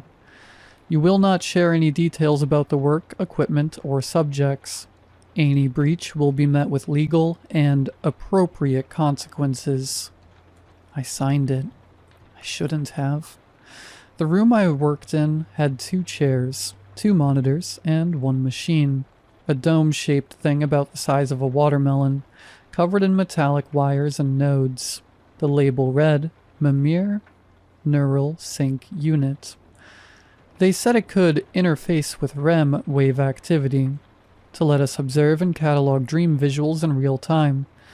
I didn't ask how it worked. I just did what they told me. Every night from 11 p.m. to 5 a.m., I came in, put on the headset, and watched people's dreams play out like grainy, half-finished films. My job was to log what I saw. Tags, colors, symbols, emotions, distortions. Most of them were forgettable. Bizarre, disconnected messes. Like the mind dumping its trash into the subconscious.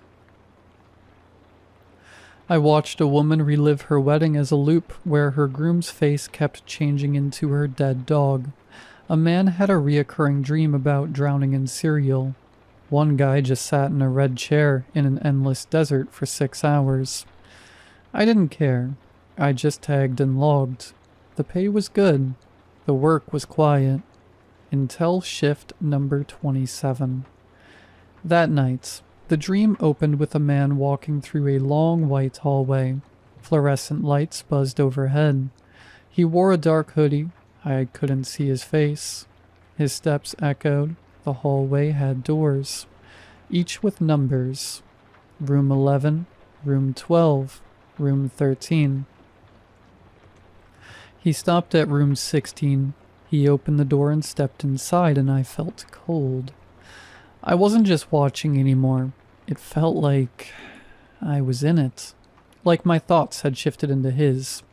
The room inside was familiar. Too familiar. Cracked white walls, a humming mini-fridge, a ceiling fan with a broken blade, a desk with an old laptop and a blue chair. My room. Down to the scratch on the window frame and the photo of me and my sister at the carnival. This was my apartment. The one I lived in right now. On the desk was my journal, the one I kept locked. In the dream, the man opened it. One line was written over and over in shaky block letters. They are watching you, too. I ripped off the headset, hit the emergency alert button. First time I ever used it. No one came. The next day, I demanded answers. I found out Dr. Calder, the lead researcher. What the hell was that last dream? I asked. That was my apartment. That journal? I've never shown anyone that. She didn't blink. ID number 616-T. I said. Who is that? She stared at me for a long time, then said calmly, You were told to not ask questions. But that's me, isn't it? I'm the subject. You've been watching me. A pause. A smile. No, she said. You're just the receiver. Then she walked away. After that, things got worse. The dreams weren't random anymore. They all started in that hallway. The same man, the same doors. Room 17, room 18, room 19. Every night he'd open the next door, and each time it was another place from my past. The classroom where I wet my pants in first grade. The church basement where I found my uncle passed out drunk. My sister's old bedroom. The night after the accident. Sometimes he just stood there and stared. Other times, he'd whisper things. Once he looked directly into the dream feed and said, Why did you lie? I stopped sleeping. I'd go home, lie in bed, and feel like I was still being watched. The black van across the street, the flicker of the hallway camera, even though no one passed. I started having dreams outside of the lab, dreams that felt like the ones I saw at work. Same angle, same man, except now, I wasn't sure who was dreaming whom. Then came shift number 42. The hallway ended. No more doors. The man stood at the last one, room 23. Inside it was pitch black. For a long time he just stood there. Then he stepped in and the feed went dead. A message appeared on the screen. Mimir sync terminated. Accessing deep core files. Another screen popped up. A split feed. On the left, a live camera view. The break room where I sat on lunch 20 minutes ago. On the right, an old video. Grainy black and white footage. I watched myself sleeping. Years younger. Electrodes on my head. Someone whispering to me off camera. You're going to forget this. It's better if you forget. I threw off the headset, ran down the hallway. The door I thought led outside was gone. In its place, a white hallway with numbered doors. Room 1, room 2, room 3. I don't know how long I've been here now. Some nights I think I've escaped. I wake up in my bed. The world looks normal. Until I spot the man in the hoodie across the street. Until I turn on my phone and see a recording of my dream from the night before. I think the job was never real. I think I never left the lab. Or maybe I never applied in the first place. I just wanted a paycheck. What I got was a front row seat to my own breakdown. And if anyone's reading this, if this shows up on your feed, ask yourself, when was the last time you really woke up? Because I'm starting to think some of us are still dreaming.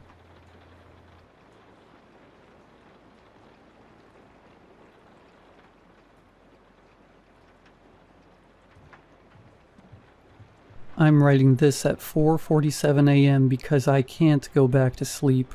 Hell, I don't think I'll ever sleep again. Not after what I just saw. Or what I think I saw. I'm honestly not sure anymore. Let me start from the beginning because maybe if I write this all down, it'll make sense. Yesterday was one of those days that just beats the hell out of you. Double shifts at the warehouse, my supervisor breathing down my neck about quotas, and my back screaming from lifting boxes for 12 hours straight. All I wanted when I got home was a hot shower in my bed. I turned the water on and sat on the edge of my mattress while it heated up. Just for a second, I told myself. Just until the steam starts fogging the mirror. The next thing I knew, I was waking up to the sound of running water. My apartment was thick with humidity, and I could hear the shower still going full blast. Great. I'd fallen asleep and wasted God knows how much hot water. My landlord was going to love the utility bill. That's when I tried to get up and realized I couldn't move. Sleep paralysis. I'd had it a few times before, usually when I was stressed or exhausted. Your mind wakes up, but your body stays locked in sleep. It's terrifying, but I knew it would pass. I just had to wait it out. But then I heard something that made my blood freeze. Footsteps in my bathroom. Heavy, wet footsteps slapping against the tile. A voice echoed from behind the shower curtain, distorted by the water and steam. I can't get clean. The footsteps stopped. Then suddenly the shower curtain was ripped aside and someone stumbled out of my bathroom. I wanted to scream, but my paralysis held me prisoner. All I could do was watch as this thing stood dripping in my doorway. It looked like a man, but wrong. His skin was gray and slimy, covered in what looked like pond scum. Dark patches of mold spread across his arms and chest like bruises. Water poured off him in sheets, pooling at his feet. I can't get clean, he screamed, his voice raw and desperate. He stumbled back into the kitchen and I heard him climb back into the shower. The water changed pitch as his body moved under the stream. This happened again and again. Each time he emerged, he looked worse. The scum grew thicker. Barnacles began sprouting from his shoulders and neck like grotesque jewelry. His skin took on a greenish tint, and something that looked suspiciously like seaweed hung from his hair. I can't get clean, he'd mutter, quieter now, defeated. Then louder, I can't get clean. I lost count of how many times he repeated this ritual. My paralysis held me captive as this nightmare played out in my bathroom. The humidity in my apartment became suffocating. The sound of running water mixed with his desperate sobs, until I thought I might go insane. Then everything went black. When I came to, he was standing over my bed. His face was inches from mine, if you could still call it a face. Barnacles had claimed his left cheek. Something green and slimy dripped from his mouth onto my pillow. His eyes, bloodshot and wild, stared directly into mine. I can't get clean, he shrieked. The shock broke my paralysis. I jolted awake, gasping and shaking. My room was dark and quiet. No moldy jam, just me, soaked in sweat. Heart pounding against my ribs. Sleep paralysis. It had to be. The most vivid, terrifying episode I'd ever experienced, but just a hallucination brought on by stress and exhaustion. I laughed shakily, running my hands through my damp hair. That's when I noticed my apartment was still humid. I looked toward my bathroom and my veins ran cold. There, leading from my bedroom to the bathroom, was a trail of wet footprints, and from behind my closed bathroom door I could hear the unmistakable sound of running water. I'm sitting in my car now, parked outside a 24-hour diner. writing this on my phone. I grabbed my keys and ran. I couldn't bring myself to open that bathroom door. I don't know what to do. I can't go back there. But I also can't afford to find a new place. And who would believe this story anyway? Has anyone else experienced something like this? I keep telling myself it was just a nightmare, but those footprints, they were real. I don't think I'm ever going home, but my rearview mirror is starting to fog up.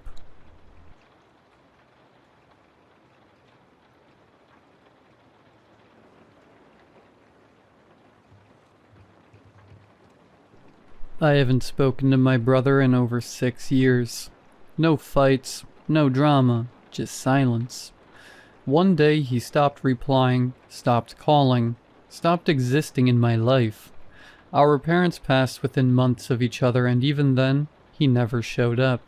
So when I got a voicemail from his landlord saying they hadn't seen him in weeks, I should have just deleted it.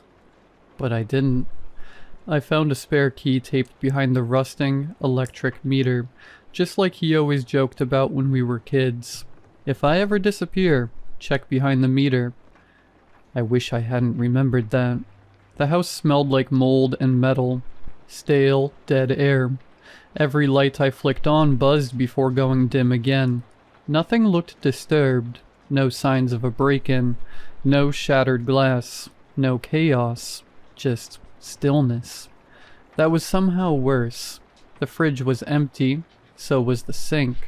The only thing running was a box fan in the living room, pointed toward an armchair that faced nothing, just the wall. A damp towel was thrown over the seat. I didn't touch it. I walked into his bedroom. It was too clean. Dust lined everything, but the bed was made. The clothes were folded, and the closet was empty. Except for the freezer. It wasn't in the kitchen. It was in the back room. A standalone, chest-style deep freezer. Padlocked shut. That alone should have been enough to turn around and leave, but I didn't. I found the bolt cutters in the garage. The lock snapped like it had been rusting for years. I had to grip the lid hard. There was frost sealing it shut. And when I opened it, the first thing I saw was a Ziploc bag full of human teeth. Loose. Some bloody. Some cracked at the root like they'd been yanked hard and fast. Underneath that, jars. Mason jars filled with meat. They weren't labeled, but one had a fingernail floating at the top. The color of the flesh was wrong. Gray-pink. Mottled. The smell. Jesus. The smell hit me like boiling bleach and rotting copper. There were bones. Small ones. Finger bones. A wrist, maybe. My vision started tunneling.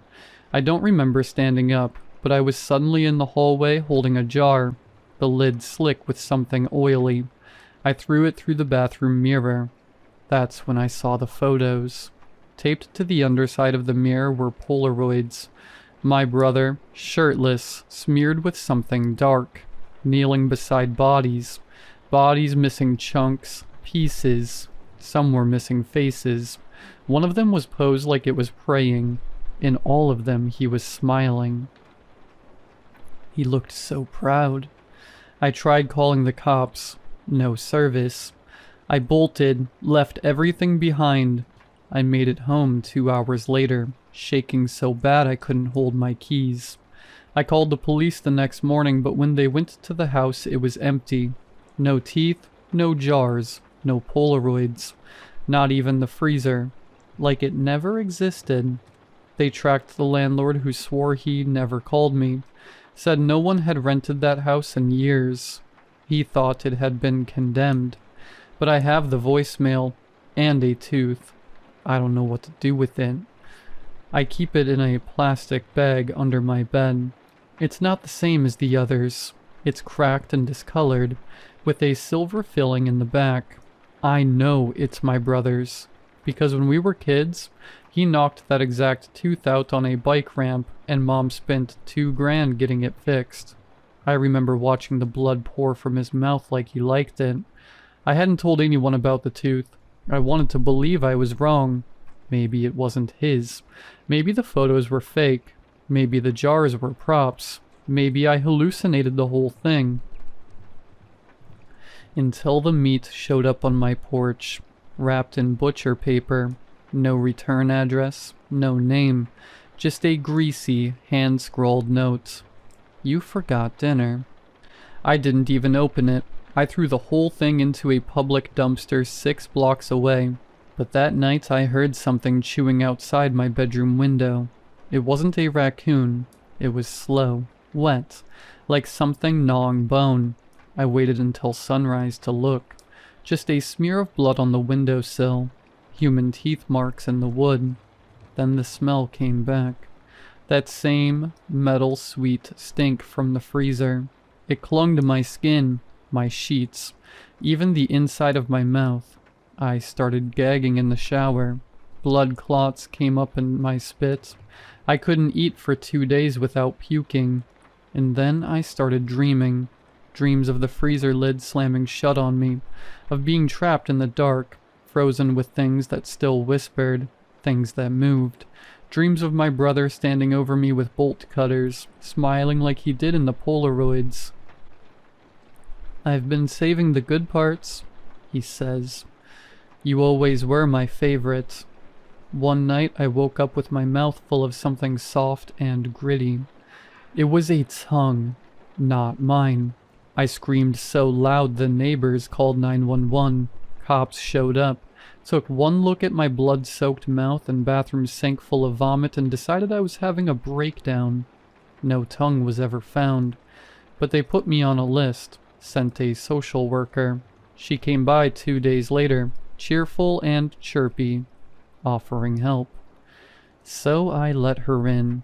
I don't know how to explain what I saw next. Her clipboard had teeth embedded in it. Real ones, still bloody, pressed into the leather like someone had bitten it over and over. She didn't mention it. She just smiled, too wide, too long, like her skin was stretching to keep up. Your brother says hi, she whispered as she walked out the door. I haven't slept since. The freezer's outside my building now. Same dent in the lid, same rust pattern. But this time, the lock's on the inside, and I can hear knocking from within. I started boarding up my door yesterday. I don't leave my apartment. My phone buzzes with unknown numbers every night at 3:17 a.m. I don't answer anymore. The voicemails are just chewing sounds, slurping, gulping. Last night I looked in the mirror and saw something lodged in the back of my throat. I reached in with tweezers and pulled out a piece of paper, soaked in bile. It read, "You'll taste just like Mom." Tonight I finally opened the bag under my bed, the one with his tooth. I don't remember taking it out, but when I came to, it was in my mouth, wedged in perfectly. No blood, no pain, like it had always belonged there. I ran to the bathroom mirror, heart jackhammering in my chest. My hands were shaking so hard I nearly dropped the flashlight when the power cut out. The face staring back wasn't mine. It was his. Not a hallucination, not a reflection. His eyes, his mouth, his smile. I screamed and tore the tooth out with pliers. Blood poured from my gums, dripped into the sink, pooled around the base. I heard the knocking again, from inside the mirror this time. Then his voice, soft and close, like he was breathing down my neck. Took you long enough. That's when I understood. The teeth, the jars, the tongue, the smell. He wasn't preserving bodies. He was preserving himself, piece by piece, in others. In me. The freezer wasn't to hide the dead. It was a delivery system. I was never meant to find him. I was meant to become him.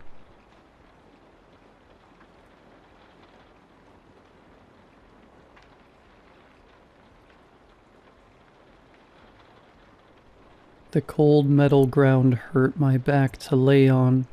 God, I hate back pain. Wait, why was I sleeping on the ground? In fact, I don't actually know where I am or how I got here. Have I always been here? I have no memories before this exact moment, yet I felt my developed brain's instincts. I felt my consciousness. I felt my fear. I felt my loneliness, even though the sounds of functioning machinery suggested I was surrounded by people. Do they know how we got here? I stood up to see a small, unimpressive room filled with all kinds of equipment. None of the equipment appeared to have a point, yet several people worked mindlessly with no clear goal. The sound was unbearably loud and unendingly obnoxious. It's a wonder how I slept at all, with the deafening industrial racket. I took in my surroundings the best I could, but the lighting was dull and there were no windows. It was neither hot nor cold. There were no clocks or ways to track time at all. I found myself at the back of the factory. Dude. A woman with grime coating her pale skin head to toe was shifting levers back and forth while dripping sweat. Start working. He's watching. She kept her voice lowered, but she raised a bony finger towards the cameras in the corner of the room. An unconvincing and cartoonish camera swiveled back and forth. I simply looked at the dirty worker, and I continued looking around without acknowledging the warning. I felt her scowl intensify as I walked away from her, but I couldn't find myself to care. As I wandered through the narrow paths, each person looked at me with different expressions, all of which were in different levels of anguish and frustration. It also seemed to be confusing to everyone I passed to see me not working alongside them. Without breaking the monotony of useless work, they watched me walk past them towards what I deemed to be the front of the factory. As I approached the wall opposite of the one I woke up near, I noticed a roped-off section that divided the room.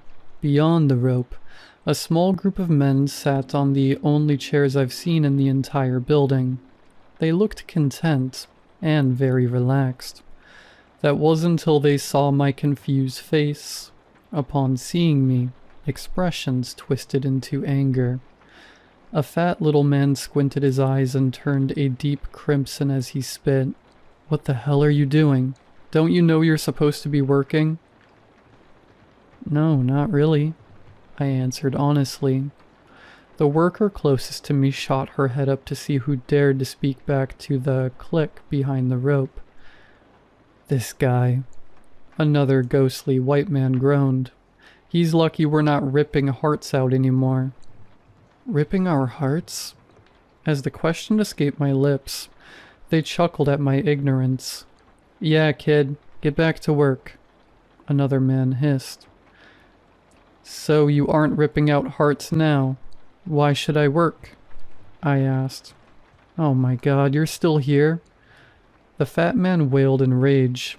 "If you don't do as we say, the boss will send you to the basement." Gasps from behind me suggested this isn't the first time they've threatened people with the supposed horrors of the basement. It, however, did not impress me. Who's the boss and what happens in the basement? Simply asking the questions seemed to make everyone in the room uncomfortable in different ways. The man behind the rope only got angry.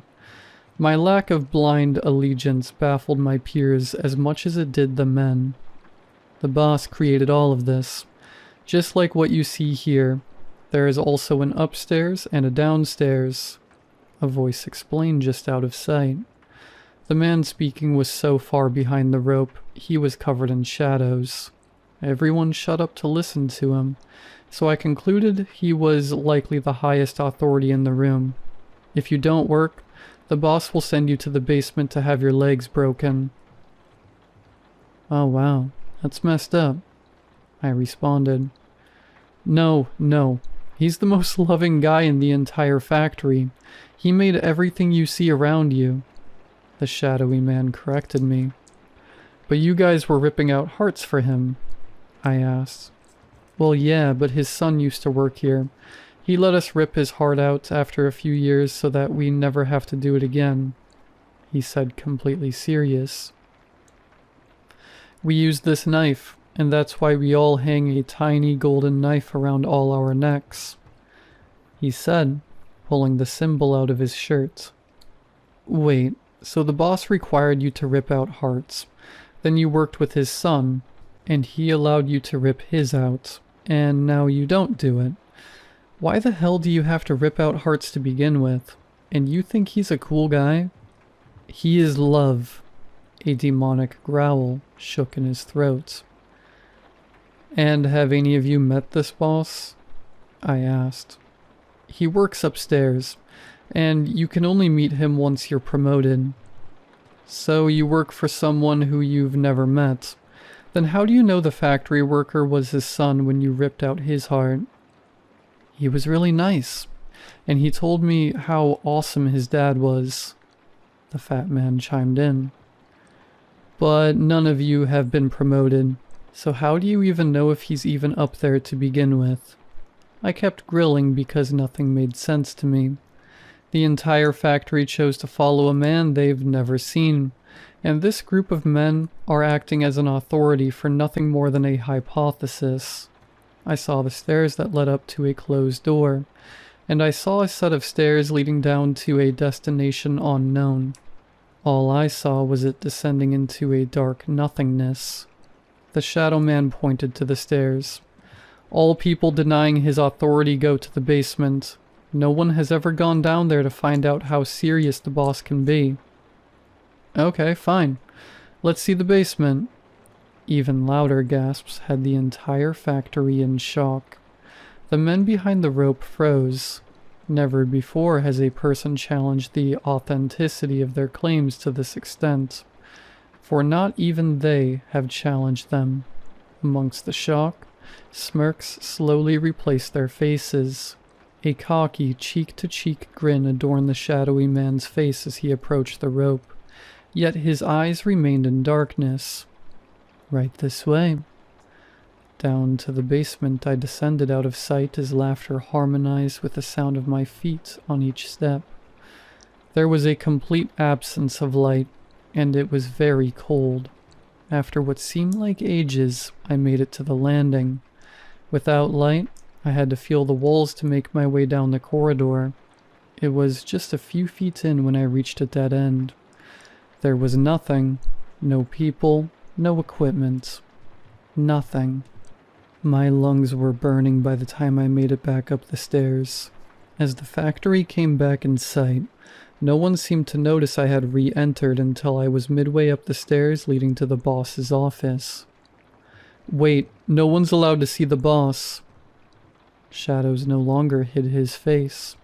He was nothing but a petrified child. "Then break my legs," I said, and I twisted the knob and pushed. The door swung open easily, revealing the serene and peaceful nature of the world outside. Such awe-inspiring beauty and freedom was laying behind the doors the entire time. A world away from a factory that produced nothing, led by people exploiting baseless beliefs. And it was so much more impressive than any boss. It was especially more majestic than a system where the guy who required hearts to be ripped out was threatening to break your legs if you didn't adopt his law. Even with the knowledge they had, and the obvious moral corruption of their boss, they still choose to waste their time working for him without investigating his validity. I stepped out of the pit of useless despair and looked down at the men who should know better, and the poor people they led to believe they should never question the boss. "Hey, see? You're all wrong and wasting your time," I yelled down to them. Silently they watched me stand above them, and the useless factory continued to roar.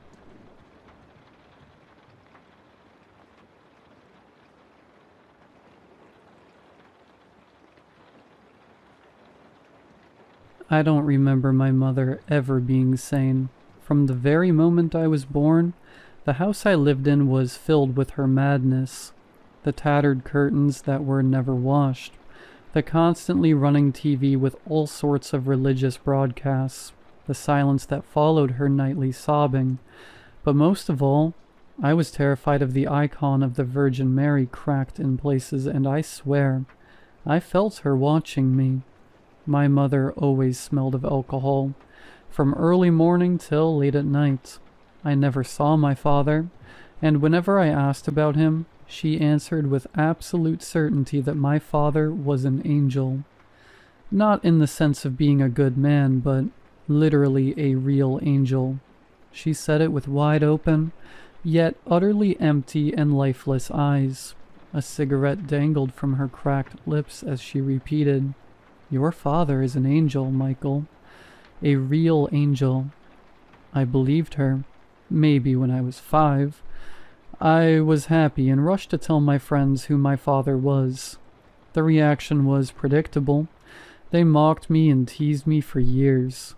No matter how many times my mother repeated her story about my father, no matter how many religious channels she made me watch, I stopped believing her. In my teenage years, it got worse. I was hot-tempered, stubborn, and had a terrible relationship with my mother. I openly called her crazy and begged her to tell me the truth about my father. But instead, in one of her drunken episodes, she screamed that my father was an angel, holding a cracked rosary in her hand, as if she could summon him from the heavens. He burned with light when he came to me, and you. She would grab my face roughly, scratching my cheeks and chin with her nails. You carry his sacred blood. Eventually, I stopped listening to her at all, let alone speaking to her. At 18, I moved to another city and fulfilled my dream to escape the rotting house with its perpetually yellow lighting and peeling walls, and my deranged mother. Because of her, people called me crazy, mocked me about my father, and openly insulted her, which often got me into fights. My only fond memory with her is of a day we went to the beach. She held my hand, and we simply watched the sea. Everything was fine until she looked up at the sky and said, "When will you come, my love?" After moving out, I worked hard, made new friends, real, good friends. Whenever they asked about my family, I said I was an orphan. I even started drinking a little, just to understand her, but not become her. I should note that I was a firm atheist, unlike my mother's fanatical religiosity. But I'm not writing to tell you how I ran away from home and my insane mother. I'm writing to tell you how I came back.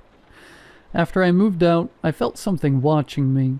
I chalked it up to stress, even went to a psychologist, but that strange feeling never left, like something was protecting me. Once a car nearly hit me, but I managed to jump away just in time. Another time, I stopped walking without knowing why, and a second later, a massive branch fell from a tree that could have easily crushed my skull.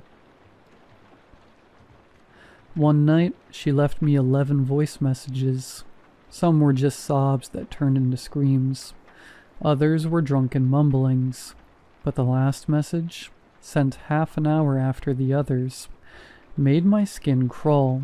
My mother's voice was low and barely audible, as if she were hiding somewhere. "He's coming for you. Your father. He came specifically for you." I couldn't take my eyes off the phone. I couldn't even move. I had cut off all contact with her for a year. Maybe 2. I lost count. The next morning, I got a call from the hospital. They said my mother had been admitted to the psychiatric ward, and I barely held back laughter. Not because it was funny, it wasn't, but because it was inevitable. The nurse who called said, "We need you to come and collect her things. At the house, we found something strange." Very reluctantly, I returned to that same house, still reeking of damp wood and despair, just like before. Her belongings were packed into a clear plastic container. There were old photographs where she was still young and beautiful, smiling sincerely, a smile I never saw on her again. There were other items, but two stood out to me: a worn, large journal and a massive black feather, thick and strange. She had kept both on a little shelf above her bed. Besides that, the walls of her room were covered with bizarre symbols, written in chalk and ash, but most striking of all was a figure with wings and outstretched arms, apparently drawn in blood. I never saw any of this as a child. My knees trembled when the nurse told me that all of the symbols and the figure had been hidden behind furniture and posters. I barely managed to sleep and woke up from the cold. The window was open, though I clearly remembered closing all the windows. There were claw marks on the windowsill. Everything inside me clenched. My breath caught. And for the first time, I began to consider my mother's words. When I lay on the bed, I couldn't sleep because of scratching noises in the guest room. They weren't rats. The sound was rhythmic and deliberate, like someone was carving something. I didn't sleep a wink until morning. The sounds and the smell of her clothes in the air transported me back to childhood, when I curled up, terrified by a thunderstorm. Back then she told me nothing would happen to me because my father would always be with me. I knew all the answers were in the journal. When I picked it up, it felt like it burned my hands. And yet I started reading. It began innocently enough. Notes about my birth, how she cried the first time she saw me, that my eyes reminded her of his. She never mentioned his name. Then things got much stranger. Somewhere between love letters to my father, praises of his divine beauty, and descriptions of strange and horrifying rituals on how to summon angels. He came to me again, said he would take our son, despite saying before he wouldn't. He said he loves only me, and I should ascend with him. The neighbors saw him, heard him in the attic. No one talks to me anymore. They know who fathered my child. He said he'll come for our son soon, that the time has come. How could he do this? He promised I would go instead of our son. The last entry read, I won't let him take our son. I'll do everything to stop him. I slammed the journal shut, fighting back nausea. My hands trembled with fear. I dropped everything and left the house. That night I dreamed of wings, not like the angel wings from Sunday school books, but huge and broken, with coal-like tips and golden roots. A distorted, wrong voice repeated my name. Michael. I woke to the sound of feathers sliding across the floor, but there were no feathers, only rising dust, and a smell like freshly cut grass and burning meat. The dreams continued, each time with more detail, not just wings now, but a tall, gaunt figure with outstretched arms. It was always still. Its eyes glowed in the dark, and its voice said my name like it belonged to him. Electrical malfunctions began. Objects moved by themselves. Deep claw marks appeared on the walls. The TV turned on to static at night, and blood would drip from my nose. I didn't know where to go or what to do, so I went to a priest. The old priest sat on a bench by the altar, bent over a prayer book. The moment I entered, he tensed, sensing I hadn't come to confess. What brings you here, my son? I need an answer. I need to know what to do. If my father is an angel. The priest flinched like I struck him. He closed the prayer book and stood, his knees cracking. He stared at me like he was trying to see into my soul. Who told you that? My mother. He's been coming to me in dreams. I feel him watching me through mirrors. Wherever I go, I feel his gaze. I feel something changing inside me. I'm so scared, Father. He placed his hands on my shoulders. His hands were cold as gravestones. The angel you describe is not a messenger of love. He is ancient, more terrifying. Some of them were rejected even by God, and if one of them is your father... He didn't finish, just stepped back and crossed himself. You must reject him, renounce him, and never, ever summon or accept him. Don't look into his face if he appears. Such angels want to continue their lineage, but you will never be human again. In that moment, deep beneath my ribs, a thought stirred. Maybe I was never a human. The dreams became reality. When I blinked, feathers floated in the air. I turned suddenly and saw his face behind the curtain. Wide, frozen eyes staring. When I got the call that my mother died of cardiac arrest, a sharp mix of smells hit me. Burned feathers, meat, cinnamon, sulfur, and cut grass. He had been here. I heard my mother's voice. She sounded like she was laughing and crying at the same time. Michael, my beloved son, he's so proud of you. Your father finally took me with him. Don't be afraid, son. He'll take you too, and we'll finally live as a family. You'll have a more important role. Don't fear. Accept it. I love you. We love you. I vomited on my pants, paralyzed by terror. The smell didn't fade. It grew stronger. My first thought was that my father killed my mother and was trying to kill me too, using hallucinations. I tried to flee the house, but the TV turned on. The screens flickered, then static appeared. White noise, a chaotic swarm of dots.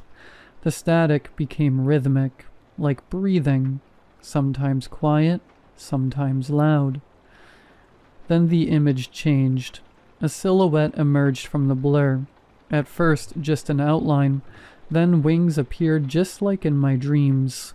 Its head was tilted, face obscured by distorted light. It moved from inside the TV, coming closer with each frame. The screen lines warped as if he were pushing out, tearing through space. I stepped back, my heart pounding. Then, through the crackle of static, a distorted, inhuman voice said, "You are ready." The screen convulsed, and from its center a hand emerged, long clawed fingers, shimmering with both blinding light and shadow. The hand reached for me. I couldn't scream or move. I was frozen as he fully emerged, like a nightmare being born. He only vaguely resembled a man. His face was mine, but twisted, terrifying, as the priest warned. He was corrupted by time and something unearthly, tall and thin, wrapped in wings that shimmered like metal. His voice sounded like wind across a grave. "We are one family again, Michael." I passed out. I don't know how much time passed. Hours, days maybe, but I woke up on the bathroom floor in a pool of my own blood. I coughed, spitting blood, and felt something pulsing under my skin. My blood was changing. When I looked in the mirror, my eyes no longer looked like mine. They were his. A few hours later, I felt excruciating pain in my back, like something trying to tear its way out. All food began to taste like ash. Later, I started hearing whispers of prayers in different languages from mirrors, pipes, and inside my own head, and always I heard my father's voice. "Michael, you were born for ascension. I existed before the great flood. My ancient blood flows in you. You will have many tasks, but you will succeed, because I am with you, always." I no longer needed sleep. My back slowly tore open as black stubs of wings bursted through the flesh. He came to me yesterday, showing burning skies and oceans of wings. A throne made of eyes. His voice sounded like a choir of thousands. He said he would teach me to walk between dimensions once the wings were fully grown. According to him, they will break free within 2 days. My skin peels and flakes like ash, and my teeth fall out immediately replaced by sharper ones. I no longer feel pain. I stopped praying for it to stop whenever I prayed. My tongue burned to ash and regrew. I stopped being afraid. The fear vanished on its own when I felt the air bend around me. I accepted it. I see other angels now like my father. They welcome me into their ranks. My mother stands among them, crying with joy. Now as I type this, I saw the future, where I shine with light like my father. I now stand in fire, and soon I will continue the bloodline. Amen.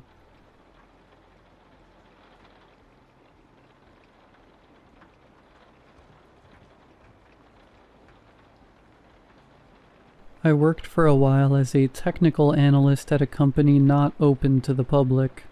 Our goal? To develop a neural simulation technology capable of condensing an entire lifetime into just a few minutes. We called it total immersion. The individual was connected to an augmented reality system so advanced they couldn't distinguish what was real from what was programmed. The promise was simple: to acquire knowledge, maturity, and emotional balance through simulated decades, love loss, growth, purpose, and then return to reality with all of it recorded in the mind. The process, in theory, was straightforward. They sought willing testers, criminals, death row inmates, volunteers desperate for money. They were placed in capsules and connected to the system via special augmented reality goggles. The experiment rarely lasted more than 30 minutes, except for rare cases. But inside they lived a whole life. Births, adolescence, love, loss, sometimes children, sometimes wars, always an end. And then they woke up. The problem? Most of the test subjects didn't react well. They went insane, out of their minds, and screamed. Screamed a lot. Sometimes they didn't even recognize their own voice. They would tremble uncontrollably, crying desperately. They blamed us for destroying everything they had lived through. We were called monsters, more times than I can remember. They lost everything they had gained in the experiment, and the worst part was returning to reality. There was no escape, only an empty world where nothing made sense. Many were disturbed and tried to attack the scientists. Unfortunately, we had several losses, but the experiments had to continue. I remember the case of a woman. She cried for hours, calling out her son's name. The problem was that son never existed. The most disturbing part is that she had a real son, outside the simulation, but she never mentioned him once. She preferred the one from the artificial reality.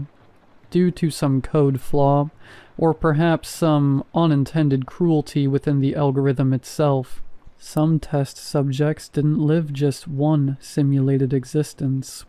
They lived dozens. Each memory a fresh wound, each existence an unbearable weight.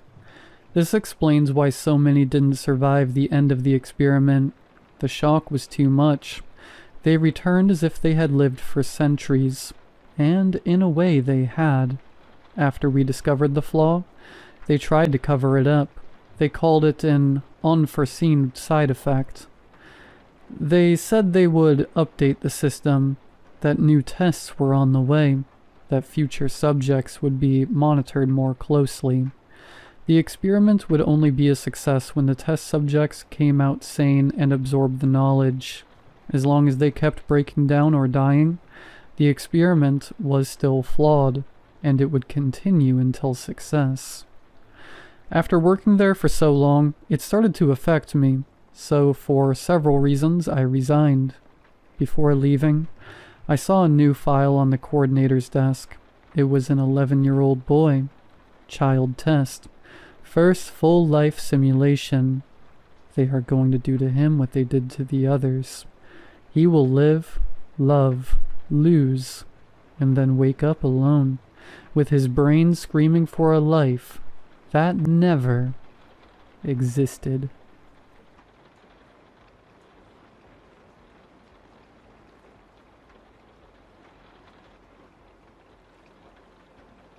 I always heard that asking about Grandpa was forbidden. The moment I uttered the word grandfather, Dad would snap. His eyes darkened. His jaw clenched, and every time I heard the same thing. He's no longer part of this family, period. I only saw Grandpa twice as a child. I was too young to remember much, just fragments. The smell of charred meat, smoke curling from his pipe bowl, and a silence that clung to the air like wet wool.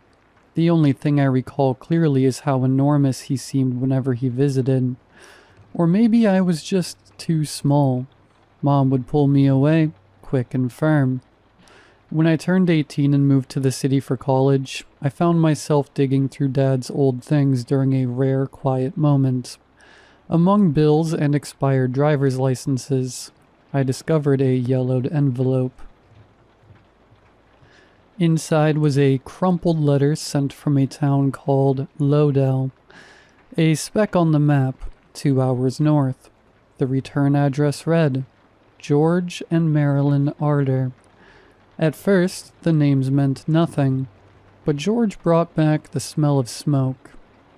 Looking back now, I don't know why I went there, but I've always been curious, and something pulled me toward that place. Forbidden fruit is sweet, right? So, during break, I decided to meet my grandfather. I rehearsed questions. Why he and Dad were estranged. What happened. But none of it would matter. Lodell was smaller than any town I'd seen. 1 gas station, 1 diner, 1 grocery store, and houses scattered along winding roads like fallen teeth. The last stretch from the bus stop, I walked. At the end of a gravel path framed by bare trees and silence stood a red wooden house. He opened the door before I could knock. "Good Lord Almighty," he boomed, grinning wide with crooked teeth. "Look who it is, my favorite grandson. God, it's good to see ya." Grandpa was massive. His frame barely fit the doorway. He wore a brown flannel shirt stretched over his gut, the collar stained. A thick pipe seemingly fused to his lips. His hug knocked the air out of me. Behind him stood Grandma. Her hair was neatly pinned, her sweater hanging loose, as if years of worry had whittled her down to bone. Her eyes met mine, and didn't match her smile. They said, "What have you done?" Grandpa ushered me inside, clapping my back so hard I stumbled. The house smelled of smoke, meat, and something coppery brown. The furniture was old but sturdy, the kind that outlives generations. He gave me a tour, laughing and gesturing wildly, and I sat with them in the living room, dark from heavy curtains. Grandma brought me tea with trembling hands. The first few days were tolerable. Grandpa joked, smoked non-stop, and taught me wood carving. He told stories to neighborhood kids who trickled in after school, 2 or 3 at a time. He was what people call the life of the party, and he really was. I don't know how to explain it, but Grandpa had this magnetism. People just gravitated toward him. He was kind, genuine, funny. His life stories were fascinating, and he clearly loved the attention, his pipe never leaving his mouth. Everything seemed normal. Except for one thing, his appetite. He ate constantly, bacon by the pound, bread by the loaf, pies in single sittings. Once I watched him devour an entire rotisserie chicken, and a pan of cornbread before dinner. He chewed loudly, wheezing, sweating, never stopping.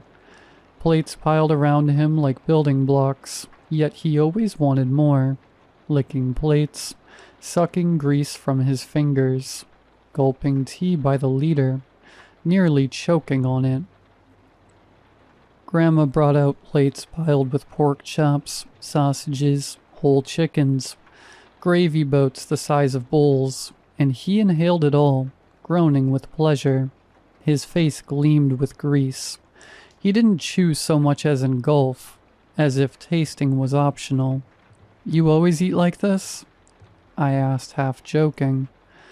He grunted around his pipe and patted his belly. Big man needs big meals. I figured he just needed a lot of food. But not this much. All day he only ate and smoked, barely able to move from his chair, just sitting in the kitchen waiting for the next massive meal. Hell, I don't think I've eaten as much in my life as he did in one dinner. Still, evenings with him were fun, until the hunger returned. One night, Grandma caught me alone in the hall while Grandpa snored like a bear in the next room. "You need to leave," she whispered. Her face pale, lips cracked. "Well, he's asleep. Tomorrow, first thing." "But why?"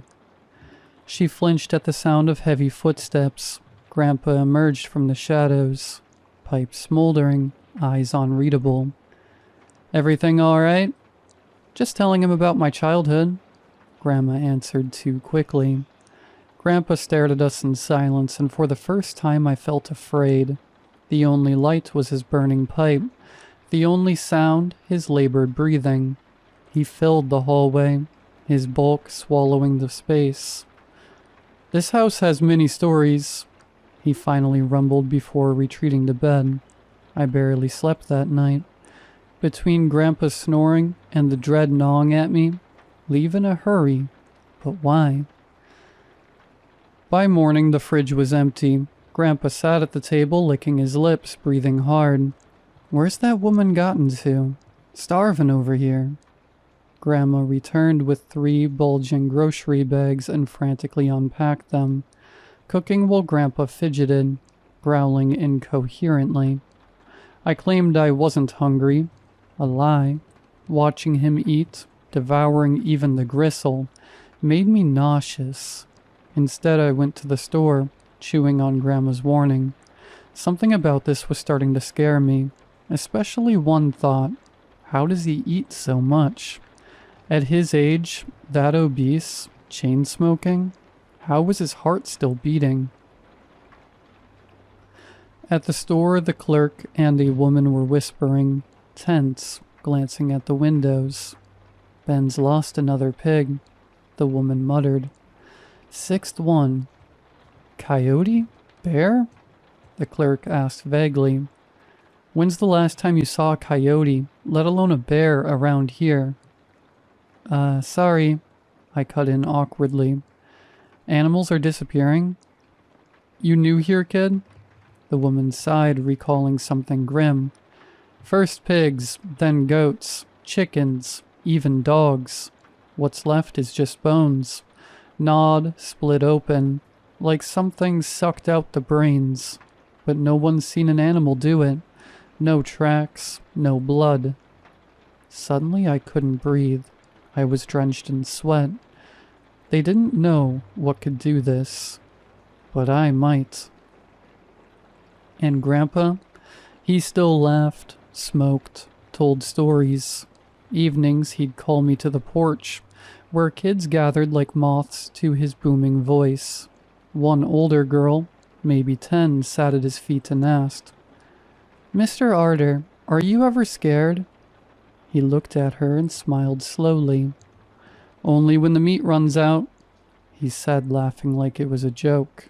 The kids laughed too. I didn't. When I asked about the missing animals, Grandpa just chuckled through a mouthful of stew. "Wild times, huh? Makes me feel young again." He played cards with me and the kids. Everyone adored him. But I grew uneasy around his bloated body, his yellow teeth grinning through smoke as he launched into another story. Too good, too vivid, too scary. The kids leaned in, wide-eyed, while Grandpa basked in their attention, until Grandma, shaking, announced, "We're out of food. Nothing left. No meat, no eggs, not even flour. We can't." "Find more," Grandpa growled, pupils shrinking to pins. "I'm starving." He didn't move from his chair.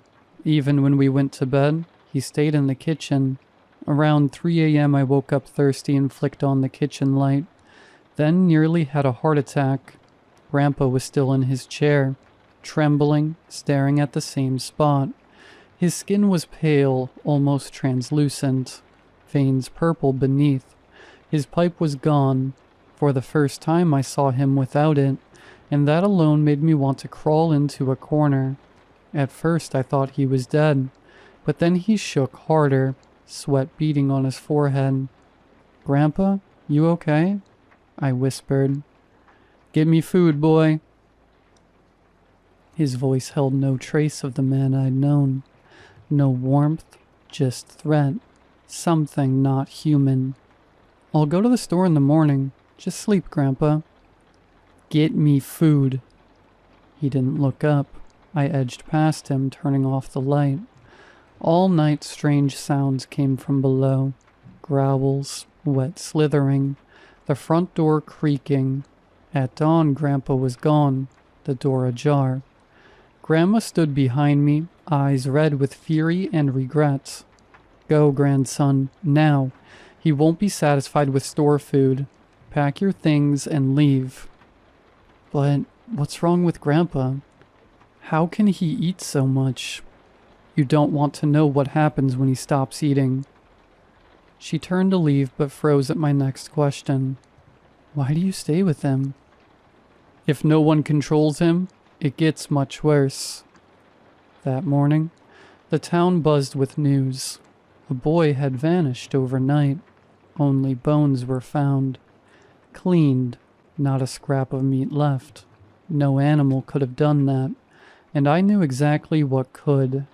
I returned to the house. Grandpa sat on the porch, pipe in teeth, smoke wreathing his head. His shirt was stained, worse than usual. He stared into nothing. "Boy," he rasped, voice thick with smoke, "fetch me something from the store." Something was off that morning. His posture too rigid, eyes glassy, lips cracked, skin pale and swollen, like raw meat. I mumbled an excuse and went to pack. Then I heard them arguing. "The kids are coming tonight," he snarled. "They want stories." "No," Grandma said. "Not this time. I'll call the police. You won't do anything." Then she screamed, not in fear but rage. "I won't let you feed on them again." I backed away. I didn't want to know what that meant. Didn't want to see more. Dusk fell too fast. The kids arrived on foot, alone, drawn like moths. George waited on the porch, bloated, sweating, unable to rise. Blisters covered his hands. His jaw elongated. He still smiled, but not like before. Something inside him was pushing out. Grandma begged them to leave. "You don't understand," she wept. "This isn't a game. Go home." "Please, Mrs. Arter, just one story." The kids pleaded. "Get out, now," she hissed. "Let 'em be." Grandpa's voice growled from behind, making everyone jump. "Kids want stories." He shut the door after them. Grandpa swelled grotesquely. Glassy-eyed, he stared at them, his pipe forgotten. He didn't speak, couldn't stand. The kids giggled nervously in a semicircle. I watched helpless, knowing something terrible was coming. "Mr. Arter?"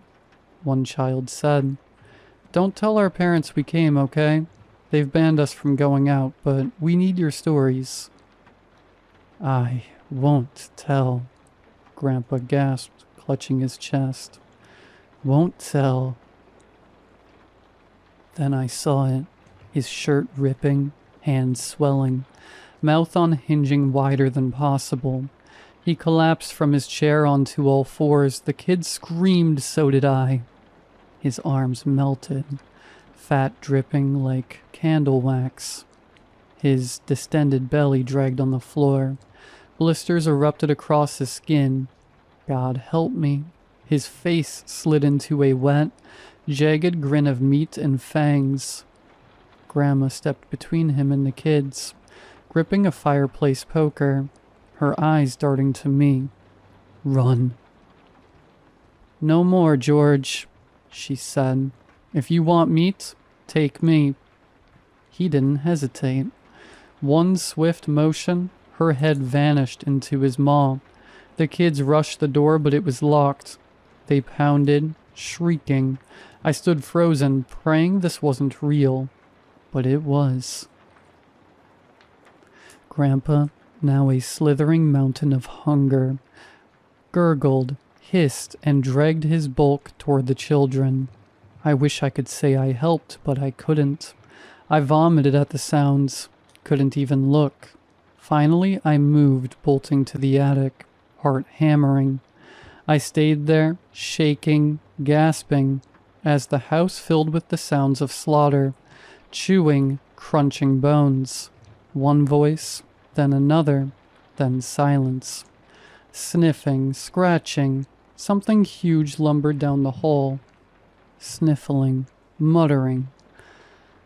I pressed into the rafters, too afraid to cry. Hours stretched into centuries. Then a wet, slurping voice. Boy, come back. Feed your grandpa. I smell you. I buried myself in dust and shadows, praying to disappear. I stayed until the silence returned and dawn crept in. I crept downstairs, stepping over bones and blood. Grandpa was gone. Only a greasy stain remained where he'd fallen. The house reeked of death. I vomited down my pants. Then I ran until the road turned to asphalt. Didn't stop even at headlights. I told no one, not the police, not the townsfolk.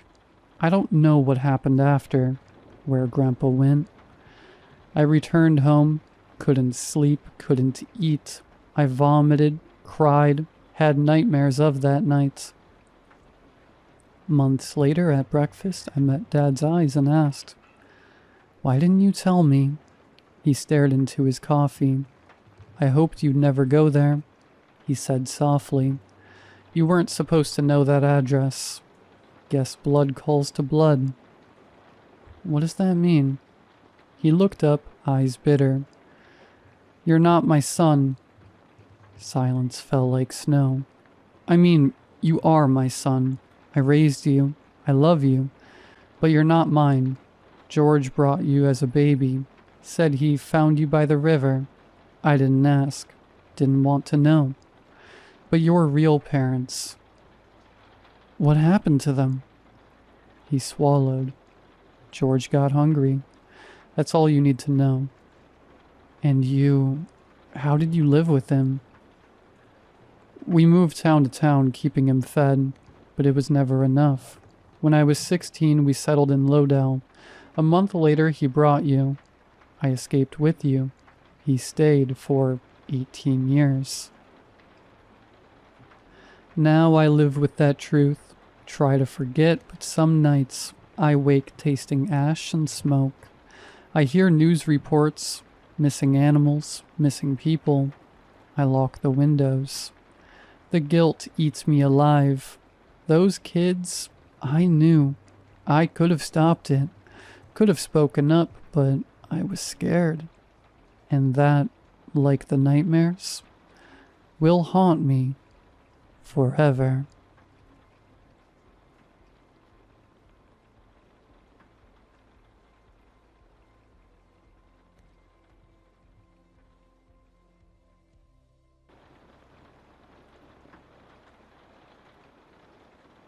It was late September when I had returned home. I had just come back from a summer camp that lasted 2 months. I couldn't tell you much about the camp or its counselors. I know I had a good time, except when I got lost during a group nature hike. When I was finally able to find my way back to camp, it was late and no one was in camp. When I returned home, my parents were surprised to see me. "Max, you're home?" my mother asked. She slowly approached me and looked me up and down. She then dropped to her knees and hugged me. I could see my father standing in the doorway looking at both of us. He swiftly turned and locked himself in the den. He must have still been angry with me. Before summer camp, I had broken into his gun cabinet with some friends from school. My friend Benny accidentally pulled the trigger of one of the guns and shot a hole in the wall. No one was hurt, but my friends scattered, leaving me with the smoking gun. When my dad found out what had happened, I got the lecture of a lifetime. "Do you have any idea how stupid that was? You're extremely lucky no one was hurt," he scolded. "I'd ground you, but I'm glad you'll be out of my sight for the next 2 months. He then kicked me out of the den and sent me to my room without dinner. A knock at my door startled me as I was looking at some magazines Benny had snuck me during class.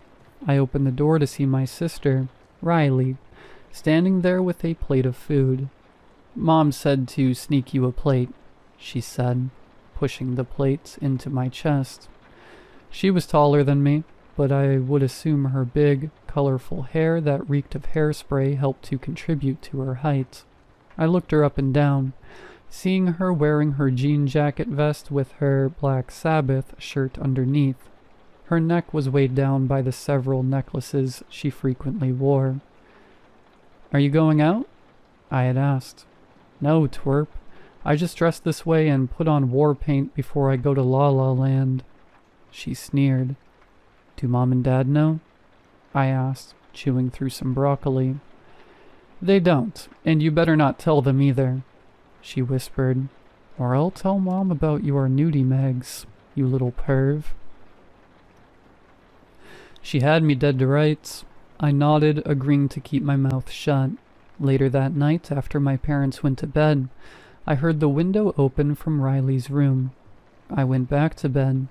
The next morning I came down for breakfast.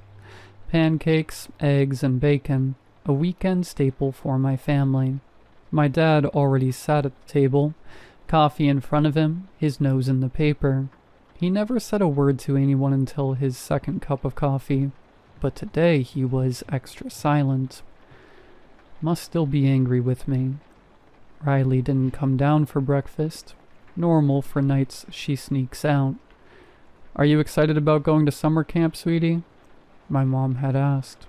I nodded as I stuffed my face with bacon. "Will your friend Benny be there with us?" she asked, putting down a plate of food for my dad. "No, he ended up getting summer school," I said, looking back at my mom. I could hear my father scoff from behind his paper. He never liked Benny, said he was a bad influence. It wasn't until the early afternoon when Riley finally came downstairs, still wearing her Black Sabbath shirt from last night. Her hair was a mess, and her makeup mostly cleaned off with the slightest hint of eyeliner. She shot me a look as she grabbed a plate covered in plastic wrap from inside the microwave. She then sat down next to me on the couch and watched cartoons with me. "What time are you supposed to be leaving?" she asked. I think 2 p.m., I answered, not entirely sure. "What's the name of the camp?" she asked. Camp Monetary, I think it's called," I answered. "Oh, that's in Sleepy Falls. I remember we went there once as a family vacation. You were like 2 years old when we went. It was a weird place," she said. "Weird how?" I questioned. "I don't know. I just remember something not right about the place. Maybe it was just because I was 7 at the time. The world seems a lot bigger and stranger when you're a kid." She laughed. "You're still a kid?" I quipped. Yeah, I graduate next year, and I'll likely be moving away for college." Mom will be devastated. Look out for her, okay? She said, ruffling up my brown curls with her fingers. I could smell the faint scent of cigarettes stained on her fingers. I tried cigarettes once with Benny. I felt like the inside of my throat was being punched by a fist that was on fire. It was about 2:14 p.m. when a bus pulled up to the house with Camp Monetary written on the side of it. I hugged my sister, and my mom kissed the top of my head. My dad was there to see me off, but he didn't say anything. Didn't even shake my hand like he normally would do whenever I went somewhere for a long time. It was about a 4-hour drive until we reached the small town of Sleepy Falls.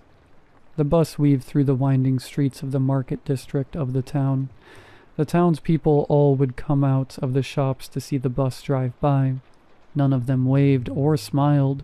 They just looked at us. When we reached the tree line for the forest, it was another 20 minutes until we reached the camp.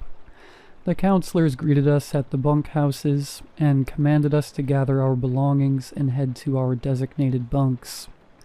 The first few days at camp were mostly just a tour of the camp. It had a lake with boats and fishing, various tables for eating and crafts, an archery area, a go-kart track, and a garden. There was a hiking trail that would lead deeper into the forest. By the fourth night, the counselors sat us by a fire to share ghost stories. Miss Keene, could you tell us about how the camp got its name? One kid asked. The young counselor, known as Miss Keene, was only a few years older than my own sister, with straight red hair that was pulled back into a ponytail. Of course, so the town of Sleepy Falls was founded by European settlers in the 15th century. There was a local legend about a forest guardian, known as the Monetary, that would stalk the forest and abduct those who wandered into the woods. No one knows if this legend was brought over by the European settlers, or if it was a story created by the local tribes. Some say it's some sort of fae. Others say it's a spirit, she explained. I raised my hand to gain an answer to the question that began to swell my brain.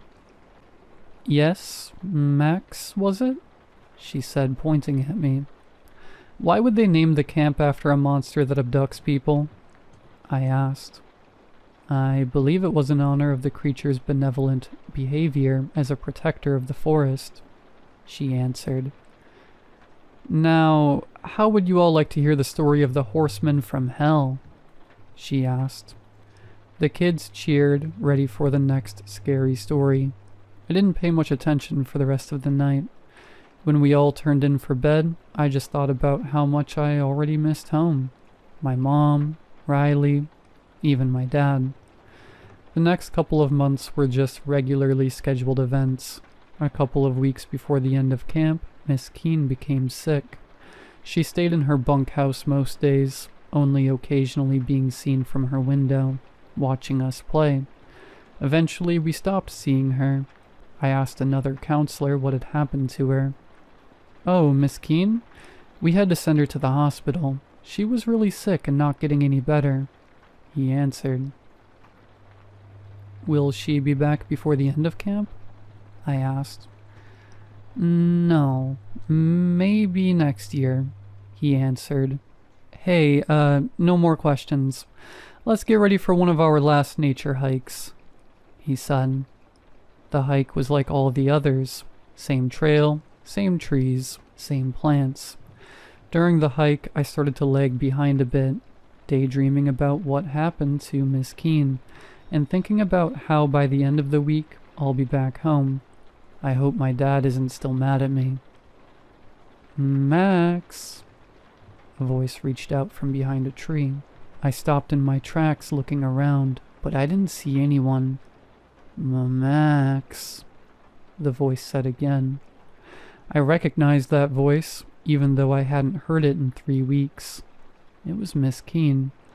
Miss Keene, is that you? I asked. Please help me. You don't have to do this, Miss Keene said. Please follow me, children, she called to me. Guys, hey, I found Miss Keene. I think she's hurt.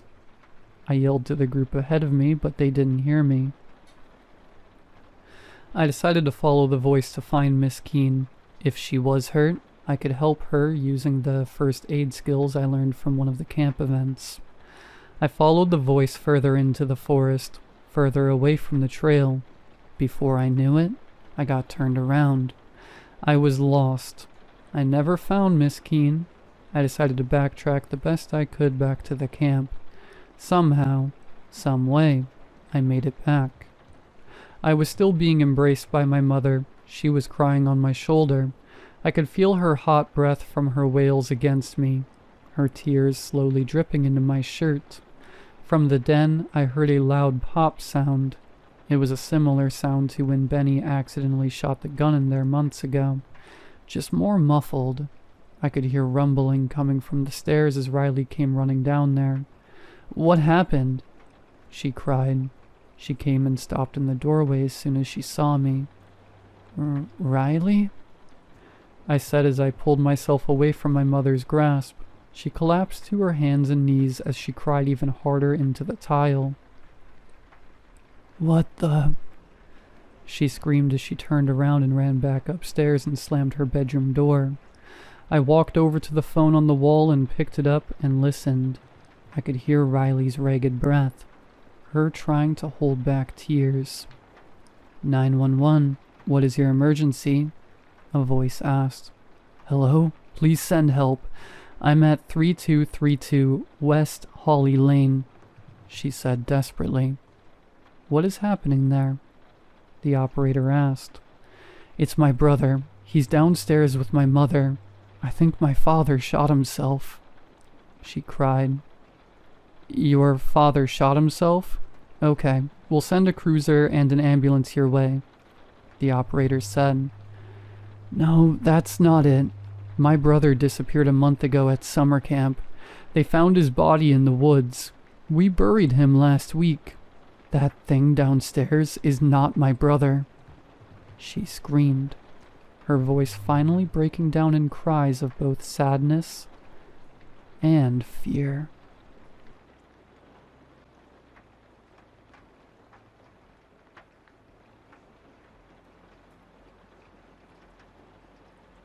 I saw him when I had woken up in the middle of the night.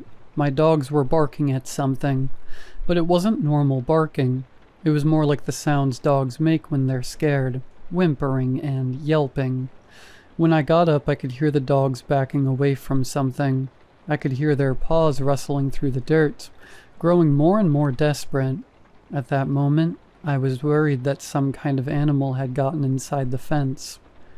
I should have known it wasn't an animal. The only dangerous animals out here in the countryside are foxes. But I didn't care. I went outside with a machete. The first thing I see is a man wearing a cloak, a wide-brimmed hat, a short cape, and carrying a staff. He was dirty, with mud stains all over the lower half of his body. I froze not from fear, but from surprise. I live in the middle of nowhere, out in the countryside where the road to my house is just a dirt path that goes on for kilometers and leads nowhere. It looked like he wanted to pet my dogs. He had his hand stretched out and was walking strangely, using one hand to grab and drag his leg forward while holding on to his staff. All the while, my dogs barked louder and louder. I approached him, gripping the machete tighter with every step. I raised my hand to touch his shoulder. I felt every movement, my finger getting closer, my muscles tensing, my body leaning in. I touched his shoulder. He began to stand up with the help of his staff, digging it into the ground, using his strength to straighten up, and he began to turn around. The second he turned, the dogs bolted back into my house. He was still looking down, and suddenly he laughed. It was a deep laugh, like Santa Claus if he smoked a pack a day since birth. He stopped laughing slowly, then said, "Forgive me. I saw the dogs from afar and had to see them," he said in a kind tone. I got a little angry. He was speaking to me like he was strolling through the suburbs and just saw a dog in front of a house. He was in the middle of nowhere, and besides, there is only one way to get here, and you have to go off the road completely. So I asked him directly, "Okay, but why are you in this area?" I sounded a bit annoyed. The man sighed and spoke seriously. "I'm on a journey to a place, and I stopped here to see one of God's creatures. Again, I apologize. It wasn't my intention to wake you or scare your dogs." I stared at him confused, and he said, "I'll go now. I can't stop for long. I have a long road ahead." He chuckled softly. He was an old man, and morally I couldn't just let him walk alone in the night, especially out in the countryside where he clearly must have gotten lost, if he ended up near my house. "I'm not going to let you go alone. Let me grab my things and I'll take you where you want to go in my car." The man, still not revealing his face, looking down and completely still, said, "Excipia." I didn't understand, but he stayed still. So I went inside to grab my things. When I came in, I saw the paw prints had stained the wooden floor, and I could hear the dogs whimpering, howling from my room. I turned on the lights to find and grab my car keys and jacket. I went to my room and saw the dogs hiding under my bed. It felt exaggerated, like when Scooby-Doo sees a monster. The point is, I had never seen them like that. I kept ignoring the signs and grabbed my jacket from the wardrobe, picked up the keys from my nightstand and went back outside, closing the door behind me. It was starting to get light, like a breath of relief from the tension and unease of the night. The man was still there, waiting for me where I had left him. In the daylight, I could see him more clearly. His hands gripping the staff were gray, wrinkled, looking like the skin could fall off any moment. He was still looking down, but I could make out more of his face. From afar, I saw his mouth hanging open, drooling. I figured, because of his age, it might be normal. Maybe he didn't have the strength to keep his mouth closed. I started walking toward him. With every step, he seemed to lose the strength to hold himself up. His body looked like it was falling apart. I began to hurry, feeling the sunlight blinding me. When I finally got close, I was standing in front of him and he had collapsed. When I tried to lift him, he wouldn't let me, until I grabbed him by the arms and his hood fell back. It was a rotting corpse, like he had died years ago. I dropped him. Thump. His clothes shifted, revealing more of his body. I could see his chest. There was a huge hole exposing his ribs, and on each rib was written, "Qui per terras ignotus iter facit." He who travels through unknown lands. The phrase comes from the old pilgrims, who journeyed through foreign lands out of devotion to God.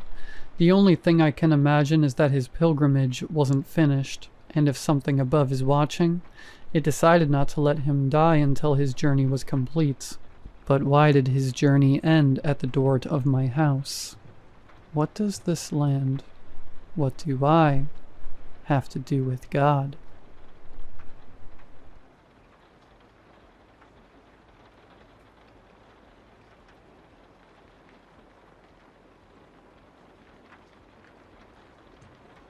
The internet is filled with stories about people who clip out of reality and into somewhere else. Terms like backrooms, states, woods are common on Reddit, and I'm not here to argue semantics with you. I call them fairy pockets. But even that is just a term I made up, so use what you like. There are no word police, not that I have found yet. There are no set rules by which one enters a fairy pocket. Sometimes you just slip in by accident, though there's usually an easy way out, if you know what to look for. Something that will just not look right, and help you pull yourself back to reality. It's hard to explain. My job is that I find them, go into them, and figure out what, if anything, is valuable there, and then sell all information to governments or private businesses. You would be shocked at the amount of natural resources some of these places hold. I can assure you that the Iraq War was not about oil without a shadow of a doubt, but they're always dangerous, so it's a tough call on whether or not they're worth it, and thank God, not mine to make. Usually you can find some idiots willing to buy your dangerous claim for at least enough to break even, unless it's Rockport. Nobody even tries to claim that godforsaken place anymore. Today, I'm just going to tell you about a few places I found, and then, if there are any questions, I'll try and answer them.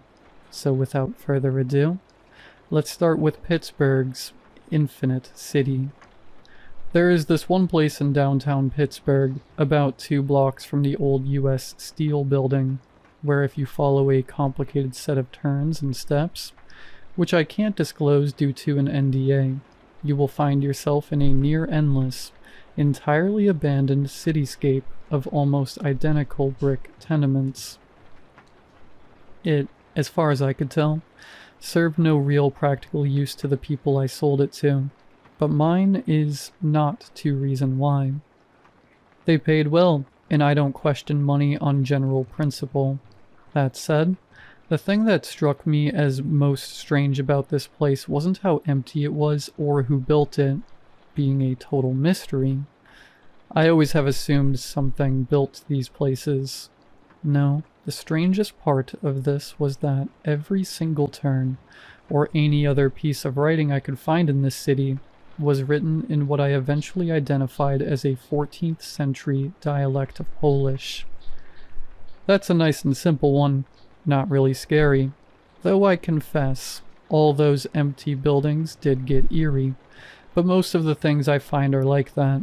A little off-putting perhaps, but not anything special. And this memoir is dedicated more to my horrific experiences after all. They're the ones that make for good stories. Now, some places like that feel creepy, but are fine.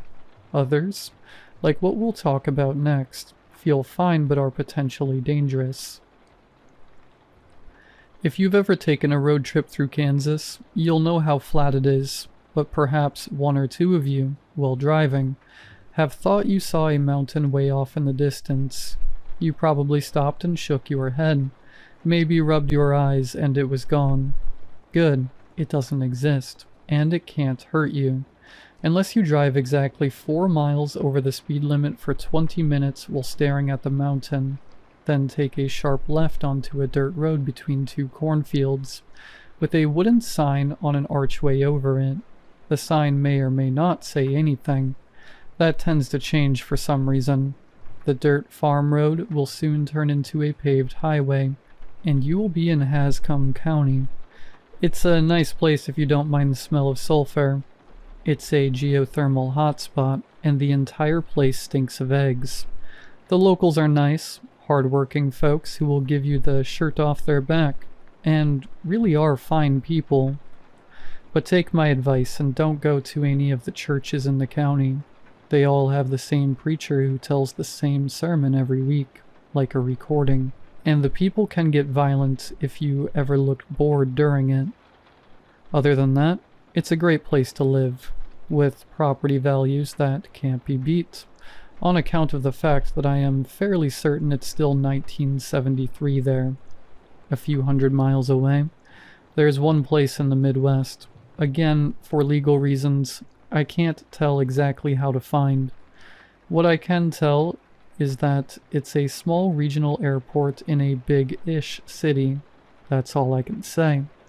The vending machines all sell products that aren't in business anymore, but I am not entirely sure if that's supernatural or just some strange gimmick on the part of the airport management. What is weird is that if you walk into one specific women's bathroom on a Tuesday, there will be an elevator at the far end of the room past the last sink. It takes you up through 99 floors, 98 of which are identical open-plan office space. You cannot see the skyscraper from outside the airport, and actually, some planes fly right through where it should be. Every floor is the same, laid out in long rows of desks with big box computers, and off-white landline phones with wood-grain siding. Each station manned by workers dressed in business casual. talking on phones and generally doing what you'd expect from a call center. The only issue is that they are speaking exclusively in dead languages: Latin, Proto-Finnic, Occitan. I even heard some Akkadian when I was there. Honestly, it's the most well-managed office I've ever seen. Everyone works hard, and nothing ever goes majorly missing, which I suspect has something to do with the fact, as far as I could tell, there were no managers to screw things up. I went up to floor 99, but decided against floor 100. You see, 99 was a waiting room like you'd find at a doctor's office, and to access floor 100, you had to take the stairs. The sounds coming from up there cannot be described, and I do mean cannot. I have tried repeatedly, and it only leads to my having a seizure. Not wanting to repeat that, I will leave them to your imagination. A buddy of mine who is a priest suggested that I have found purgatory, and perhaps he was right. I'm no theologian, so I'll leave that one to the church. There is an area in San Francisco where you can see what I think is Atlantis, where Alcatraz should be, but I haven't figured out how to get there yet. And there is a way to get to the moon from Houston without NASA being involved. But by far the weirdest fairy pocket I ever found was Mount Prince Nelson National Park in West Virginia. It's a beautiful place, by the way. Wonderful hiking, and some absolutely stunning views of the mountains. But I don't recommend you take your kids. It's by far the most dangerous place I have ever been, and I lived in Chicago for 3 months. Long story, I was trying to figure out where all the damned clowns kept coming from, but I digress. Mount Prince Nelson is about 700 square miles, located within an area of West Virginia no larger than a Walmart parking lot, which coincidentally is how you get there. Follow the steps correctly, and where the main doors are, a stone arch will appear with an NPS ranger who charges you 42 cents as an entry fee, and hands you a waiver to sign in the reasonably likely event that you die in the park. There are miles and miles of roads, both paved and unpaved, and a core area around a lake that contains the majority of the tourist stuff. It's more or less safe on account of the National Park Service maintaining a round-the-clock watch on the perimeter. That would make the Marines look sloppy, and the flight of F-14 Eagle fighter jets flying 24/7.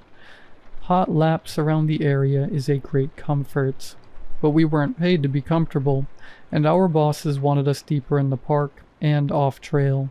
Once you get outside of the patrolled area, like we were, things take a turn. Everything, and I do mean everything, wants to kill you. There are beetles, the size of cars, for starters. The cool parts, however, is the dinosaurs that roam free in the park. Side note, that whole "they can't see you if you don't move" thing is bull. Ask me how I know. It's a rainforest, so the backwoods camping isn't easy, because hacking your way off trail is a nightmare even without the venomous trees and psychic frogs. But I have to say, it really is beautiful. Puts Yellowstone to shame on a bad day, and that's saying it mildly. When I first went to Mount Prince Nelson, I was part of a team of specialists called in by the National Park Service to figure out why they kept getting paperwork from their employees there despite no knowledge of it existing. We spent about 6 months figuring out how to get in, and that's when things started to go badly wrong. Our team lead, an older guy named Donald, was the first to die. He had taken watch around our camp on the first night after we left the safe zone, and some kind of big ape-looking thing came out of the woods and attacked. Beat poor Danny half to death before we were able to kill it, and he was dead by the time we got him back to a ranger station for a medevac. We had a job to do, and the pay was good, so we pushed on, deeper into the woods, where the 9 surviving men of our team got knocked down to 5 on the 3rd day by some kind of screaming fog. Though all things considered, It wasn't so bad, as it also killed the T-Rex that was chasing us. Jacoby, one of the newbies, went nuts that night and started talking about how he had communed with a goddess at the center of the mountain in his sleep, and that he needed to go out and join her amidst the rocks lest all reality be consumed. I had to put him down with my 45 before the crazy spread to the rest of the team, which might be my least favorite part of this job. The remaining 4 of us found an old cabin nearby and decided to hold up for the night. By the next morning, we were down to 3. I hadn't gotten to Jacoby in time, I guess. We reached the decision that we were going to try and make our way back to the safe zone after a short debate. I always try to be democratic where possible, so we started back. When we had been walking for around 7 hours, Rodriguez, who was on point, signaled a halt. He said he thought he had heard a twig break about 100 yards to our right. He was right, to worse luck. If he hadn't stopped, maybe he wouldn't have been able to line up his shot. The arrow took Rodriguez in the chest, sending him to the ground. Me and O'Leary opened up with our weapons in the direction of the archer, but I don't think we hit him. Rodriguez would have survived had the arrow not been poisoned, but he was already turning green and bleeding from his eyes by the time I got the bandage over the wound. I gave him last rites by sticking a stake through his heart and zip-tying a cross to his right hand so he wouldn't come back as anything unnatural. Then the 2 of us left and set off again in the direction of home. O'Leary and I made it a long way that day without stopping, and ended up coming close enough to the safe zone that we were fairly confident in making it there the next day. I took first watch and chewed coffee grounds to stay awake, as I had no doubts that we were still being hunted. The attack came sometime around 0:30, when I got a feeling on the back of my neck that I was being watched. I have learned to listen to these feelings, and it's why I'm still alive. Diving for the ground, the arrow just narrowly missed me, slamming into a tree a few yards behind. O'Leary was awake now and scrambling for his rifle, while I fired blindly into the trees from cover. We were unlikely to make it back without getting rid of this hunter, so I signaled for him to cover me as I crawled away from our camp. It took about 10 minutes or so before I found his tracks. 2 muddy boot prints and a Snickers wrapper gave away where he had been standing, and a trail of greenish-blue blood leading away from the spot told me one of us had hit him. O'Leary and I stalked him for about half a mile before we found him collapsed by a creek bed, panting heavily, a handsome young man dressed in bright orange hunting gear. The only sign he wasn't human was the metallic red hair and his almost neon green eyes. He cussed me out in what must have been an early ancestor of Welsh, before O'Leary blew his brains all over the forest floor. I wasn't sure that would stop him for long, so just to be safe, I hog-tied him before we left. O'Leary quit this job after we made it back to civilization. I can't blame him. The last I heard, he had become a Buddhist monk and lived up some mountain in Colorado. I just hoped it wasn't anywhere near Rockport. That is one pocket that even I won't go to.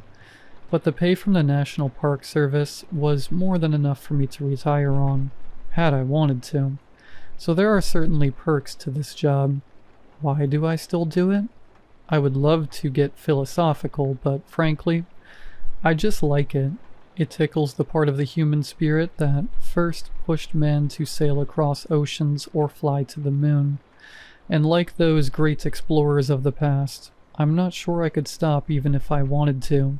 It has its hooks in me, and won't let go. I have other stories, of course, might even post them later, but these were a few that stood out to me. I will try to answer any questions, but given the number of NDAs and ancient blood oaths I've had to sign over the years, I make no promises about how much I can deliver. That said, if this job sounds fun to you, or the money sounds like a great way to get rich quick, I really do not recommend you take it up. People like that don't tend to last long. And for the love of all that is holy, if you are in Colorado and see a sign for a town called Rockport, turn around.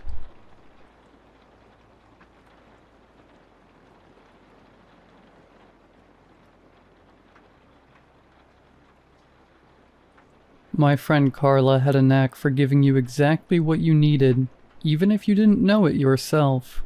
For my 26th birthday, we went to a nightclub. It had been an especially sunny day, not a single cloud in the sky. Still, she gave me a yellow umbrella that looked like it came from an antique shop. I thought it was ugly and absurd, especially since she knew I hated bright colors. But as we stepped outside, an unexpected downpour started, even though the forecast had promised clear skies. At Christmas, she gave me a gift card for a store. The very next day, a website glitched, offered all merchandise at 90% off. With the $50 on her card, I bought thousands of dollars worth of clothes. And that was nothing compared to her gift at her nephew Lucas's christening. She gave the baby a black cat, fully aware that the mother, her sister, was allergic. It all made sense 2 days later when the cat caught a huge rat crawling in through the baby's room ventilation. Apparently, the child had been having health issues related to infections, and thanks to the cat, they discovered the source and fixed it once and for all. Everyone in our group noticed those strange coincidences. We used to joke she was a witch. She'd just laugh and say it was luck, that her method was simple. She flipped a coin 3 times. She did it to decide which store to enter, what to buy, even what time to leave the house. If she got 3 heads, she went ahead. If not, she changed the plan. We always laughed at that, grateful for her gifts. But something changed this year. Yesterday was my birthday. The conversation was lively, the music loud. My cousin Valeria nailed it with her mimosas. My coworkers praised the snacks. My friend Juan told stories from his trip to the Amazon. Even though the party was a success, Carla looked uneasy. She sat in the corner of the couch with a glass full of wine, not speaking to anyone. That was unusual for her. She was normally outgoing and full of light. She kept glancing at the hallway, the window, the stairs, as if expecting something, or someone, to appear out of nowhere. I walked over and asked if everything was okay. She looked nervously at her gift, stacked with the others. She said she'd felt off all day, a tight anxiety in her chest. She couldn't explain it. Then she admitted it had something to do with her gift, that she was embarrassed about it. She leaned in, lips tight, and murmured, "Open it when everyone's gone, please." I was about to agree when my boyfriend shouted, "Open the presents! Open the presents!" The pressure from the group did the rest. Carla lowered her gaze. Her discomfort made me nervous. That afternoon, while we were setting up for the party, I'd felt something strange. Nothing specific, just a vague discomfort, like the air was heavier. At one point I could have sworn I saw a shadow move in the hallway as I passed the kitchen, but when I looked, nothing was there. I figured maybe it was the lights, or just my imagination. I shook my head and went back to prepping drinks and music. There was too much to focus on. I started opening presents. My friends had outdone themselves this year. One even gave me a ticket to see my favorite band. I saved Carla's box for last. It was rectangular and soft, with rounded edges, wrapped in yellow paper and a red ribbon. Attached was a note that read, "To Julian, may you have many more birthdays." Everyone waited eagerly, holding their breath, convinced it would be another example of her mysterious gift-giving. Slowly I tore open the yellow paper and opened the box. A carton of eggs. The silence was suffocating. 12 white eggs. No one knew what to say, until my boyfriend let out a nervous laugh. Soon everyone burst into laughter. I laughed with them and joked, "Looks like your gift-giving powers are running low." Carla held my gaze and smiled, but her eyes remained uneasy. "It's what you need," she said quietly. "The coin said so." That phrase unsettled me more than it should have. I drank too much that night. We went to bed without cleaning up. We didn't realize we'd left Carla's gift on the kitchen floor. A seemingly insignificant detail. Until now. I'm standing outside my house watching the police carry out a body. Solomon Garcia. The serial killer who had terrorized the city for a year. He would hide in his victim's home for 30 days before murdering them in their sleep. It was going to be our turn, but this time he didn't get the chance. He slipped in the kitchen. His head slammed into the countertop, dead on impact. Beside him, the crushed carton of eggs. I imagine him entering my kitchen, the crunch of eggs underfoot, and then a dull thud. Flesh against concrete, his limp body on the white tile floor, life slipping away. The thought makes me sick. The police keep asking if I'd noticed anything strange. Unusual noises, missing food, how long since I'd checked the guest room closet. That's where they found a calendar, 30 days marked off. My stomach churns as they question me. I can't stop thinking about Carla, about her nervous look, about the coin falling once, twice, 3 times into her palm. How did she know? Did she suspect something? Am I really still alive thanks only to chance? To something as arbitrary and fragile as luck? What if I hadn't opened her gift that night? What if she had felt too ashamed to give it to me, or even to come to the party? A cold breeze runs down my spine, but one thing's for sure. I'll always gladly accept any gift from Carla. Whatever it is.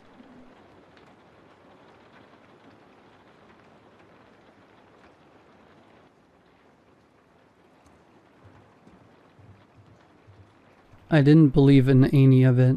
Not really. Demons, rituals, salt circles, all that stuff just felt like folklore. Old cautionary tales wrapped in mystery. That's probably why we laughed when Dev pulled out that weird old book. It was Friday night. Me, Dev, Jay, and Alina were hanging out at Jay's house. His parents were away for the weekend, and we were deep into one of those nothing nights. Lazy, tired, half buzzed, half bored. Dev had been digging through a box of his dad's things in the basement when he found it. This heavy, leather-bound book with cracking edges, and pages that looked like they'd been stained by time, or something else. The title said, "The Lesser Key of Solomon." Most of it looked like junk, faded Latin, weird symbols, dramatic warnings, but Dev turned to one of the marked pages, finger-tapping an underlined name. "Orobus," he said. "Says here he tells the truth, protects people, one of the good ones." Jay laughed. "A chill demon? You gotta be kidding me." Alina rolled her eyes, already over it. I don't know what made me say it. Was it boredom, too much beer, or sheer curiosity, but I said, "Let's summon him." We weren't being serious. It was just something dumb to kill the time, get some laughs, maybe get a few clips to post later. We lit a few tea candles from the junk drawer, sat in a circle on the cold concrete floor, and Dev read the words out loud. We skipped most of the steps. We couldn't be asked to go through all that and waste time. No protective circle, no fancy herbs or incense, just candlelight and bad decisions. And nothing happened. That just made us laugh harder. It was fun. We bashed each other, tried to scare each other a bit, and ultimately shrugged it off and went to play Mario Kart. But after about 20 minutes, the basement door creaked open. Jay swore he'd shut it tight, but those doors were iffy. He went and locked it. We still got some laughs, saying that maybe the chant succeeded. Then we heard a soft knock upstairs. Just once. Soft enough to not be intrusive, but sharp enough to stop our talking. Then came the sound of a pan hitting the floor in the kitchen. Jay went up to check, came back frowning. The pan wasn't even near the edge. It was pushed off. Probably the cat. I remember Alina saying something like, "Must have been the draft," but I wasn't convinced. The air felt heavier, not cold exactly, just wrong. I didn't feel at ease anymore. Something felt off. Then something slammed into the wall behind us, loud, deliberate, hard. We all jumped, even Dev looked rattled, and he was the one that didn't get pushed off the rails easily. I saw that he looked freaked out, terrified at this point.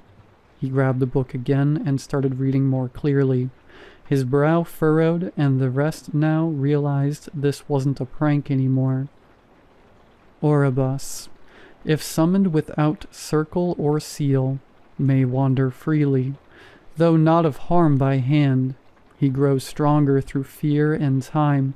He may torment, mislead, and draw harm from the world to you, to reveal the truth. At the final hour, when shadow becomes flesh, he may touch. He may take. Protection lies in circles of salt and in the light. He cannot cross either unless broken. If he does not possess a soul until daybreak, he shall return to his realm. Jay's laugh came out sharp and short. Nice, real funny. Then we all heard it, breathing, right next to my ear. Cold, uneasy, and damp, and very much there. I freaked out, turned, expecting something, someone, anything. Dev's voice cracked when he shouted, "We didn't bind it. It says right here, no binding, no control." More noises upstairs. Then a bulb popped in the stairwell. Alina screamed. Jay cursed. I didn't say anything. I was trying not to lose it. We scrambled. Dev tried Googling binding rituals. Yes, funny, but not so funny when we faced something we didn't understand. This was supposed to be fun, a joke. We realized all too late that it wasn't. I ran upstairs and grabbed a bag of salt, and we poured it around us in a shaky ring. All of us standing close now, barely speaking, undecided if we should watch around us or each other. Then the light started dying. One bulb, then another, then another. Pop, pop, pop. Always just outside the circle. The darkness was creeping closer with each pop. We knew we were in real danger now. I held up my phone's flashlight. It flickered, but the battery was full. It shouldn't have. Dev read again, barely above a whisper. He may not touch the soul unless it slips from light into dark, or into dream. Don't fall asleep, Alina said, and her voice broke halfway through. I don't think that'll be a problem, Dev said. Doubt anyone could sleep. It was now 4:25 a.m., and we just had to make it until sunrise. Time went slow, but it moved. The next hour, I don't even know how to describe it right. There were scratching sounds. Not constant, just enough to keep you from forgetting. A chair skidded across the floor by itself. Something moved in the corner just outside the light, but when I looked, it wasn't there. Not gone, just wasn't. Then something happened that made us aware we were indeed not safe. The gas. It hit all at once, sharp, sour.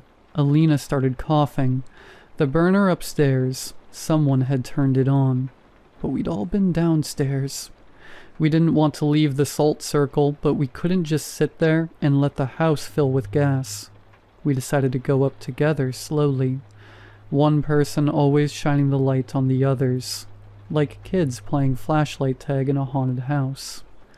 The burner was on full blast. The knob was gone, yanked off.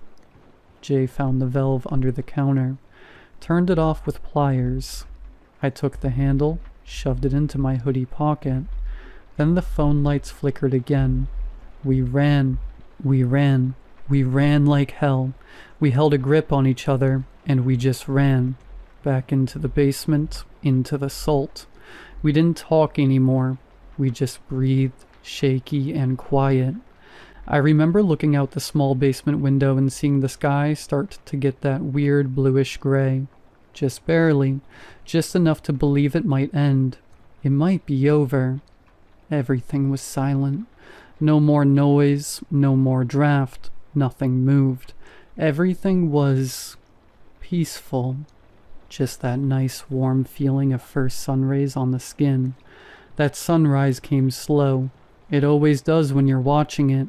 When it finally did, I felt like I'd been holding my breath for hours. Alina stood up, stiff. It's over, right? Dev was still sitting there. He hadn't said much in a while. Then suddenly he stood up. I'm going home, he said. What? No, wait, Dev. I'm tired, he said. I just want to sleep. He said something else under his breath. I didn't hear it, but Jay froze. What did you say? Dev looked confused. Nothing.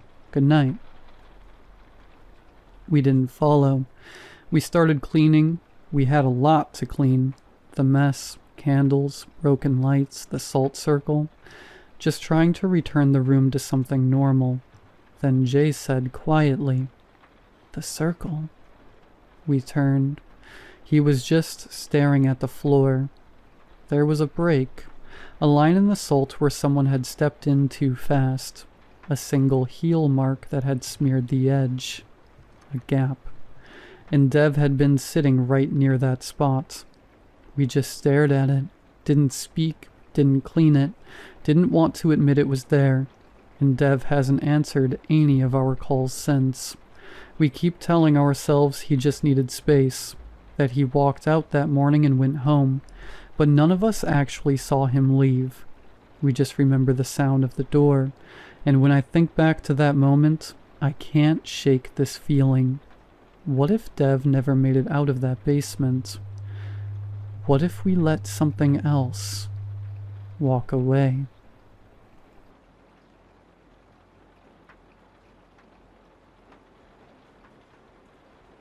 I haven't talked about this in years, not even to my therapist, but I'm writing it down now because last night, at 2:12 a.m., I heard the knock again.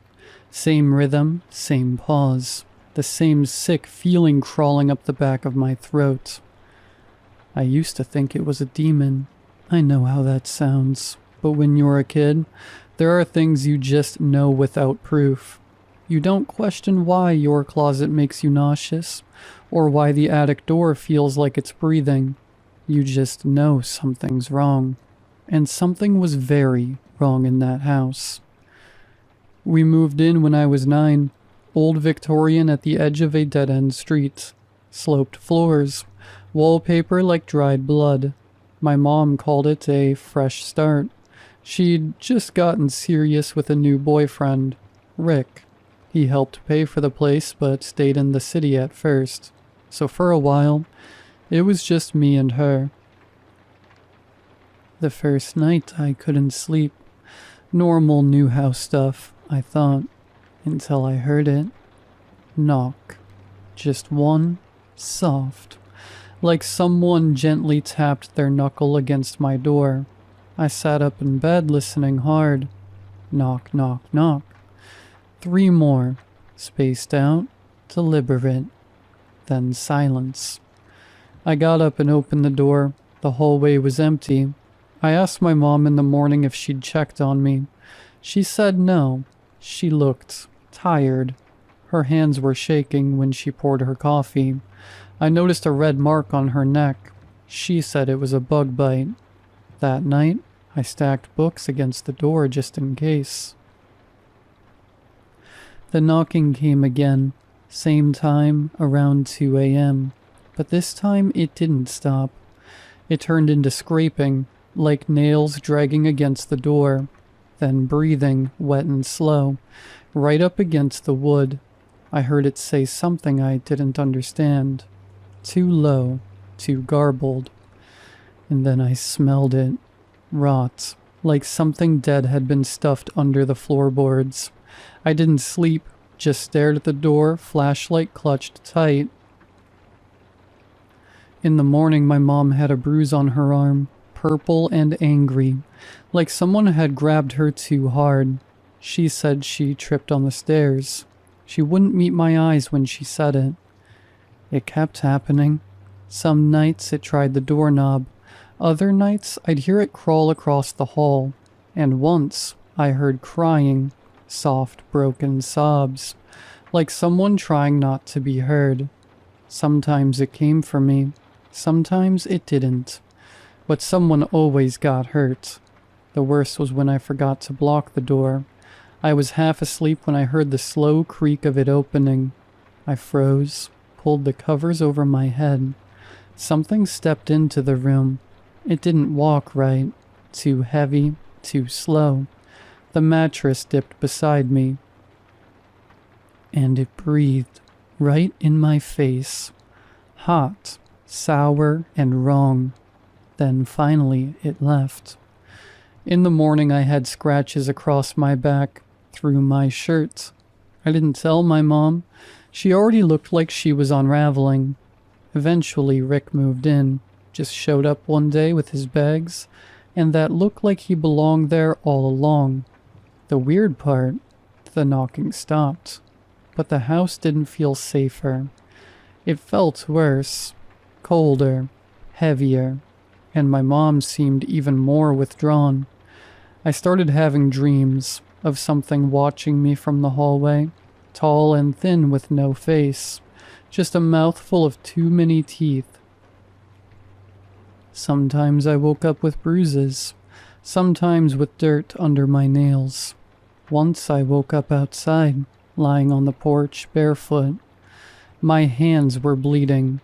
I told my mom we had to leave. She cried, said she'd find a way. That night, she locked her bedroom door, and I waited. 2:09 a.m. Footsteps.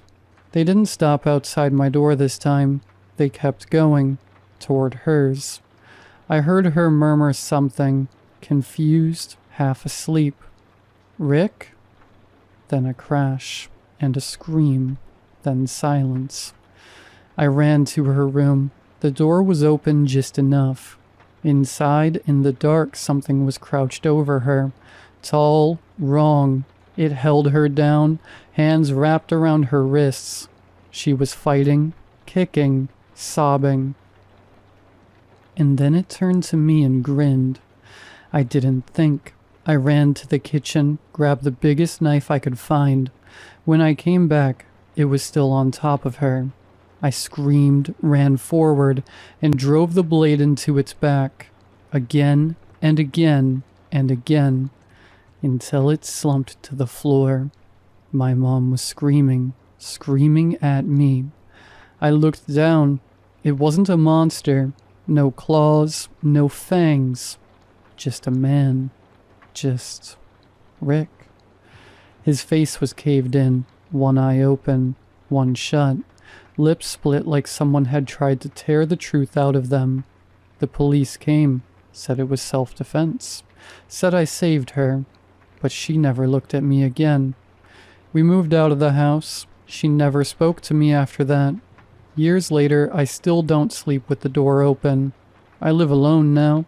1-bedroom apartment, 3rd floor. No creaks, no attic, no shadows in the hallway. Still, last night I woke up at 2:12 a.m.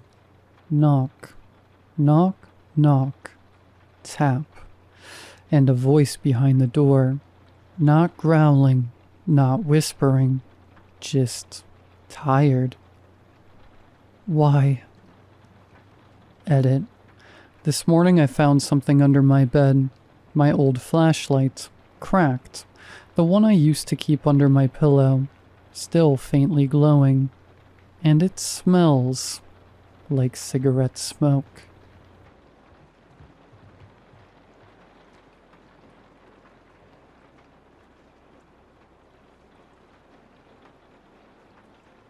Hello, my friends. I'm not really sure how to get started, but I had something exceptionally bizarre happen to me. I've told a few people in my life, and usually the response I get is something along the lines of, "That's pretty frickin' wild," or, "Oh, okay." Anyway, I'm not really sure what to do with this experience. You see movies or read stories and expect a payoff or crescendo or something of that nature whenever something big happens. But real life has a way of not caring for your resolution. Anyway, I apologize for rambling, and I will just get started. My story begins when I was 19 years old.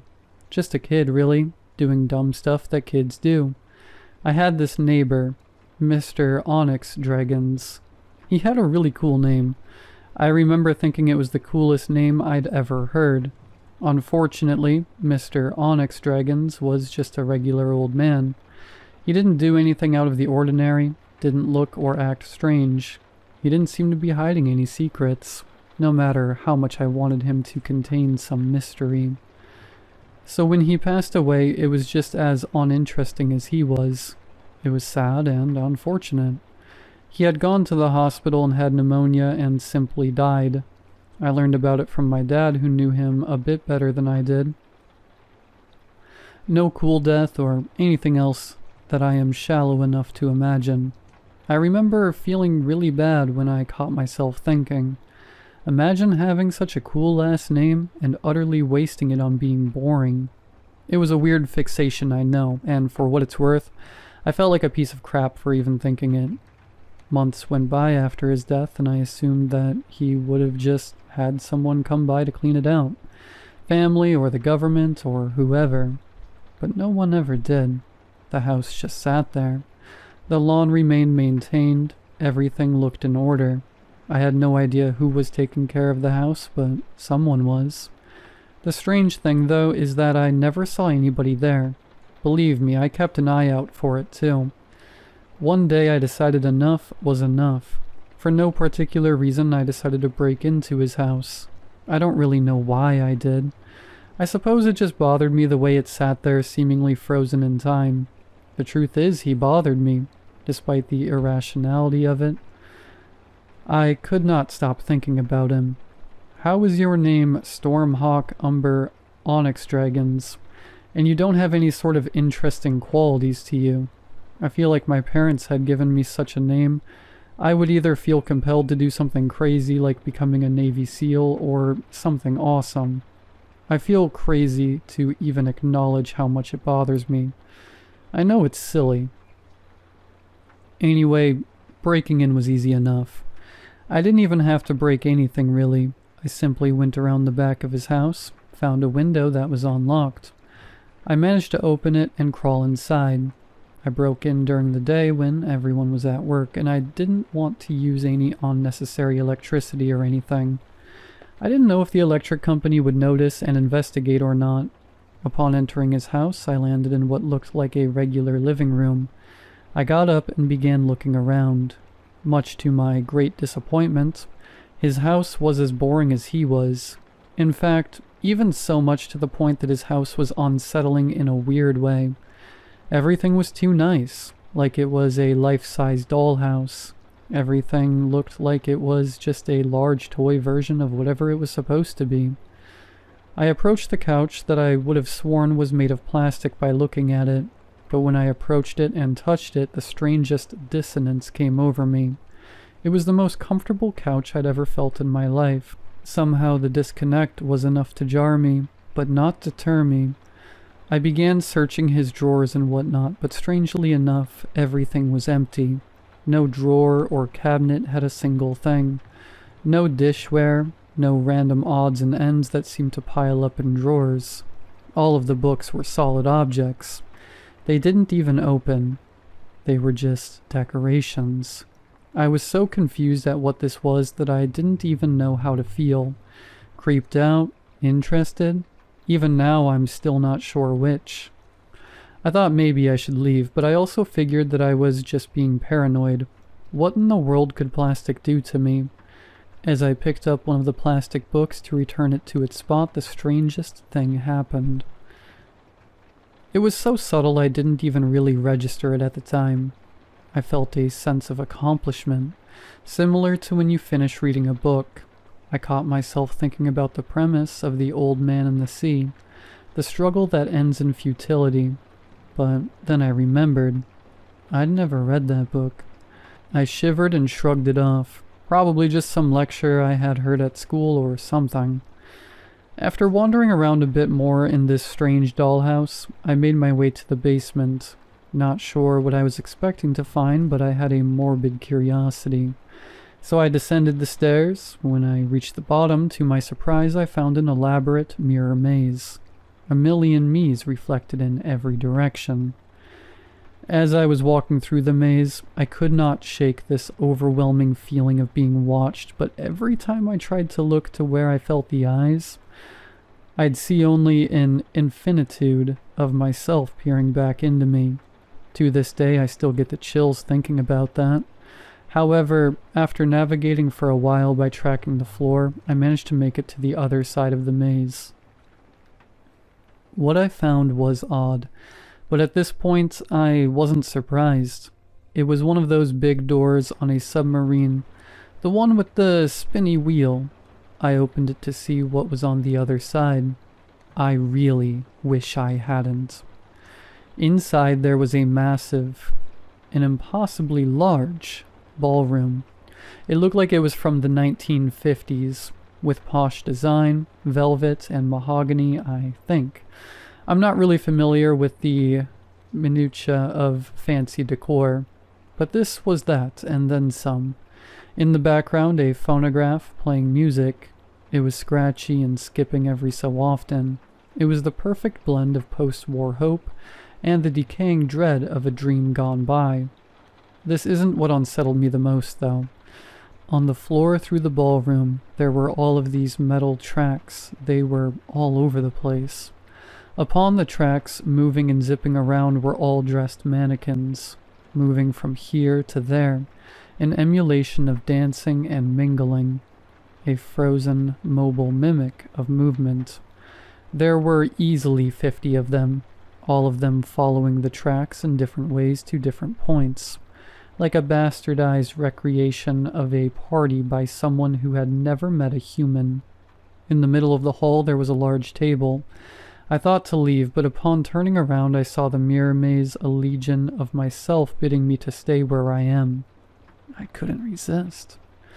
When I looked back into the ballroom, I had found that just for a brief moment all of the mannequins had stopped, and all of their heads were turned to look at me, regardless of the position of their body, but just for a moment, soon after they began zipping back and forth. I made my way to the banquet table and saw a card that had a name on it.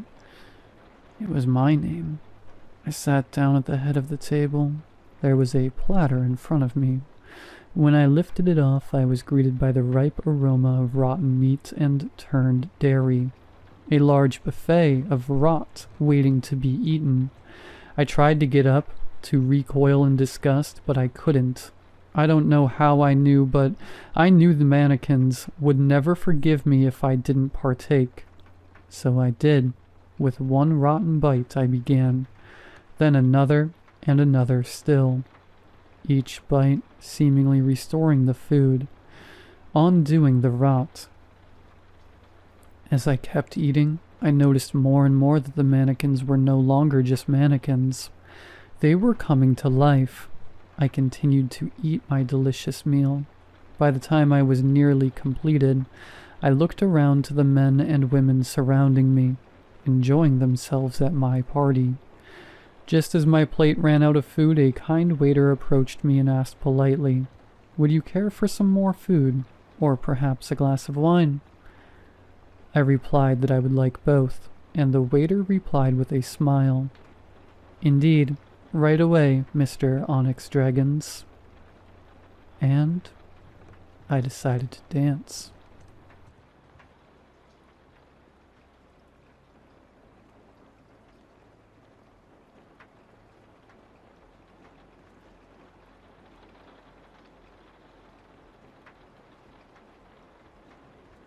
I moved into this house a week ago. Nothing special, just a one-bedroom with scuffed floors, peeling paint, and a draft that whispered through the cracks when the wind picked up. Rent was cheap and I didn't ask questions. I couldn't afford to. The first few days were fine, dusty, quiet, maybe too quiet. I slept like crap, but that wasn't new. I figured it was just the usual insomnia, or the leftover anxiety still chewing at my gut after months of couch hopping. But then something shifted. At first it was just a feeling, that subtle itch between your shoulder blades, like someone's watching you, but you're alone. I'd walk into the kitchen and feel eyes on my back, turn off the bathroom light and feel like I had to run to the bedroom. Silly stuff. Childhood fears. I told myself I was adjusting. But a few nights ago, something happened I can't explain. I was lying on the couch late at night, TV on mute. The only light in the room came from the screen and the bulb behind me in the hallway. I'd left it on without thinking. Something about the dark in this place felt too heavy.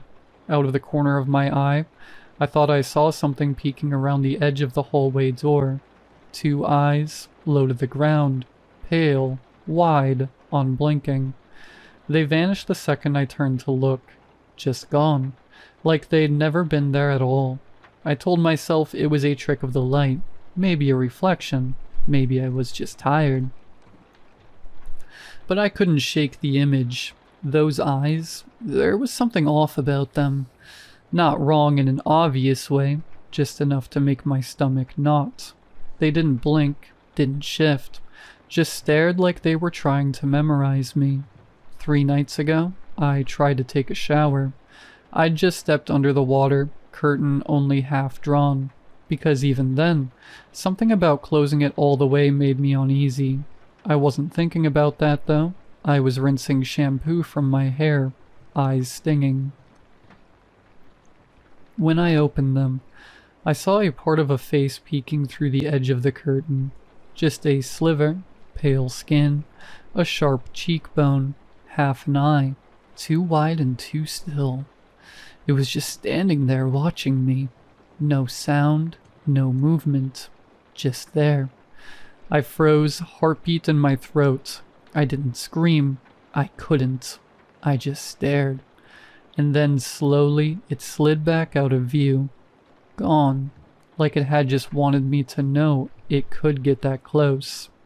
I haven't been in that bathroom since. I taped the door shut the next morning and started using the kitchen sink for everything else. I sleep with the hallway light on now. Not because it helps, but because dark corners make it worse. That same night, I set up my phone in the hallway facing the corner. The one just outside the bathroom. The one where I kept feeling it. I turned on the motion detection, opened the live feed on my laptop, and stayed up watching. Hours passed. Nothing. Then around 3:17 a.m., the feed cut to black for 7 full seconds. When it came back, the camera was tilted slightly to the left. I didn't touch it. I started moving differently through the house, walking sideways so I could keep corners in view. Mirrors went up in every room, on tables, door frames, even taped to the ceiling above my bed so I could keep an eye on the hallway without leaving my room. It helped a little, but I had to sleep sometime, and that's when it got closer. I blinked. That's all it took.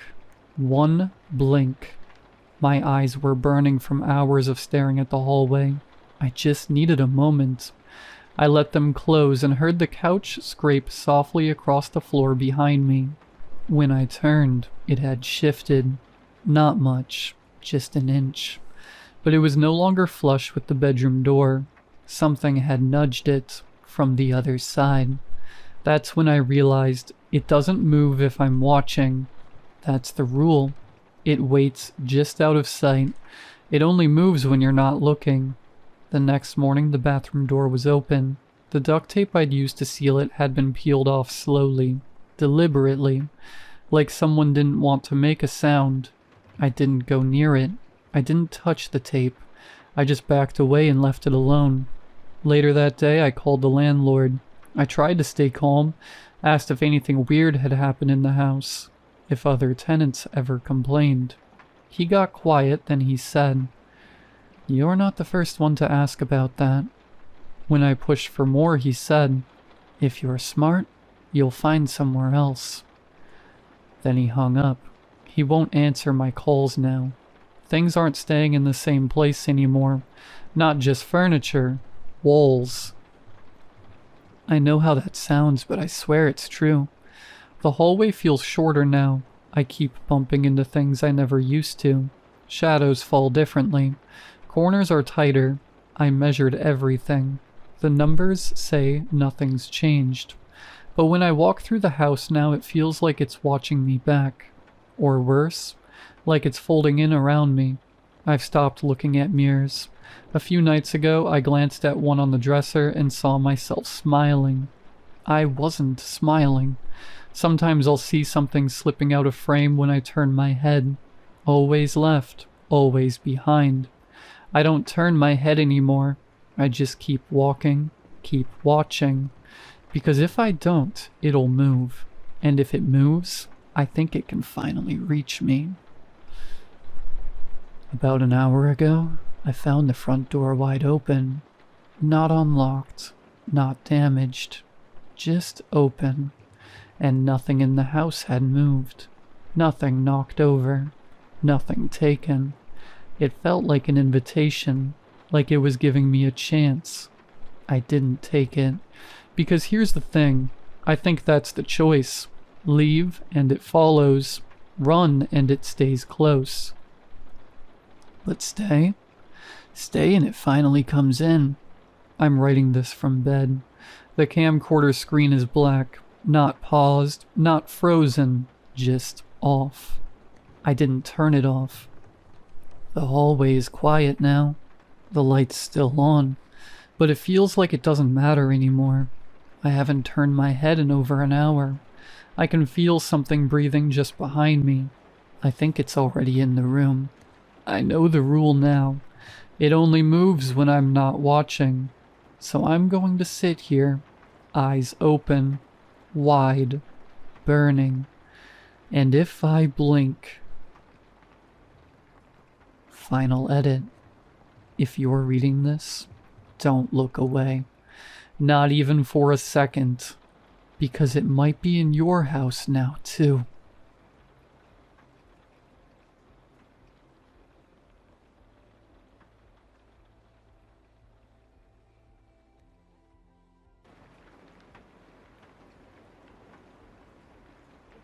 I never thought I'd write this down, but I need to get it out before it drives me insane.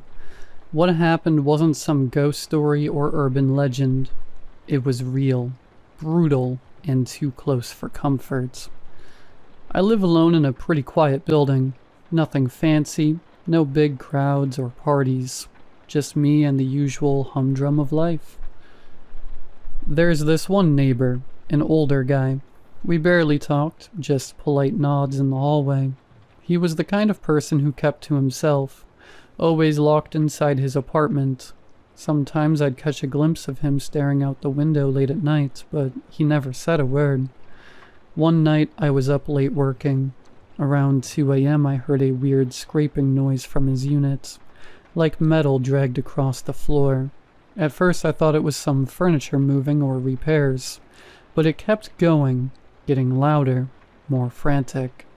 I tried ignoring it, but curiosity got the better of me. I peeked through the peephole. His door was slightly cracked open. The scraping stopped. I was about to knock when a sharp, wet thud hit the floor inside. My heart froze. I could swear I heard a low, guttural groan, like someone struggling to breathe. I called the building's maintenance, told them what I heard, but they brushed it off. Probably just him. He's harmless, they said.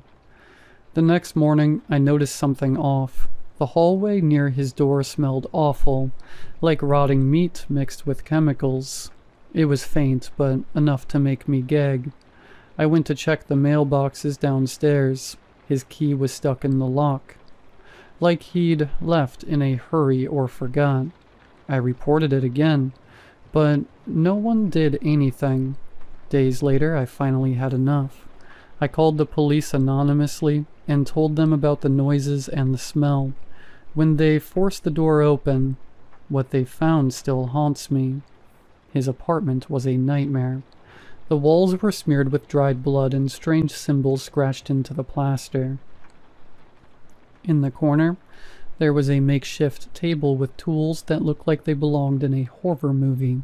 Scalpels, saws, clamps, all stained dark red. On the floor, I won't lie, were body parts. Human. I still can't erase that image. Turns out he was kidnapping people, strangers, drifters. He kept them captive to study them. The victims' remains were hidden in false compartments behind the walls. The scraping noise I heard? Him trying to move the bodies around in the dead of night. The police said they found evidence he'd been doing this for years, covering it up perfectly. Nobody suspected a thing because he was so quiet, so invisible. I can't sleep in my apartment anymore. Every creak, every shadow, feels like he's still here watching. The worst part, they never found his last victim. They think they're still hidden somewhere inside those walls. I don't know how to explain it, but if you ever hear strange noises late at night, and it smells like death lingering in the air, don't ignore it. Some monsters won't scream or fight. They just sit quietly, waiting for their next move. After the police stormed the place, the building emptied out fast. Most of the tenants left within a week. I stayed. I don't know why. Maybe it was guilt. Maybe I wanted answers. But the nightmares didn't stop. I'd wake up gasping, drenched in sweat, hearing that same metallic scraping echoing through the walls. Even after the unit was sealed off, I swore I heard movement, faint shuffling, like someone dragging their feet just behind the drywall. One night, maybe 3 weeks later, I got drunk enough to knock on the sealed door. I laughed to myself. It was stupid. I turned around to head back, but then I heard it. A voice, hoarse, barely audible. "Help, please." My blood ran cold. I pressed my ear to the door. Silence. Then again. A weak knock from inside. I ran back to my apartment and just sat there shaking. I didn't call the cops. I didn't want them to think I was cracking up. But that night I couldn't sleep. Around 4 a.m. I made a decision I regret every second now. I broke in. I had a spare key from when I used to help him with his mail. I don't know why I still had it, but I did. The cops had duct taped the lock and bolted the door shut. But nothing a claw hammer couldn't rip through. The stench hit me like a punch. Rot, iron, chemicals, something wrong. I covered my face and stepped inside.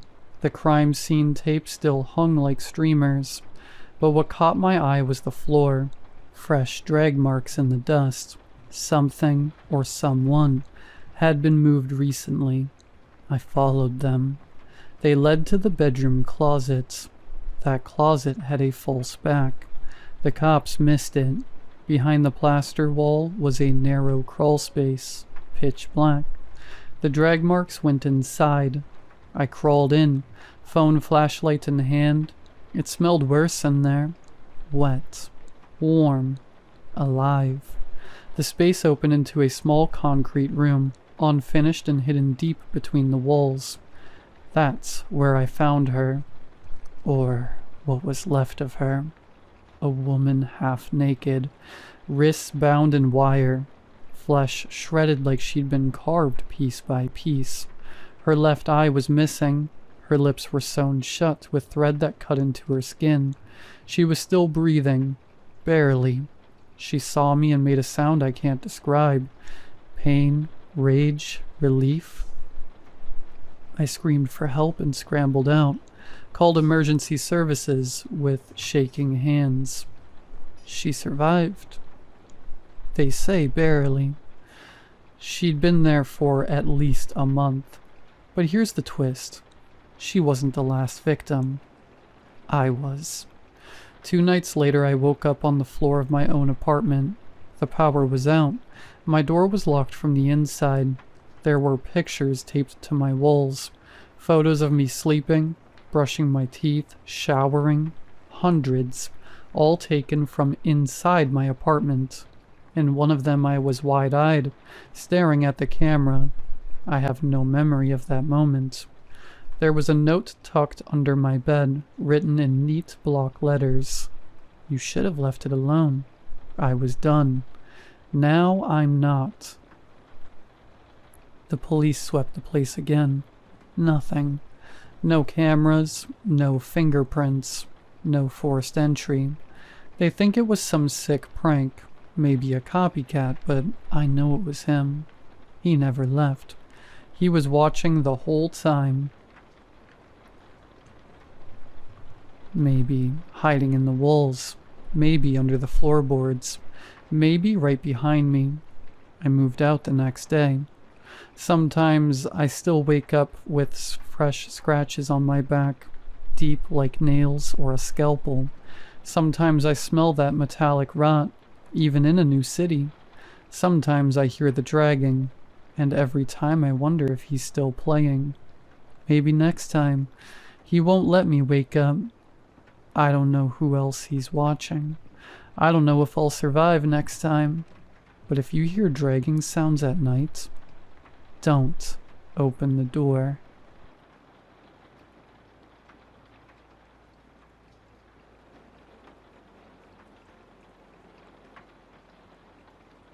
I never thought I'd come online for advice, especially about something like this. I'm used to having all the answers, or at least I'm good at pretending I do. You see, I write an advice column for a small town paper. If anyone could sort this out, it should be me.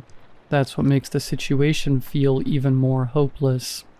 This is the part where I'm supposed to say I know how crazy it sounds. I don't. I know how it reads. I know how you're probably tilting your head right now. Skeptical, but curious. The way I do when I get letters from my column about cheating husbands or truant kids. Despite never fully knowing what I was doing, I always had the language to make others think I did. But I don't have language for this. I just have him. Let me back up. My son is 8. Was 8. I don't know anymore. We were at the park for a playgroup thing. Other moms, other kids.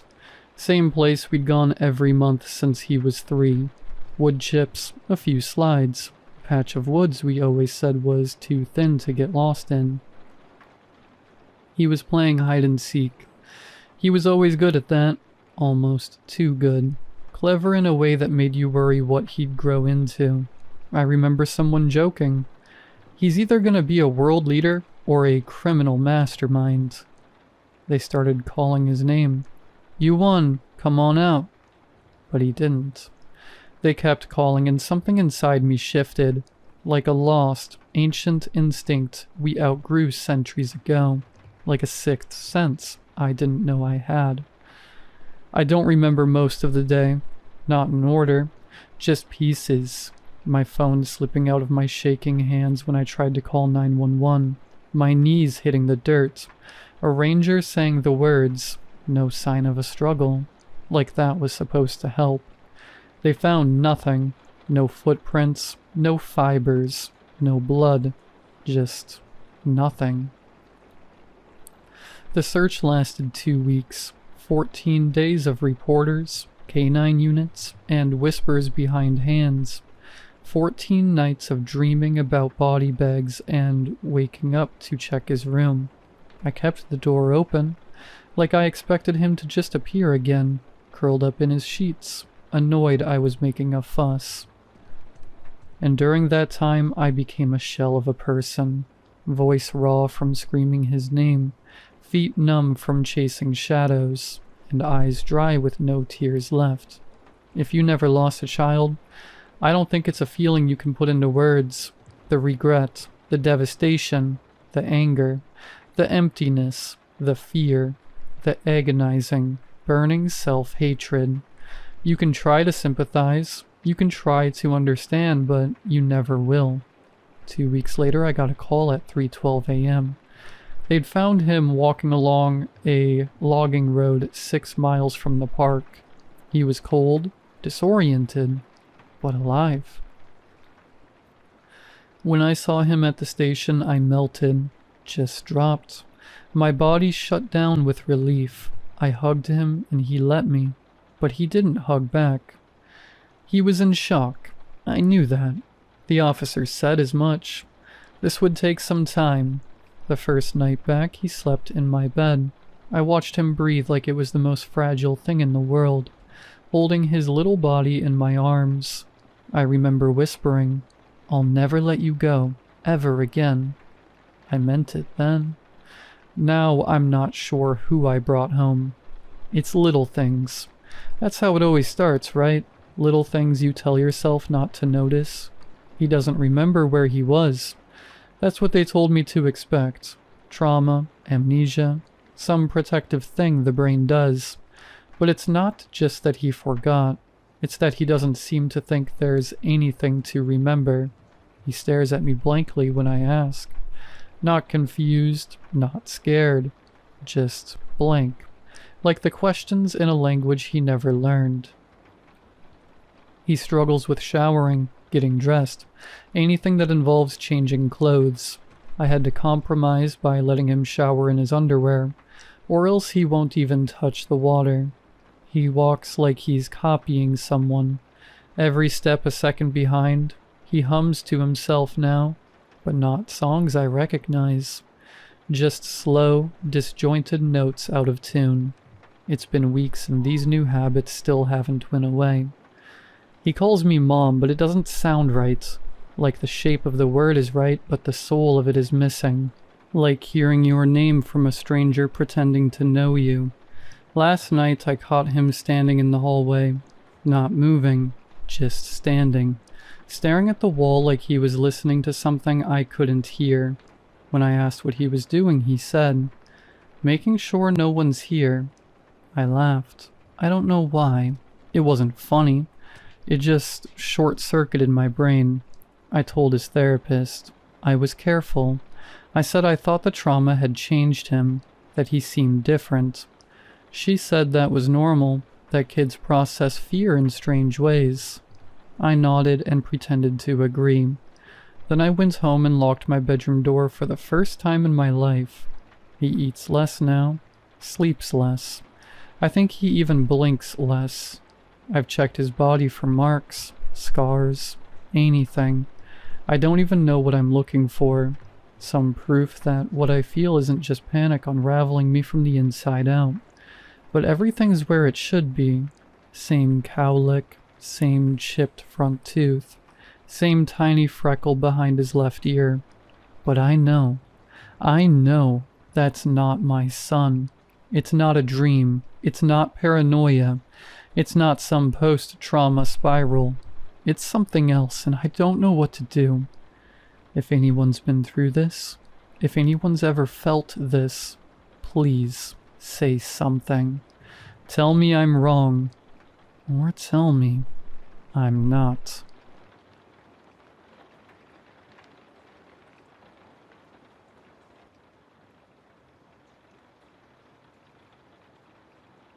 I've never been a squeamish person.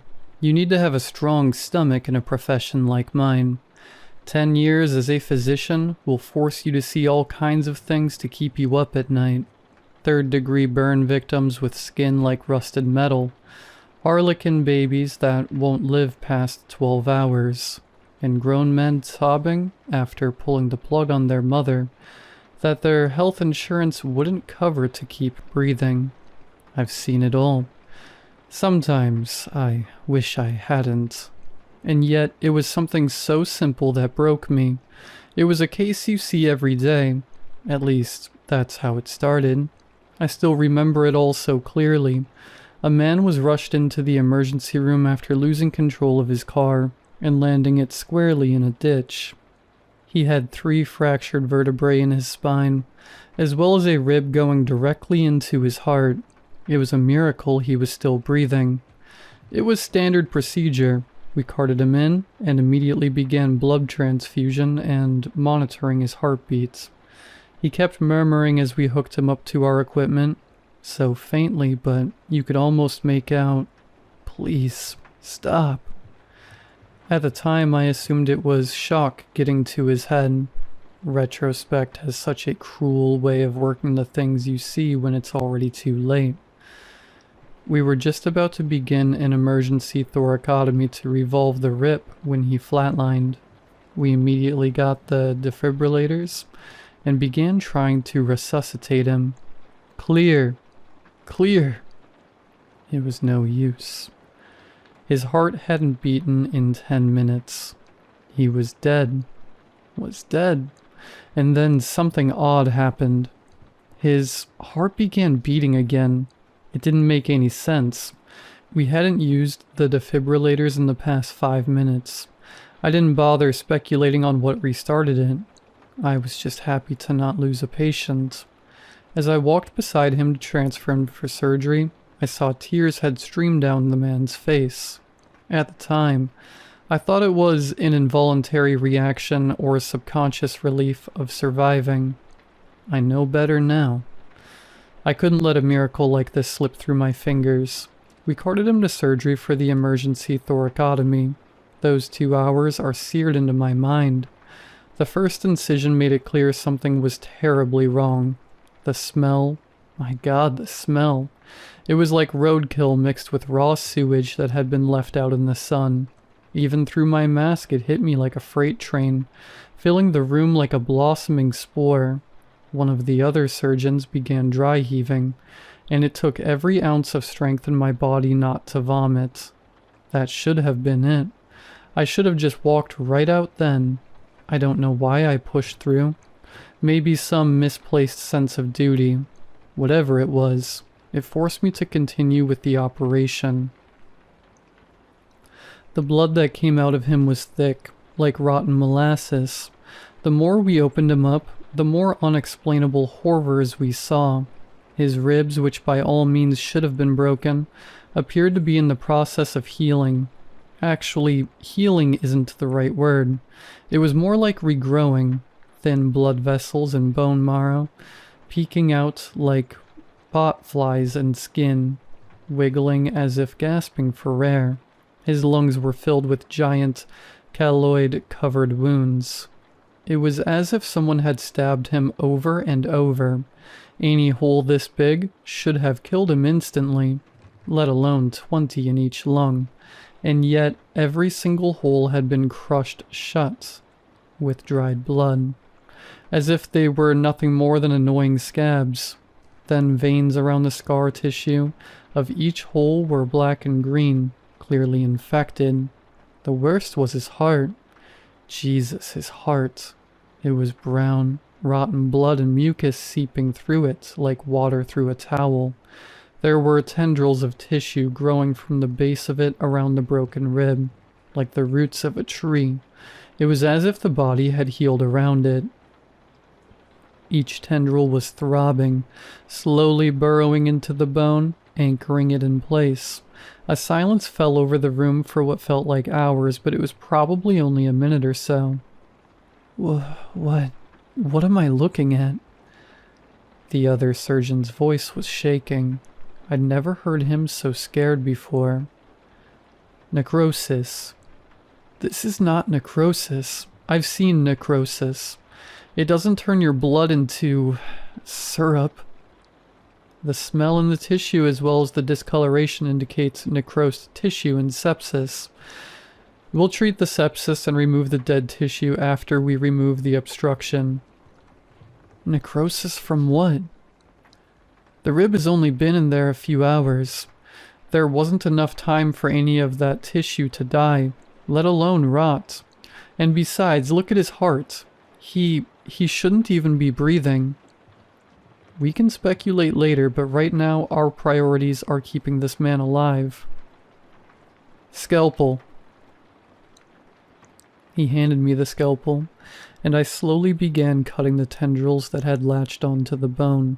With every incision, a small hiss would emanate, screaming like a dying animal. It took hours, but we finally got the rib removed, along with some of the necrosed tissue. There was no way to get all of it out at once. There was no way to get it all out at all, actually. How were you supposed to remove 2 lungs and an entire heart and expect someone to live enough to perform a transplant? The best we could do was hook him up on some incredibly strong antibiotics and pray that worked until we came up with further treatment. That treatment never came. 2 nights after I sewed him shut, the man jumped out the window of his room. He was on the 11th floor, or in other words, roughly 110 feet above the ground. I wish I had stayed behind when we all ran to the parking lot that day. His body was writhing reddish-brown mess. Screams of what sounded like at least a dozen men emanated from the air, piercing the ears of everyone near it. His ribs stretched like millipede legs, scratching at the cement of the parking lot, trying desperately to get traction. His spine flailed like an unmanned watering hose. The worst part was the face. His head had been partially crushed from the impact, and his upper face was still mostly intact. His eye, ever so slightly pushed out of socket, looked at me, begging, pleading, praying to be put out of its misery. There was something else in there. Hate. Red-hot, boiling hatred for me. Me. My God, the way it looked at me. That bloodshot abyss poured into my soul, into my very being. I could practically hear it scolding me, screaming at me. You did this to me. You kept me alive. How dare you think you could do this to me? Look at me. Look at what you've done. I didn't even realize I was screaming till the police came. I don't really remember what happened after that. The sound and smell of it all is the only thing that sticks in my mind. Yelling, gunshots, crying, cursing, crunching, smoke, and then finally silence. I never saw the body get carted away. I couldn't bear to look at it again, any of it again. I resigned the next day and never looked back. I'm in therapy now, and from what I'm being told, I'm recovering quite well. The nightmares have stopped. I can sleep peacefully now. Almost. I see it all when I close my eyes. The blood, the bones, the torn skin, and that eye. That eye. No matter where I go, that eye will follow me, and I will always feel its gaze. Its hate.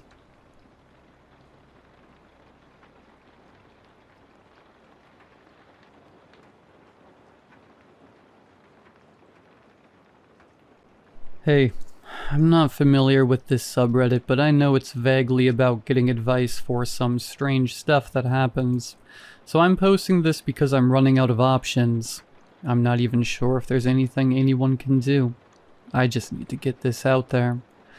A little background. I'm 23, pretty healthy, and I don't usually get headaches or migraines. The only medication I take is 20 milligrams escitalopram for mild depression, and I've been on it for 2 years with 0 side effects. It started a few weeks ago. At first it was nothing bad, just a dull ache. I thought I was dehydrated, so I drank some water and took ibuprofen. It went away, so I forgot about it. But later that night, while eating dinner, the headache came back, this time a bit worse. Once again, I took an ibuprofen and continued with eating and the rest of my nightly routine. Then at about 2 or 3 a.m., I was suddenly awoken by a throbbing pain in my skull. It was of an intensity I have never had before in my life. It was like someone was constantly squeezing and pushing into my brain while it was inside my head. Stupidly, I took some stronger painkillers to see if that would do anything, but the pain didn't go away. It only got worse. I could feel my brain pulsating as it reeked with this hot, searing pain. I ended up throwing up due to the severity of the pain. I decided that I couldn't wait for my GP to be open, so I woke my partner up and got him to drive me down to a nearby 24-hour medical center. Apparently we decided to pick the one night where everyone had a medical emergency, because the place was full of people. So we had to wait for probably hours while I was rolling around in pain. Finally, the doctor called me to have a look. I think I leapt out of my chair. I couldn't wait. I described my symptoms while he checked for other abnormalities. The only thing noted was that my blood pressure was slightly lower than normal. He said nothing seemed seriously wrong, prescribed painkillers, and told me to come back if it didn't improve, so he could refer me to a specialist.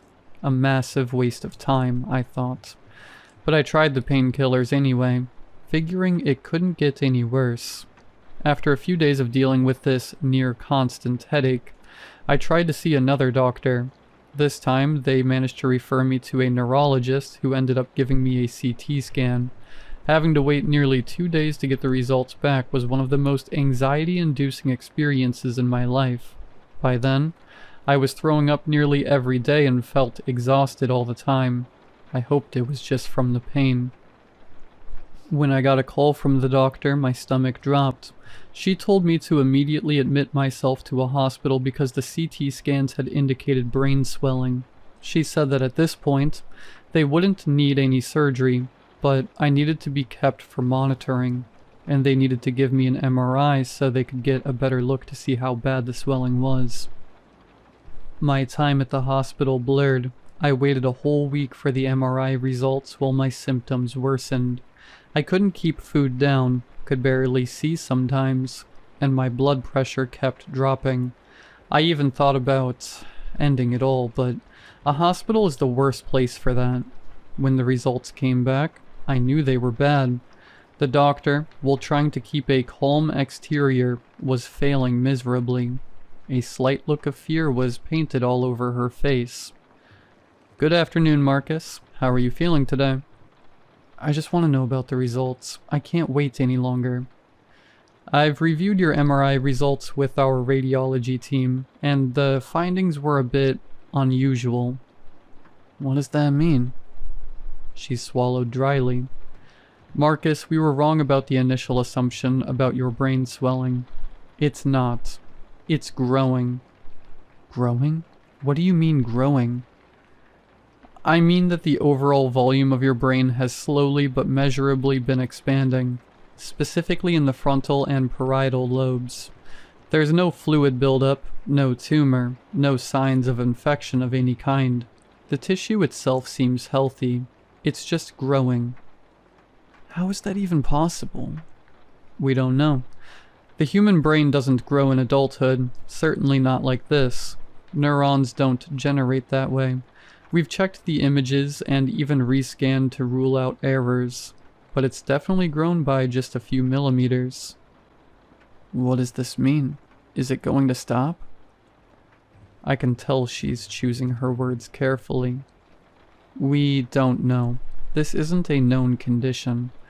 Right now we're focusing on managing the pressure in your skull and tracking the growth rate.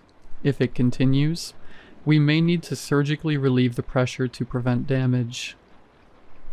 "You're talking about cutting into my skull?" "Only if it becomes critical. For now, we're monitoring closely. Giving you medication to reduce intracranial pressure. But I want to be honest. This isn't something we've seen before. It's not textbook. We've had to consult with other neurologists and research hospitals. No one's seen anything like this. Some suggested rapid onset gliosis, but your markers don't match. One of them floated a prion-like process. But that doesn't explain the organization or the activity." "What is that supposed to mean?"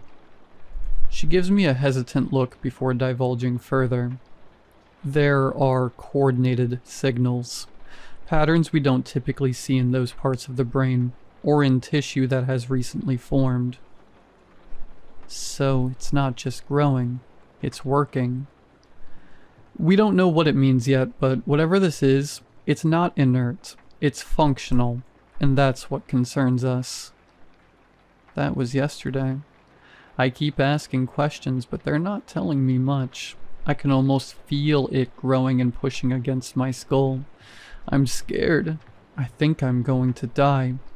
If anyone has any idea what this could be, or what I should do, please help.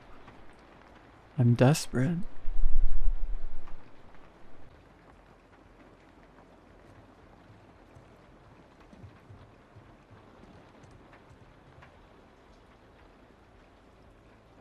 I left Rungsville when I got married.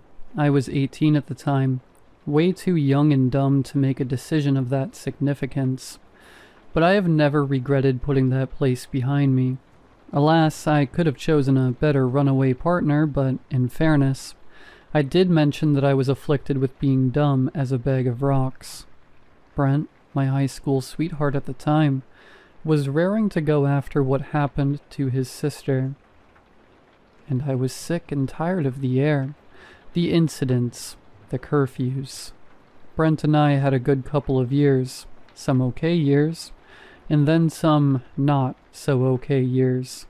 I could handle the bills, the crap pay, the dingy apartments, and even the affairs, but I couldn't handle the drinking and the beatings. Whiskey was his favorite mistress. He never truly got over it. We made it out of Rungsville, but what happened to Andrea hung over him like a dark veil of misery stapled to his side at all times. The drinking dulled the pain somewhat, so I still can't bring myself to blame him or hate him completely. She was only 12 years old when it happened. But for the sake of our 2 children, I had to leave yet another dangerous place and got a divorce. It was messy, but I managed full custody. I turned my life around, got a good paying job, a nice roof over our heads, and I could call myself content for the first time in, well, for the first time. All that changed when I got the call from my mother, urging me to come back home. My brother had died. They labeled it a hunting accident, but everyone knows what that really means down at the Ville. So, against my better judgment, I loaded the kids into my old Toyota and got on the road heading home. 6 hours flew by, despite the occasional hissy fits and the fruits of the womb's supernatural ability to get under each other's skins. I was too deep into my own thoughts and memories to really care about the constant bickering. "Mom, Eric won't stop kicking my chair," whined Samantha, my oldest, from the passenger seat. "Shut up. If you don't want to get kicked, move your stupid seat," snapped back Eric from the back seat. "I am stuck here with the bags and you keep reclining and I can't stretch my legs." "Ugh, you're a little worm. It's not like you need that much space," replied Samantha with a little evil smirk, knowing she was pressing a sensitive subject, leaving me no room but to intervene. "Both of you behave," I yelled. "Sam, don't make fun of your brother, and move your seat forward. Eric, stop kicking your sister. We both know that if it wasn't the seat, you'd find something else to kick her over." Both of them grumbled in annoyed agreement. Samantha moved her seat forward about 1/8 of the diameter of a single strand of hair. Small victories. Gotta take those when you can. "Why do we have to go to this thing, Mom?" Eric asked. "It's not like we knew Uncle Kevin." "Well, you didn't know him, kiddo, but I did, and Grandma asked me to come," I replied. "Trust me, I would have dropped you two with someone and spared you the misery of the trip, but no one was available and the kennels were all full for the weekend." I shot a smirk at him and he smiled. Samantha rolled her eyes. It was becoming a growing trend in our house. She might not believe me, but I was her age once. also filled to the brim with the edgy adolescence that makes annoyance the automatic response to everything. Though, even back then, me and my brother Kevin were very close. Mom and Dad usually worked late down at the store, and he was the one that regularly made sure I got home okay and before nightfall. I might have bickered, but I never resented him for it. Besides, him being my big brother and me loving him, my room faced the woods. I had heard the incessant crying, the price to pay. We were getting closer to town, already on the descent. Driving down the top of the hill, I could see Rungsville from above. It was a pretty sight. Rungsville was an affluent place, well taken care of, definitely picturesque. Sprawling gardens adorned with fancy-looking fountains and marble statues. Pearly white buildings as far as the eye can see. A picture of the Ville wouldn't look out of place as the backdrop to one of those propaganda pieces from the 50s depicting the American dream. As we made our way down, we were suddenly surrounded by the trees. A growing feeling had begun in my stomach ever since we passed the sign indicating that we were in the outskirts of town. It had crept up, inflating like a balloon as we made our descent. Now it was on my chest, restricting my lungs, making it difficult to get a breath in and out. Images of my brother came to me, his warm smile, his tight embrace every time I safely made it back home. Flashes of those nights I crept into his room, crying more often than not because the sounds outside made it hard to fall asleep. I tried not to let my imagination run loose, but I couldn't help but think of his final moments. My mother refused to tell me any details. I keep picturing him by himself, the trees closing in, all alone, until he wasn't. The morbid picture show I had conjured in my head came to a sudden stop when I realized Samantha had rolled down her window all the way. Her arm was out of the car, making waves in the air. My heart sank to my stomach.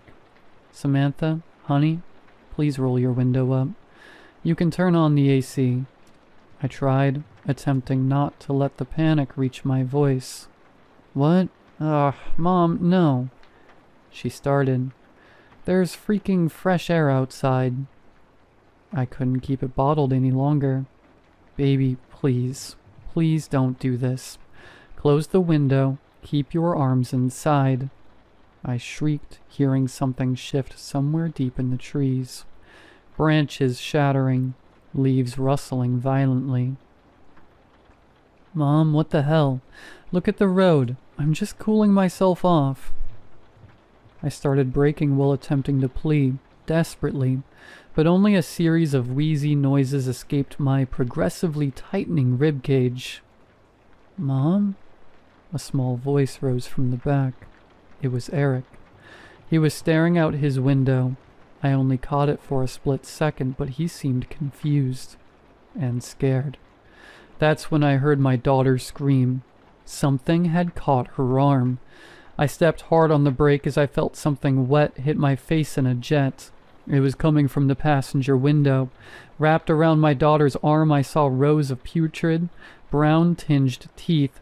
I saw how the pale, white flesh contorted under the tension of the vice around it, the lines of tension giving way to highways of torn shreds, pulsating and gurgling in a violent spew of my own flesh and blood. The car came to a violent stop, knocking my head against the windshield. My senses returned just in time to hear shouting. Panic had filled the car. I felt a warm river overflowing on my scalp, the blood making it hard to see out of my left eye. Mom, oh God, Mom, Sam's out of the car.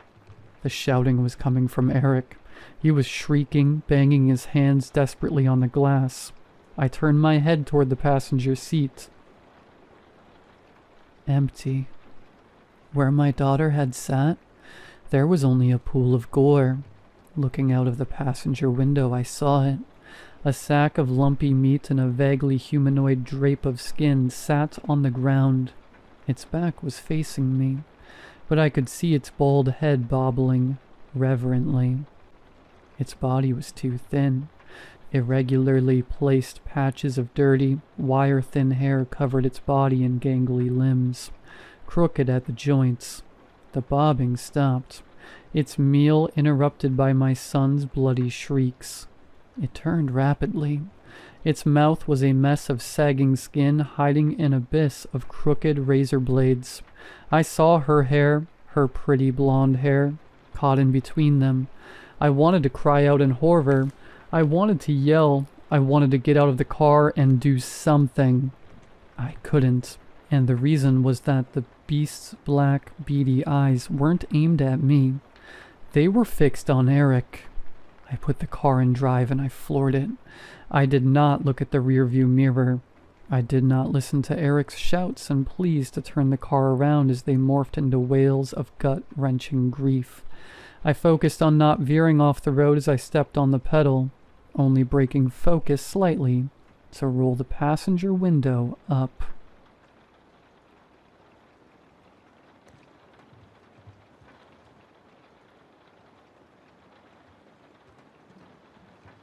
When I was a teenager, I lived in a small desert town. A tourist town, really. Think cowboy historic, with lots of old buildings and dust. I was able to make some extra cash babysitting on the weekends because there wasn't much else to do in the town anyways. One night, I was babysitting for a couple that had an infant. I met them at Target. They seemed like a nice couple and knew of another family I sat for. They lived way out of town, so far out that street names are gone, and you use mile markers as your signs to know where you are. It was an easy gig. Baby was staying asleep. Just had to feed him when he woke up. Parents would be back around midnight. I cozied up on the couch with Netflix and settled in for a chill night, when the doorbell rang. Thinking it was one of the parents who forgot something, I jumped up and opened the door immediately. To nothing, it seemed. I shrugged and started to close the door when I heard a soft voice. "Miss?" I stopped the door and looked around the corner to see a girl standing on the steps to the porch. She was about my age, had long hair, and a hoodie pulled up, but her eyes, they were so light blue they were almost glowing in the dark. "Do you live at this house?" she had asked me. "Oh," I started. "No, I'm just visiting." I was careful not to say too much, because although the girl seemed harmless, she was still a stranger. "Is Mrs. Rosino home? I need to talk to her," she asked. She seemed nervous, twiddling her thumbs, looking behind me into the house. "You know what? She just stepped out to go to the store. I can tell her you stopped by, if you tell me your name," I said, slightly backing up, ready to close the door. She stepped towards me, eyes darting around, and she put her hand over the zipper on her hoodie. She leaned forward and whispered, "Please tell me where she is. I don't want to hurt you." My heart dropped. She removed her hand from the zipper and really looked at me, her eyes pleading. "I'm sorry, she really isn't here right now," I said with a tight expression. Her face turned desperate, but at that point I had been thoroughly creeped out, so I closed the door and locked it. I called the Rosinos to let them know. Once I described the girl, they grew frantic. They told me they were calling the police, and to stay with the baby. I still remember Mrs. Rosino screaming into the phone, "Don't leave my baby," over and over. I ran down the hall to the nursery, threw open the door and ran to the crib. The baby was sound asleep still. I scooped him up gently and sat in the rocker with him in one arm, my phone in the other. "Help will be here soon," I had whispered, more to comfort myself than anything. Then the banging started. I could hear the front door shake from the force used to knock on the wood. Then the sound moved. Why aren't there any sirens? The police station wasn't far from this area at all, right before you turned on the mile marker. They should be here by now. I heard the banging travel along the house. One big knock at a time. Bang. They were by the living room. Bang. They were by the kitchen. Bang. They were by the hallway. I got out my phone and texted 911 help to my mom. She knew where I was babysitting tonight. She responded immediately with question marks, then tried calling. I silenced the call. I couldn't risk answering and the intruders hearing me. My mom would make sure the police got her. I knew it. Slowly moving closer and closer to where I hid in the nursery, the window was locked tightly with the blinds closed. But glass is breakable. Bang. They were at the wall next to the window. I backed away from the window to the corner of the room when I heard the front door creak open. The baby boy still asleep in my arms. I started to cry. I whimpered, like a wounded puppy. I couldn't fight someone off while holding him, but I wasn't going to put him down. Footsteps descended the hallway. I heard muffled voices while doors were being opened and closed. "Where is the nursery?" a gruff voice asked. I don't know, Daddy. I couldn't see the floor plan online." The same small voice of the girl from earlier answered, "If that little girl wants to help them, that's fine, but he belongs to us. No one can keep him from us now." "Daddy, please. Maybe she will understand." The voices stopped right outside the door. The baby started to stir. I shushed him quietly and rocked him back and forth. Then I heard the sirens. I shot a thank you up to whoever was watching over me, grateful that this nightmare would be soon over. But the weirdest thing happened. The footsteps didn't retreat. No one ran. No one left. No one moved. I was sure they were going to come in and finish me off, right before the police showed up, and then steal the baby into the night. But that didn't happen either. Loud footsteps came walking through the house. A boisterous voice called out towards the hallway. "Excuse me, sir. Are you a resident here? We got a call that a little girl was in trouble. Is she her?" Muffled voices sounded and trailed off, walking outside. I was waiting to hear anything. Yelling, screaming, more sirens, but it was silent.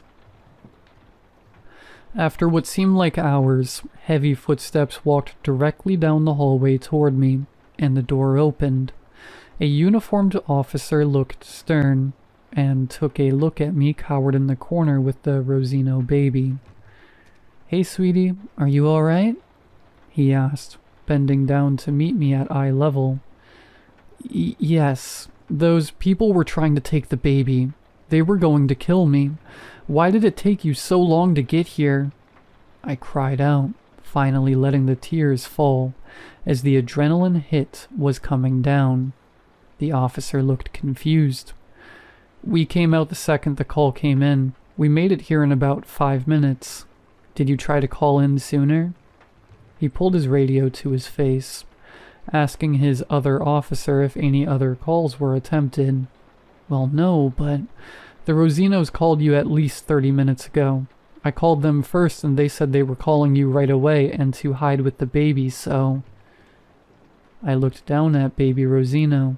He had finally fully woken up and started to quietly cry. The officer just stared at me, a mix of sympathy and fear in his eyes. Where are his parents? They surely should be here by now. He's probably a little scared and needs his mom. Did you arrest those psychos? I patted his back and bounced him in my lap. To help comfort him, the officer smiled sadly at me and spoke into his radio.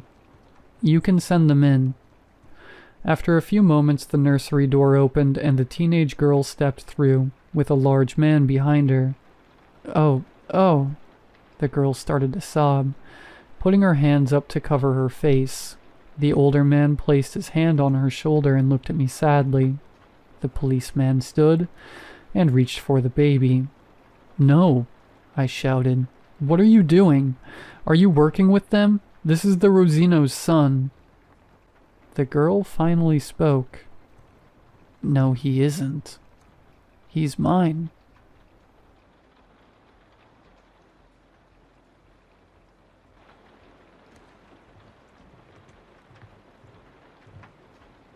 When Robbie told me that he was into feet, I tried to be understanding. Believe me, I did, but I won't lie. I always found his attraction to them a bit strange. Robbie was never an overly sexual man. It wasn't until 3 months into our relationship that it even came up. I don't think he ever intended to tell me. Not with words, at least. I only found out because of what he did in my sleep one night. My eyes shot open, hazy vision dissipating as the darkness of my room gradually grew clearer. In my tired state, my first thought was to roll over and go back to sleep, until the covers jostled near the foot of the bed. My heart jackhammered in my chest as I turned to Robbie's pillow, expecting to find him sound asleep. But that's not what I saw. Robbie's side of the bed was empty. I shot up, my eyes wide as dinner plates. Right as I did, I felt it, a hand caressing my left foot. "Robbie, what are you doing to my feet?" My fear had melted away, and by that point I was more perplexed than anything. The sheets writhed, and I heard panicked rustling as Robbie struggled to fight his way from beneath the covers. I was asleep," he offered, his head poking meekly from under the blankets. I crossed my arms, despite the smile tugging at the corner of my lips. "Nice try, mister.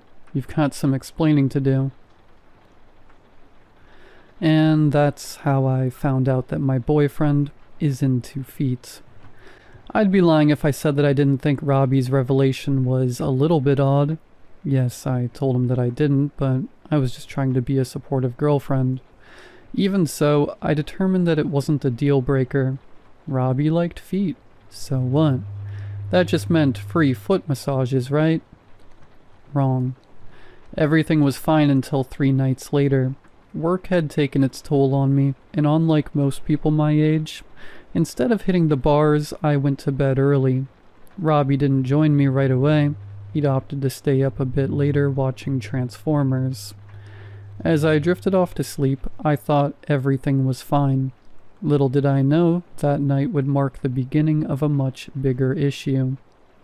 For the second time that week, I awoke suddenly from a deep slumber, but unlike the previous nights, I could instantly tell that something was wrong. A searing pain jolted through my toes, shooting up my leg. It felt as if someone had jammed my big toe into a hydraulic press. "Ow, what the hell?"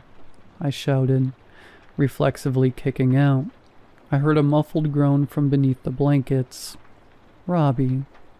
This time I wasn't feeling as forgiving about being woken up by my boyfriend playing footsie in the middle of the night. "Robbie," I growled, turning on the lamp. "Yes?" he squeaked, emerging from beneath the covers. He stared at me like a wounded puppy.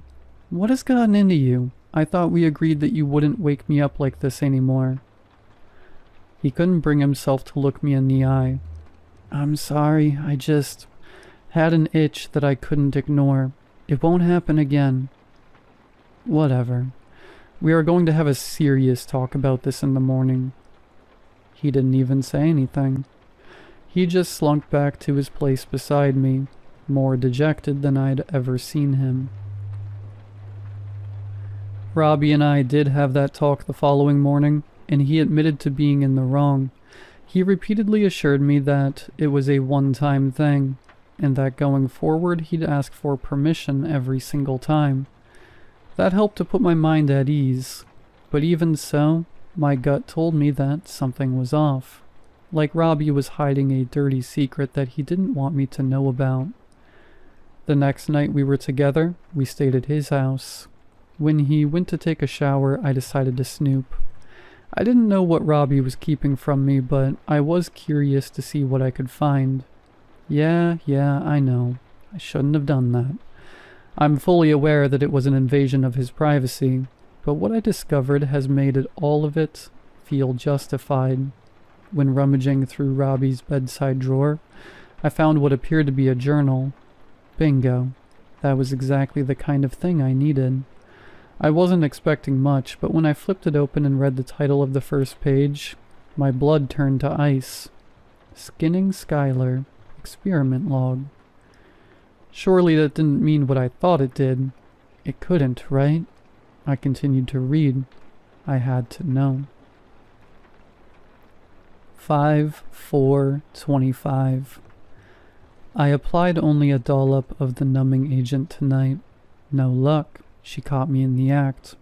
I'll try again tomorrow if I can. 5/6/25. The lick test succeeded. She didn't notice. Next time, I'm going to give her a bite. 5/7/25. I bit down hard on her foot 4 times tonight. She woke up, but she only felt it in her toes. I think, based on her reaction, I can't be sure though. Note, apply more numbing serum next time.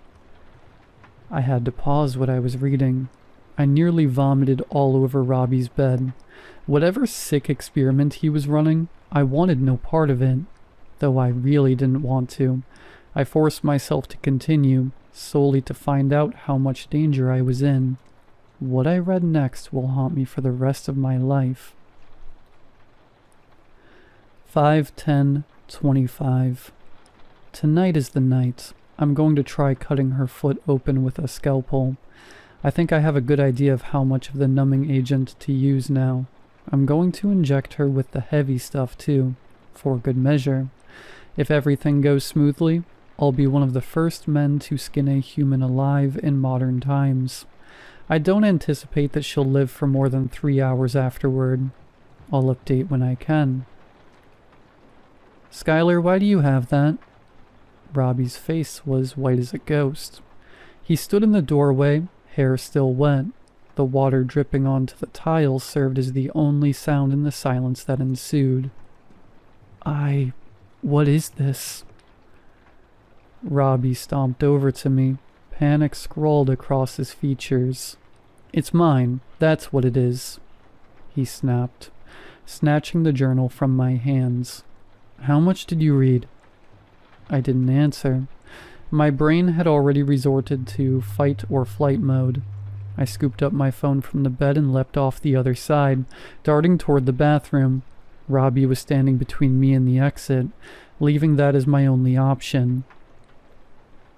He tried to catch my arm as I passed, but he was too slow. I locked the door behind me and I instantly heard him pounding on the other side, begging for me to let him explain. I didn't listen. I immediately called the cops.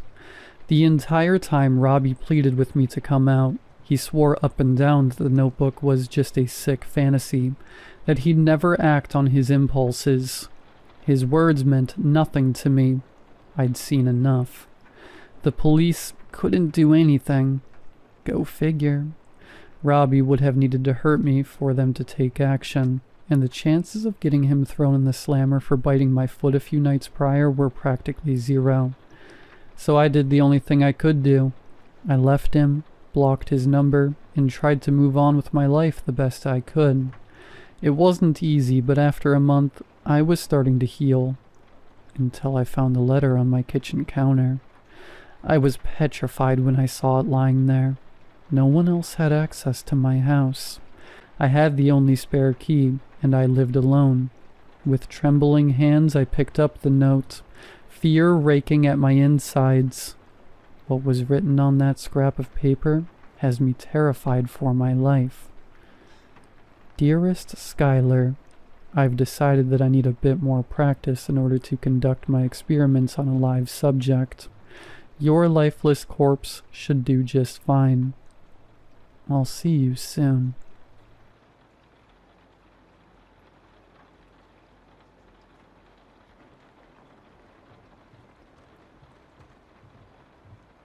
I let the hot water beat down on my head.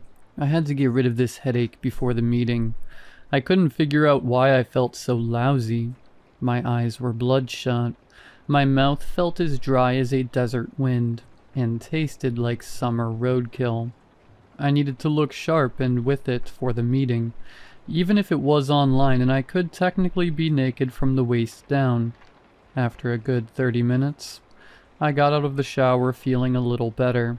My mouth still tasted like crap after brushing my teeth, but no one would be able to smell my breath over the internet, and I knew I had eye drops somewhere to perk up my eyes. I went into the bedroom and got dressed. My bed was a mess.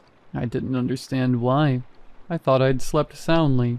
Didn't even remember getting up to go to the bathroom. I went to straighten it. When I picked up my pillow to fluff it, I noticed a white smudge on the blue fabric. I touched it.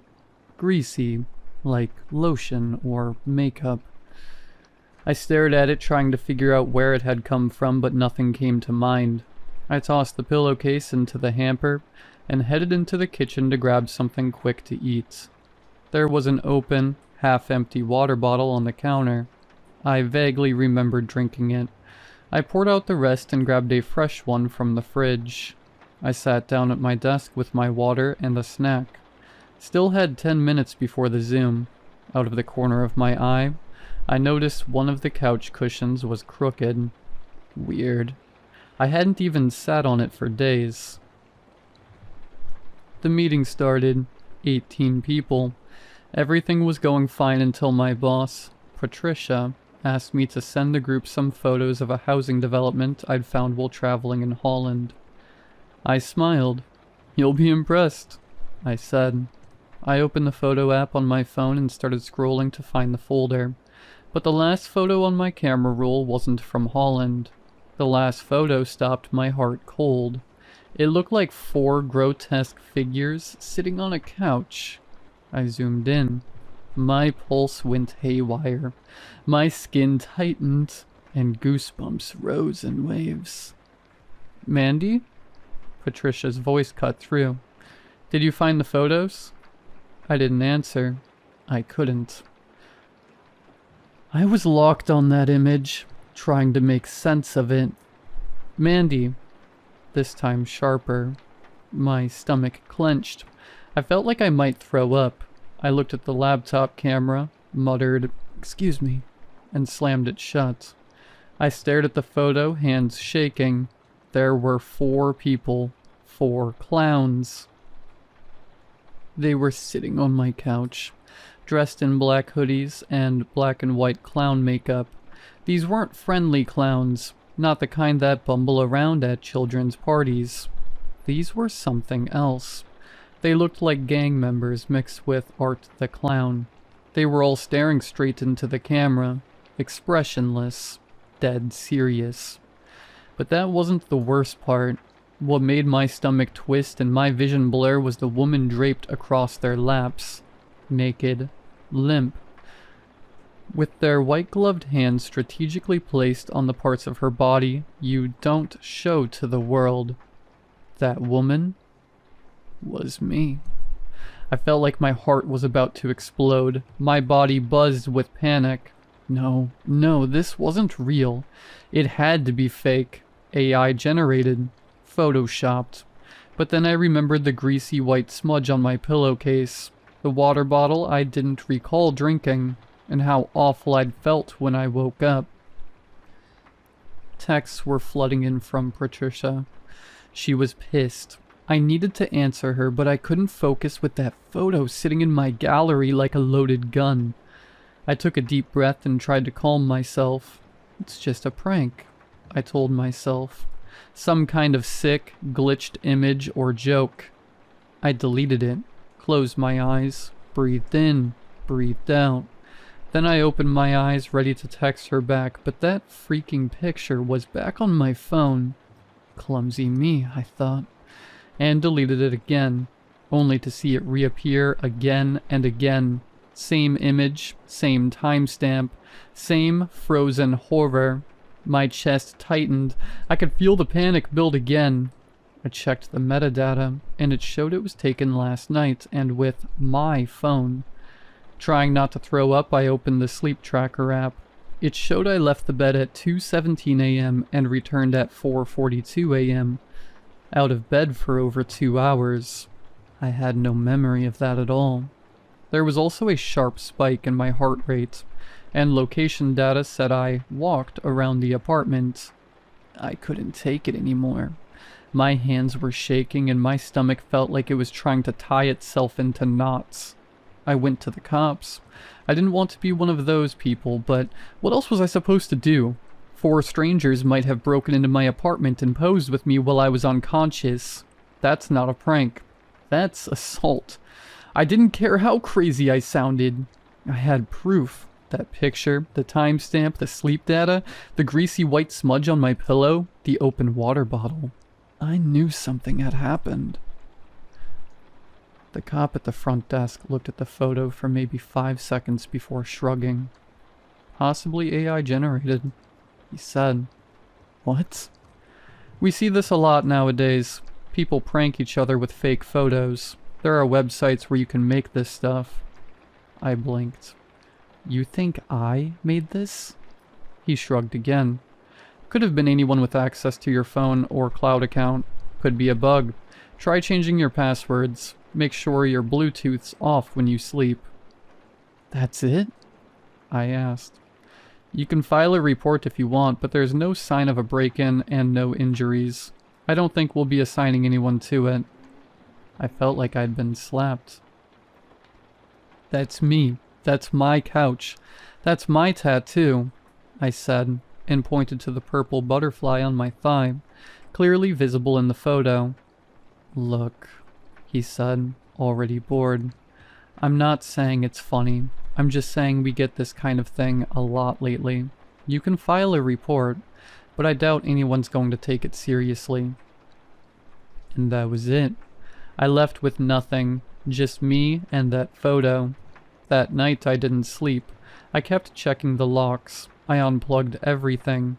The router, Alexa, even my TV. I stuffed a towel under my bedroom door. Not sure why, but it felt safer somehow. Then I sat in bed with a kitchen knife and my laptop. At around 2 a.m. I started digging. I searched everything I could think of. Photo hacks, phone exploits, deep fake generators, sleepwalking forums. I finally found a thread buried deep in a tech forum. No usernames, just long strings of numbers and cryptic replies. Most of the thread was about something called blindfeed.exe. Not a program you download, it's something that gets pushed to your device through sketchy apps, QR codes, and even shared Wi-Fi. Once it's on your phone, it can access everything. Cameras, mics, sleep data. It can delete photos, edit photos, upload them somewhere you'll never find. But the worst part, it's a part of a challenge. A dark web competition. People compete in teams to stage the most creative home invasion photos or videos, drugging their victims, dressing up, posing with them. Bonus points for intimacy, emotion, or absurdity. The more disturbing the photo, the more views it gets. The more views, the higher the score. The team with the most upvotes wins real money. Some victims never even know they've been featured. Others, well, they figure it out too late. And if your photo keeps coming back after you delete it, that means you're trending. I couldn't stay there. I packed a bag, paid cash, and checked into a crappy roadside motel under a fake name. I unplugged everything, shoved a chair under the doorknob, slept with my phone in a Faraday bag, and my knife under the pillow. Still, I woke up at 6:13 a.m. with that crawling feeling under my skin. I got up and noticed a piece of paper on the dresser. It hadn't been there when I went to sleep. I was sure of it. It was a printed photo. Me, asleep in the motel bed, surrounded by 4 clowns. 2 crouched beside me, 1 sat at the foot of the bed. The 4th clown was lying next to me, head on the same pillow, his face turned toward mine like a couple. Underneath, typed in bold black letters, "You looked better in the first one." I've done everything I can. New name, new place, no smart devices, no Wi-Fi. I sleep with the lights on. Doesn't matter. They're still playing. So if you ever find a photo on your phone that you don't remember taking, if you're unconscious in it, and you're not alone, don't delete it. Don't post it. And don't try to track it. Because the more people who see it, the more points they get. And if your photo goes viral, they'll come back for a sequel.